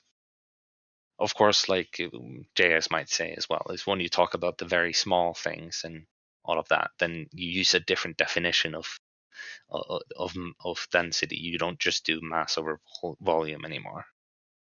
I guess like if I was going to try and decide how big a tractor trailer I needed to carry 1.5 million bottles of Pepsi, it would become important to know whether I crushed them up and got rid of all the air in them, or whether I left the bottles intact.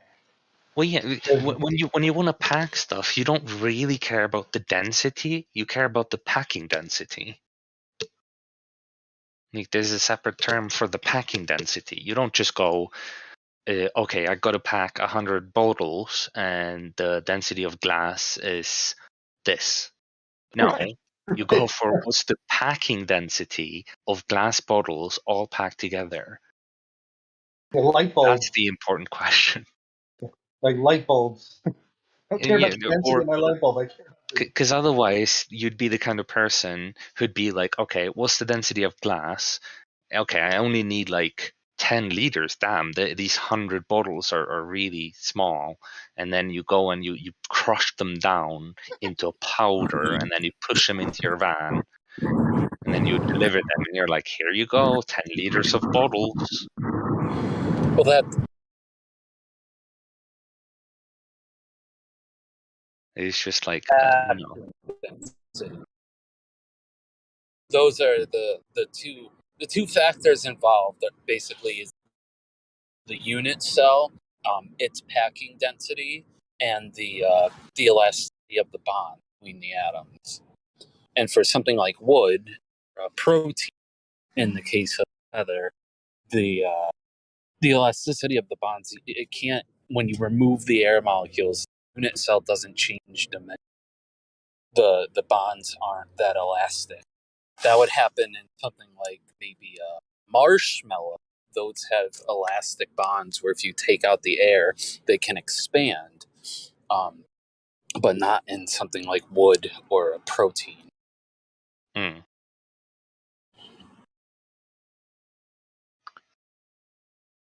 So in those cases, the unit cell is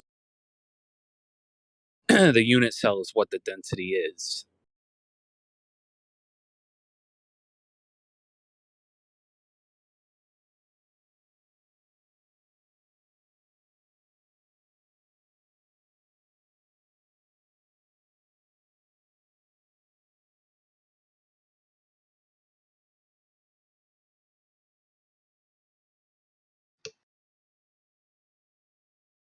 Now, if he's not being just argumentative, then he's fundamentally got a broken brain. I mean, we've heard him make some statements on other topics that I'm not going to bring up the exact statements, but I feel like the statements he's making there really do tell me that he's being contrarian or like trying to get a rise out of people. But I mean, I'll never say that it's an impossibility for someone to just be a bit messed up in the head. It's always a possibility. There could be an underlying argument which he thinks by conceding that he's wrong here makes his other argument wrong, or by winning this argument supports an argument he hasn't discussed.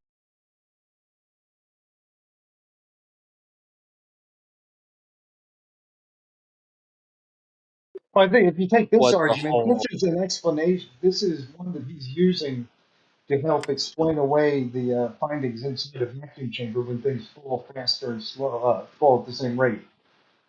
Yeah, that's what the whole point of the argument that. So you're cutting out there. Yeah. Sorry. Can you hear me better? Yeah.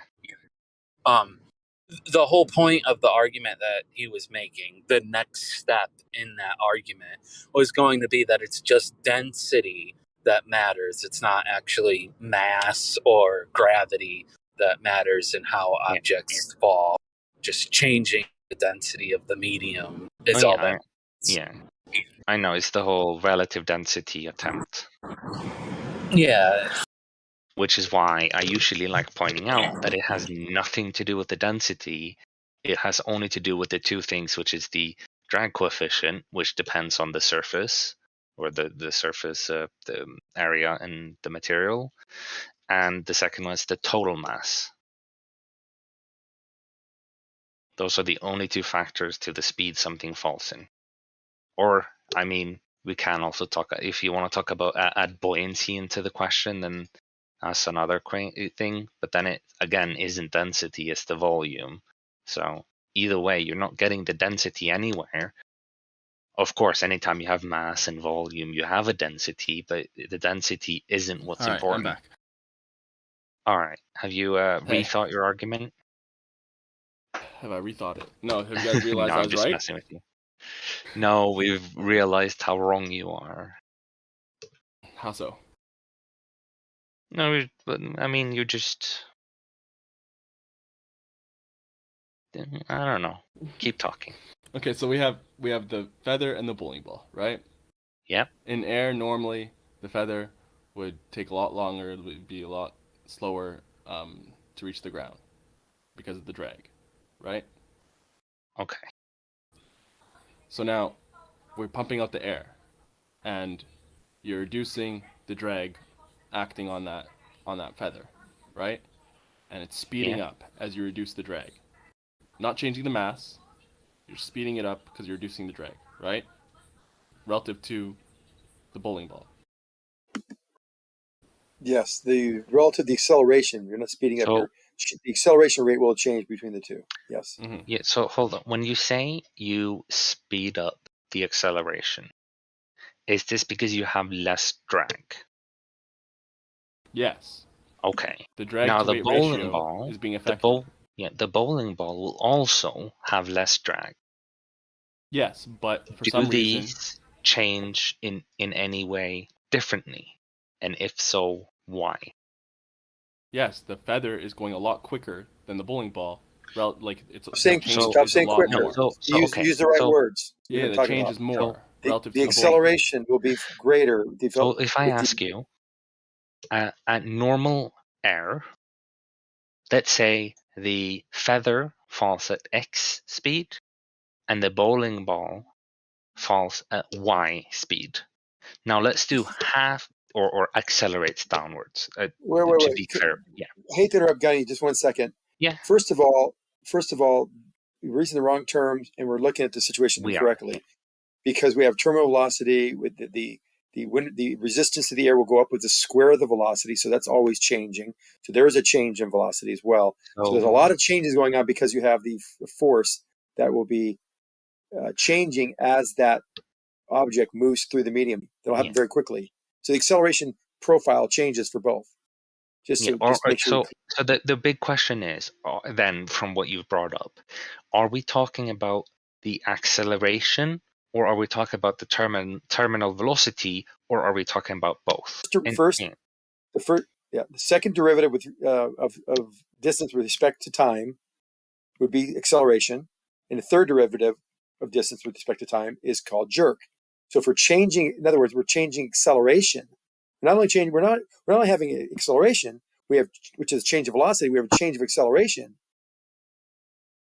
Because it's velocity squared. No, because the acceleration is changing. Because the drag is going up with the square velocity. If that's you meant, that's true. Like in the equation, and this is something that Gummy was not like. He was Not less velocity dense. is going to cause it to It's not less accelerate dense. more. So the velocity squared is always there. I'm talking about what the difference between two objects would be. So it's not that I'm ignoring the velocity squared. I'm saying if you want to talk about the bowling ball versus the feather, What the velocity squared are we talking squared about? will always be there. What velocity the squared are drag, we talking about? The drag. Well, what velocity squared are we talking about? Equation. Are we talking about just drag? Okay. Yeah, the drag will be proportional to the velocity squared. Right. And so if you have a weight, let's say it weighs a gram. If you have 10 let's say it's a Newton. If you have a Newton of weight of this object, and then the drag is a Newton, then it won't be accelerating anymore. Exactly, and that will happen at some particular speed. Yeah, but we're not talking about terminal velocity. We haven't reached that. Well, to get to there, it wouldn't just accelerate at 9 meters per second squared. It'll start out 9 meters per second squared, and then due to the force acting against it, that is going up with the square of the velocity, it'll reach its maximum, which would be its weight, which would be the 1 Newton. But along the way, that force will go up with the square of the velocity. But the thing is, it also goes up proportional to the drag coefficient, and therefore something with a high drag coefficient will reach terminal velocity sooner at a lower velocity than something that doesn't have this as high of a drag coefficient. And the drag coefficient is dictated by what? Surface area, the geometry of the surface area. Frontal area times its drag coefficient. Yeah. No, I'm saying the drag coefficient itself for different material is dictated by what? Not material, shape. Shape. If you ask drag material. I'm not talking about the drag equation. I'm saying the coefficient itself for different materials. The coefficient of drag has to do with only the shape of the object. Really? It doesn't have anything to do with like the experimental density or the material itself? No.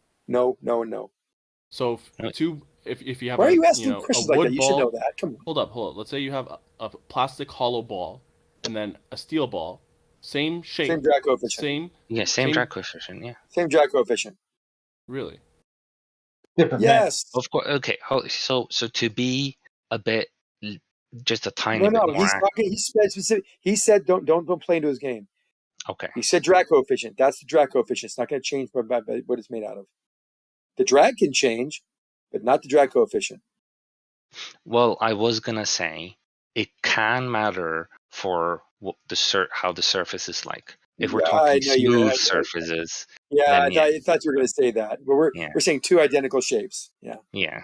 Okay. Yeah. If the shapes are Don't play. I'm just saying if one is jagged. No, that was my confusion. But yeah. I was saying coefficient when I meant. No, you're not talking a dimpled ball versus a non-dimpled ball. Those aren't the same shapes. We're talking same shapes. Exactly. Yeah, fair. Okay. Yeah. The drag equation itself has not the coefficient. That was my confusion. So the drag equation itself has density, right? No.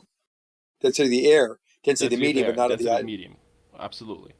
Now, you have something that's more dense in medium. What's something? Versus the air? That's less dense. Wouldn't you expect the object or the object in the medium? So if the doesn't have any. The drag coefficient has nothing to do with the object. Why are you going there? I'm going to walk us saying through why there's you're a doing it. relationship between the density of the object and the medium. What kind of relationship? An inverse buoyancy? relationship. a buoyant. Open relationship? There's no relationship between the There density and the drag coefficient. Because you have the same object, same drag coefficient, same reference area, but the only difference is the mass. The same volume. The only difference is the mass, making the density different. You're gonna have different rates of fall. Because the drag force will be different. Why? Because the drag coefficient will act differently at those different velocities. Not because because you'll be going faster, sooner. Why would it go faster? If because it has less everything else drag. is the same except for the density of the object.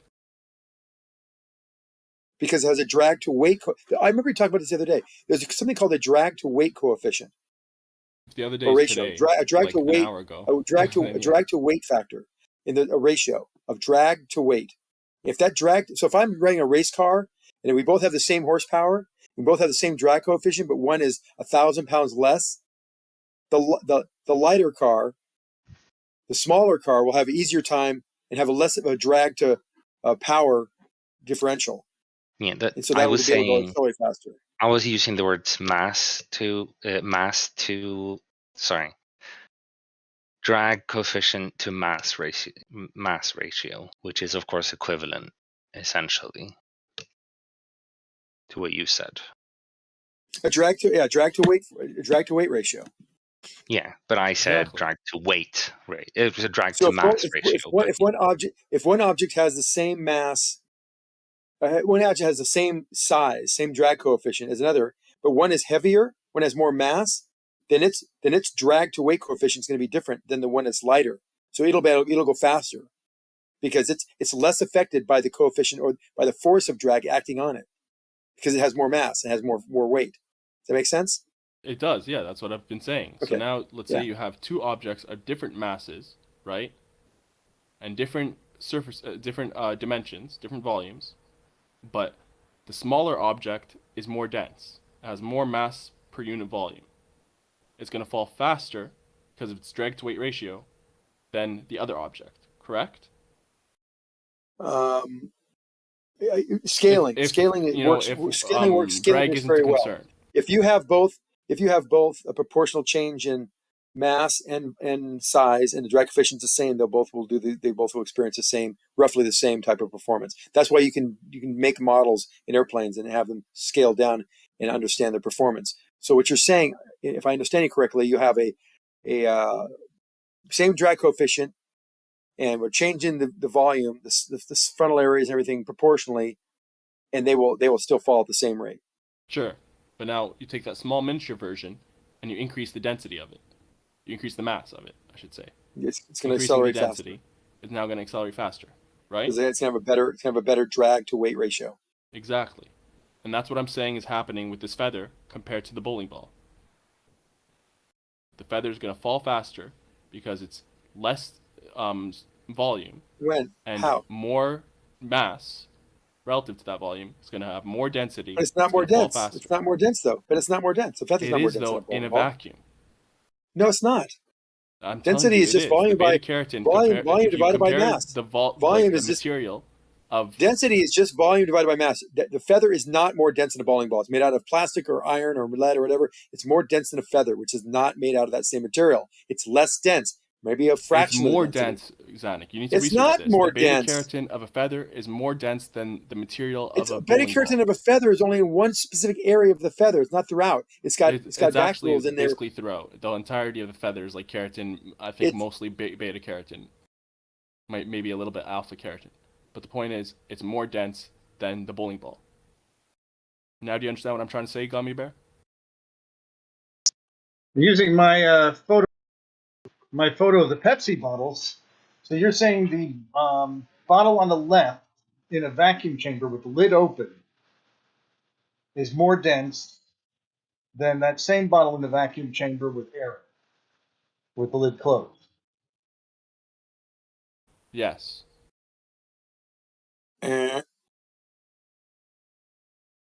He thinks that magically putting the lid on that will suddenly increase its, will increase its density.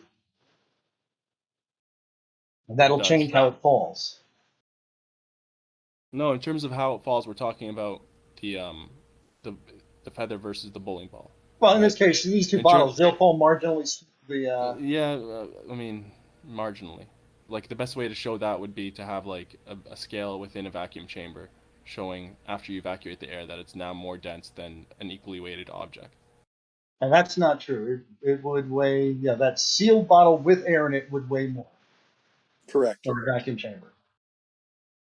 With air in it is different than without air.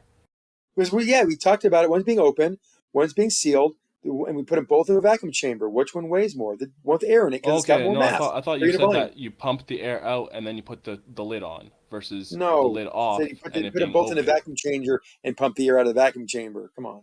Okay, when I had said it about 30 minutes ago, I said in a vacuum chamber, when you pump the air out and then you put the lid on, and somehow you had it like maintain its shape, maintain its patency, then that space is now going to be part of the volume of the bottle, so it's going to be less dense.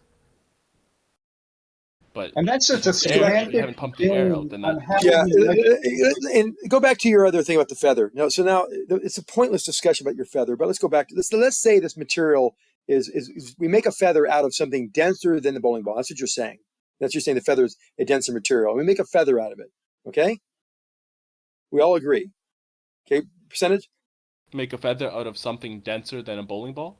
Yeah. A lead feather. What? A lead Sorry, feather. Steel. We have to make a steel feather. Sure. A steel feather. A steel feather.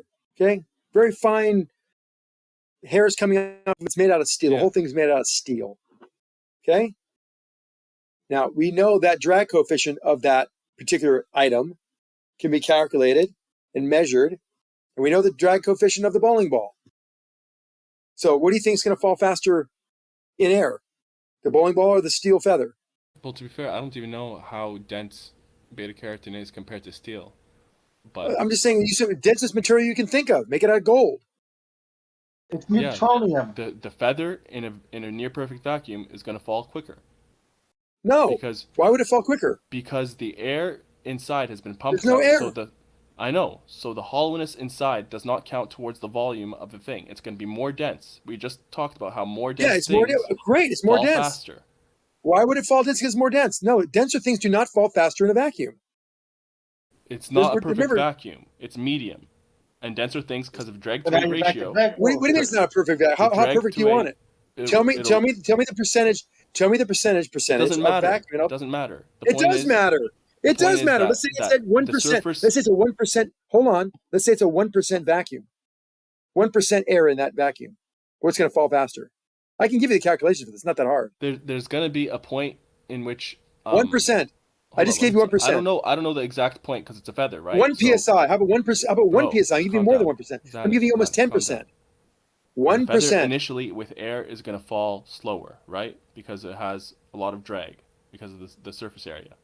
There's no air in there for drag. I know. As you reduce the air, it's going to keep on falling faster, and at some point, because of its density, it's going to fall faster than the bowling ball.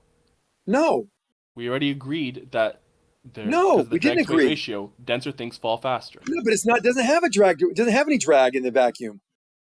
It does have a perfect vacuum. At one, I know. I gave you 10% air. 1 psi, near 10%. Even at 10%, it's not going to fall faster.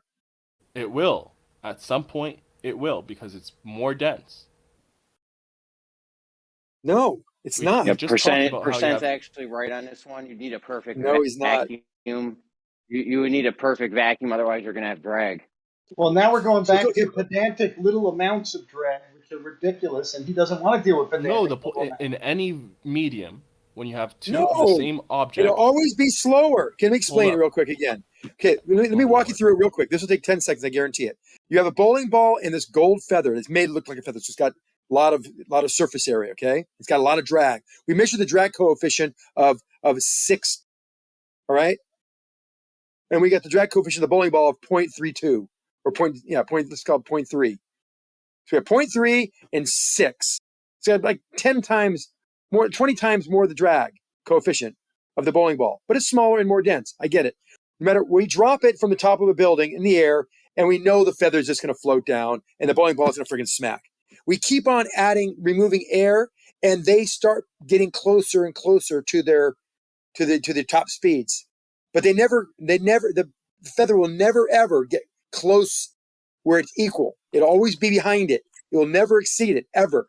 There's no reason logically that you could think that it would. And whoever said he's right, you're wrong also. I told you why, Zanuck, and you actually agreed with the premise before. No. Yes, you did. No, You I agreed that didn't. things of the same volume, same dimensions, same, reference area and drag coefficient and everything. The one that's more dense because of its increased mass is going to fall faster. No, this is Zanuck. This is where my picture comes in here. Try and understand what he's trying to say with this picture. That's what he thinks is happening. He thinks that bottle suddenly becomes more dense, and it really depends on how you want to talk about density. If the inside of the bottle is a vacuum. Yes, he thinks it's more dense. That's what you're saying? Yeah. Right. He thinks that the open bottle is more dense. Yeah, it's not more dense because it's mass per unit volume. Don't you get that? Yes, and the volume is going to be reduced if it's a if it's near perfect vacuum inside the bottle. Yes, but the bottle that has air in it is more dense because it has air in there. Yeah, but again, we said inside the bottle, and this is why I just respond to Boyok that inside is vacuum. It's not air. If there's air in it, obviously it's more only dense. only in the one it's open. Open is more. It has more vacuum because that has been open and it's been vacuumed. That's it's what in the I'm vacuum. saying. They're both in the vacuum. They're both in a vacuum. Which one is more dense? The open bottle or the sealed bottle? Yeah, they both have They're equal both in a vacuum. vacuum. The one that's more dense is the open one. No. Yes. And here's why. The open bottle, when we started pulling the vacuum in that chamber, because they both started out like they are here. You understand. In the closed one, there's no air. Right. The closed one has air. We started with it open, and we closed it with air in it, so it has air in it. No. See, that's yes, that's what he said. That's the misunderstanding that Moyoff had that I cleared up that you're bottles. still we under. We have two bottles. Hold on. We have no vacuum chamber. A bottle open and a bottle closed. Then the one that's closed is going to be more dense. That's the misunderstanding Thank that you. Moyoff There had, you go. and you had Good. the same one. Now you know. Yes. No, it's not. Now I know. You just misunderstood because of Moyoff's No, you dumb misunderstood. explanation. Everybody gets it, but you. I got it immediately when Moyoff You got his about incorrect explanation, which I corrected immediately, but you were too dumb to actually hear. All right, I'm still not catching on. Where am I wrong? Because you said inside the sealed one there's air, and I said no, it's less dense if it's a vacuum inside. Okay, so the sealed one is less dense with the vacuum inside. That's what I just said. They're both in a vacuum chamber, and the one has been sealed in the vacuum chamber, so it has a vacuum in it. That was what was just described. So they both have vacuum. They both have lids. One has an open lid.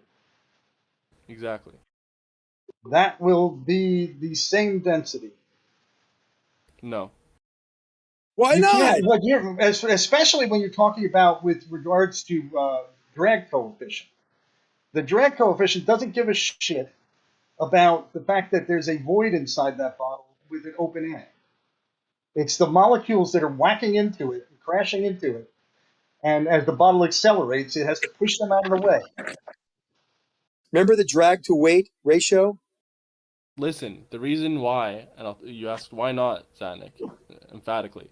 The reason why is because when you close it, it becomes one cohesive body, okay? Yes. And that vacuum inside, that less dense vacuum inside, is combining with the more dense shell, the glass bottle itself, meaning it basically takes away from the density of the glass. God, no! You're just making where are you getting that from? You're making something that I don't think anyone could actually. Just only measuring. You can't make that up. You cannot. Nobody can make that up but you. Let me finish. If it's open, you're only measuring the glass bottle itself. There's no contained body, no volume inside that's being measured. They both have no mass inside, no matter whether they're closed or open. They're both vacuumed. One's closed, one's open. Doesn't matter. They're both the same mass. It matters when it's closed or open. That's what you're not. No, it doesn't. Well, that's you can say that as much as you want and over again, which you will, because you're acting autistic right now. But no, that's not the way it works. Percentage. You're completely fucked up. That is the way it works, and that's why. No, when it's you not have the way it works. Block of wood. That's when you have a block of wood, and you pump the air out in a vacuum. It becomes more dense. In a vacuum chamber, I should say. It becomes more dense. There's no hope for you. Find me a video where you have a wood on Why don't a you find the scale. video? What did you just where there's say? wood on the scale, and you're pumping the air out, and it becomes less dense. I'm gonna weigh my gold in a vacuum, make it worth more. Yeah, do that with your porous gold. What the fuck did you just say? If you could put a block of wood in a vacuum chamber and weigh it, and there was some air that could be diffused out of it, that could suddenly move through the structure and be released, it will weigh less as that air is removed from the wood. It'll weigh less, but it'll be more dense. Why will it be more dense? Because you're reducing the volume as you're pumping the air out. No. Because density is mass per unit volume. Actually, I don't even know if it will weigh less. You don't know much of anything, but yeah, you certainly don't know about this. I think it's going to weigh the same amount because you don't know. You're just making things up. You're just making things up. I promise you, I'm right, bro. That's almost like Research saying it. if I crumble a piece of paper, if I crumble a piece of paper, it's going to weigh more because I crumbled it. Exactly. It's going to be more dense because you crumbled it. It's not more dense. What the fuck? It is What's more wrong dense. with you? He's got a mental defection. Bro, if you have listen, if you have a He's got a scale mental defect. inside a vacuum You're chamber, beyond hope. if you have a scale inside a vacuum chamber and you have like a ping pong, maybe not a ping pong. We want something that'll maintain its patency. But I don't know. Let me think. A rubber ball, let's say, okay, and a wood ball, and they weigh the same amount.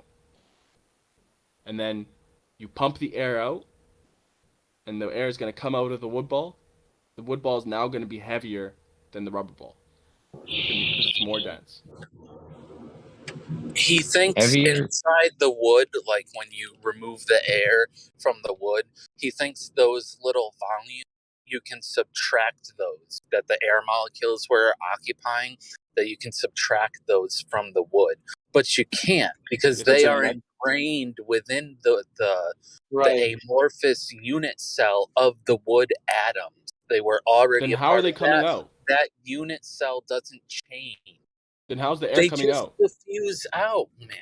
They're held in there by intermolecular. I got one for you. Oh, Jace. So when you're pumping the air out, diffusion happens. Let's say from the actual atoms of the wood. Hold on. Let's say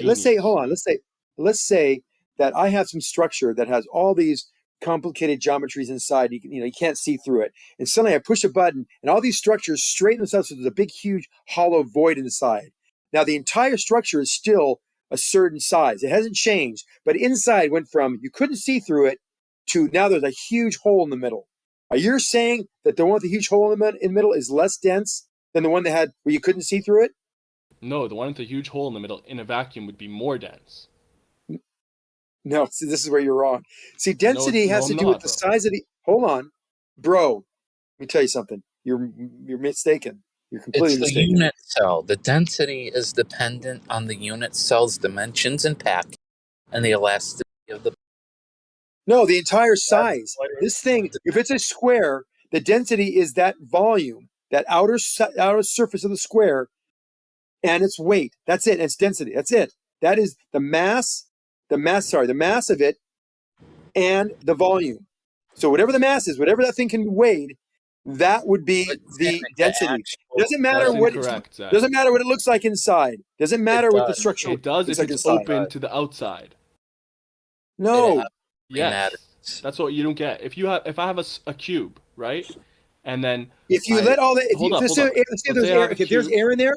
Let's say you remove the air that made that structure the way I'm talking about, and all the air is removed, that object would be less dense, not more dense, less dense, because you removed the mass of the air that was inside that container. Because the mass is the entire amount of atoms and molecules inside that square box. And we just talked about inside the square box was a structure. You couldn't see through it. There's air in there and everything. And we remove the air, and that forces the structure to kind of all go to the surface where now it looks like it's hollow, but it's all the way removed was the air.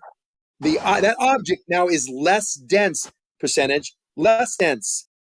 I agree with you, Tanik, but the mass divided by volume thing you're using, that's just an approximation. The actual No, density. that is by definition what mass is. Can you not interrupt me?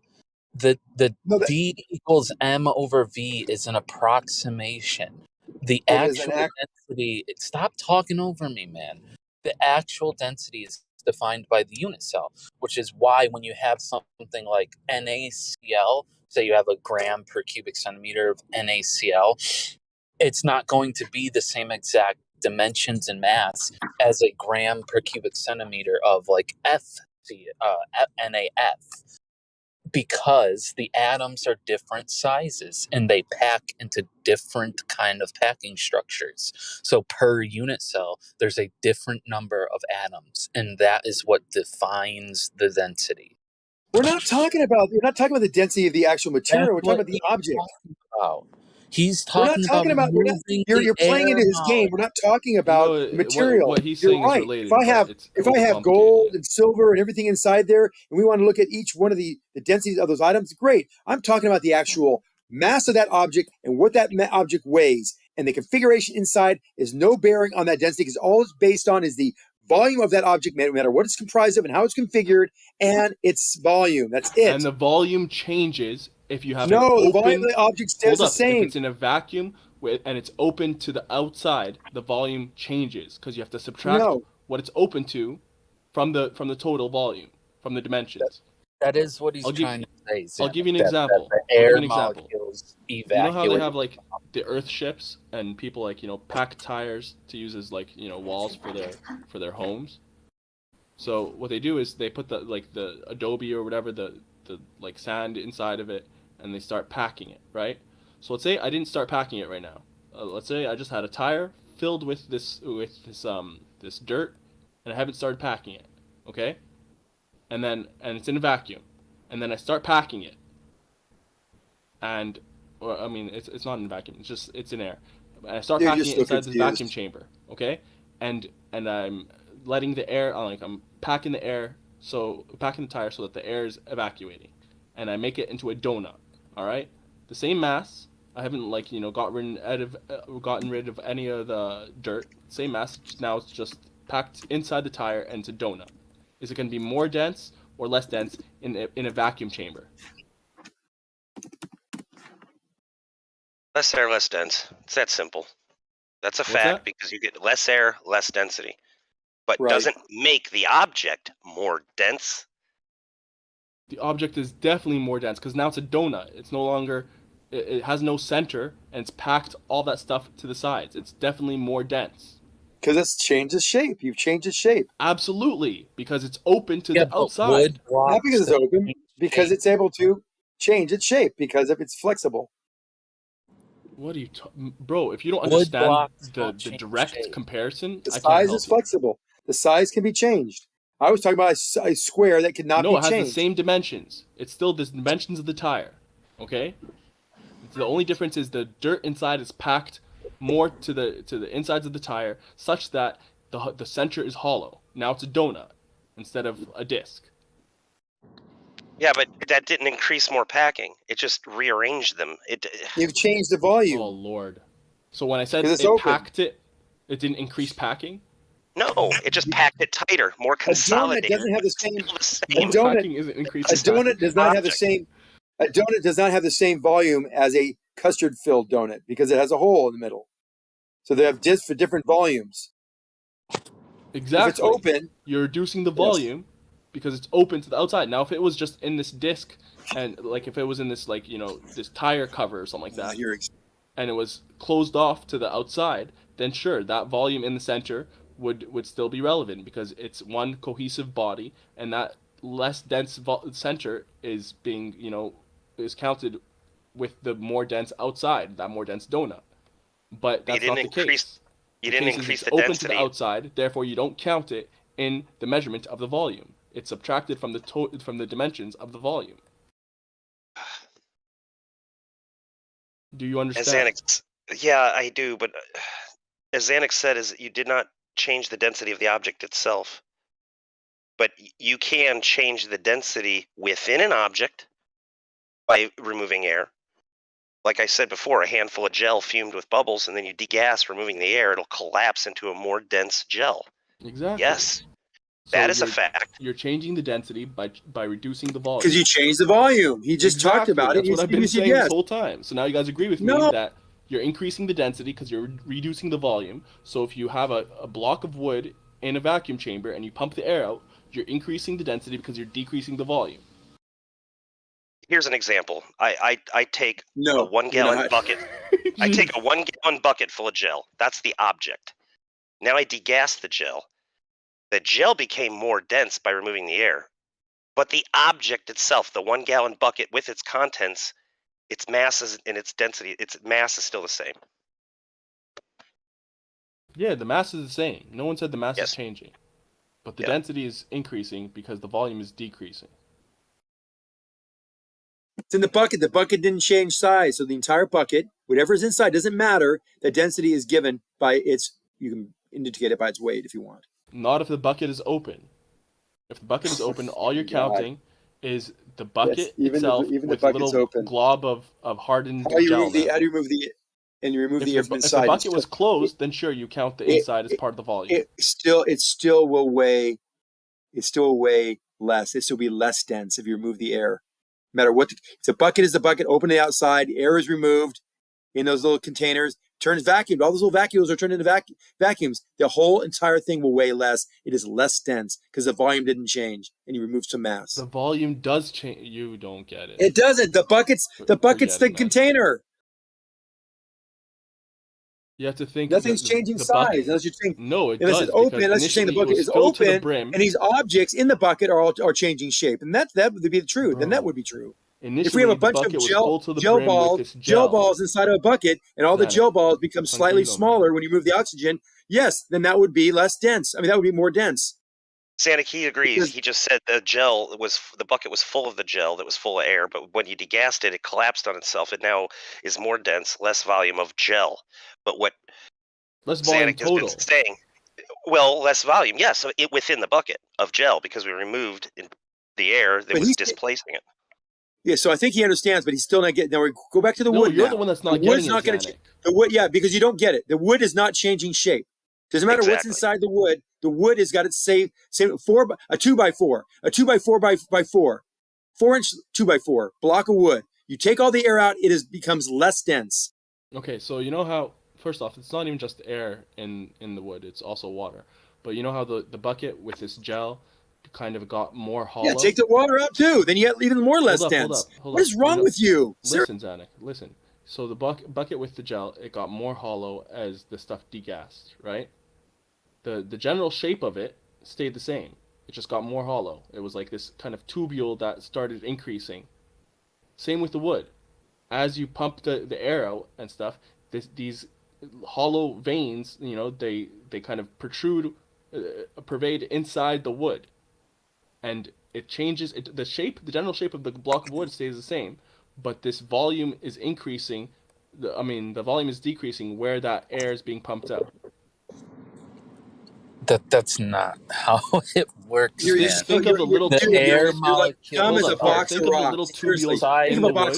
That's you, a box of rocks. Zanuck, think of the little tubules in the wood as really long. I've already thought about that, dude. It doesn't matter if local. You're talking about local density. Really long, narrow, curvy buckets, and the air is the gel inside. Stop talking. You're talking about local density variations. That's not the point here. We're talking about the block of wood. That block of wood, when you remove water and air, it will become less dense. Period.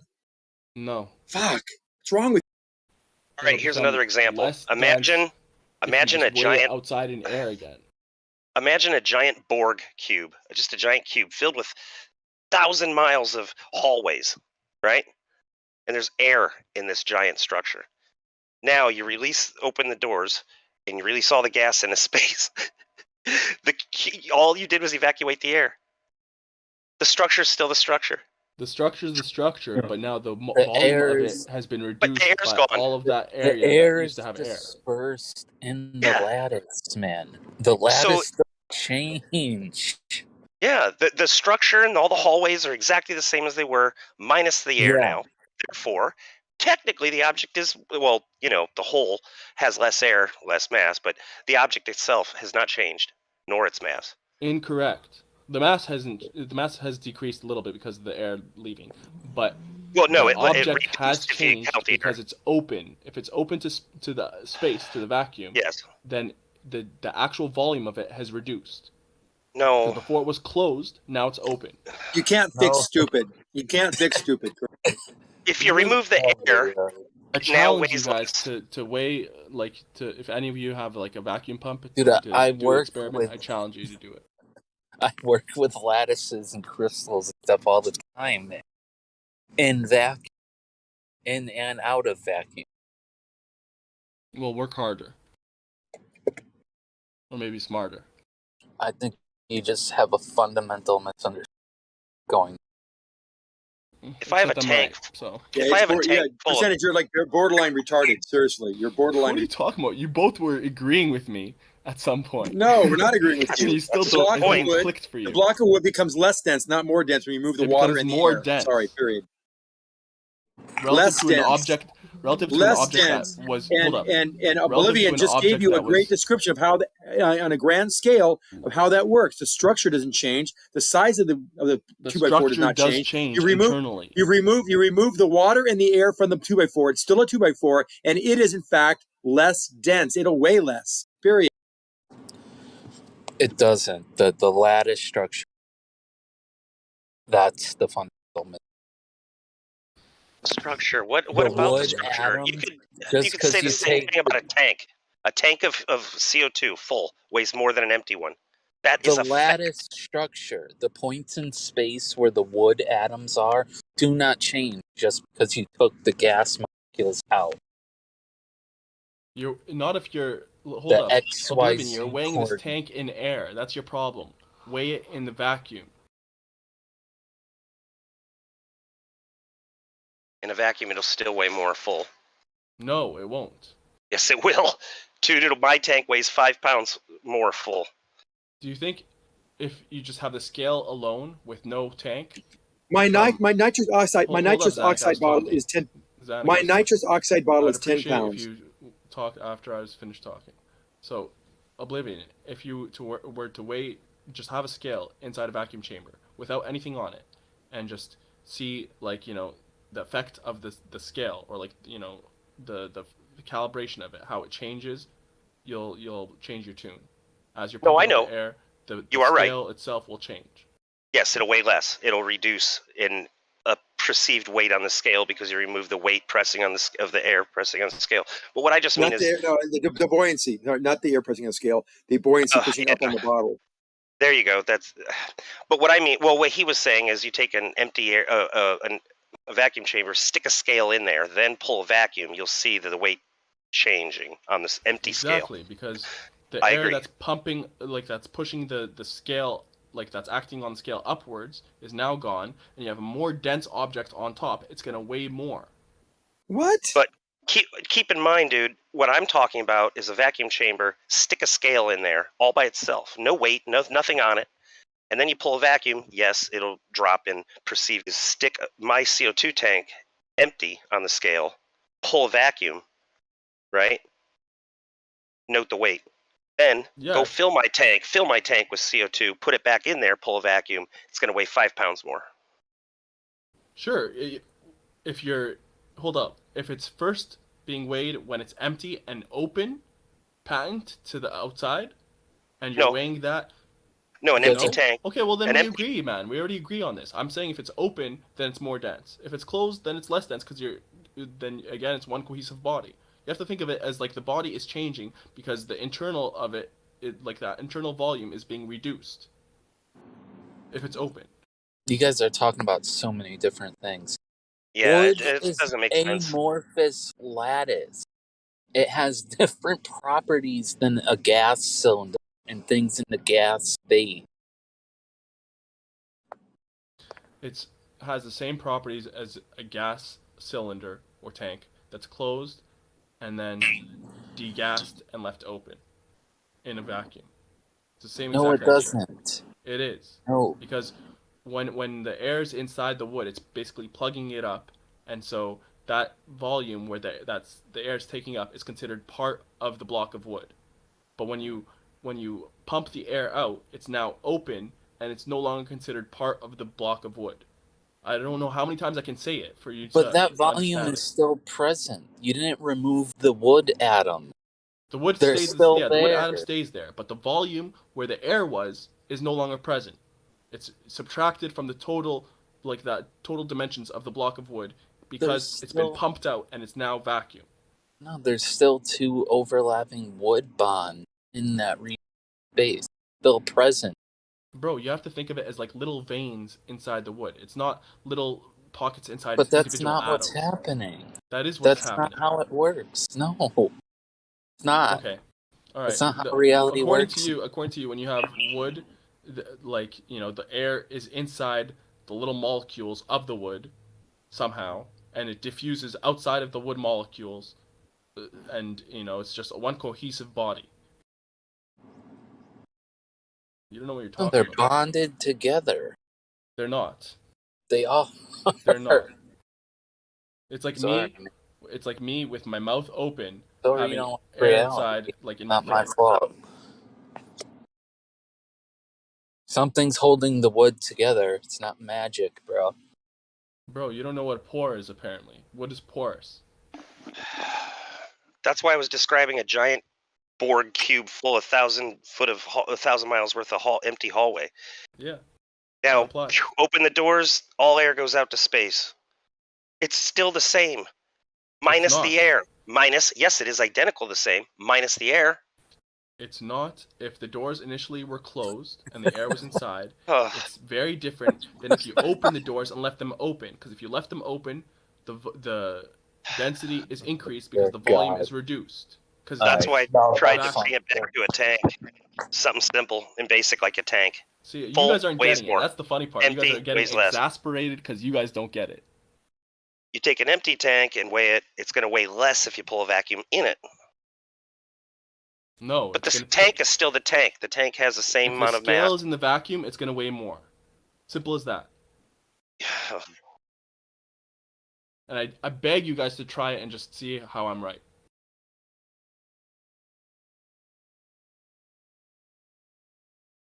But the effect on the scale does not affect the structure of the block of wood. It's almost like you're equating this phenomenon in the effect on the scale somehow miraculously affecting the structure of the wood itself. They're not linked. No. I never said that they were linked. I don't know why you're combining the two. Because you mentioned the structure of the wood is changing in so much that the air that was inside, which was considered part of the structure, is now no longer a factor. It's been the volume has been reduced. So you have to think of the structure as being that that these pores are now vacant.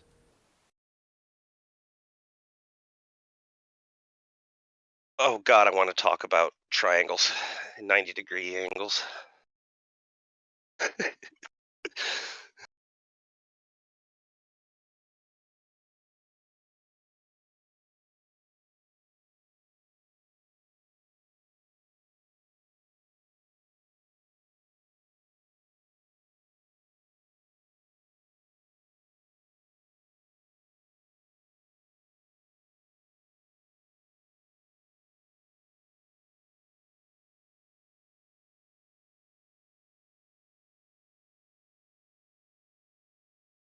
I'll tell you right now, you can't have Coriolis without the inertial and the non-inertial reference frame. Can't exist without it. Period. Nice segue. Doofus was scared to answer that, or he was acting like just because his math didn't need it to figure out the Coriolis effect doesn't mean shit. Math isn't reality. That's where you guys get all fucking goofy confused.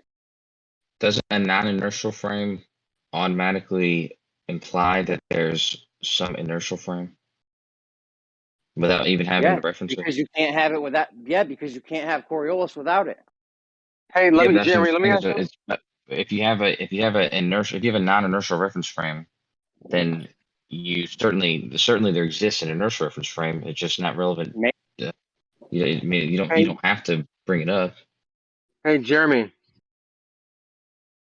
Really quick question. You said math isn't reality. It's not. if you have $0 in the bank and your rent is due, is that real or not? What? Yeah, my rent's really due, and I really have $0 in the bank. What's the point? No, because Doofus was acting like because he didn't need the math, because his math, he could do the math without showing the non-inertial reference frame. Or sorry, he could do the math without showing the inertial reference frame. That, I don't know, I think he was implying that you didn't need it or something. I don't know. Well, it's also like saying if a tree falls and no one's around to hear it, did it make a sound? No, it's not. You know what I'm saying? Well, no, well, wait, come on, somewhat similar, somewhat. And now he's saying, yeah, if someone's in that reference frame witnessing it, that's what you're saying, right? Your analogies are hit and miss, man. No, I know, but kinda. What he's saying is that a reference frame always exists, but then you could argue, well, yeah, but it didn't make a sound, right? Because no one's there. You don't know what I mean? No, I know what you mean. It's just not analogous. He's saying the reference frame's always there, and you're saying because if it's not there, you don't get Coriolis. You Yeah, can't but have that's what I'm telling Coriolis you is without the. if there is an inertial frame, a rotating frame, then there's also an inertial frame. There's a non-inertial frame or it's a rotating frame. There's some inertial frame. Okay, it doesn't matter. It doesn't have to be. It doesn't have to be described or anything. It's obviously. So it's definitely going to be there, right? We definitely can't have Coriolis without it, without the inertial frame, right? Well, there's always an inertial frame. It's a frame that you're comparing the rotating frame to. Yeah, but it doesn't have to be described whenever you're when you're describing the coolest. Like you don't have to bring it up. It needs to be described mathematically, I know. Yet we know that you need one to exist in reality for there to be Coriolis, right? Yeah, what you're saying there needs to be one. I'm saying that there is one. There obviously is one. Yeah, There's I know there frame. is one because you can't have one without you can't have Coriolis without it. We know there's one, yes. No, you can't. A rotating frame implies a non-rotating frame.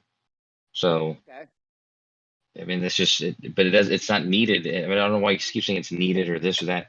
It's obviously there. Can we have the Coriolis effect without an inertial reference frame? You have it. You have to have a rotating frame, and if you have a rotating frame, you have an inertial frame. So this is a real easy question. It's yes or no. Can we have the Coriolis effect without a non-inertial reference frame? But that's what I'm saying.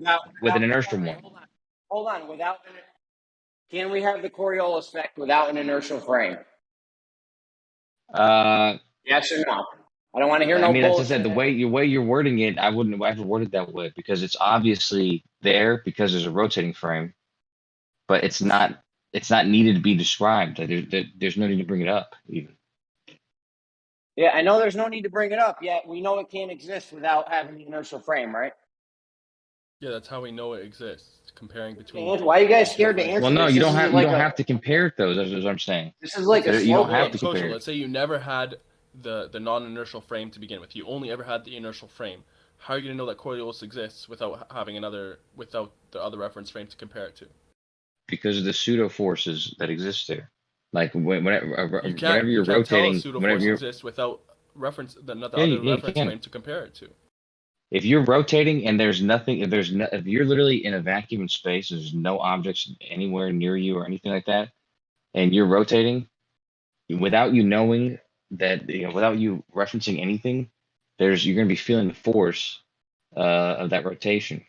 So, I mean, that's you can describe that without ever describing the inertial frame or any kind of inertial frame at all. Okay, we don't need to describe it, cool, but we know it's definitely going to exist because you couldn't have Coriolis without it, right?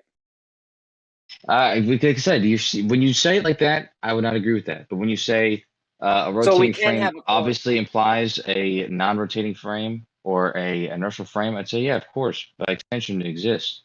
But to say that you can't have without it, it seems it's like saying you can't have sex. You can't have sex unless you have a mom. I've only heard half of it. What? Can we listen? If we have the Coriolis effect, do we definitely have an inertial and a non-inertial frame to reference? I mean, like I said, I don't know why you're saying that, but yeah, you definitely have an inertial. It's just the Coriolis is describing a rotating frame, so there's no need to bring up the inertial frame. If there's a rotating frame, there is obviously a non-rotating frame somewhere, even if it's not being referenced in the Coriolis. That's what I'm saying.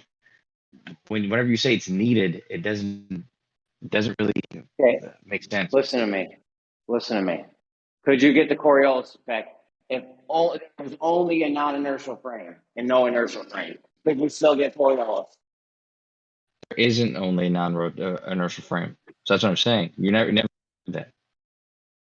If there's a rotating frame, there's some inertial frame. Okay, so it definitely is going to exist. You have Coriolis effect, Yeah. right? Inertial frame. It exists regardless. Yes. Okay, good. We're on the same page. Talk to Zanuck. Yeah, but that's what I'm saying. But it's irrelevant to the subject, though. Not Like I was saying, like if you're talking about how to make babies, and then you're saying your analogy you sucks bring up your again. grandma or something like that. It's like, yeah, everyone has a grandma. You can't be alive if you don't have a grandma, but it's not really involved. Terrible analogy. I mean, you bring up anything that's irrelevant, something that's irrelevant that obviously exists. Sure, it obviously exists, but it's not relevant to the subject. It's not. It exists by virtue of the other thing existing. Okay, but just for the record, you're definitely going to need an inertial frame of reference if you have Coriolis, right?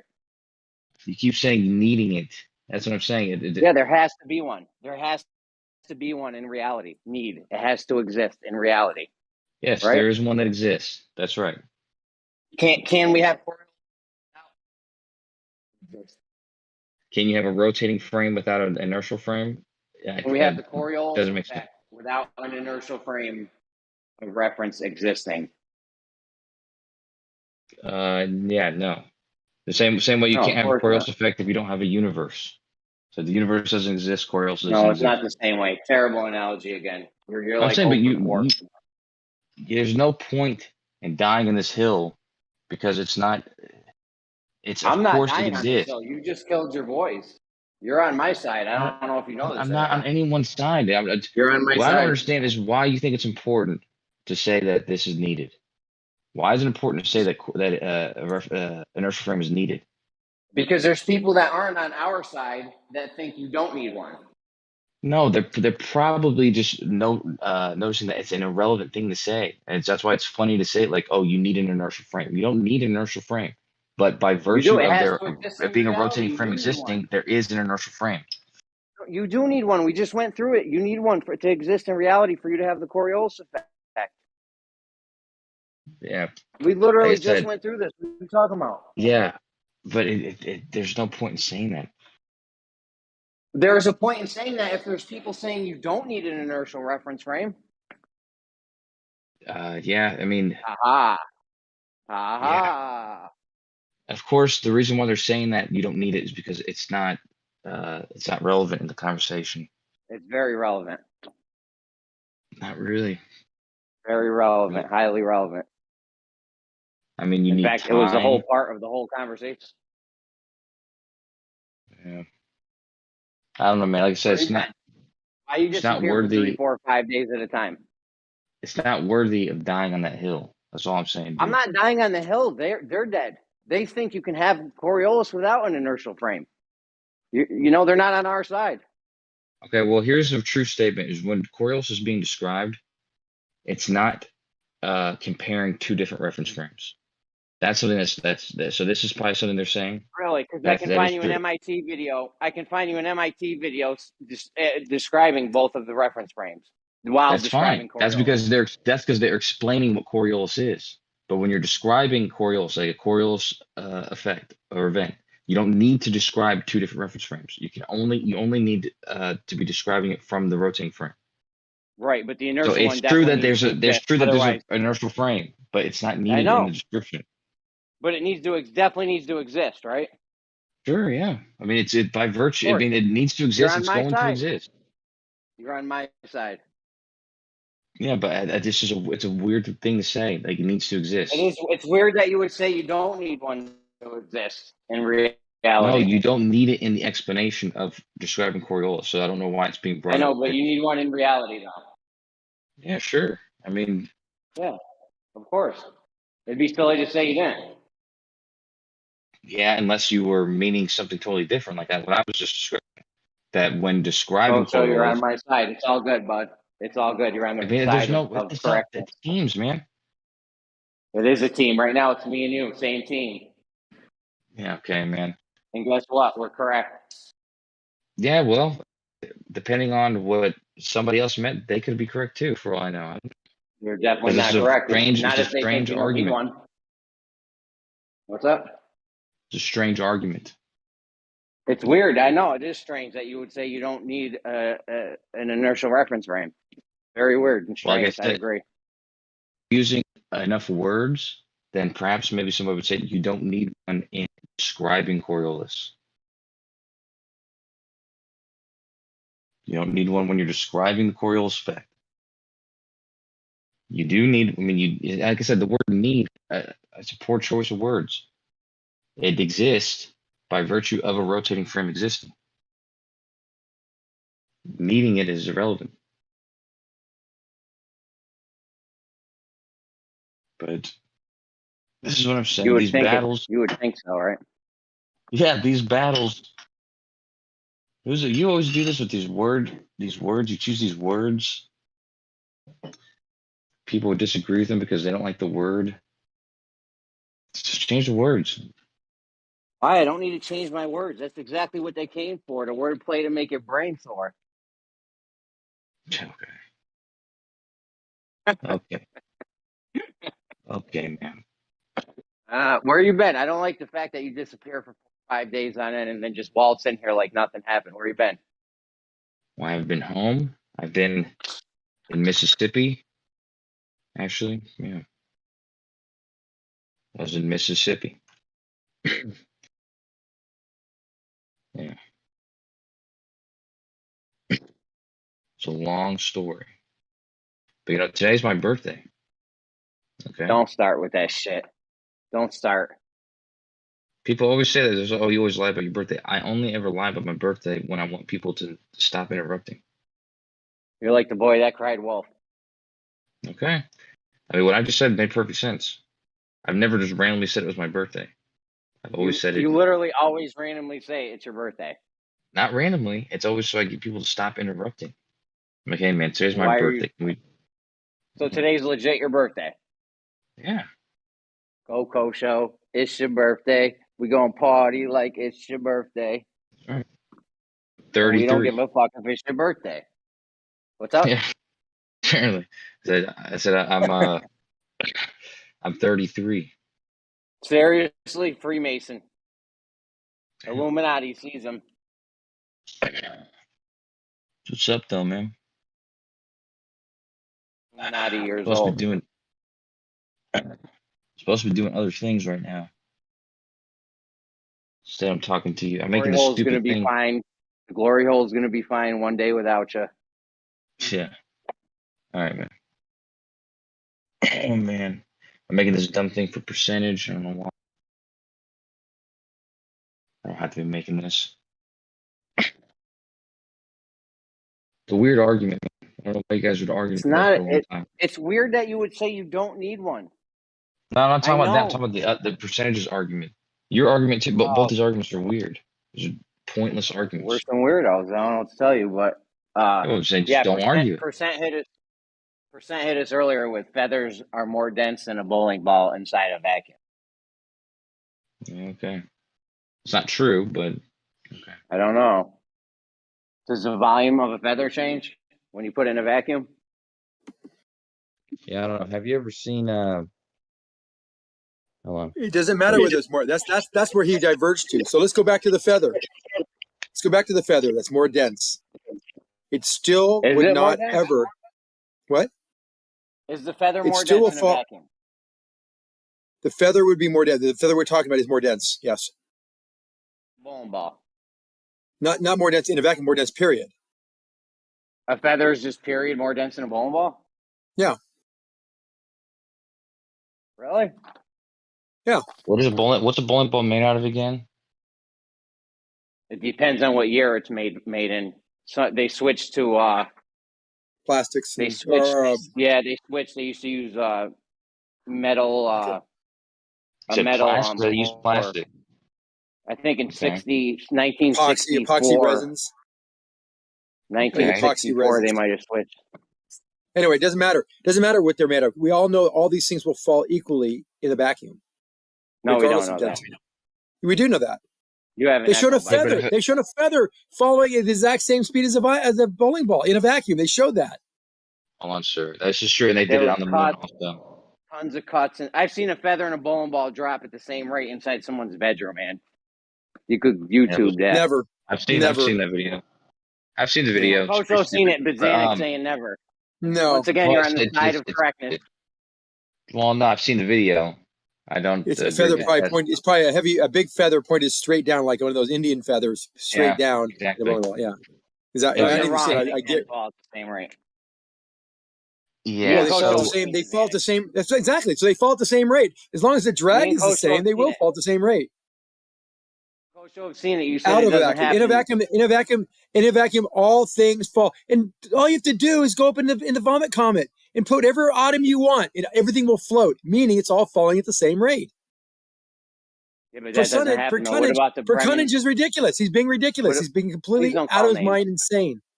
Hey, please don't call names. What about the Bremen drop tower when they drop those different elements Yeah. and they fall at different rates? There's not a different rate. There was a distortion of that actual drop module when it's accelerated, that immensely fast acceleration. That's what happens with that thing. It's distorted. So distortion causes them to not fall at the same rate. Well, of course, if you would just drop them, it'd be one thing. But you're doing a massive acceleration where the structure can be deformed, and that's what happens there. It deformed the structure of the elements. Of course, you're accelerating at an amazing rate of speed. You know how fast you accelerate that thing to have it And the Bremen drop launched tower? to go up to go over 200 feet. It goes up and then comes back down. And the way down, we see them fall at different rates. No, it's falling at the same rate up and down. It doesn't look like it in the video. As soon as it's released, that's when you see things falling at different rates because the structure has been deformed and then reestablishing its formation after the force has been removed to the object. You got to start eliminating those independent variables. You like the scientific methods so much, start eliminating the independent variables. The control variables, make sure they're controlled, make sure the independent variables are also controlled. We don't need all that. All we need to do for science is just look at something. Yeah, okay. That's what you guys use. What? Yeah. Now I can't do science. That's how I can't do science by just looking at something. You guys have been telling me for years that's how we can do science. How the tides have turned. We're not allowed to use pseudoscience, Jeremy. Tides have turned, Bandsaw. Man, it's crazy, eh? Did you sleep already? Yeah, I'm up, man. What the fuck? You were gone for like 2 hours. 2.5 and I'm up, yeah. Back in the You old sun's fart. come up. It's a fucking hot day too, it's gonna be. It'll be gorgeous day. I'm going down to the beach soon. What are you gonna do down there? Well, hopefully the wife comes with me. So who knows what we'll do down there.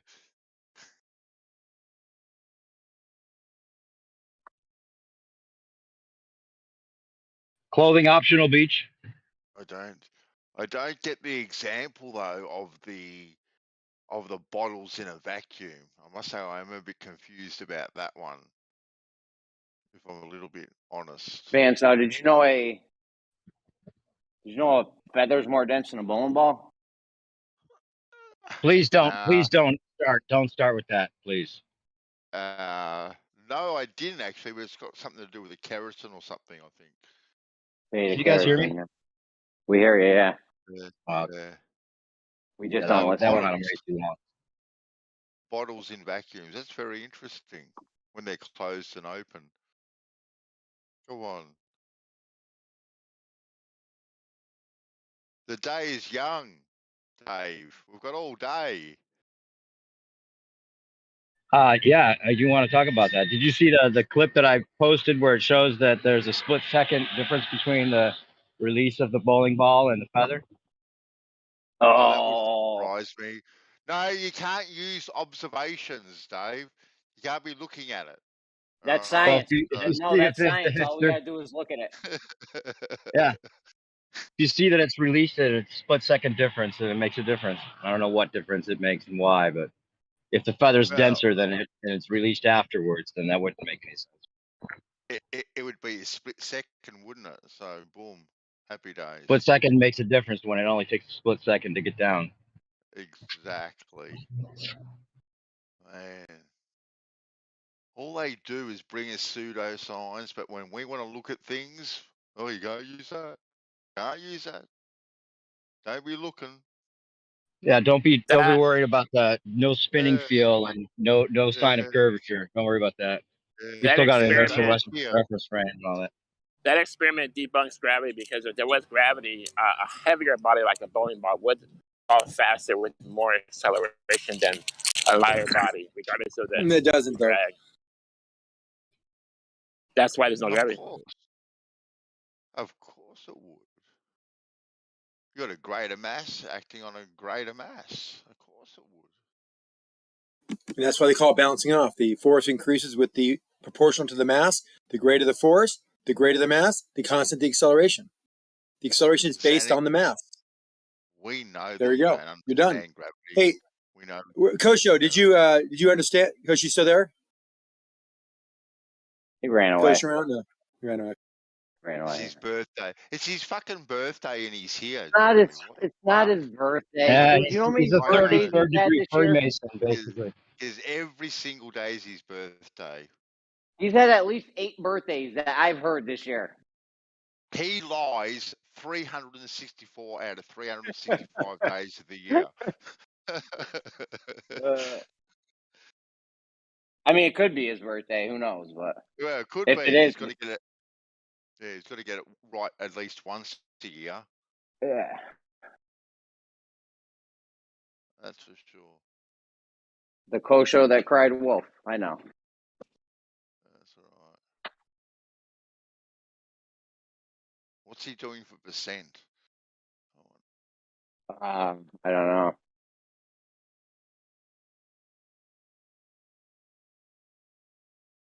Why isn't he with his woman on his birthday? Should be lying to his woman saying every day is my birthday. That's what he should be doing.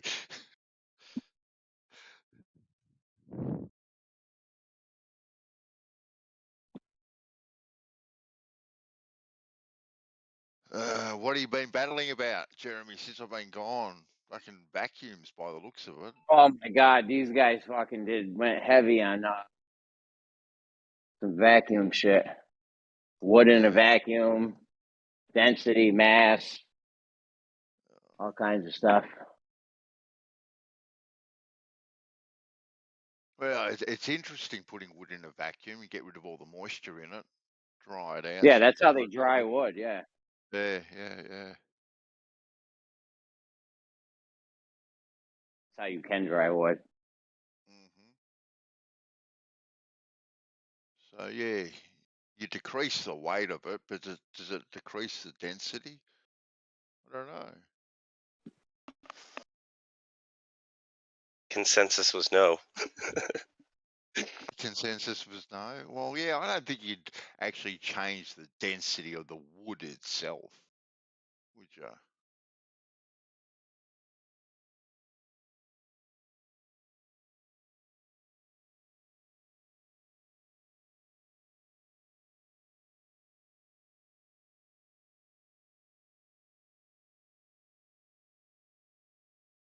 Made $70 door dashing. I'm gonna do that shit every day. Next 100 days. Next 100 days, I'm gonna door dash every day. Is that $50 what a before day. work? Is it, Jeremy? Yeah, before trying to get 5Gs. I need 5Gs real quick. Okay, where you going? Oh, we're going to Disneyland. Oh, nice. If you picked up my order, I'd give you a $20 tip, but I do Postmates. What did you just say? Oh. If you pick up my order, I give $20 tips, but I do Postmates. Oh, I don't even know if we have Postmates here. Maybe, probably. We're a pretty big area. I should try that because actually, there's some days where I can't. Like, there's times where you go to log into DoorDash and you just can't do it because they're like, "Oh, we're not busy" or something. I always got Uber and Lyft to fall back on. I'd rather not, though.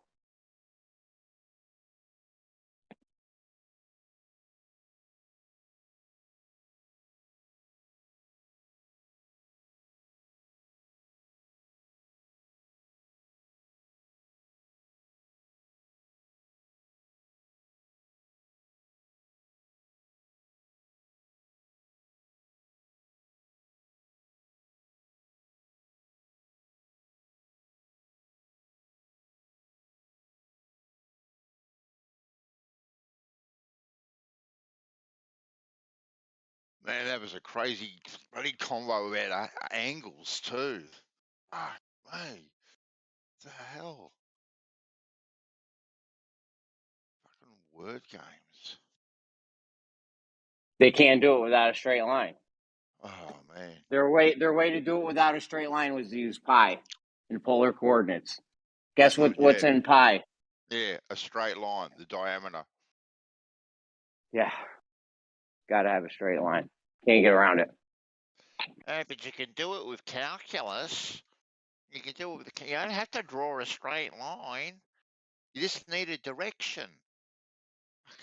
First, they tried using XY coordinates, which obviously is a grid and has a straight line or a graph or whatever. Then Zanuck posted about 5 citations that debunked them. Yeah. Debunked himself had straight line in his fucking citations. I saw. All over. He's like, page 2, straight lines. Page 3, straight lines. 4, straight lines.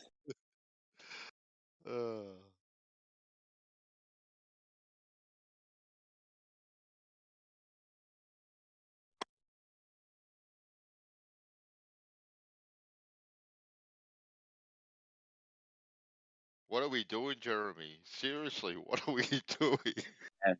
I don't know. What am I doing with my life? I know.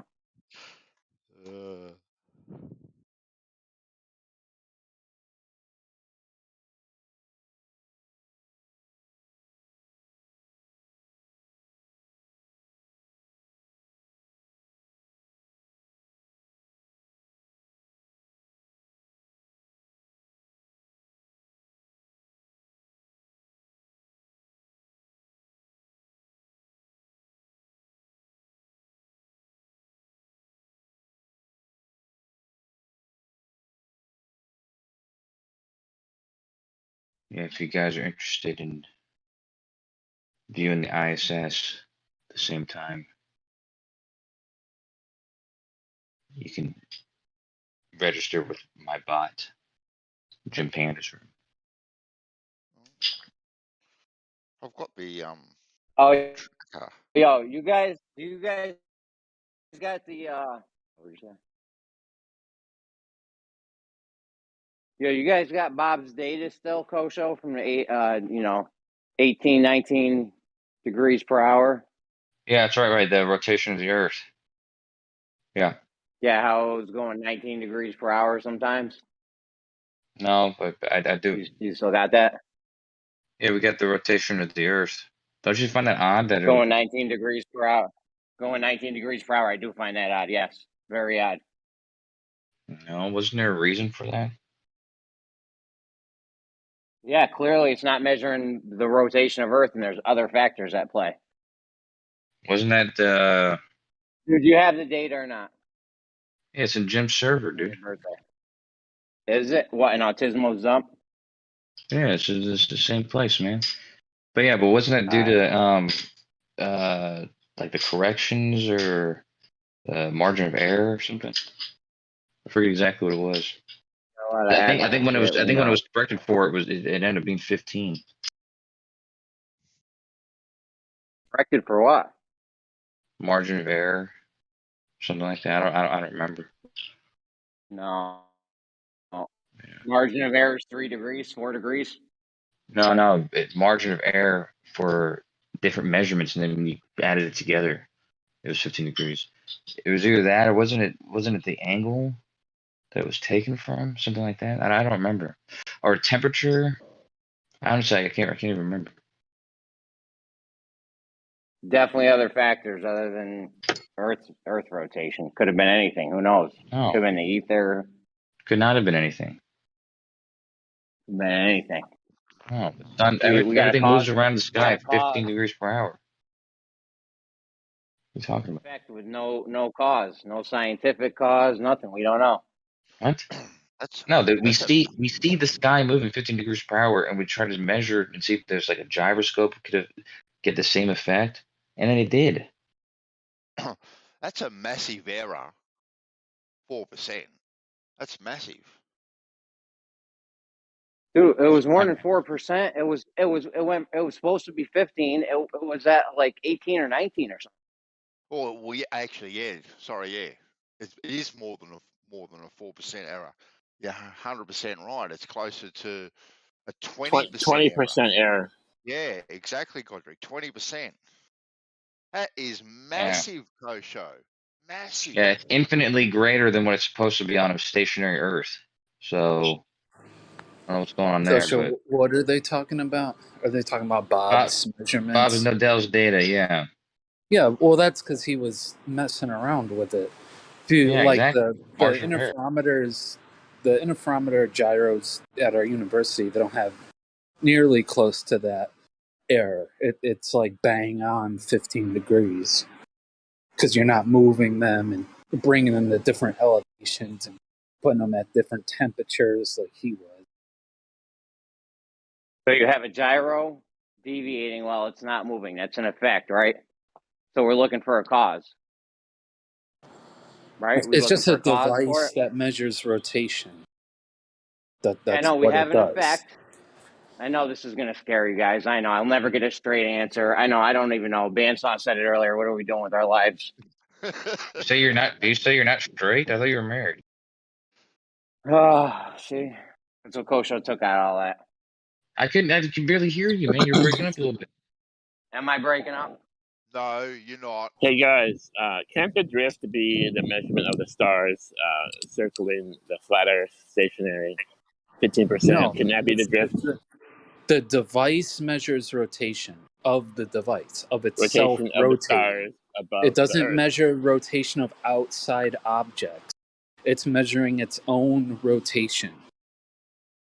So outside factors have no influence on this gyroscope. I Then. think Is that what you're saying? No, that's not outside at all factors what I could said. influence So the gyro. I definitely said the outside gyro, if you definitely point the outside gyro, factors will have an effect. if you point the gyro at something rotating, it's not going to measure that. That's not how it works. The gyro itself has to be rotating for it to pick up a value for the measurement. Outside things definitely have an effect on this gyro, right?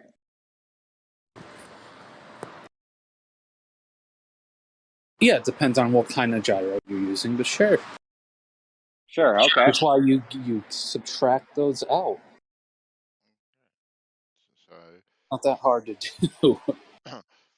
So what? Yeah, like I said, we have an effect, and you have no cause for it. You just made one up saying Earth's of course rotating. you do. Oh, that's silly, man. The device well, you can claim you have one. You don't. Rotation. It's what it does. That's what your claim is. We've already heard your baseless assertion that you have no proof for. Oh, there's plenty of proof.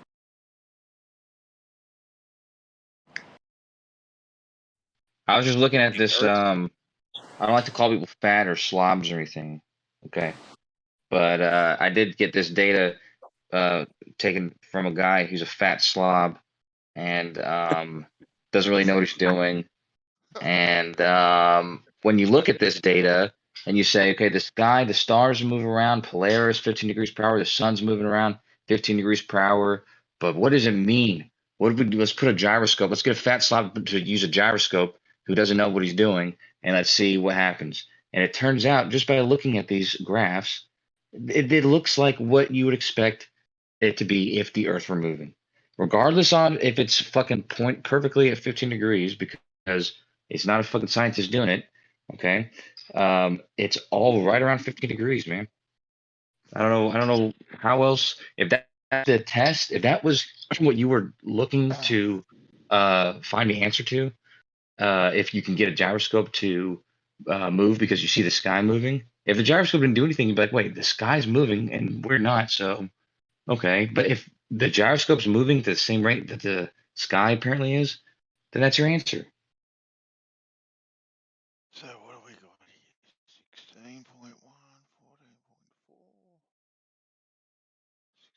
So whatever's making the sky move is also making the gyro move. Oh, Leaky's here. You guys are fucked now. Damn. All right. Yeah, that's my point. That's my point, Brian. Whatever is making the sky apparently move is also Yeah, but making the that's gyroscope exactly, move. that doesn't mean we're rotating. I'm saying that whatever's making the sky move, not us move, whatever it is causing the sky to move is causing the gyro to This shit is too funny. Well, I mean, his guess is as good as yours. You don't have to answer why the gyro is deviating. You have an effect with no cause.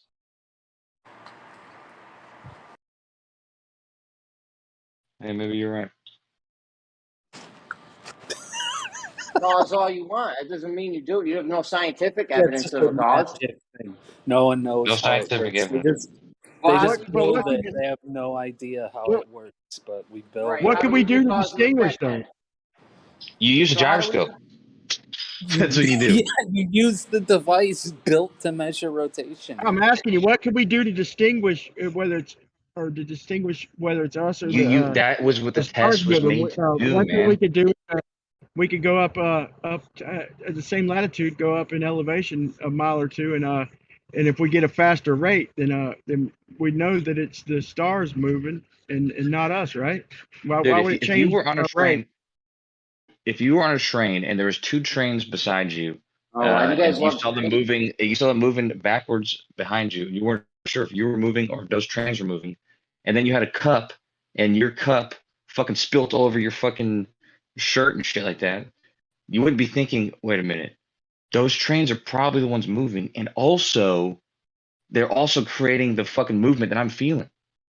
You know what I mean? It doesn't make any You guys sense. love trains. That's what the distinction is the movement that you're feeling, the movement that you're using to detect whether you're moving or not.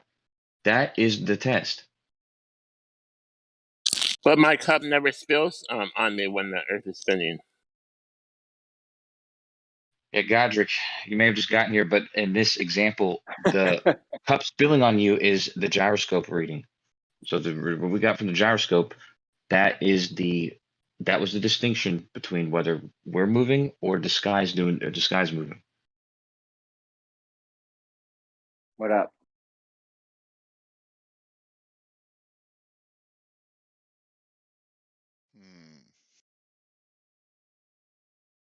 Looks a little bit suspicious, doesn't it? Yeah, it does, man. It looks suspicious that FE Core and Globebusters, they always do these tests. And the tests they always handed have the data right over.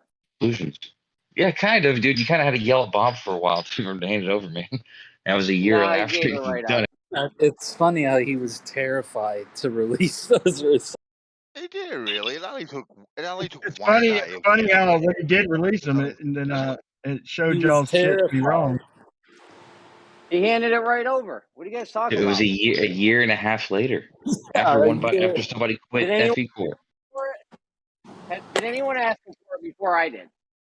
Yes, I have a recording of him talking to 24/7, like after he was in hiding for a month, and he came back and he The said, point is, he told us the results, though. He told everybody the results, and when he handed them over, them results indeed did match what he told us.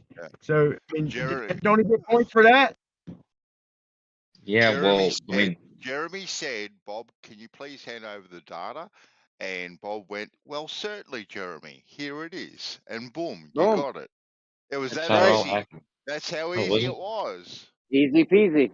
Yeah. If you go to BitChute and you go to Jim Panda's channel, you can actually see that episode because he has the whole recording on his show, and he was yelling at Bob And then Bob left the show. I don't know if you guys remember that. Bob left the show and he called he hated the entire show, and then he came back.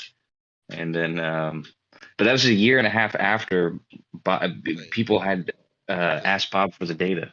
See, that's because you guys yelled at him. You didn't say, "Please, Bob, can you hand it over?" Right? No, it didn't matter, man. Look, he told y'all the results, and y'all didn't trust him, so y'all wanted to see it, and it was exactly what he said. And so why is there almost a little over a degree more rotation just from elevation? Okay, the globe doesn't predict that. Well, according to the 3 measurements I have here, one of them is less than 15, and 2 of them are more than 15. And they're both right around 15, and they're all indicative of somebody using it who doesn't know how to keep, these airs out of it. But they all float right around 15, which is exactly what do you mean keep the airs out of it? What's that even mean? Well, there's temperature issues. There's probably him fiddling with it. When you look at the data, there's a lot of outliers. That's part of the data. Yeah, like I said, the ones we have at my university, they're bang on 15 degrees.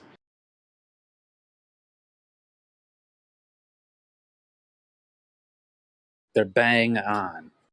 Anyway, his results were what he claimed, and like I said, the globe that's not a globe prediction, bro. I'm sorry to say. Hey, what are you talking about? That is a globe prediction. He didn't claim that they would get. He's like, yeah, I measured about 15 degrees per hour, and going into this, that is what I did say would be a globe. No, he predicted before he did it.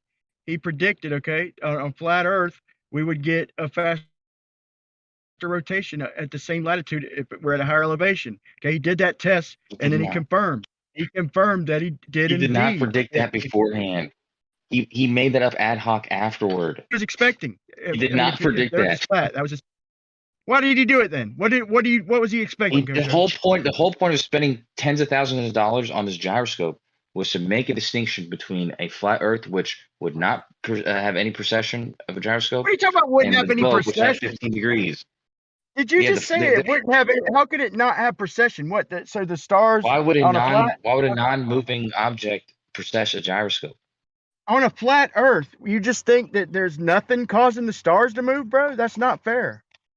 Yeah, but what does the stars moving have to do with the gyroscope? The whole point of the gyroscope is keeping its rigidity in space. They don't understand what an interferometer and a gyroscope. Guys, they measure rotation. They're not measuring magical effects. They measure rotation. That's what they're designed to do. Yeah, no. They conveniently don't measure the fucking curve of the Earth. Yeah, is that just convenient? Yeah, you're gonna say, well, that's how the gyroscope works. That's not what they're meant to do either. It doesn't measure when you're going over curvature. It just measures the rotation. How convenient! Y'all just claim everything for your model, and it's not fair. It's a device designed to measure rotation. It's not designed to measure curvature. It's not designed to measure all magic. movement, pal. That's not see, what now you're the one who doesn't know what.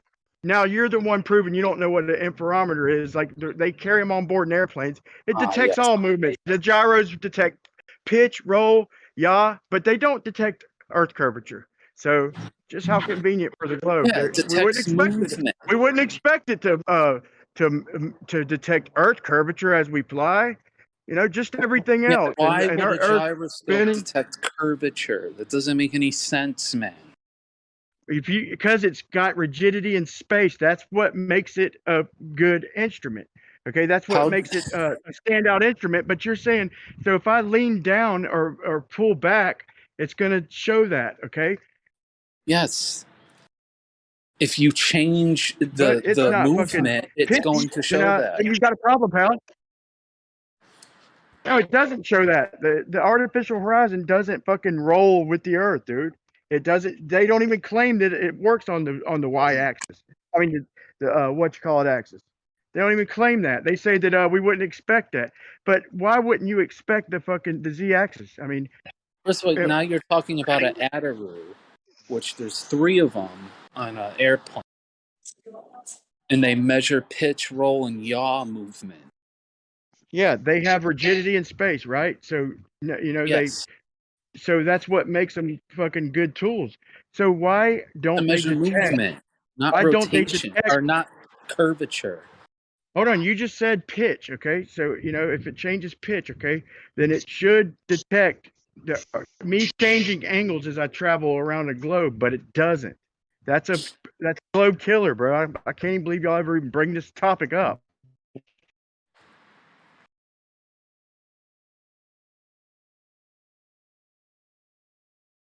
I'm still failing to see how it should be measuring curvature. It doesn't make any sense. Because if I'm changing angle, bro, you say the Earth's changing angle, so it's detecting that. Okay. Now, if I'm flying around the Earth and I'm changing angle, okay, on the z-axis, it should show that. Okay. There's 3 adder in a airplane, in a commercial plane. They use 3 interferometers.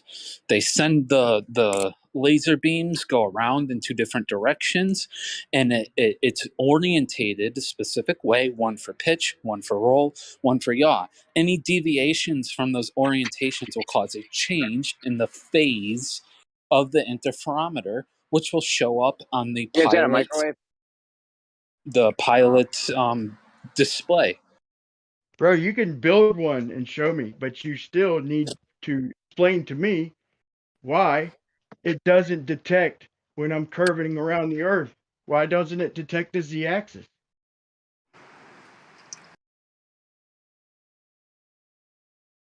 Because it measures movement, Brian.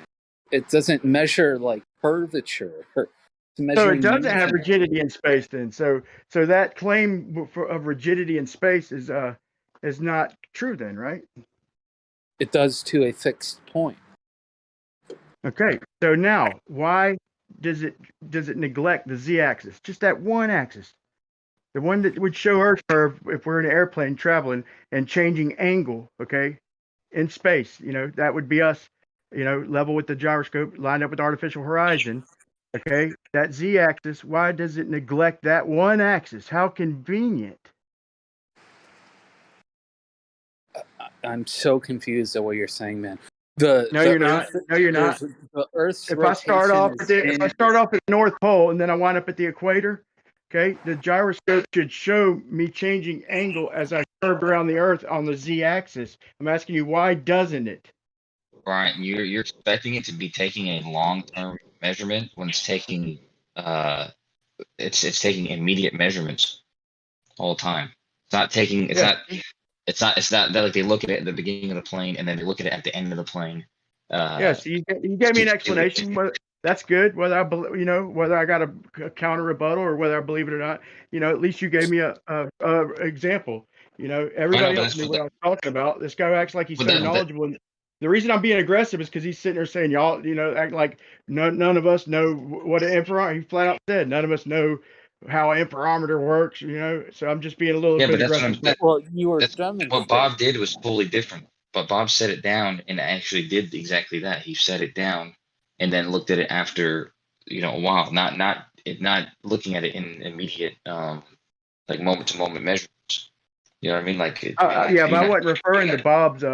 Bob wasn't measuring. Yeah, I know, but that's a totally different use of the tool for 2 totally different reasons. And the reason why you don't do that on a plane is because of the noise. The noise wouldn't allow you to. The globe doesn't predict a faster rotation at elevation, bro. But that's what we get.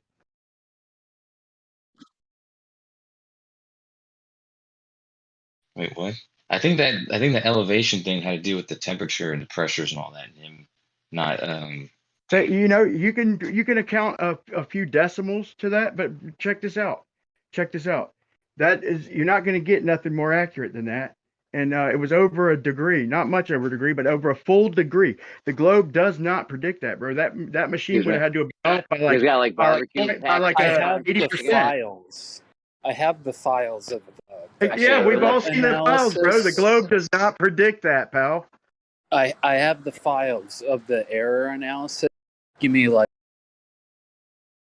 a half hour, post them. They're on my computer.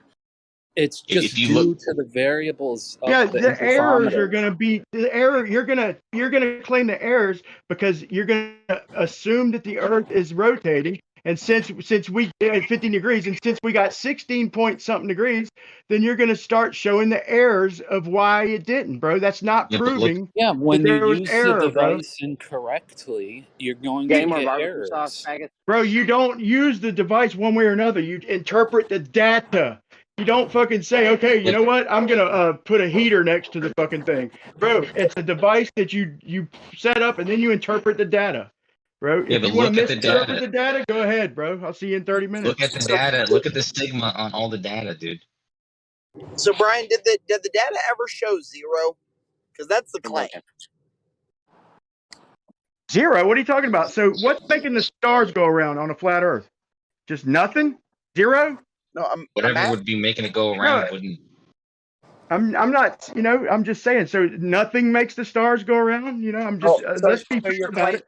Let's be fair about it. I don't know exactly what it is, but if the Earth is flat, something is there's a vortexual energy happening, right? I mean, whatever it is.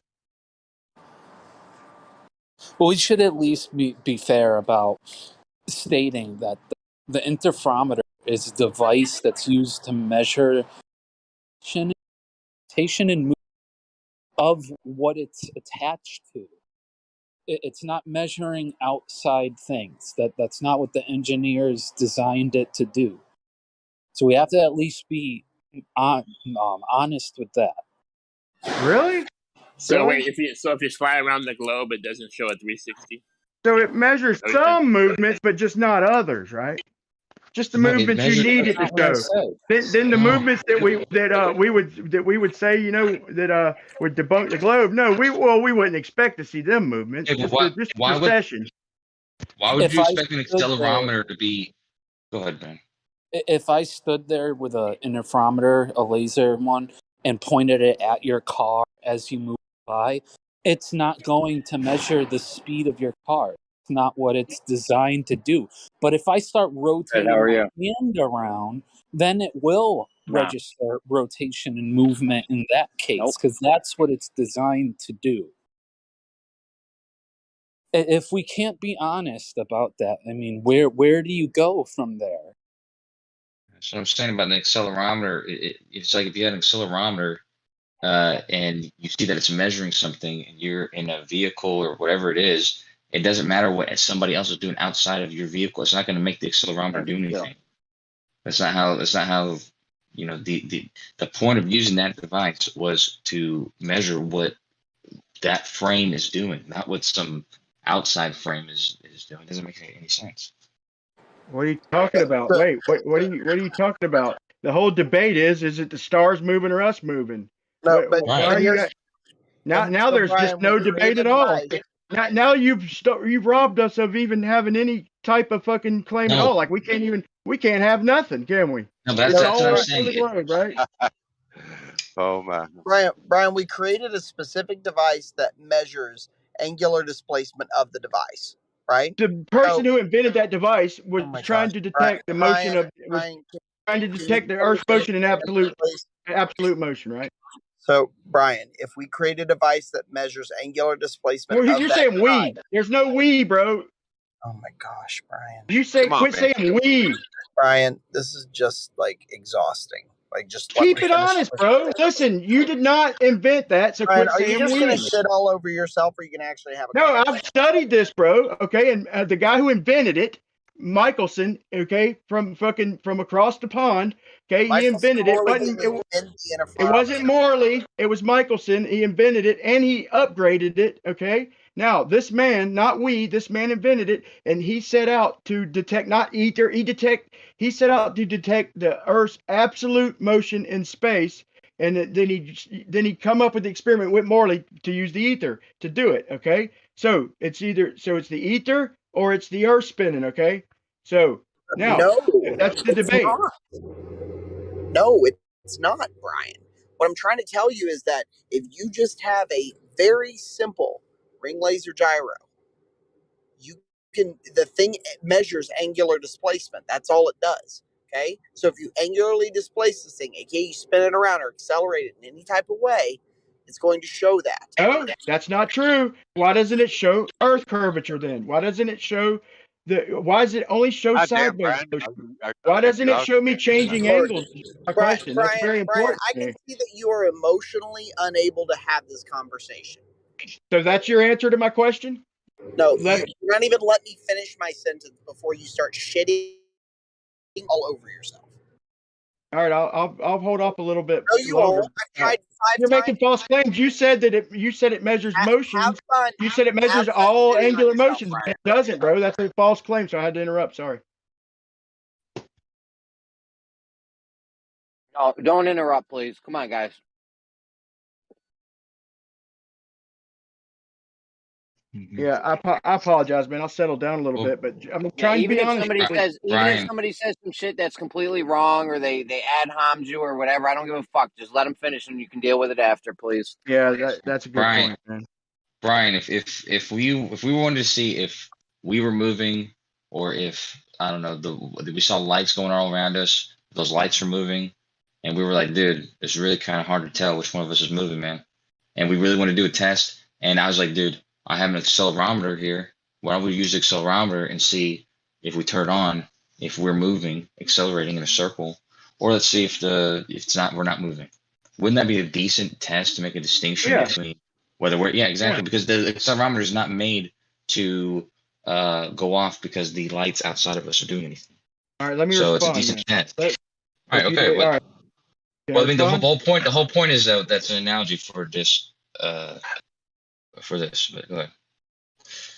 Okay, 2 things. Okay, A, it uses light as its reference frame, its own light. Okay, so light is what we say is the vortex. It's the light that's in the vortex. Okay, so by it using that light, we would expect the same thing. We could make that argument. But the other thing is, and the main thing basically, is that this thing is only detecting certain motions. It's supposed to have rigidity in space, but it's not showing us curving around the Earth. If you do it at the equator, it's not tilting, but we're supposedly changing angle, right? I mean, so it should show us changing angle. Or if we're in an airplane and we're cruising, it should show us, changing angle in space. That's my whole point, and it doesn't. So it's an equally good argument both ways. It does. The thing is, it does. No, it doesn't. They don't even claim it. The z-axis there's no z-axis, bro. It doesn't. It does tilt and pitch, but if it doesn't show the Earth curving around, that's our whole debate. It's what my whole argument's been all these years. The z-axis, it doesn't even claim to measure a z-axis as far as Earth curve goes. Yeah, but that's what I've already described to you. Is that when you're saying that you're expecting this gyroscope to be measuring this the z-axis as if like you're leaving it on the whole time, and after it goes, I don't know how far it has to go in 10 minutes, to see this 1 degree, but it's not making long-term measurements like that. It's making immediate measurements all the time. So if you compare that instead to something like a gyro compass, which actually is using the Earth's the shape of the Earth in order for it to work, you get exactly what you're looking for. But you're describing something that is not made to do a long-term angular measurement. Let me respond to that. You'd have to be going like 980 or like between 900 and like 1,050 miles per hour to get the same curvature of the Earth curve-wise as you would 15 degrees an hour precession-wise. So basically just take 15 degrees an hour and say, okay, how far would I have to go to get 15 degrees of Earth curve? Like 15 times 60 nautical miles would be around 900, but statute miles would be maybe a little over 1,000. So you wouldn't even have to really go much over 1,000 miles to get the exact same Earth curve precession as the Earth spinning precession. So, but we get one, which our model predicts it's something else, but it's still got to happen. The light has to be, so we got to have an energy going into in a vortex around us, or the stars wouldn't move. Something's making them move, and that's what we're attributing to the gyroscope. But it's not picking up Earth curve, was my point. Yeah, but you're not. What you're not calculating is how much noise that gyroscope is going to. How much noise is going to be in that gyroscope in that 10 minutes? You know what I mean, it's not making long-term measurements. 10 minutes. I just said if you're going like 900 miles per hour, it's the exact same. The precession's the same as the Earth drop. That's what I was trying to get across is if you're going just a little over Mach 1, then you'll get the same Earth curve change as you will the 15 degrees an hour precession. It'd be exact. So you can't say time. It's the same rate is what I'm saying, right? I'm saying something moving that fast with a gyroscope on it. That's not made to make long-term measurements. There's going to be a bunch of noise that's going to interfere with what you're claiming should be apparent. But I do know that there are gyroscopes that are capable of doing that, and even the gyroscope that Bob used, I remember we were looking at the details in it, and it does say that you can use that like in a plane, but you have to have like special housing for it or something like that. That was everything. He didn't said have. there's gyros that would do that. I'm sorry, bro, but I gotta say this real quick. You said there was gyros that do that. No, they don't even claim to. They say that they wouldn't expect to see the z-axis. They don't claim it. So no, there is no gyros that detect Earth curvature like that. They, you say that it's detecting Earth rotation. We say it's something else, but no, they don't even claim to detect Earth curvature. The one that Bob used when we were looking at the details, and I remember it was saying that you could put it onto a plane, and they have to purposely they have to account for it in order to actually see what it's doing. So they have to correct for Earth for it going around the Earth. Right, then you just like turn your gyro sideways, start it on its side, and then Earth curve would be the precession. But no, it still won't do that. Then it would show you what would have been Earth curve. It won't show z-axis motion as far as Earth curvature, man. Yeah, and I have to look at the what's it called? The publication for that gyroscope again, but I remember them saying in there that they you can use it on a plane, but they have to like purposely account for it. Otherwise, it's gonna end up interfering with the what they're actually measuring. I gotta find it. And one more thing, in response is they did a test back in the day. They did a test to see if light was coming in, and if it was the stars moving or the Earth moving. And they did the Aries failure test. And to give you a quick description of that, is they took how we have to change the angle for refraction of stars. And I had to do that with one of the rockets too. It was cool, but I didn't expect it. But you had to change the angle because of the way the light's refracting or the way it's coming in.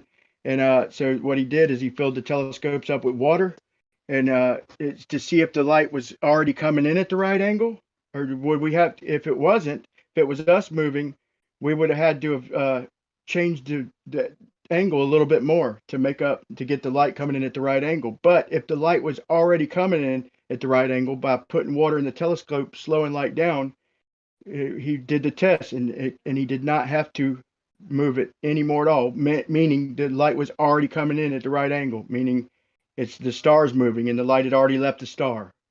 Plain as day. There's no getting around that.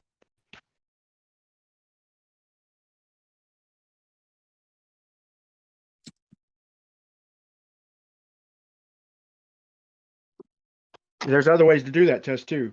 All you got to do is slow the light down, give it a medium, any stalling medium, and you can do it without stars. You could do it with terrestrial light, and it's going to refract shit, okay? But if it's already coming at the proper angle, then you know that it's not the light moving. It's it's not you moving, it's the light moving. It doesn't have to be stars. We can do this other methods. We could do it terrestrial, celestial. But when he filled the telescope up with water and didn't have to change the angle, that means the light was already coming in at the right angle. Even going slower didn't matter. It was coming in at the right angle, so slowing it down didn't affect it. and that's a slam dunk for not for the globe or flat Earth, but for motion anyway. That's a slam dunk.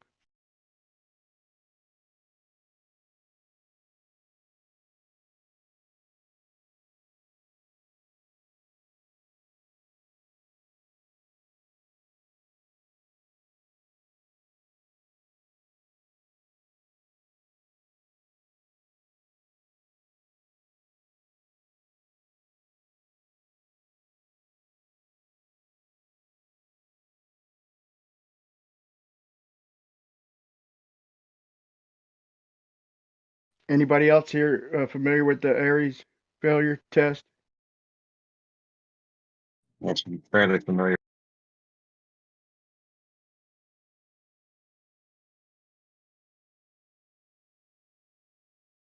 Yeah, that was simply, I call it simply brilliant. Like, it wasn't nothing, no magical, complicated test, but it was simple, but smart. Did he come up with that? That's good thinking. The globe predicted that you'd have to change the angle.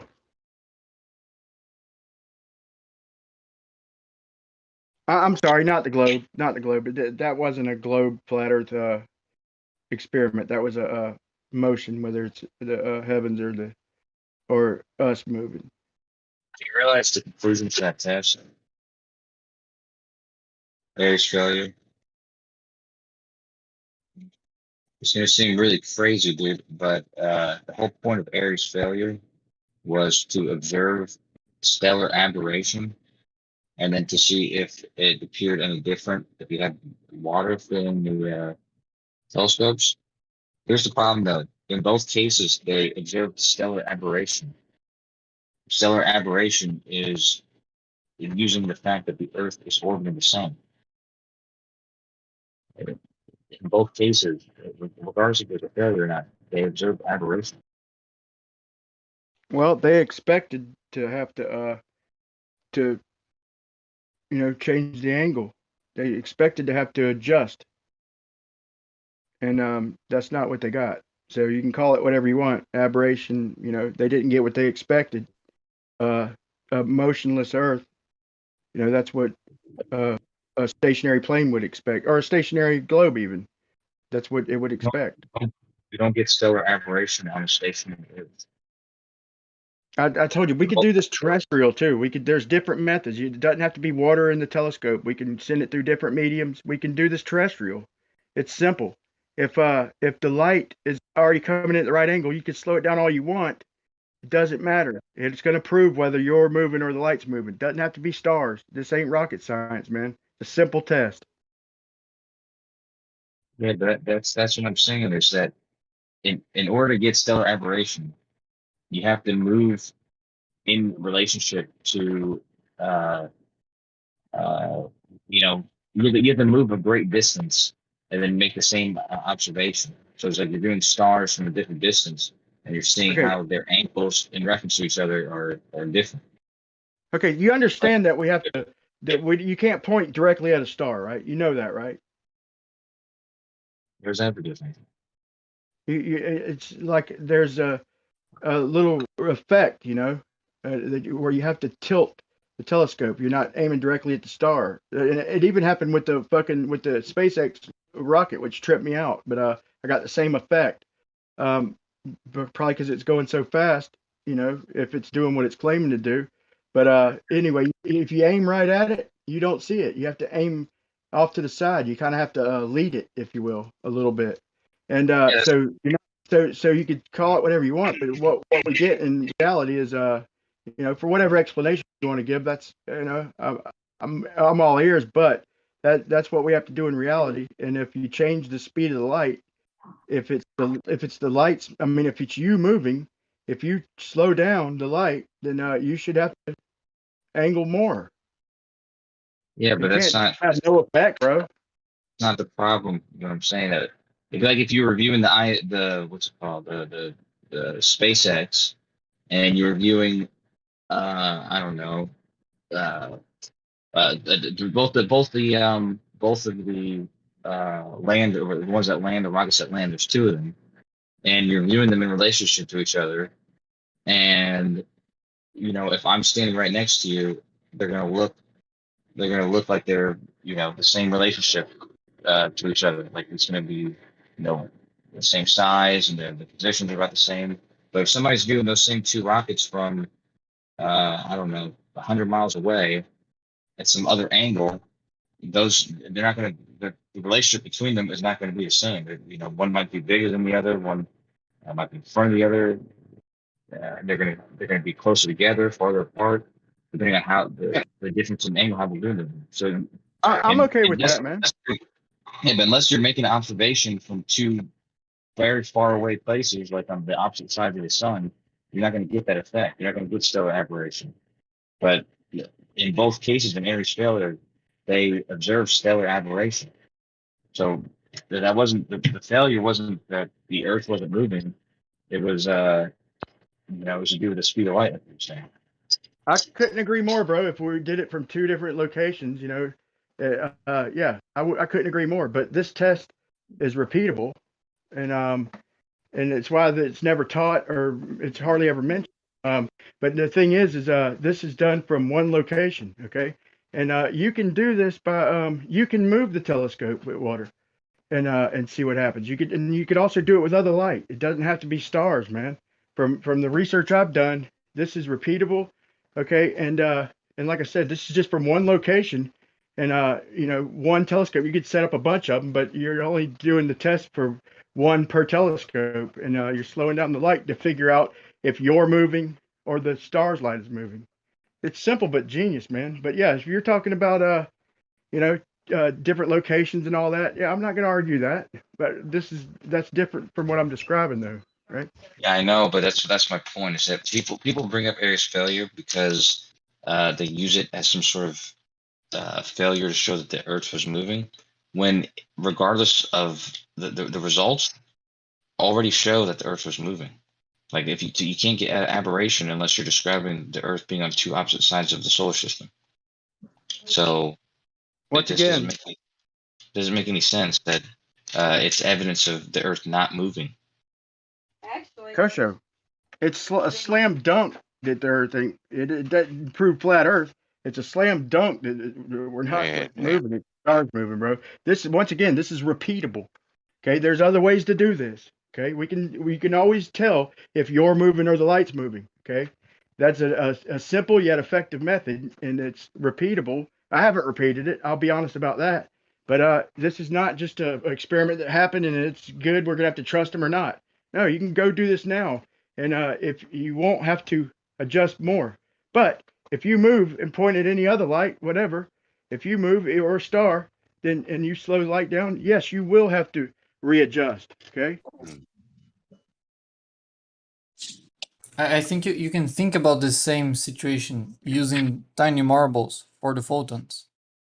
And if you do that, you realize that which one is moving gives the same result. If you treat light as like the star is sending a bunch of tiny marbles, and yeah, you can't distinguish between which one's moving. The same marbles hit the same observer if you move the star, if you move the observer, and they hit them in the same angle. Yeah, I figured somebody might say that. That's why they're so hush hush about that one, ain't it? Right? They if it was that cut and dry, we'd all heard about it, and it'd be demonstrated. Look, this is what happens. But no, you can show. From what I've researched, this is repeatable, and it ain't just with terrestrial, and it ain't just with motion. Like you can do it, and you can physically move, and you have to tilt. Okay. So, like I said, I haven't done it, but this is supposed to be a simple yet effective test, man, and it's not taught. It's never mentioned in higher learning in university, and if it's just a stalemate, like you're saying, then all the claims that I've studied are definitely dead wrong. Maybe we need to do this. Right. Are you referring to that experiment in which the guy filled up a telescope with water to slow down light? Correct. Right. So if you take into account because when you have when you deal with refraction of a medium, we usually deal with stationary medium, right? We don't deal with moving medium. If you deal with moving medium, that changes things, because when the medium is moving towards it does. When the medium No, moves, the photons are. Hold Brian, on, let the him photons finish. are. Brian, All right, Brian, all right. you gotta let him finish, Bob. right? Can I interrupt? Can I ask him if I can interrupt for a second? All right, go on. Oh, go on. Well, Okay, listen. if it's just a question, go on. Yeah, if they're photons and they've already left the star and they're on a path. Okay, so the star can do whatever it wants. The photons they move linear. Okay, besides refraction and all that, But so that the light can haul butt all the way around us. That light that's already left that star is moving in that straight path. Okay, and it's the photons, right, that are moving in that straight path. So that's what I wanted to say. Would you agree with that? Mm-hmm.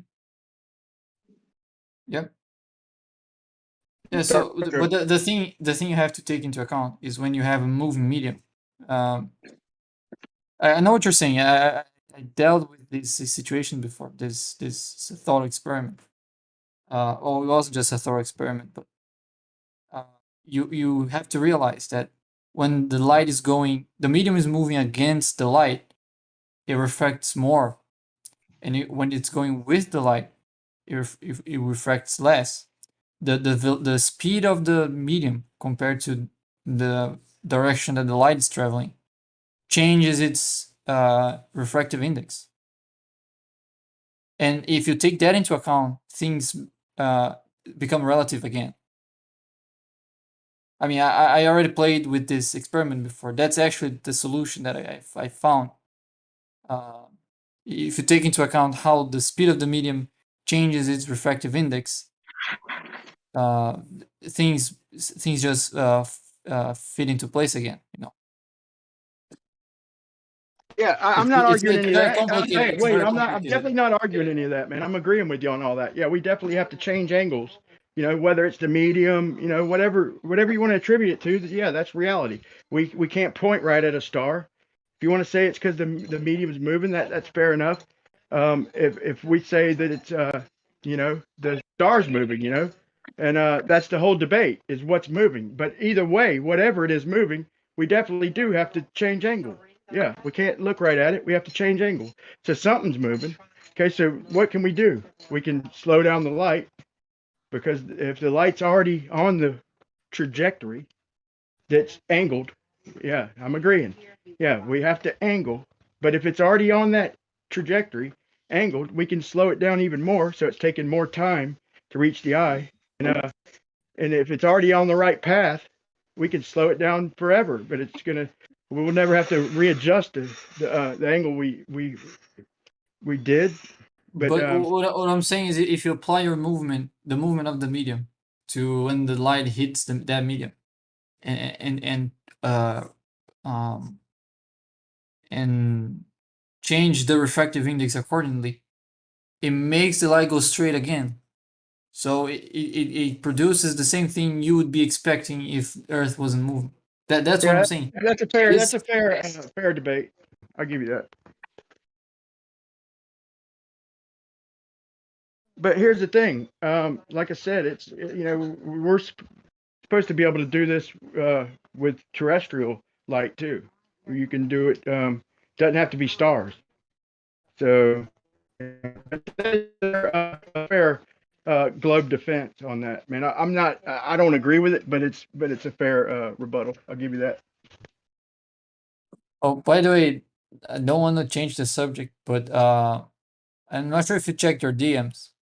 But I think I say that apology, man. I checked them. That apology. I just got home. All right. Well, check that later then, because I think there was some misconceptions during yesterday's event. Yeah. Let's say. Yep. I fucking got a little worked up there. I definitely want to apologize. And so that first clip, yeah, whether that was my point or not, that first clip did seem to be from the not the constant one. You know, I still, you know, in my defense, you know, for what little it's worth, I still, you know, have a claim that about the height of the bowling ball and feather. But yeah, as far as that goes, and what you showed and what you claimed, you were right. I was wrong. I apologize. No, that's fine. I mean, you already said that. That's fine. That's fine. So the feather does fall the same time as the bowling ball? Yeah. In the clip where there's the vacuum is turned on, yeah. I still have a little argument, you know, like where it showed the bowling ball from what I'm seeing higher and or at the beginning of the clip, and then showing it level with it at the beginning of the here's my whole argument now that now that I'm level headed and we've already worked out the case. So just disregard the first clip showing the different rate. Okay, irrelevant, but he was right on that. Okay, It's still pretty suspicious that they couldn't show it, you know, 1 second thing without cuts. It's right, 1 second. yeah, exactly. It's a big claim, What you the know. I fuck? feel like they should have, you know. But either way, 1 but let's second. say this. You couldn't go 1 second without an edit, without a cut. What the fuck? Like Well, if you're kind of well, hold on a bit. If it wasn't doing what they're claiming that it does, that's what they would have to do, right? That's my suspicious mind. That's my skeptical mind talking. But you know, I mean, the video is from 2014. If you're making a video, because you're making a documentary, you want to entertain people. You want to make a nice shot, right? But if you're trying to make a nice video, shot of the thing falling at the same time. no, that's not the way they did it makes the shot a lot nicer because you can see when it just like you see the slow motion of the things being dropping, and then after that you can watch the rate in which they fall. Because if you only see the far shot, you don't see they dropping very well because it's very small in the screen. And if you would only see the first camera. But you got to see where we're coming from at least. You know, same thing with Antarctica. Like, look, yeah, let me just try to conclude. Uncut, you know, clip, and you know, and if it's a big. Let me just try to conclude my point. Yeah, but I accept what you're saying, man. It's yeah. I'm responding to Jeremy because like if the point is just entertainment to create a nice documentary, I think that's a nicer shot than just a single one. But of course, if you were doing that to try to convince a audience that is extremely skeptical on what you're doing, sure, it would be best to have a single shot, maybe even live stream. There's a bunch of things that could make it more believable if the intention was to fulfill desires of people that are highly suspicious about it, which I don't think is the case. I think that's just a documentary. It's supposed to be if the intention is to entertain, fine. This has no meaning scientifically. I mean, they didn't show it in one shot. I know if I was going to show things that falling at the same rate, I would show it all in one shot without edits. And then maybe before or after I would do some cuts and be like, oh, look how nice it looks. But I would definitely do the thing in one whole shot. That's just me, though. Yeah, but that's because you're coming from this background of no, it's because I'm showing extremely skeptical. No, if I'm trying to show people things falling at the same rate, I'm going to show that happening. If it didn't, just after like didn't work, you wouldn't. You can watch the rate in which it falls because you can see right after it drops, you can see the whole path until the very last second in which you have a much closer shot that you can use to see that they're hitting the thing at the same time. So I mean, that is demonstrating it. It's just not demonstrating a single shot because I mean, for the reasons I already told you. Because maybe it doesn't work. Okay, let me tell you, let me tell you my problem with the video, which was my point, and my narration. So it's been a while, so I kind of forgot my own damn claim.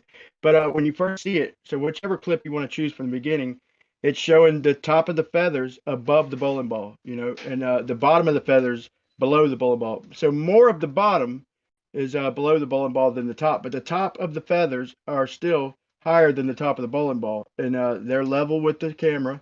Okay, then they drop it, and then then they do a cut, and then the freeze frame. Okay, when they show it after the first cut, the bowling ball is now higher than the feathers.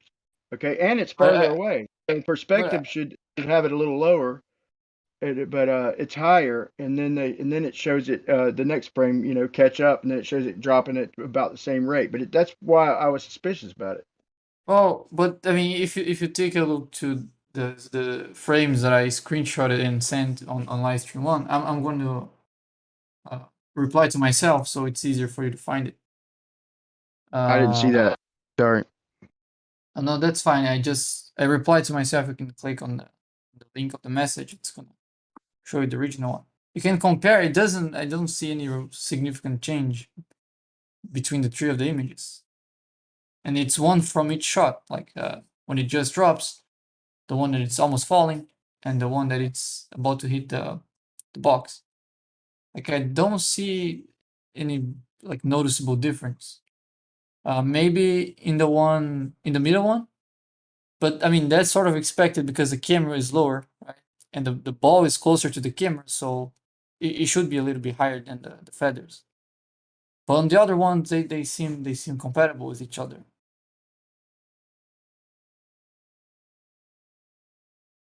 At least that's what I see when I look at them.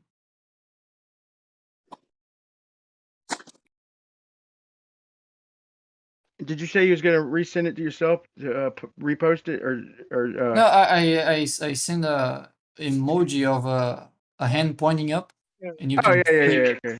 Okay, I'll click it.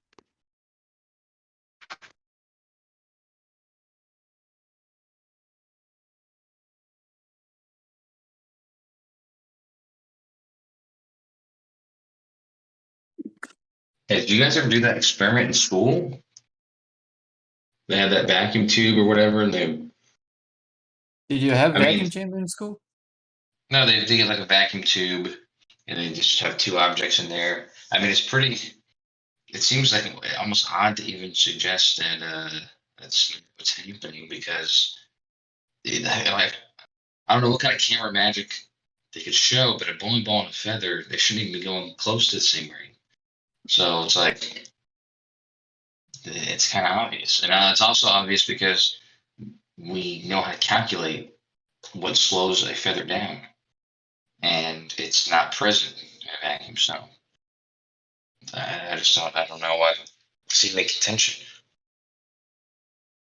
So they're falling at the same rate because you got rid of drag. Okay, we can go with that. Yeah, that's fine. Exactly right. What's the problem with that? Well, there's no problem with that. Yeah, I think I agree with you earlier. I hope you agree, and you can share that with some of the FE dudes because I don't know why that's even a contention. If you don't have any drag, it turns out that things will fall at the same rate. Yeah, because you got rid of the medium. You changed the medium. Well, that's just the way the force, that specific force, whatever you want to call it, works. It's relative density right there. Whatever you want to call it, proportionate to the mass of the two objects and to the inertia of the two objects. And it just so happens that two objects that have, so I mean, a very large heavy object falling to the earth and a very small light object, they're going to fall at the same rate because they both have a proportionate inertia to mass ratio. So just what you would expect. And the only thing that changed that is the medium slowing it down because of drag. Yeah, you change the medium, and we know this relative density all day. RDAD, relative density all day. But if that was the case, like, and there's like still a little bit of air inside, and if you compare how much the feather is denser than that air and how much the bowling ball is denser than that air, isn't like the bowling ball still a lot denser than the air compared to the feather? Bacon, but what you're showing in the beginning, the feather is higher than the top of the bowling ball. I mean, would you agree with that? Mm-hmm. Okay, and in the second clip, even from that different angle, it's not. Yeah, would you agree with no, that? it's not the same thing. Like the second frame is from a lower camera. Like it's a camera that is on the ground, and it's also closer to the to the bowling ball. So the bowling ball should be a little bit higher from the camera that is below, right? Yeah, but the other angle shows it exactly opposite, and the other angle. But even that angle, no. I mean, it's pretty close to parallel. But I mean, if you line it up, if you draw a straight line across that screen of perspective, it'd be angled, obviously because of perspective. But it's going to have the bowling ball, it at best level with the top of the feather. In my opinion, I don't think that, but that's still pretty damn close. But still, it's not exact. So I ain't gonna say nothing else. I just wanted to see if you've seen what I was speaking of as far as the level not being Yeah, I think so. It looks like it changed like slightly, right? Yeah, I get it. Thank you for whatever that's worth. That's what I'd noticed. And from that angle, it does look better from your stance. But from the other angle, would look better from my stance. I'll drop it at that. Yep.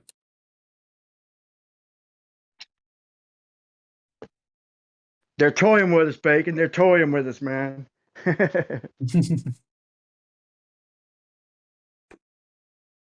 It just seems obvious that you would show that all in one shot. You would add 1 extra second to your documentary or whatever the fuck they were doing. 1 second, dude. Have that all in one shot. How does that change a lot? Because like even if you don't have the first and the last second, you still have them falling at the same rate in between those 2 points. So like wouldn't just that intermediate shot be like the same demonstration? In slow motion, they show it falling at the same rate. Well, New Perspective was in here talking about they didn't release them at the same time or something. Yeah, but after they release like the middle shot, the intermediate shot, they already left. They already dropped. So even if they wouldn't drop at the same time, what the video is demonstrating is the rate in which they fall. So even if you drop the feather first, it would still not fall as fast as the bowling ball. It 1 second on your 1 whole second on your fucking the whole video time. 1 second. Yeah, but it's like I don't get the relevance of that. Yeah, they're not trying to convince skeptics or something like that. They're just trying to show something that everyone already knows. That people who don't know it because they haven't been taught it. They're not trying to convince any skeptics or something like that.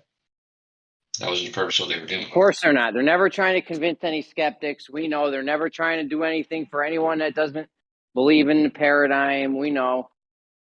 They may not have even been aware of any skeptics. What do you even do? What do you even do this shit for then? To teach younger people.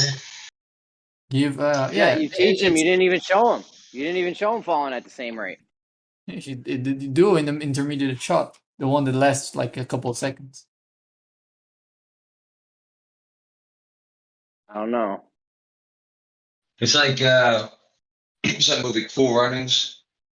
And at the end, whenever they fucking flip over and then they have to carry it, they didn't fucking do that whole thing in one shot because there's gonna be people who didn't believe that fucking happened. They're fucking showing like how dramatic it is and stuff like that. They're doing different shots and doing all this fucking weird shit. Movie. Yeah, that's the whole point, man. Is that that's the difference between showing people some evidence so that they can knock their skepticism, or if you're just trying to, showcase something. It's 2 different purposes. So there's no reason for them to have this non-artistic view where it's just like a shot, not dramatized. I'm pretty sure they did like slow motion. They did like all these different shots. They use these there's fucking, no reason. fucking rooster feathers. There's no reason to have a shot of the thing they're trying to show. No, they did have a shot. They just didn't have it all in one shot. Like I said, to knock any skepticism. They showed it in a dramatized way with these massive peacock feathers of this like albino peacock or something like that. I don't even know what kind of feathers they were, but they weren't regular feathers. They didn't get goose feathers that were fucking crumpled. they got this like fucking artistic thing that they probably fluffed up. You A know, lot of beta carotene in those feathers right there. I'll tell you that. Yeah, because they're, you know, and what's the guy's name? Brian Cox. He always What's your is talking favorite his name? fucking. Yeah, it's my favorite name. Okay, that's It's not my got the favorite. word Dude. Cox in it. Yeah.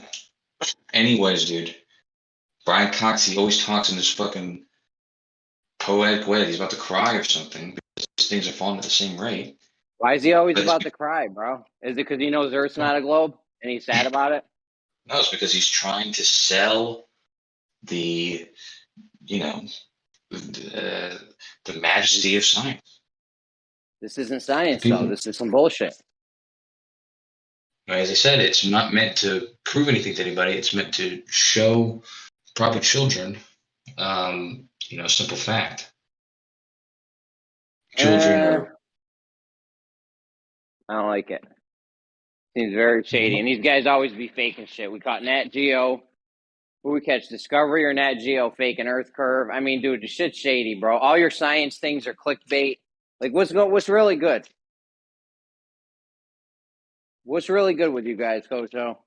Why all the clickbait, all the bullshit? What's really good with FE Core? You know, there's plenty of papers that have boring, still, single shot bullshits or whatever the hell you want to see. There's plenty of papers that have all that kind of shit. But it's not what they put on TV.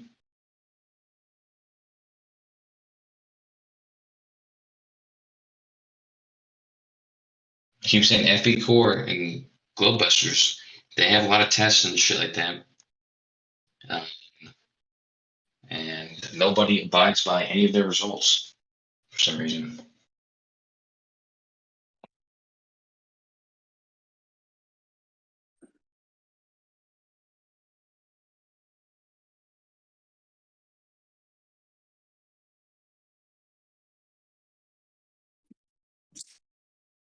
You know what? If I was, by the way, hello everyone.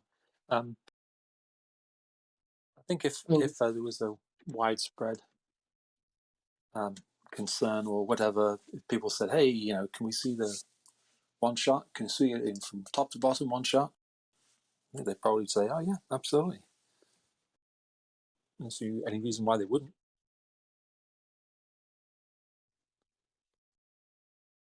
You even might be able to get the raw footage because yeah, I mean there are 3 cameras, so you probably have 3 full videos that were just cut to make the shot nicer. Yep, I mean, it depends on how long ago it was, but very often what they do is they'll keep the raw footage for a while. I personally, when we do footage, we keep it for 5, 6, 7, 8 years, something like that. By about that sort of time, you know, okay, yeah, I don't think anyone's going to come along and say, "Hey, can we get more of this and more of that?" and throw it away. But until then, we keep it just in case. Hey, so, Red Cloud. You used to go by Red Cloud, right? Yes. Weren't you making a documentary? Yes, and it had to be. We had to kick it in the head for a couple of reasons. It's not completely kicked in the head, but it's, you know, it's sitting in a corner with its head kicked in. So you know, it could be revived. I mean, I've got interview footage and everything like that, and we're talking about that pilot chappie doing a flight from Perth to somewhere in South America. I was thinking of looking at that. So I don't know. It might be interesting, but the other thing that's happened is Behind the Curve came out. That was kind of right. Yeah, but Behind the Curve, I feel like Behind the Curve, there could be a lot better than Behind the Curve. Well, I burned up a Big Mac today. I went out on my bike, and then I got saved by a thunderstorm. Had to call my wife out to bail me out because on the way back we started getting hit by a thunderstorm.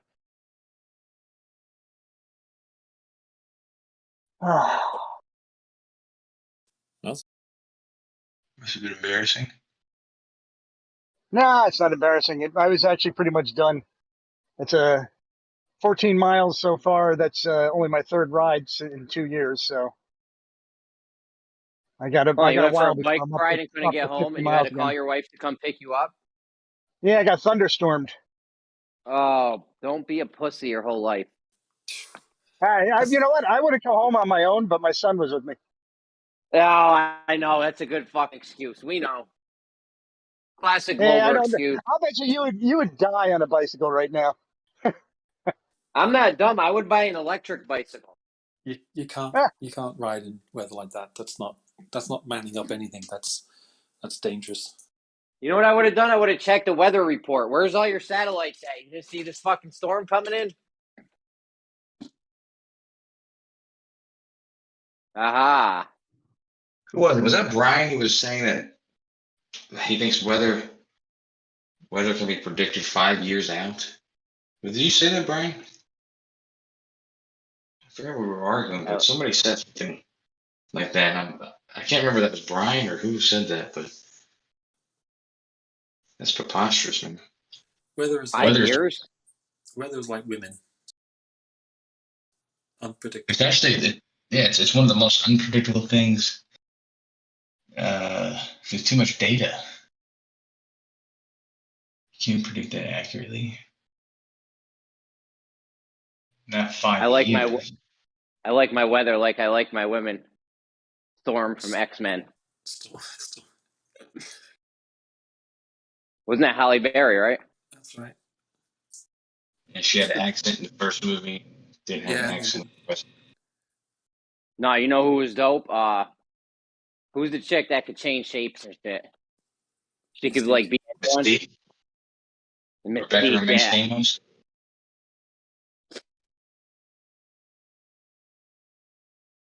If this were the X-Men right here, Gio would run the team. I'm Wolverine, and Coach O's the guy that does the hair and nails for Rogan Gene. You know you like that one. I've used that on you about 5 times, bro. Come on. Yeah, that's pretty accurate.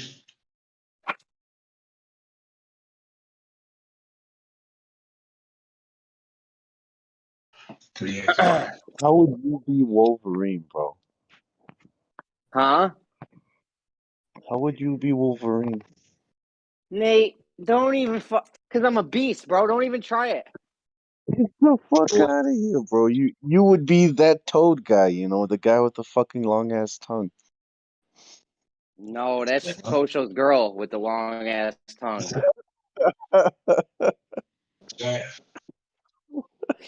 That was Ray Park. Yeah, Jeremy's wife. Yeah, that was uncalled for, man. Calls his wife my girl for some reason. I thought Mike was being embarrassed by that. His wife picking him up.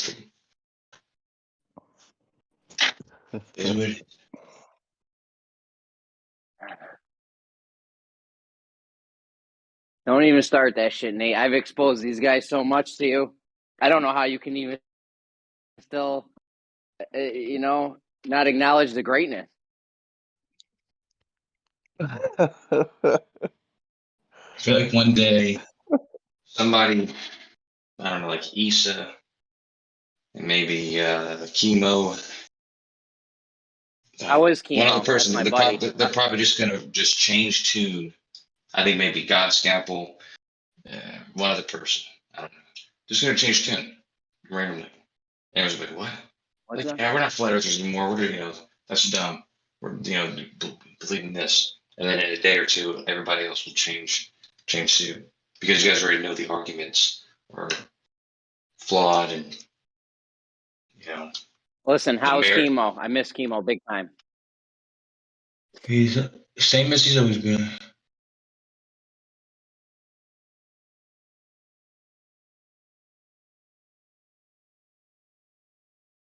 Wrecking everybody who decides to argue with him. Just wrecking them. Yeah, because he's a bold-faced liar. I don't know about that. He'll blatantly lie. You guys used to say Chemo's a liar every day, and then I would say, what did Chemo lie about? And because the guys couldn't come up with nothing. He lies about every single day. What did somebody? Yeah, I know. I heard it every day. I would go in. You guys would say Chemo lied. I'd say, "What do you lie about?" And then I would never hear what he lied about. I bet you. I'm gonna take a shower, and then I'm gonna go listen to the last 12 hours and see what chemo's in there. I bet you 20 minutes. 20 minutes. I can pull up a blatant lie he said in the past 24 hours. All right. Do that up. Do it up.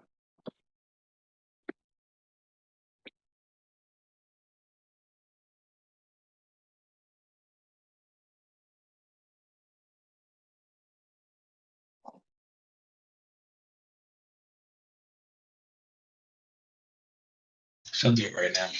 I'm gonna take a shower now. I'll be back. Okay, don't be in the room when you're in the shower. It's weird.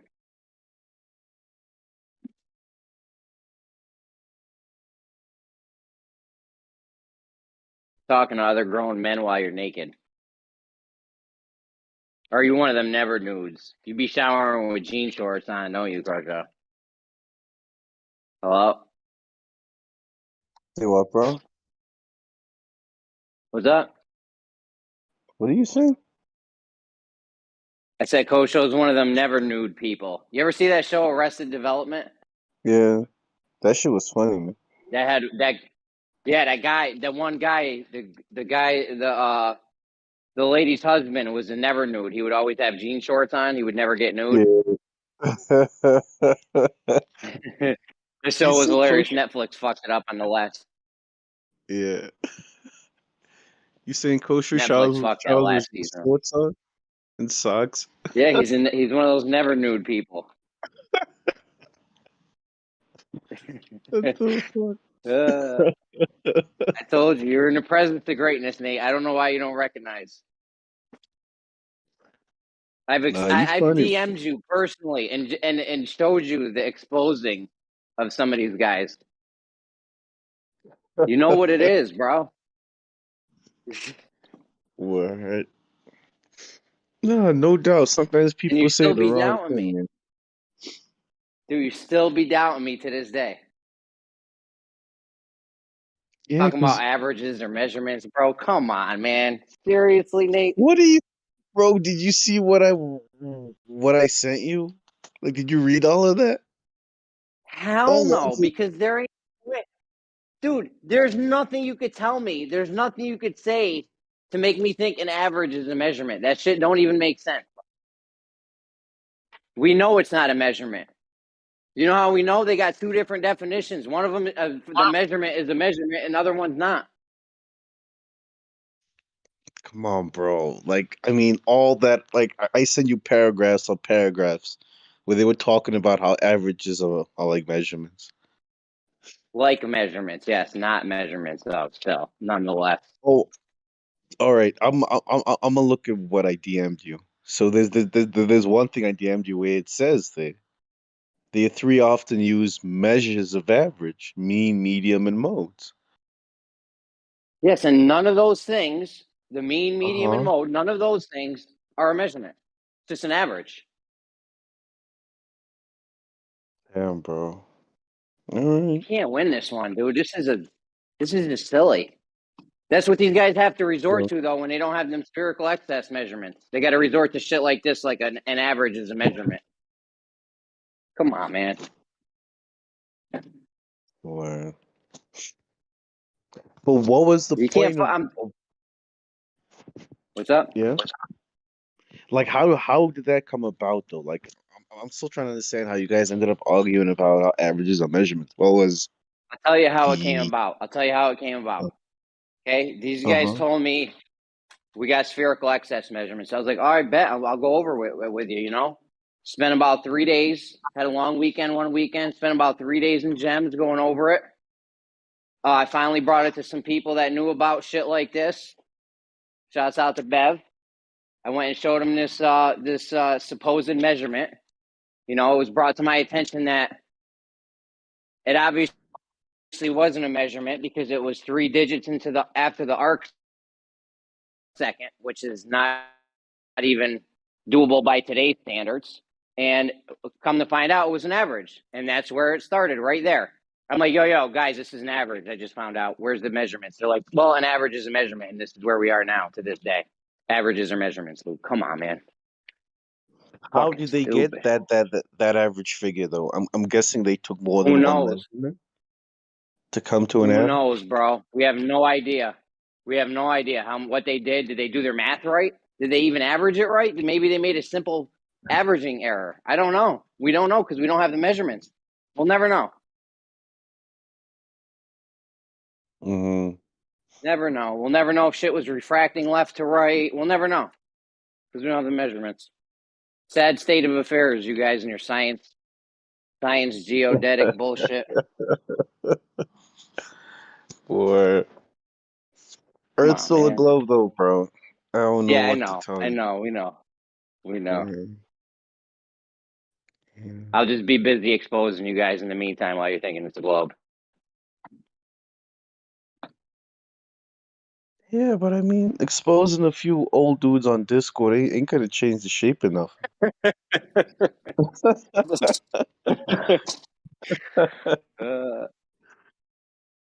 Yeah. Why don't you guys bring Chemo like over here? You know, wouldn't he like it I over here? told Chemo, I was like, yo, if you ain't getting any good footage over in Gems, feel free to use any audio clips you want out of here. I don't know how good I've been checking. I check them every once in a while. What's up? I ain't trying to have Chemo like record me, man. That's a bit weird. Why? We're recording you right now. Yeah, but I mean, Gio ain't gonna use my shit in the show. Yeah. Dude, we're in the show, right? This is the show right now. We're here. Welcome to the show. Yeah, but I mean, like the live way show. Chemo does it. Yeah, but like not the way Chemo does it. Like Chemo Gio don't do nothing. All he does. Mm-hmm. All Chemo does is record what happens in Gems. Why does he do that? Why does he do that? Yeah. Because he's filming a show. Oh, filming a show? Like what, a web show thing? Yeah, he has a web show on that the nobody internet. watches. Well, I watch it, but he ain't been putting videos out lately because I don't know. I don't know how much good audio you can get from Pete Shea, Dave, and Johnny Bernard. Yeah, true that. Yeah, no. It's them and Chemo, and that's it. I mean, Jim goes in a little bit, and there's been some shouting, and well, Dave sounds like he's shouting permanently, constantly. But I don't know how much to show that. One maybe. I was worried about Dave, honestly, with this whole Ukraine thing. I didn't know how well he was going to take it. Sounds like he's holding up fine and he's not cloned, so that should be busy. Well, it's like anything. It's anything that happens in the news now. There's always someone's going to say it's safe or something. No, sorry. I'm choking at you, and I didn't have myself muted. Did the noise cancellation kill that? I didn't. I heard a little muffled rumbling around or something. Cool. So you're mocking me. Okay, Jeremy, let's get you out there with the kids and get yourself on a good 20-mile hike on that bike. Listen, first of all, I would have checked the weather report. First of all, I would have checked the weather report. I would have checked the satellite. Good. I used my senses. Worry something. I don't know. One of your satellites, Doppler radar. I mean, something, bro. I use my eyes like you flat earthers. That's what you get for sharing personal information there. I also would have bought an electric bicycle because I'm not an idiot. Why? And I know it's way easier. Why? I didn't burn smart. anything. I only burned Big Macs. Oh, are you trying to burn calories out on the road with a bicycle? Dude, you're going to die trying to get fit. Some Mack truck's going to come through and run you right off the fucking road. Get fit, because you're going to get fucking squashed by a Big Mac, a Mack truck. You're worried about a Big Mac. You better be worried about a Mack truck. I don't know. I got about 3,000 miles on biking, 4,000 miles. Haven't gotten squished yet. One time they tried. Keep it up.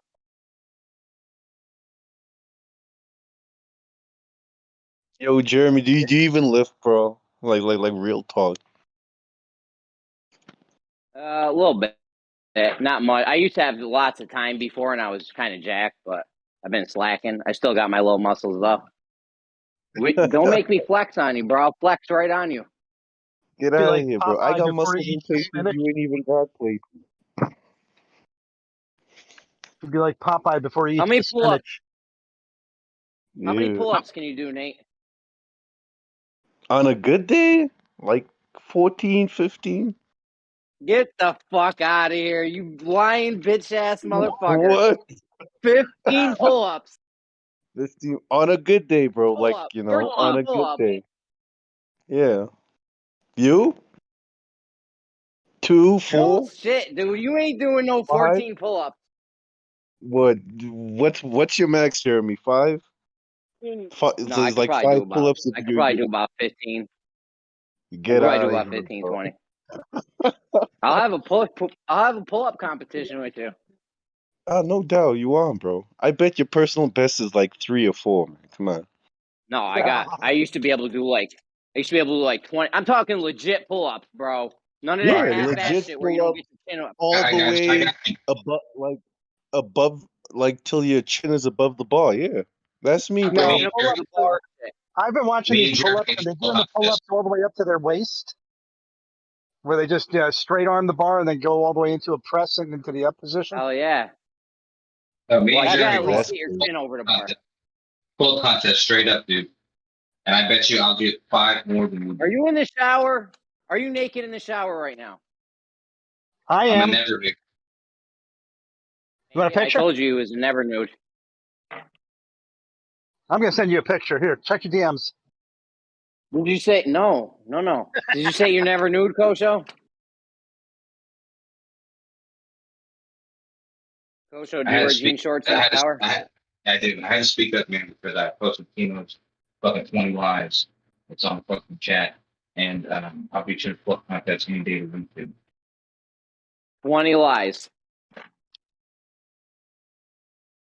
What do you lie about? I said dead ass, dude. We used to go through this every day. I'd go into gems.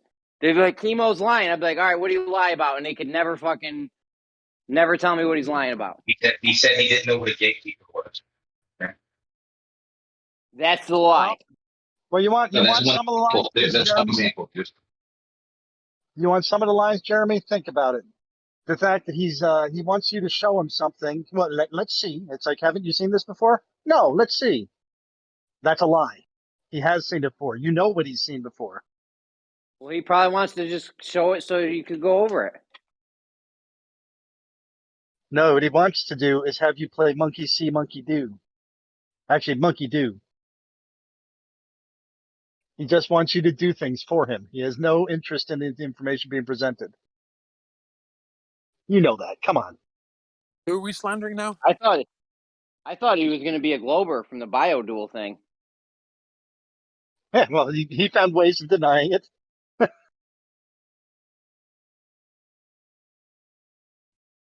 I warned him. I warned him before the Biodual. I told him it's probably going to work better with a vacuum. So don't be surprised. But he found a way of denying it, which is, well, I didn't see the mass move. It's like, well, the laser shows you that. Well, I didn't want to see the laser move. Well, if the masses move, the laser moves. Oh, no, that doesn't count. What's the Biodual thing? He did Biodual Cavendish in a vacuum. He what? Did Cavendish in a vacuum. Oh yeah. I remember that. Those are like those 7-hour videos, right? His, I don't remember how long his was, but yeah, it's a good long video. Blue did like marathons.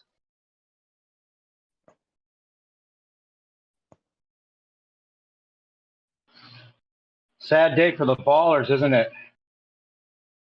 Why? What happened? Why? Oh, Every day's Ken a Wheeler. sad day for him.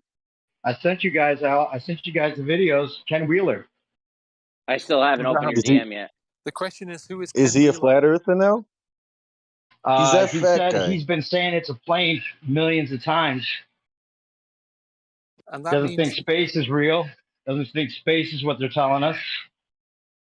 and that means, Okay, you want me to be sad that Ken Wheeler, a fucking registered moron, is has changed sides? You're one of very few who think that. But no, most people think he's a registered moron. Only the conspirator world doesn't. No, he's not really a conspirator, though. He's got a huge fan base and a lot of respect from a lot of people. He's one of the I don't care what you assholes. think You don't about know him. what a I don't even care. dielectric It doesn't magnetic even matter what I plane think is. about him. It's big. It's big time. He thinks he's smarter than all of science. Okay? He thinks that he's smarter than Einstein. He thinks he's smarter than. Well, he makes Well, it until he smart. admitted it's a plane, I would have agreed that he's not smarter.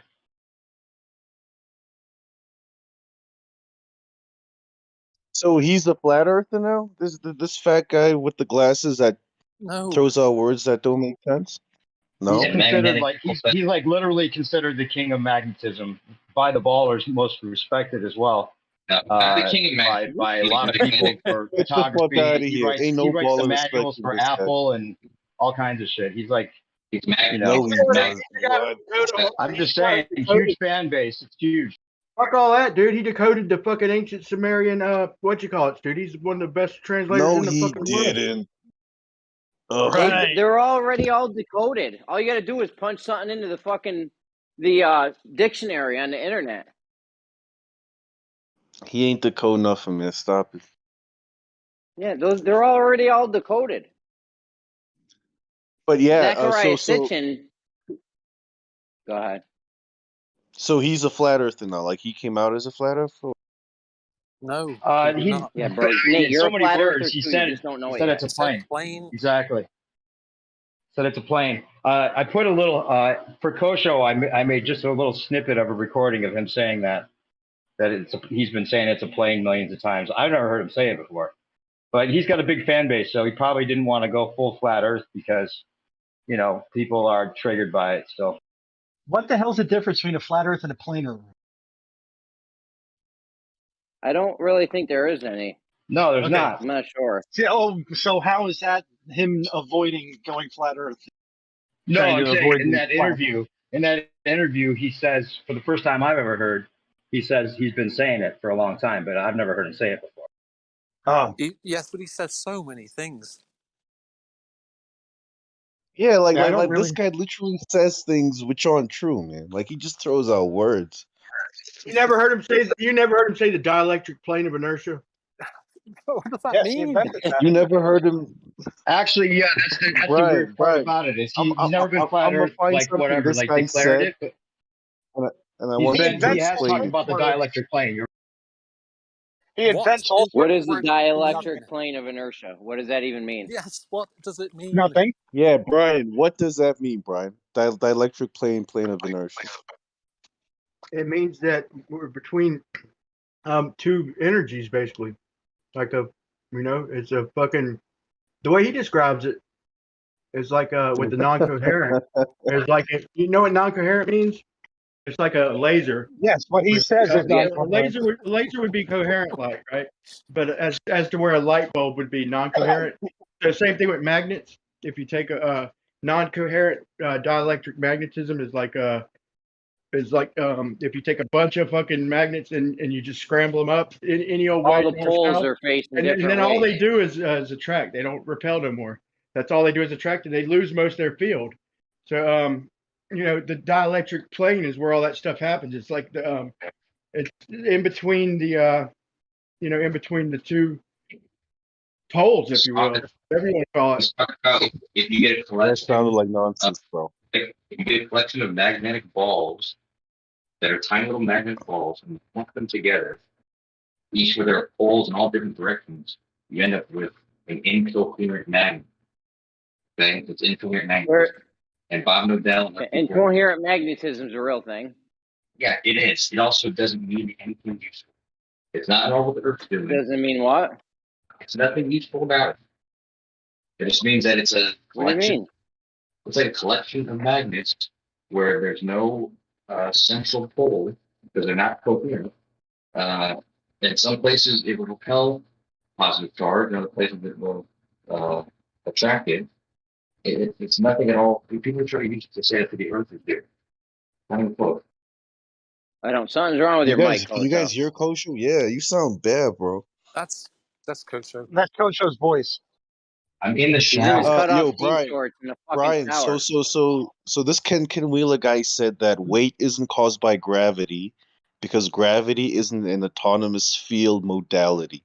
What the fuck does that mean? I mean, it's not. Say that again, Big Nate. words. It's not. Nate, It's, say that listen, shit it's again. not a thing. Listen, it's not a Do thing. what over what? You It's got not. three So what? Ken Wheeler said, Jeremy, It, Ken Wheeler said gravity doesn't cause weight because gravity isn't an autonomous field modality. think about it. It Autonomous. isn't It's an not. autonomous field modality. Just break it Yeah, down. what is an Autonomous. autonomous field modality? Okay, is it in a field? Is it autonomous? You know, is it real? In other words, is it tangible? Is it real? It's fucking, you know. It's completely different. Pop quiz. What's a field I say in good physics? riddance to him. I'm willing to shed my I Ken don't. I Wheeler mean, to the I'm fire. not. I don't know Good 100% riddance. about his shit, but you know, he's It's so he's funny how they're intelligent. laughing, isn't it? I think he Calling speaks it, like a. oh, it's a force, but not a force. But we're gonna laugh at you for not accepting the bullshit about gravity we get. Oh, that's Yeah, actually pretty that's all fine, but consistent and most well people have never defined. heard of Ken Wheeler, but no one in here is following Ken Wheeler. Never heard of him until yesterday. I think it's a good thing. Oh, I've heard of I'm him. glad he's on Magnetic that. Fester, man. Yeah. Magnetic Uncle Fester. Yeah. Say what? You say he looks like Uncle Fester? Yeah, Magnetic Fester. Does though. It's a beautiful thing. He when you talks get- about the inertial plane as ketchup bottle on the face. It's a beautiful thing. He He actually gets to sounds a say little his bit like opinions Fester. on the internet, and people listen to him, and he gets views. Nothing wrong with that at all. Let him do his thing. It's fine. Yeah, these no guys are doubt. haters. I know. I mean, They're Brian and haters. Jeremy need to me what an autonomous field modality is. Dude, I never even heard of this guy. I mean, I heard of him, but I don't watch him and shit. I don't even know what a dipole electric magnetic fucking non-inertial fucking thing Nobody is. does. And everyone in here Nobody is saying does. Ken Wheeler's a flat earther now. All right. No, we're not saying that. We're not saying that. But it's just basically It's like sad a day for the confirmation of other things he's already said about the dielectric plane. He's respected by a lot of people, regardless of if anybody in here knows about him. Dyslow is always accused of quoting straight from him all the time. He's He does. basically considered like the king of magnetism by a lot of people in a lot of fields. And he's giving us a lot of information that we're not given by the mainstream quote unquote science, and he goes against the mainstream science in a lot of ways. So it's a good thing. It's a good day for flat earth, no matter what you guys. Yeah, Dyslow reads from a PDF, and then you question him on a word that he's used, and he can't define it. That's what Dyslow does. Yeah, it's a word only invented by Uncle Fester. Like bullshit. Yeah, like Dave. Whenever this guy does his shows and whatnot, do you guys ever verify the things he says for yourself, or you guys just run with it? Oh, I've gone in there and tried to flat smack a lot of Hold on, they verified the fucking. They verified the freaking the coherent magnetism. They verified that. They put a bunch of fucking just jumbled up pole magnets, and then it showed that he was right. All they only attract. They don't repel. He was right about that shit. So in other words, you can't use. Hold on, let me finish. In other words, you can't use like the electrostatic force the way it's used as a constant here to measure like what they're calling gravity, because it's different. It's very, very different. It's going to be a lot weaker than the electrostatic charge that so he's he's kind of comparing that to gravity a little bit, and at least he's giving it gravity something real that intangible, something we can see and demonstrate, right? Right. So you're saying, incoherent magnetism? Are you saying incoherent? Tell me the incoherent magnet sticking to the fucking piece of paper. Are you saying incoherent magnets don't repel? I don't know what Brian said. An incoherent field, an incoherent magnetic field will only attract. Doesn't repel. They automatically align themselves. So there's so many different poles that it just automatically aligns itself. And what does magnetism have to do with things that aren't magnetic? Everything's I can magnetic. get me a piece of paper to stick to a fucking neodymium magnet or an incoherent magnet. Have a ball. Everything is affected He's by got a 264. Hey, Jeremy, he's got 264,000 subscribers. Yeah, everything's affected by a magnetic field, even lead. Yeah, there's nothing that's not affected by a magnet. He's right. Okay, get a piece of paper to stick to a magnet. I'm not saying you could stick a piece of paper to a magnet. I'm saying it's affected by a magnetic field. Yes, but I'm saying it's affected by a magnetic field. You can easily stick paper to an electromagnet. You can easily stick paper to an electromagnet, and you can do it in reverse. You can make it fall upwards with a fucking electromagnet, with an electromagnet. Zach Zabala did it fucking 3 different ways. What are you talking about? He did it with a helium balloon. He did it with paper. That's with static hair. electricity, not a magnet. It's fucking electromagnetism. No. Well, okay, I'm not going to argue with that. It is static electricity. I'm going to stick with that. It is not magnetism. And now, if you're going to try and say, well, it's electromagnetism, it's static electricity, we can How do you think measure you make a magnet, static bro? How do you think you make a magnet? You got to fucking. We can, hey, you know, we can measure static charge. So Well, we don't have this little magic thing like, is there a 200,000 volt charge there holding me to my paper to my desk? No, there's not. All attractive forces are electrostatic by nature. I mean, that's from Penn State or Purdue or something. No. That is literally from Penn State or Purdue. You want me to find a citation? It's all molecular and I have the citation. Molecular and intermolecular. All molecular and intermolecular interactions are electrostatic. That's not all the interaction. Bro, you're arguing with automatons who don't even know what it means. Like you're arguing with people who can only tell you, or who can only defend their book. They can only defend their book, bro. They can only defend their books and their priests. They can't. Brian, I'm a biochemist. They can't consider a new idea. There's one thing to consider a new idea. That's not a problem. I don't think this is a new idea. He's also citing his priest when he's saying that we cite our priests. His Ken Wheeler priest. He knows nothing about what that's from Penn State. He doesn't. That's straight from Penn State, not from Ken Wheeler. That's from Penn State. Not you. Bro. I'm talking about Brian Leak. All right. Hey, who said they're a biochemist? Who said they're a biochemist? Jace. He works in Plato's cave, man. I respect that, man. That I wish I would have done more of that when I was younger, man. I'm really into that exactly shit what you do, Jace. Yeah, intermolecular interactions refer to a specific set of interactions. They're van der Waals, hydrogen bonds, dipole-dipole interactions, those kind of things. That's what that citation is talking about. It's not talking about like you don't do chemistry though. Do you do chemistry? Yes. I was referring to what Jeremy was talking about, but yes, me personally, I do like crystallography and cryo-EM, things like that with proteins and nucleic acids. And polarized light, shit like that. It's determining the atomic structure of like proteins and nucleic acids. Using polarized light, right? X-rays usually.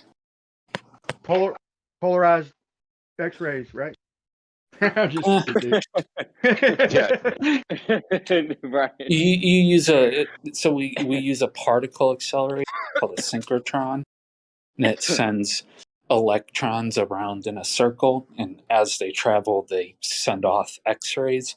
Then you can focus those X-rays into a beam line, and you send that beam line through a protein crystal or a nucleic acid crystal, and it diffracts based on the location of the electrons in that protein or nucleic acid, and then you can reconstruct the atomic structure of it.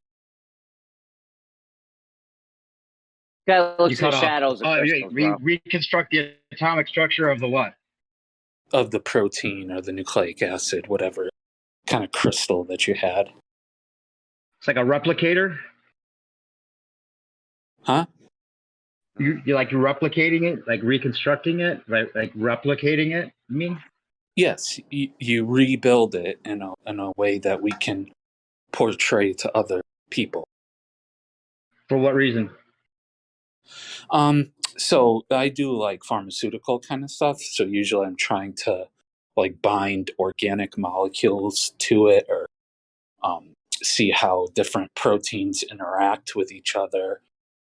See how. Oh, that's right. We talked to you before about stuff. Okay, that's right. Hi, yeah. Right on. That's cool. Cool. That sounds pretty fucking high tech. He's getting that big pharma money.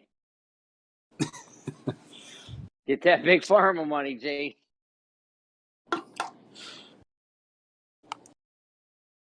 Well, Jace, then you'd be a good person to ask, like, your general opinion about Ken Wheeler's magnetism idea.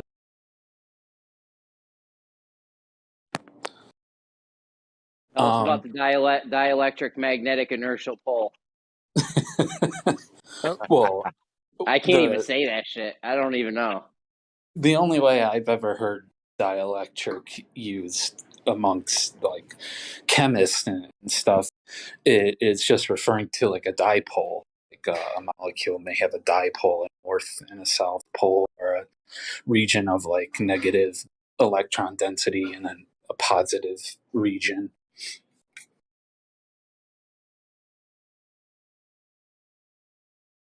Well, one of the things that he talks about, which might semi-relate to what you would know about, is the idea of putting magnets underneath plants to affect their growth. You ever heard of that before? I've heard you can absolutely you can restructure water. That he has a video. Yeah, he has a video on it's a device that he made that'll cost you way less than any structured water thermos that you'll buy from other places. Like, who laughed when I said it restructures water? Why was that funny? What is structured water? What is why is that mean? funny? Who's laughing? And why is it funny? I did. Because what is water? Okay, what does it mean to restructure water, Left Lane? I've never heard it. I mean, I've heard of people talk about structured water, but it's always in a joke, and it was just I don't understand what structured water is. Well, this is why it's too bad for you guys that aren't open to those kind of ideas, because they could actually be really helpful. What is water? H2O. Not according to Pete and Pete. That's true. That's true. Dielectric. PDF, Listen, y'all. PDF. Here's what's good about the dielectric is like a medium that can basically contain a like a magnetic field, just a regular magnetic field, or electromagnetic field, so it can pass electricity without even, and it's not even conductive, right? So in other words, it's not a conductor like we normally send, your electrons, whatever you want to call them, through copper wire and shit, So a dielectric means it's something that's it's basically an insulator that you can pass fucking electricity through. So it's a perfect description for if you believe in the electric universe and if you believe in reality, what's going on all around us, right? What is structured water, though? I would like to know that. Yeah, same here.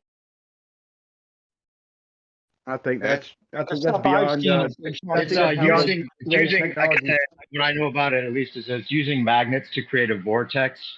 It's like a swirling effect to the water, and I've heard actually personal testimonies of people that have tried it, and it has something to do with the fact that we have like our blood flows in a kind of a toroidal, toroidal flow of some sort. So the digestion of it and the way that it might actually do more for your body as far as absorption or the effect of the water in general might have a better effect by having the toroidal magnetic effect. They call it structured water.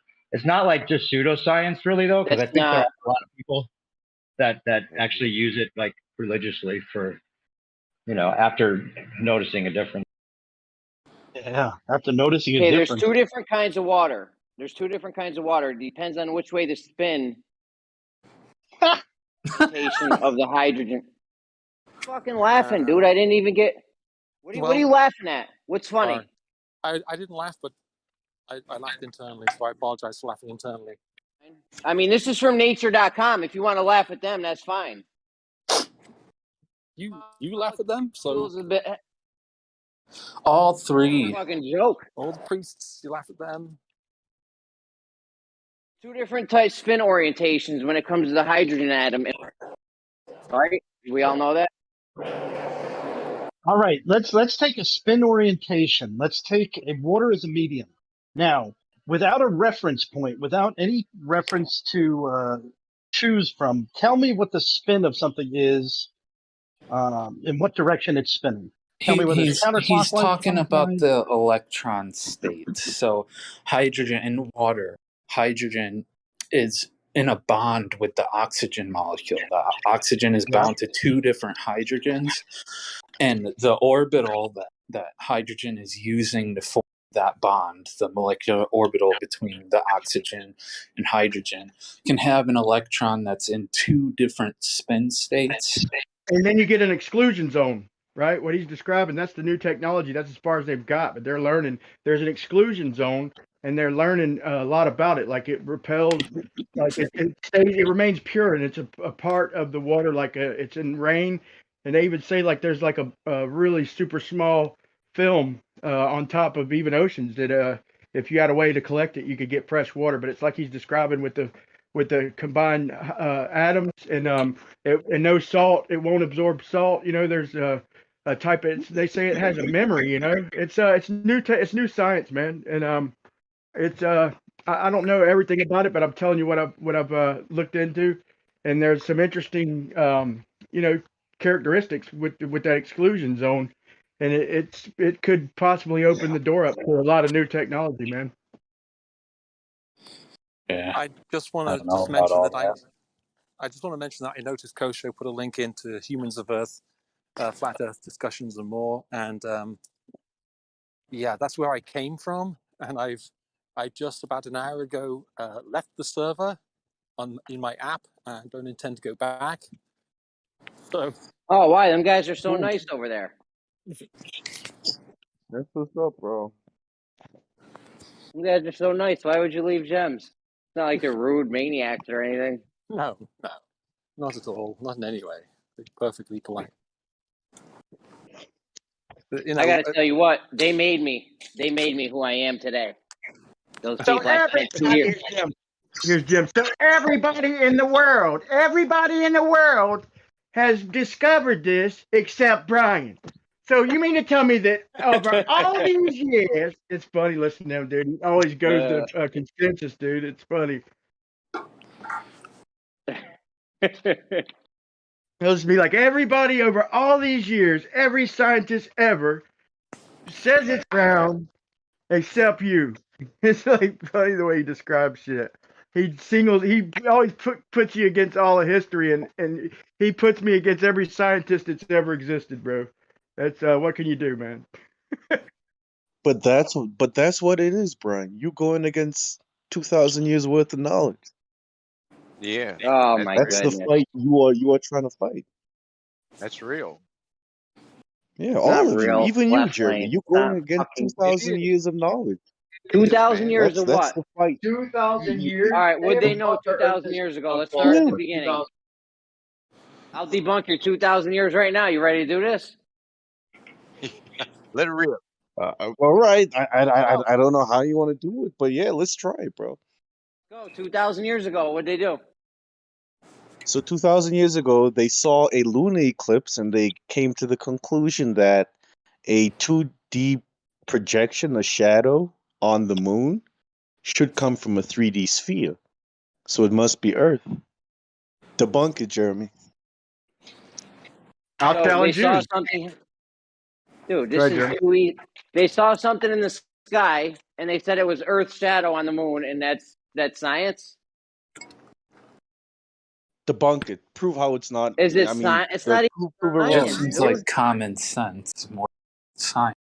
It's common sense, yeah. Like apparently you haven't seen anybody. Baby steps, Jeremy. Apparently, you haven't seen anybody try and cast a shadow of a ball on another ball.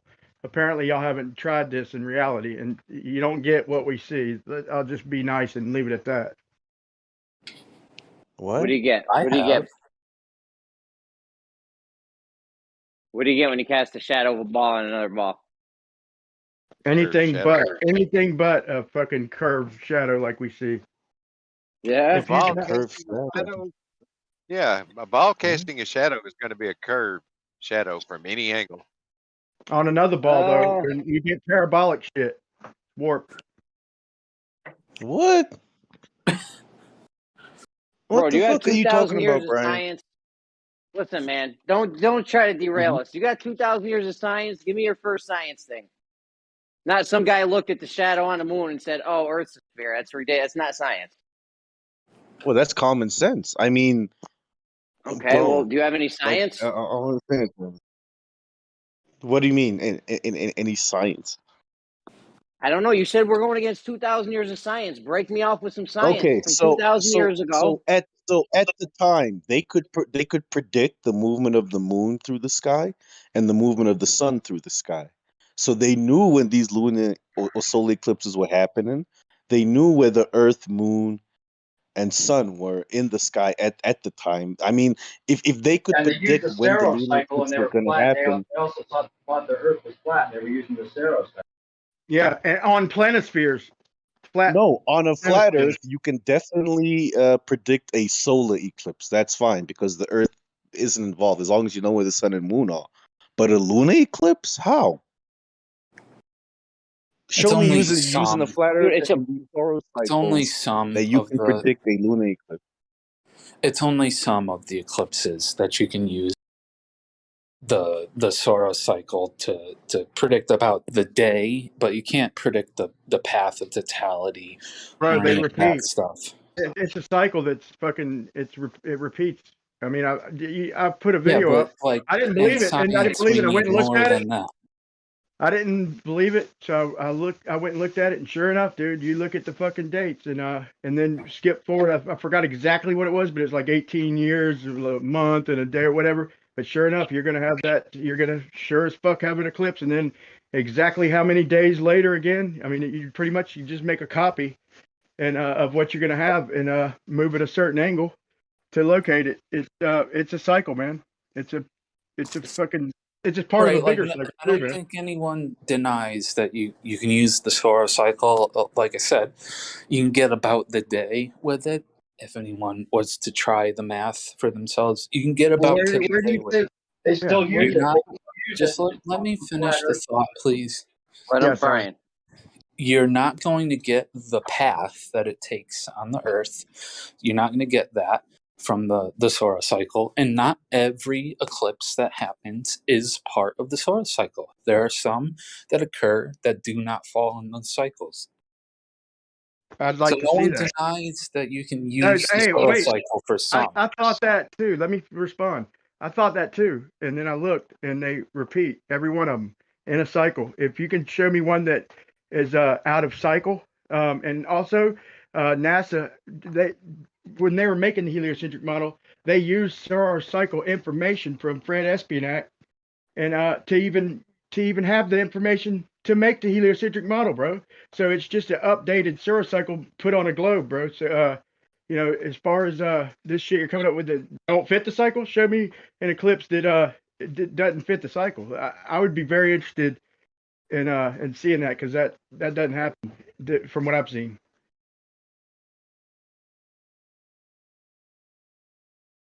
Dude, Yeah, where's I the don't know what 2,000-year-old Jason's saying, science, man?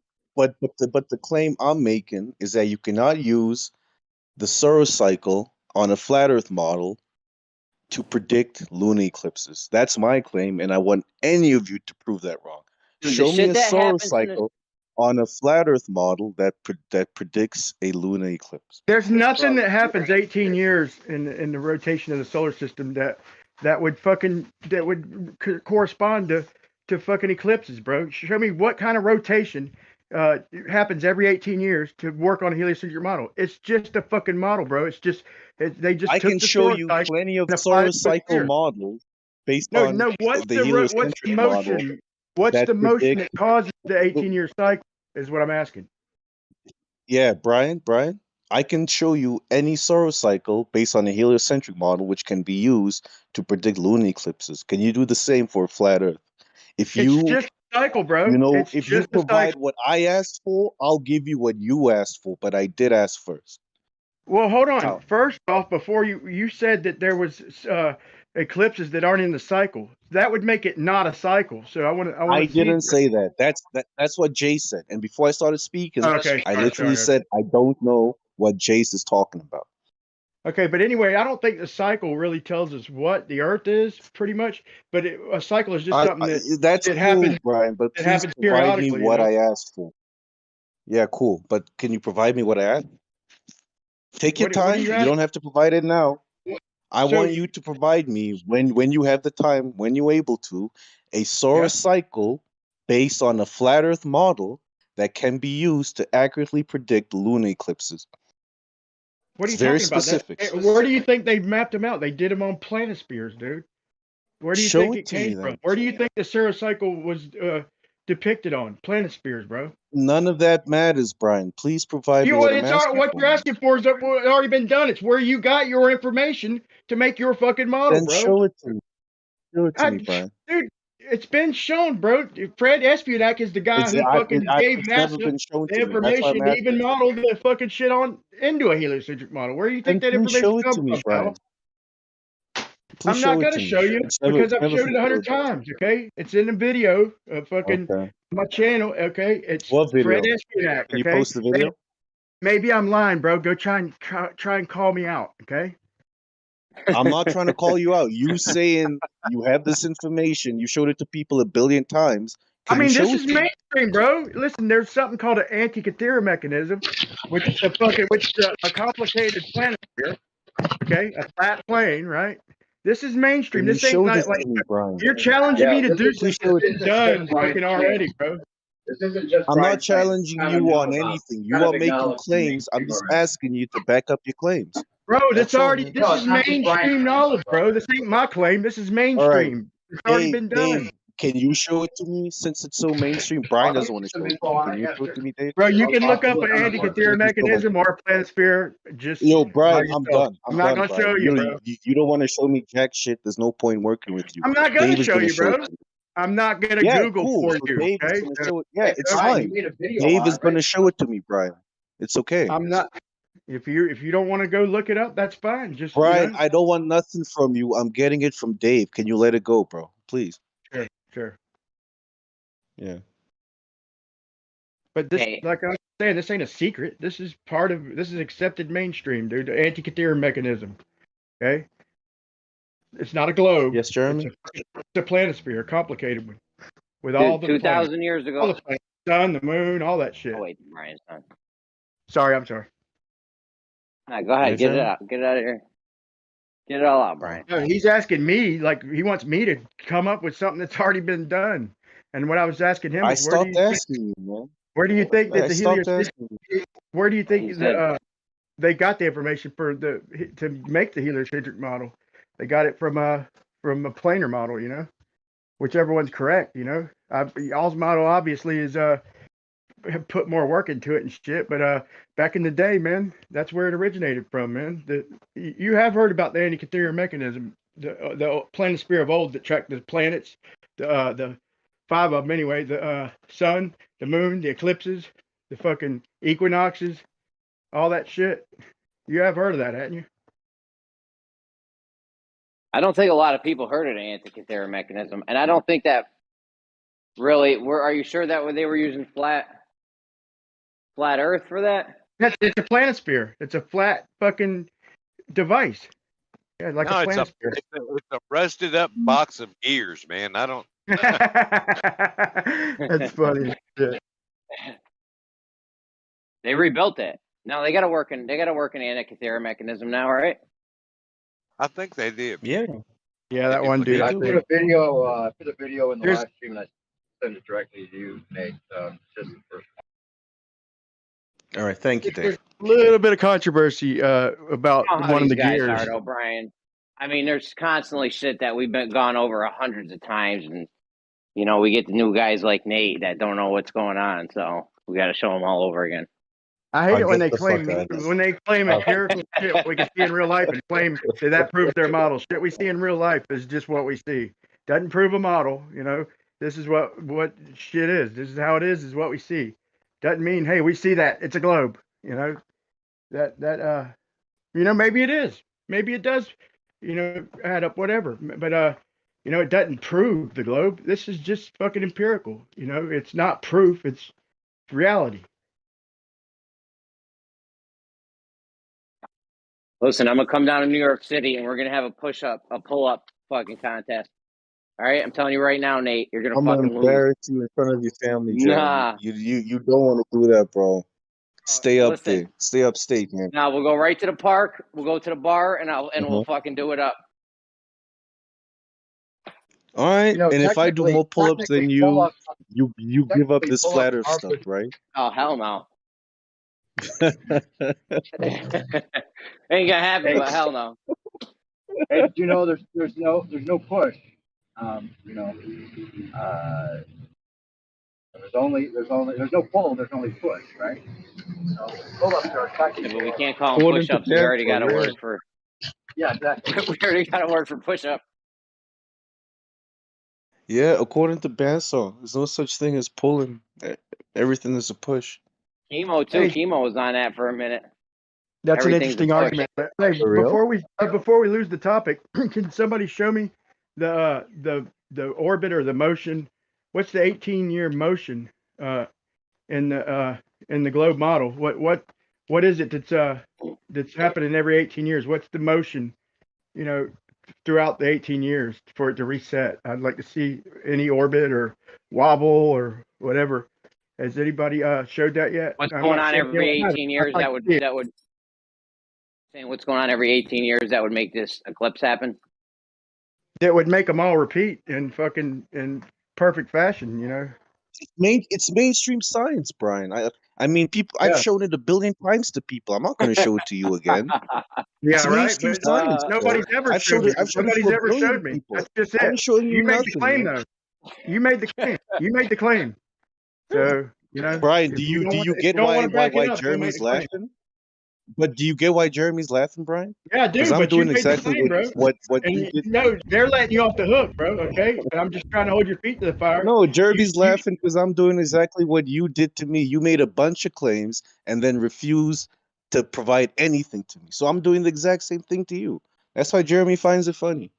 But it was already brought up that we've showed this shit till we're blue in the fucking face, bro. Y'all never. Yeah, and I've showed it till I'm blue in the face. What happens after 18-year cycles? Okay, you don't got to show me. You don't got to show me. Just do what I did and tell me. What motion is? What's the 18-year motion? What repeats every 18 years? What's the billions what changes? of people, bro, in the mainstream? Yeah, okay. Now you're copping out because you have no answer, bro. Just admit it. That's how I felt when you didn't want to provide me with evidence, Brian. Now you know how I feel, bro. I told you what to look for, man. Okay, what I'm asking you you didn't is tell me nothing, that's Brian. never You just been told me presented. it's in the mainstream. Bro, you're just being, if you want to be difficult, we could do that, but I'm being dead serious. I'm being dead serious, okay? What I'm asking for, you made a claim. You made a claim, and you said that fucking it only works on a heliocentric model, and you challenged me to show it on a flat Earth model, okay? That was your claim. Now I'm asking you, what motion repeats every 18 years? What is the motion? Is it the motion of the moon? How does this motion repeat at 18 years? Because as far as I know, the moon has a 28-day cycle. The sun has its cycle, and there's a wobble, but none of that repeats every 18 years. I'm asking for the 18-year cycle in the heliocentric model because there is, nobody denies that there's a cycle happening with the eclipses. I'm just curious what the motion is. That's all. Genuinely curious.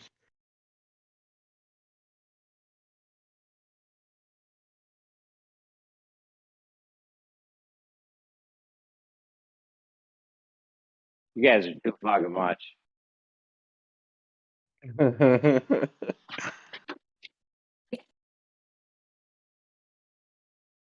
Brian, we need a database, dude. Why don't you do something with your life and make us a database for all this shit so we could have it right on hand, right off the top. We ain't gotta go searching for shit through your whole catalog of YouTube videos and shit.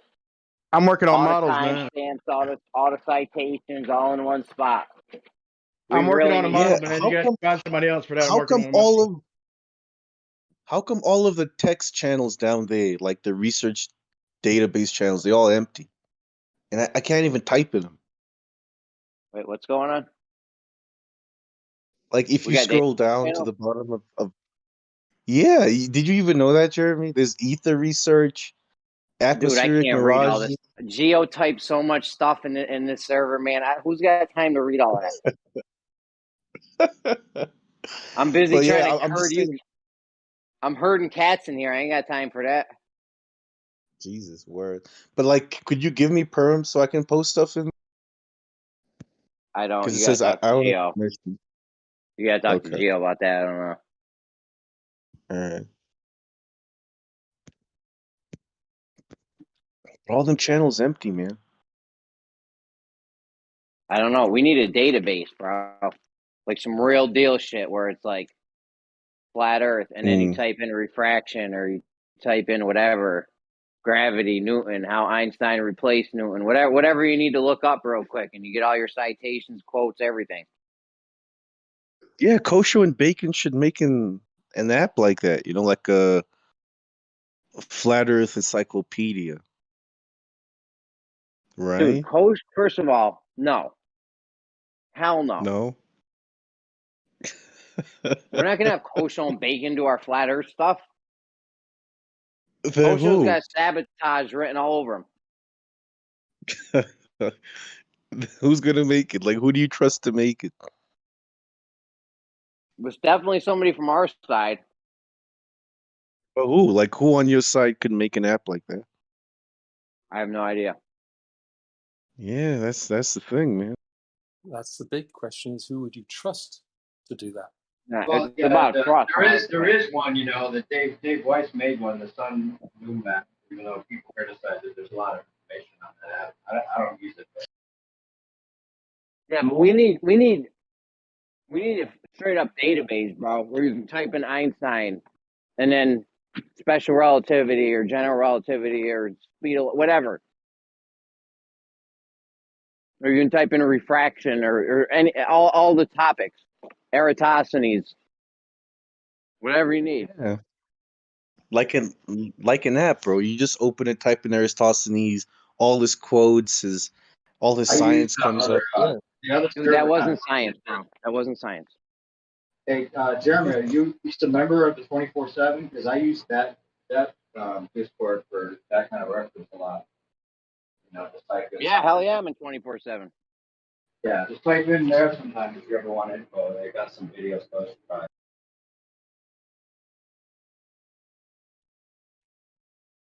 24/7 is the flat Earth equivalent of gems. Hey, you really don't like it in gems, huh? Don't like either. No. There's What happened, man? What happened? Who shouted at you? It does sound like I have vendetta. No. It's all it is you go in, you're trying to address people, and here's what did it for me. All right, I'll tell you. Nathan Thompson went in there, and all they did was attack him. I've met Nathan Thompson, and I tried to talk to him, but he was drunk, so I didn't get very far. And as soon as I was done trying to make a human contact with the guy, I said, "Never mind. No, you don't remember me. Okay, I'll be quiet now." They just jumped right back on him and started attacking him and calling him everything you can possibly think of. And I thought that was kind of disgraceful. And yeah, keep in mind these are professional people, doctors, rocket scientists, all kinds of shit. Yeah, and they treated him like filth. I mean, it was horrible. And I mean, the ducks. Okay. So Nathan behaves badly, and Nathan says this and that, and whatever he does. But I don't think he needed to be treated like that. I mean, I've seen all of the stuff he's done. I've watched all of his videos, and I didn't treat him like that. And I just thought it was disgusting. So it's despicable. Absolutely despicable. That's the best word. Daffy Duck. Yeah, they're on some Daffy Duck shit over there for sure. Yeah. Well, are you talking about gems or 24/7? Just out of clarity. Gems. Okay, fair enough. Yeah, that doesn't surprise me because I know Nathan Thompson was in 24/7 for a while and he acted badly, and I think he left. But that was like a separate thing. Like he was there for a while. Nathan is a. Here's the thing, it's like how can I put this? Nathan triggers people. So what Nathan loves to do, well, he must love it. I don't know why, but if he doesn't love it, I don't know why he does it. But and Nathan has no problem just triggering people, and so people react, and the reaction feeds him, and so it just gets worse and worse and worse and worse. And he doesn't seem to. It doesn't seem to bother him. I don't think that's entirely true, but he doesn't let it be known that it bothers him. Because he comes in over and over again and gets subjected to this treatment, but he also treats people badly. So the key to dealing with Nathan or talking to Nathan is not get triggered and not react to what he says, because some of the stuff he says is it's horrible. But you don't react to it, and you just try and talk to him like a normal human being, or you try. But when you go into 24/7 or you go anywhere, and you got people who don't have any problem just calling people horrible things. Yeah, that's why here we try to keep it civil. Yeah. We don't we try to stop the over talking, the yelling, and name calling. We try to do away with all that because. So yeah, exactly. I mean, people come in here laugh at flat Earth, and the flat Earthers here laugh at the globe, and oh, you stupid flat Earthers, oh, you stupid globers, and it's there's all of that, but there's none of the nastiness. That's the thing. There's a line drawn. Well, Jem Pan, whatever his name, I don't even know what his name is. He doesn't draw that line. He's okay with it. If I had known there were so many Jeremys named in this fucking arena, I would not have had my screen name to be Jeremy. Well, that's why I call you Jazza. That distinguishes you. Call him Vajazzle. No, don't call him. Like Jeremy That's Clarkson. some Australian shit. No, that's some Australian shit. Don't group me up with those people. No, it's like Jeremy Clarkson. They call him Jazza. Jazza's New Zealander. What are you talking about? Oh, is it New Zealand? I thought it was Australian. Oh no, there's a specific user called Jazza who's from New Zealand. No, Jazza. Yeah, the drunk helicopter pilot. Jazza. The drunk helicopter. Talking about the drunk helicopter pilot. Yeah, I actually don't believe he's a helicopter pilot, but anyway, that's another. He's a globe liability. That guy. Yeah. Yeah, we have those people. Oh yeah, for sure. Like, and one of them is Jem Panda. Huh. I don't know if I would call Jem a globe liability, but yeah. I mean, look at the live streams he does. Right, he does a thing, Sunday roast. Never has more than like 90 people watching, and he's been going for years. What does that tell you? There's not a lot of people in this arena. There's not a lot of people who it's not that interesting. Yeah. Like, how many views does Oakley get when he goes live? Yeah, exactly. Well, it's the same kind of thing, isn't it? Really. I mean, okay, that's I mean, it just shows that flat Earth is not that interesting to most people. It's difficult to say why view counts happen, but you won't help your cause, whatever your cause is. You won't help your cause by just abusing people. That's just I agree. Yeah, that's not a good look. That's definitely not a good look. Yeah. Yeah, I agree. And I tell you what, Sean G just came in. Lil Sean G. What up, Lil Sean G? So, I just wanted to say before Sean G comes in, I just wanted to say that it's interesting that the voice of reason is called Hugh Janus.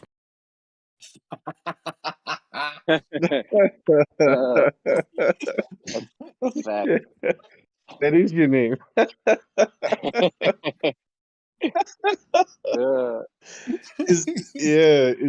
That's so funny because I didn't get it because last night someone was saying to you, they didn't.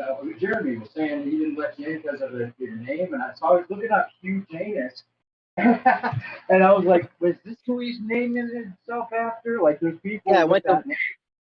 I went to voice check him out. I'm like, this guy's a fucking troll. Look at his name. And then he talked, and I'm like, well, he sounds normal. I'll give him a shot. That's hilarious. So I didn't get it. There's actually people named Hugh Janus, though. In fact, there's a guy, there's a weatherman named Hugh Janus. Really? Yeah, Janus is the last name if you name your kid Hugh. There's some first names that don't match with last names. Like if your last name's Hunt, you can't name your kid Mike. Yep. You know what I'm saying? Like there's certain names that don't mesh well. Yep. There's if your last name is Jeremy. if your last name is Forza, you cannot name your daughter Lauren. Like I knew a guy named Billy Belilli. Come on, man. You can't name if your last name's Belilli, you can't name your kid Billy. That's a fucking tongue twister right there. This is America. This is America. You can do that. Viva la différence. I love it. There are people that call their son Forrest. I mean, if you can call your son Forrest, you can call your son anything, really. I collected funny American names when I first got here. I couldn't believe some of the names I heard, and I started collecting them. And I got, oh my word, some of them brilliant. I met an elderly lady. Her name was Dot Speck. Funny. I mean, I got dozens of them, dozens. I met a guy named Randy Comfort. I thought that was hilarious. Very good. And Dick Tracy. I met a guy. His name was Dick Tracy. I could go on and on and on. You got to be in Tennessee or somewhere like that, haven't you? You mean I'm in Ray Georgia. Comfort? You mean the banana guy? I knew a guy named Jeremy once. That must have been horrible. Yo, Jeremy's annoying as hell in real life, yo. Or is it just me? No, I'm annoying as fuck. Ask my wife.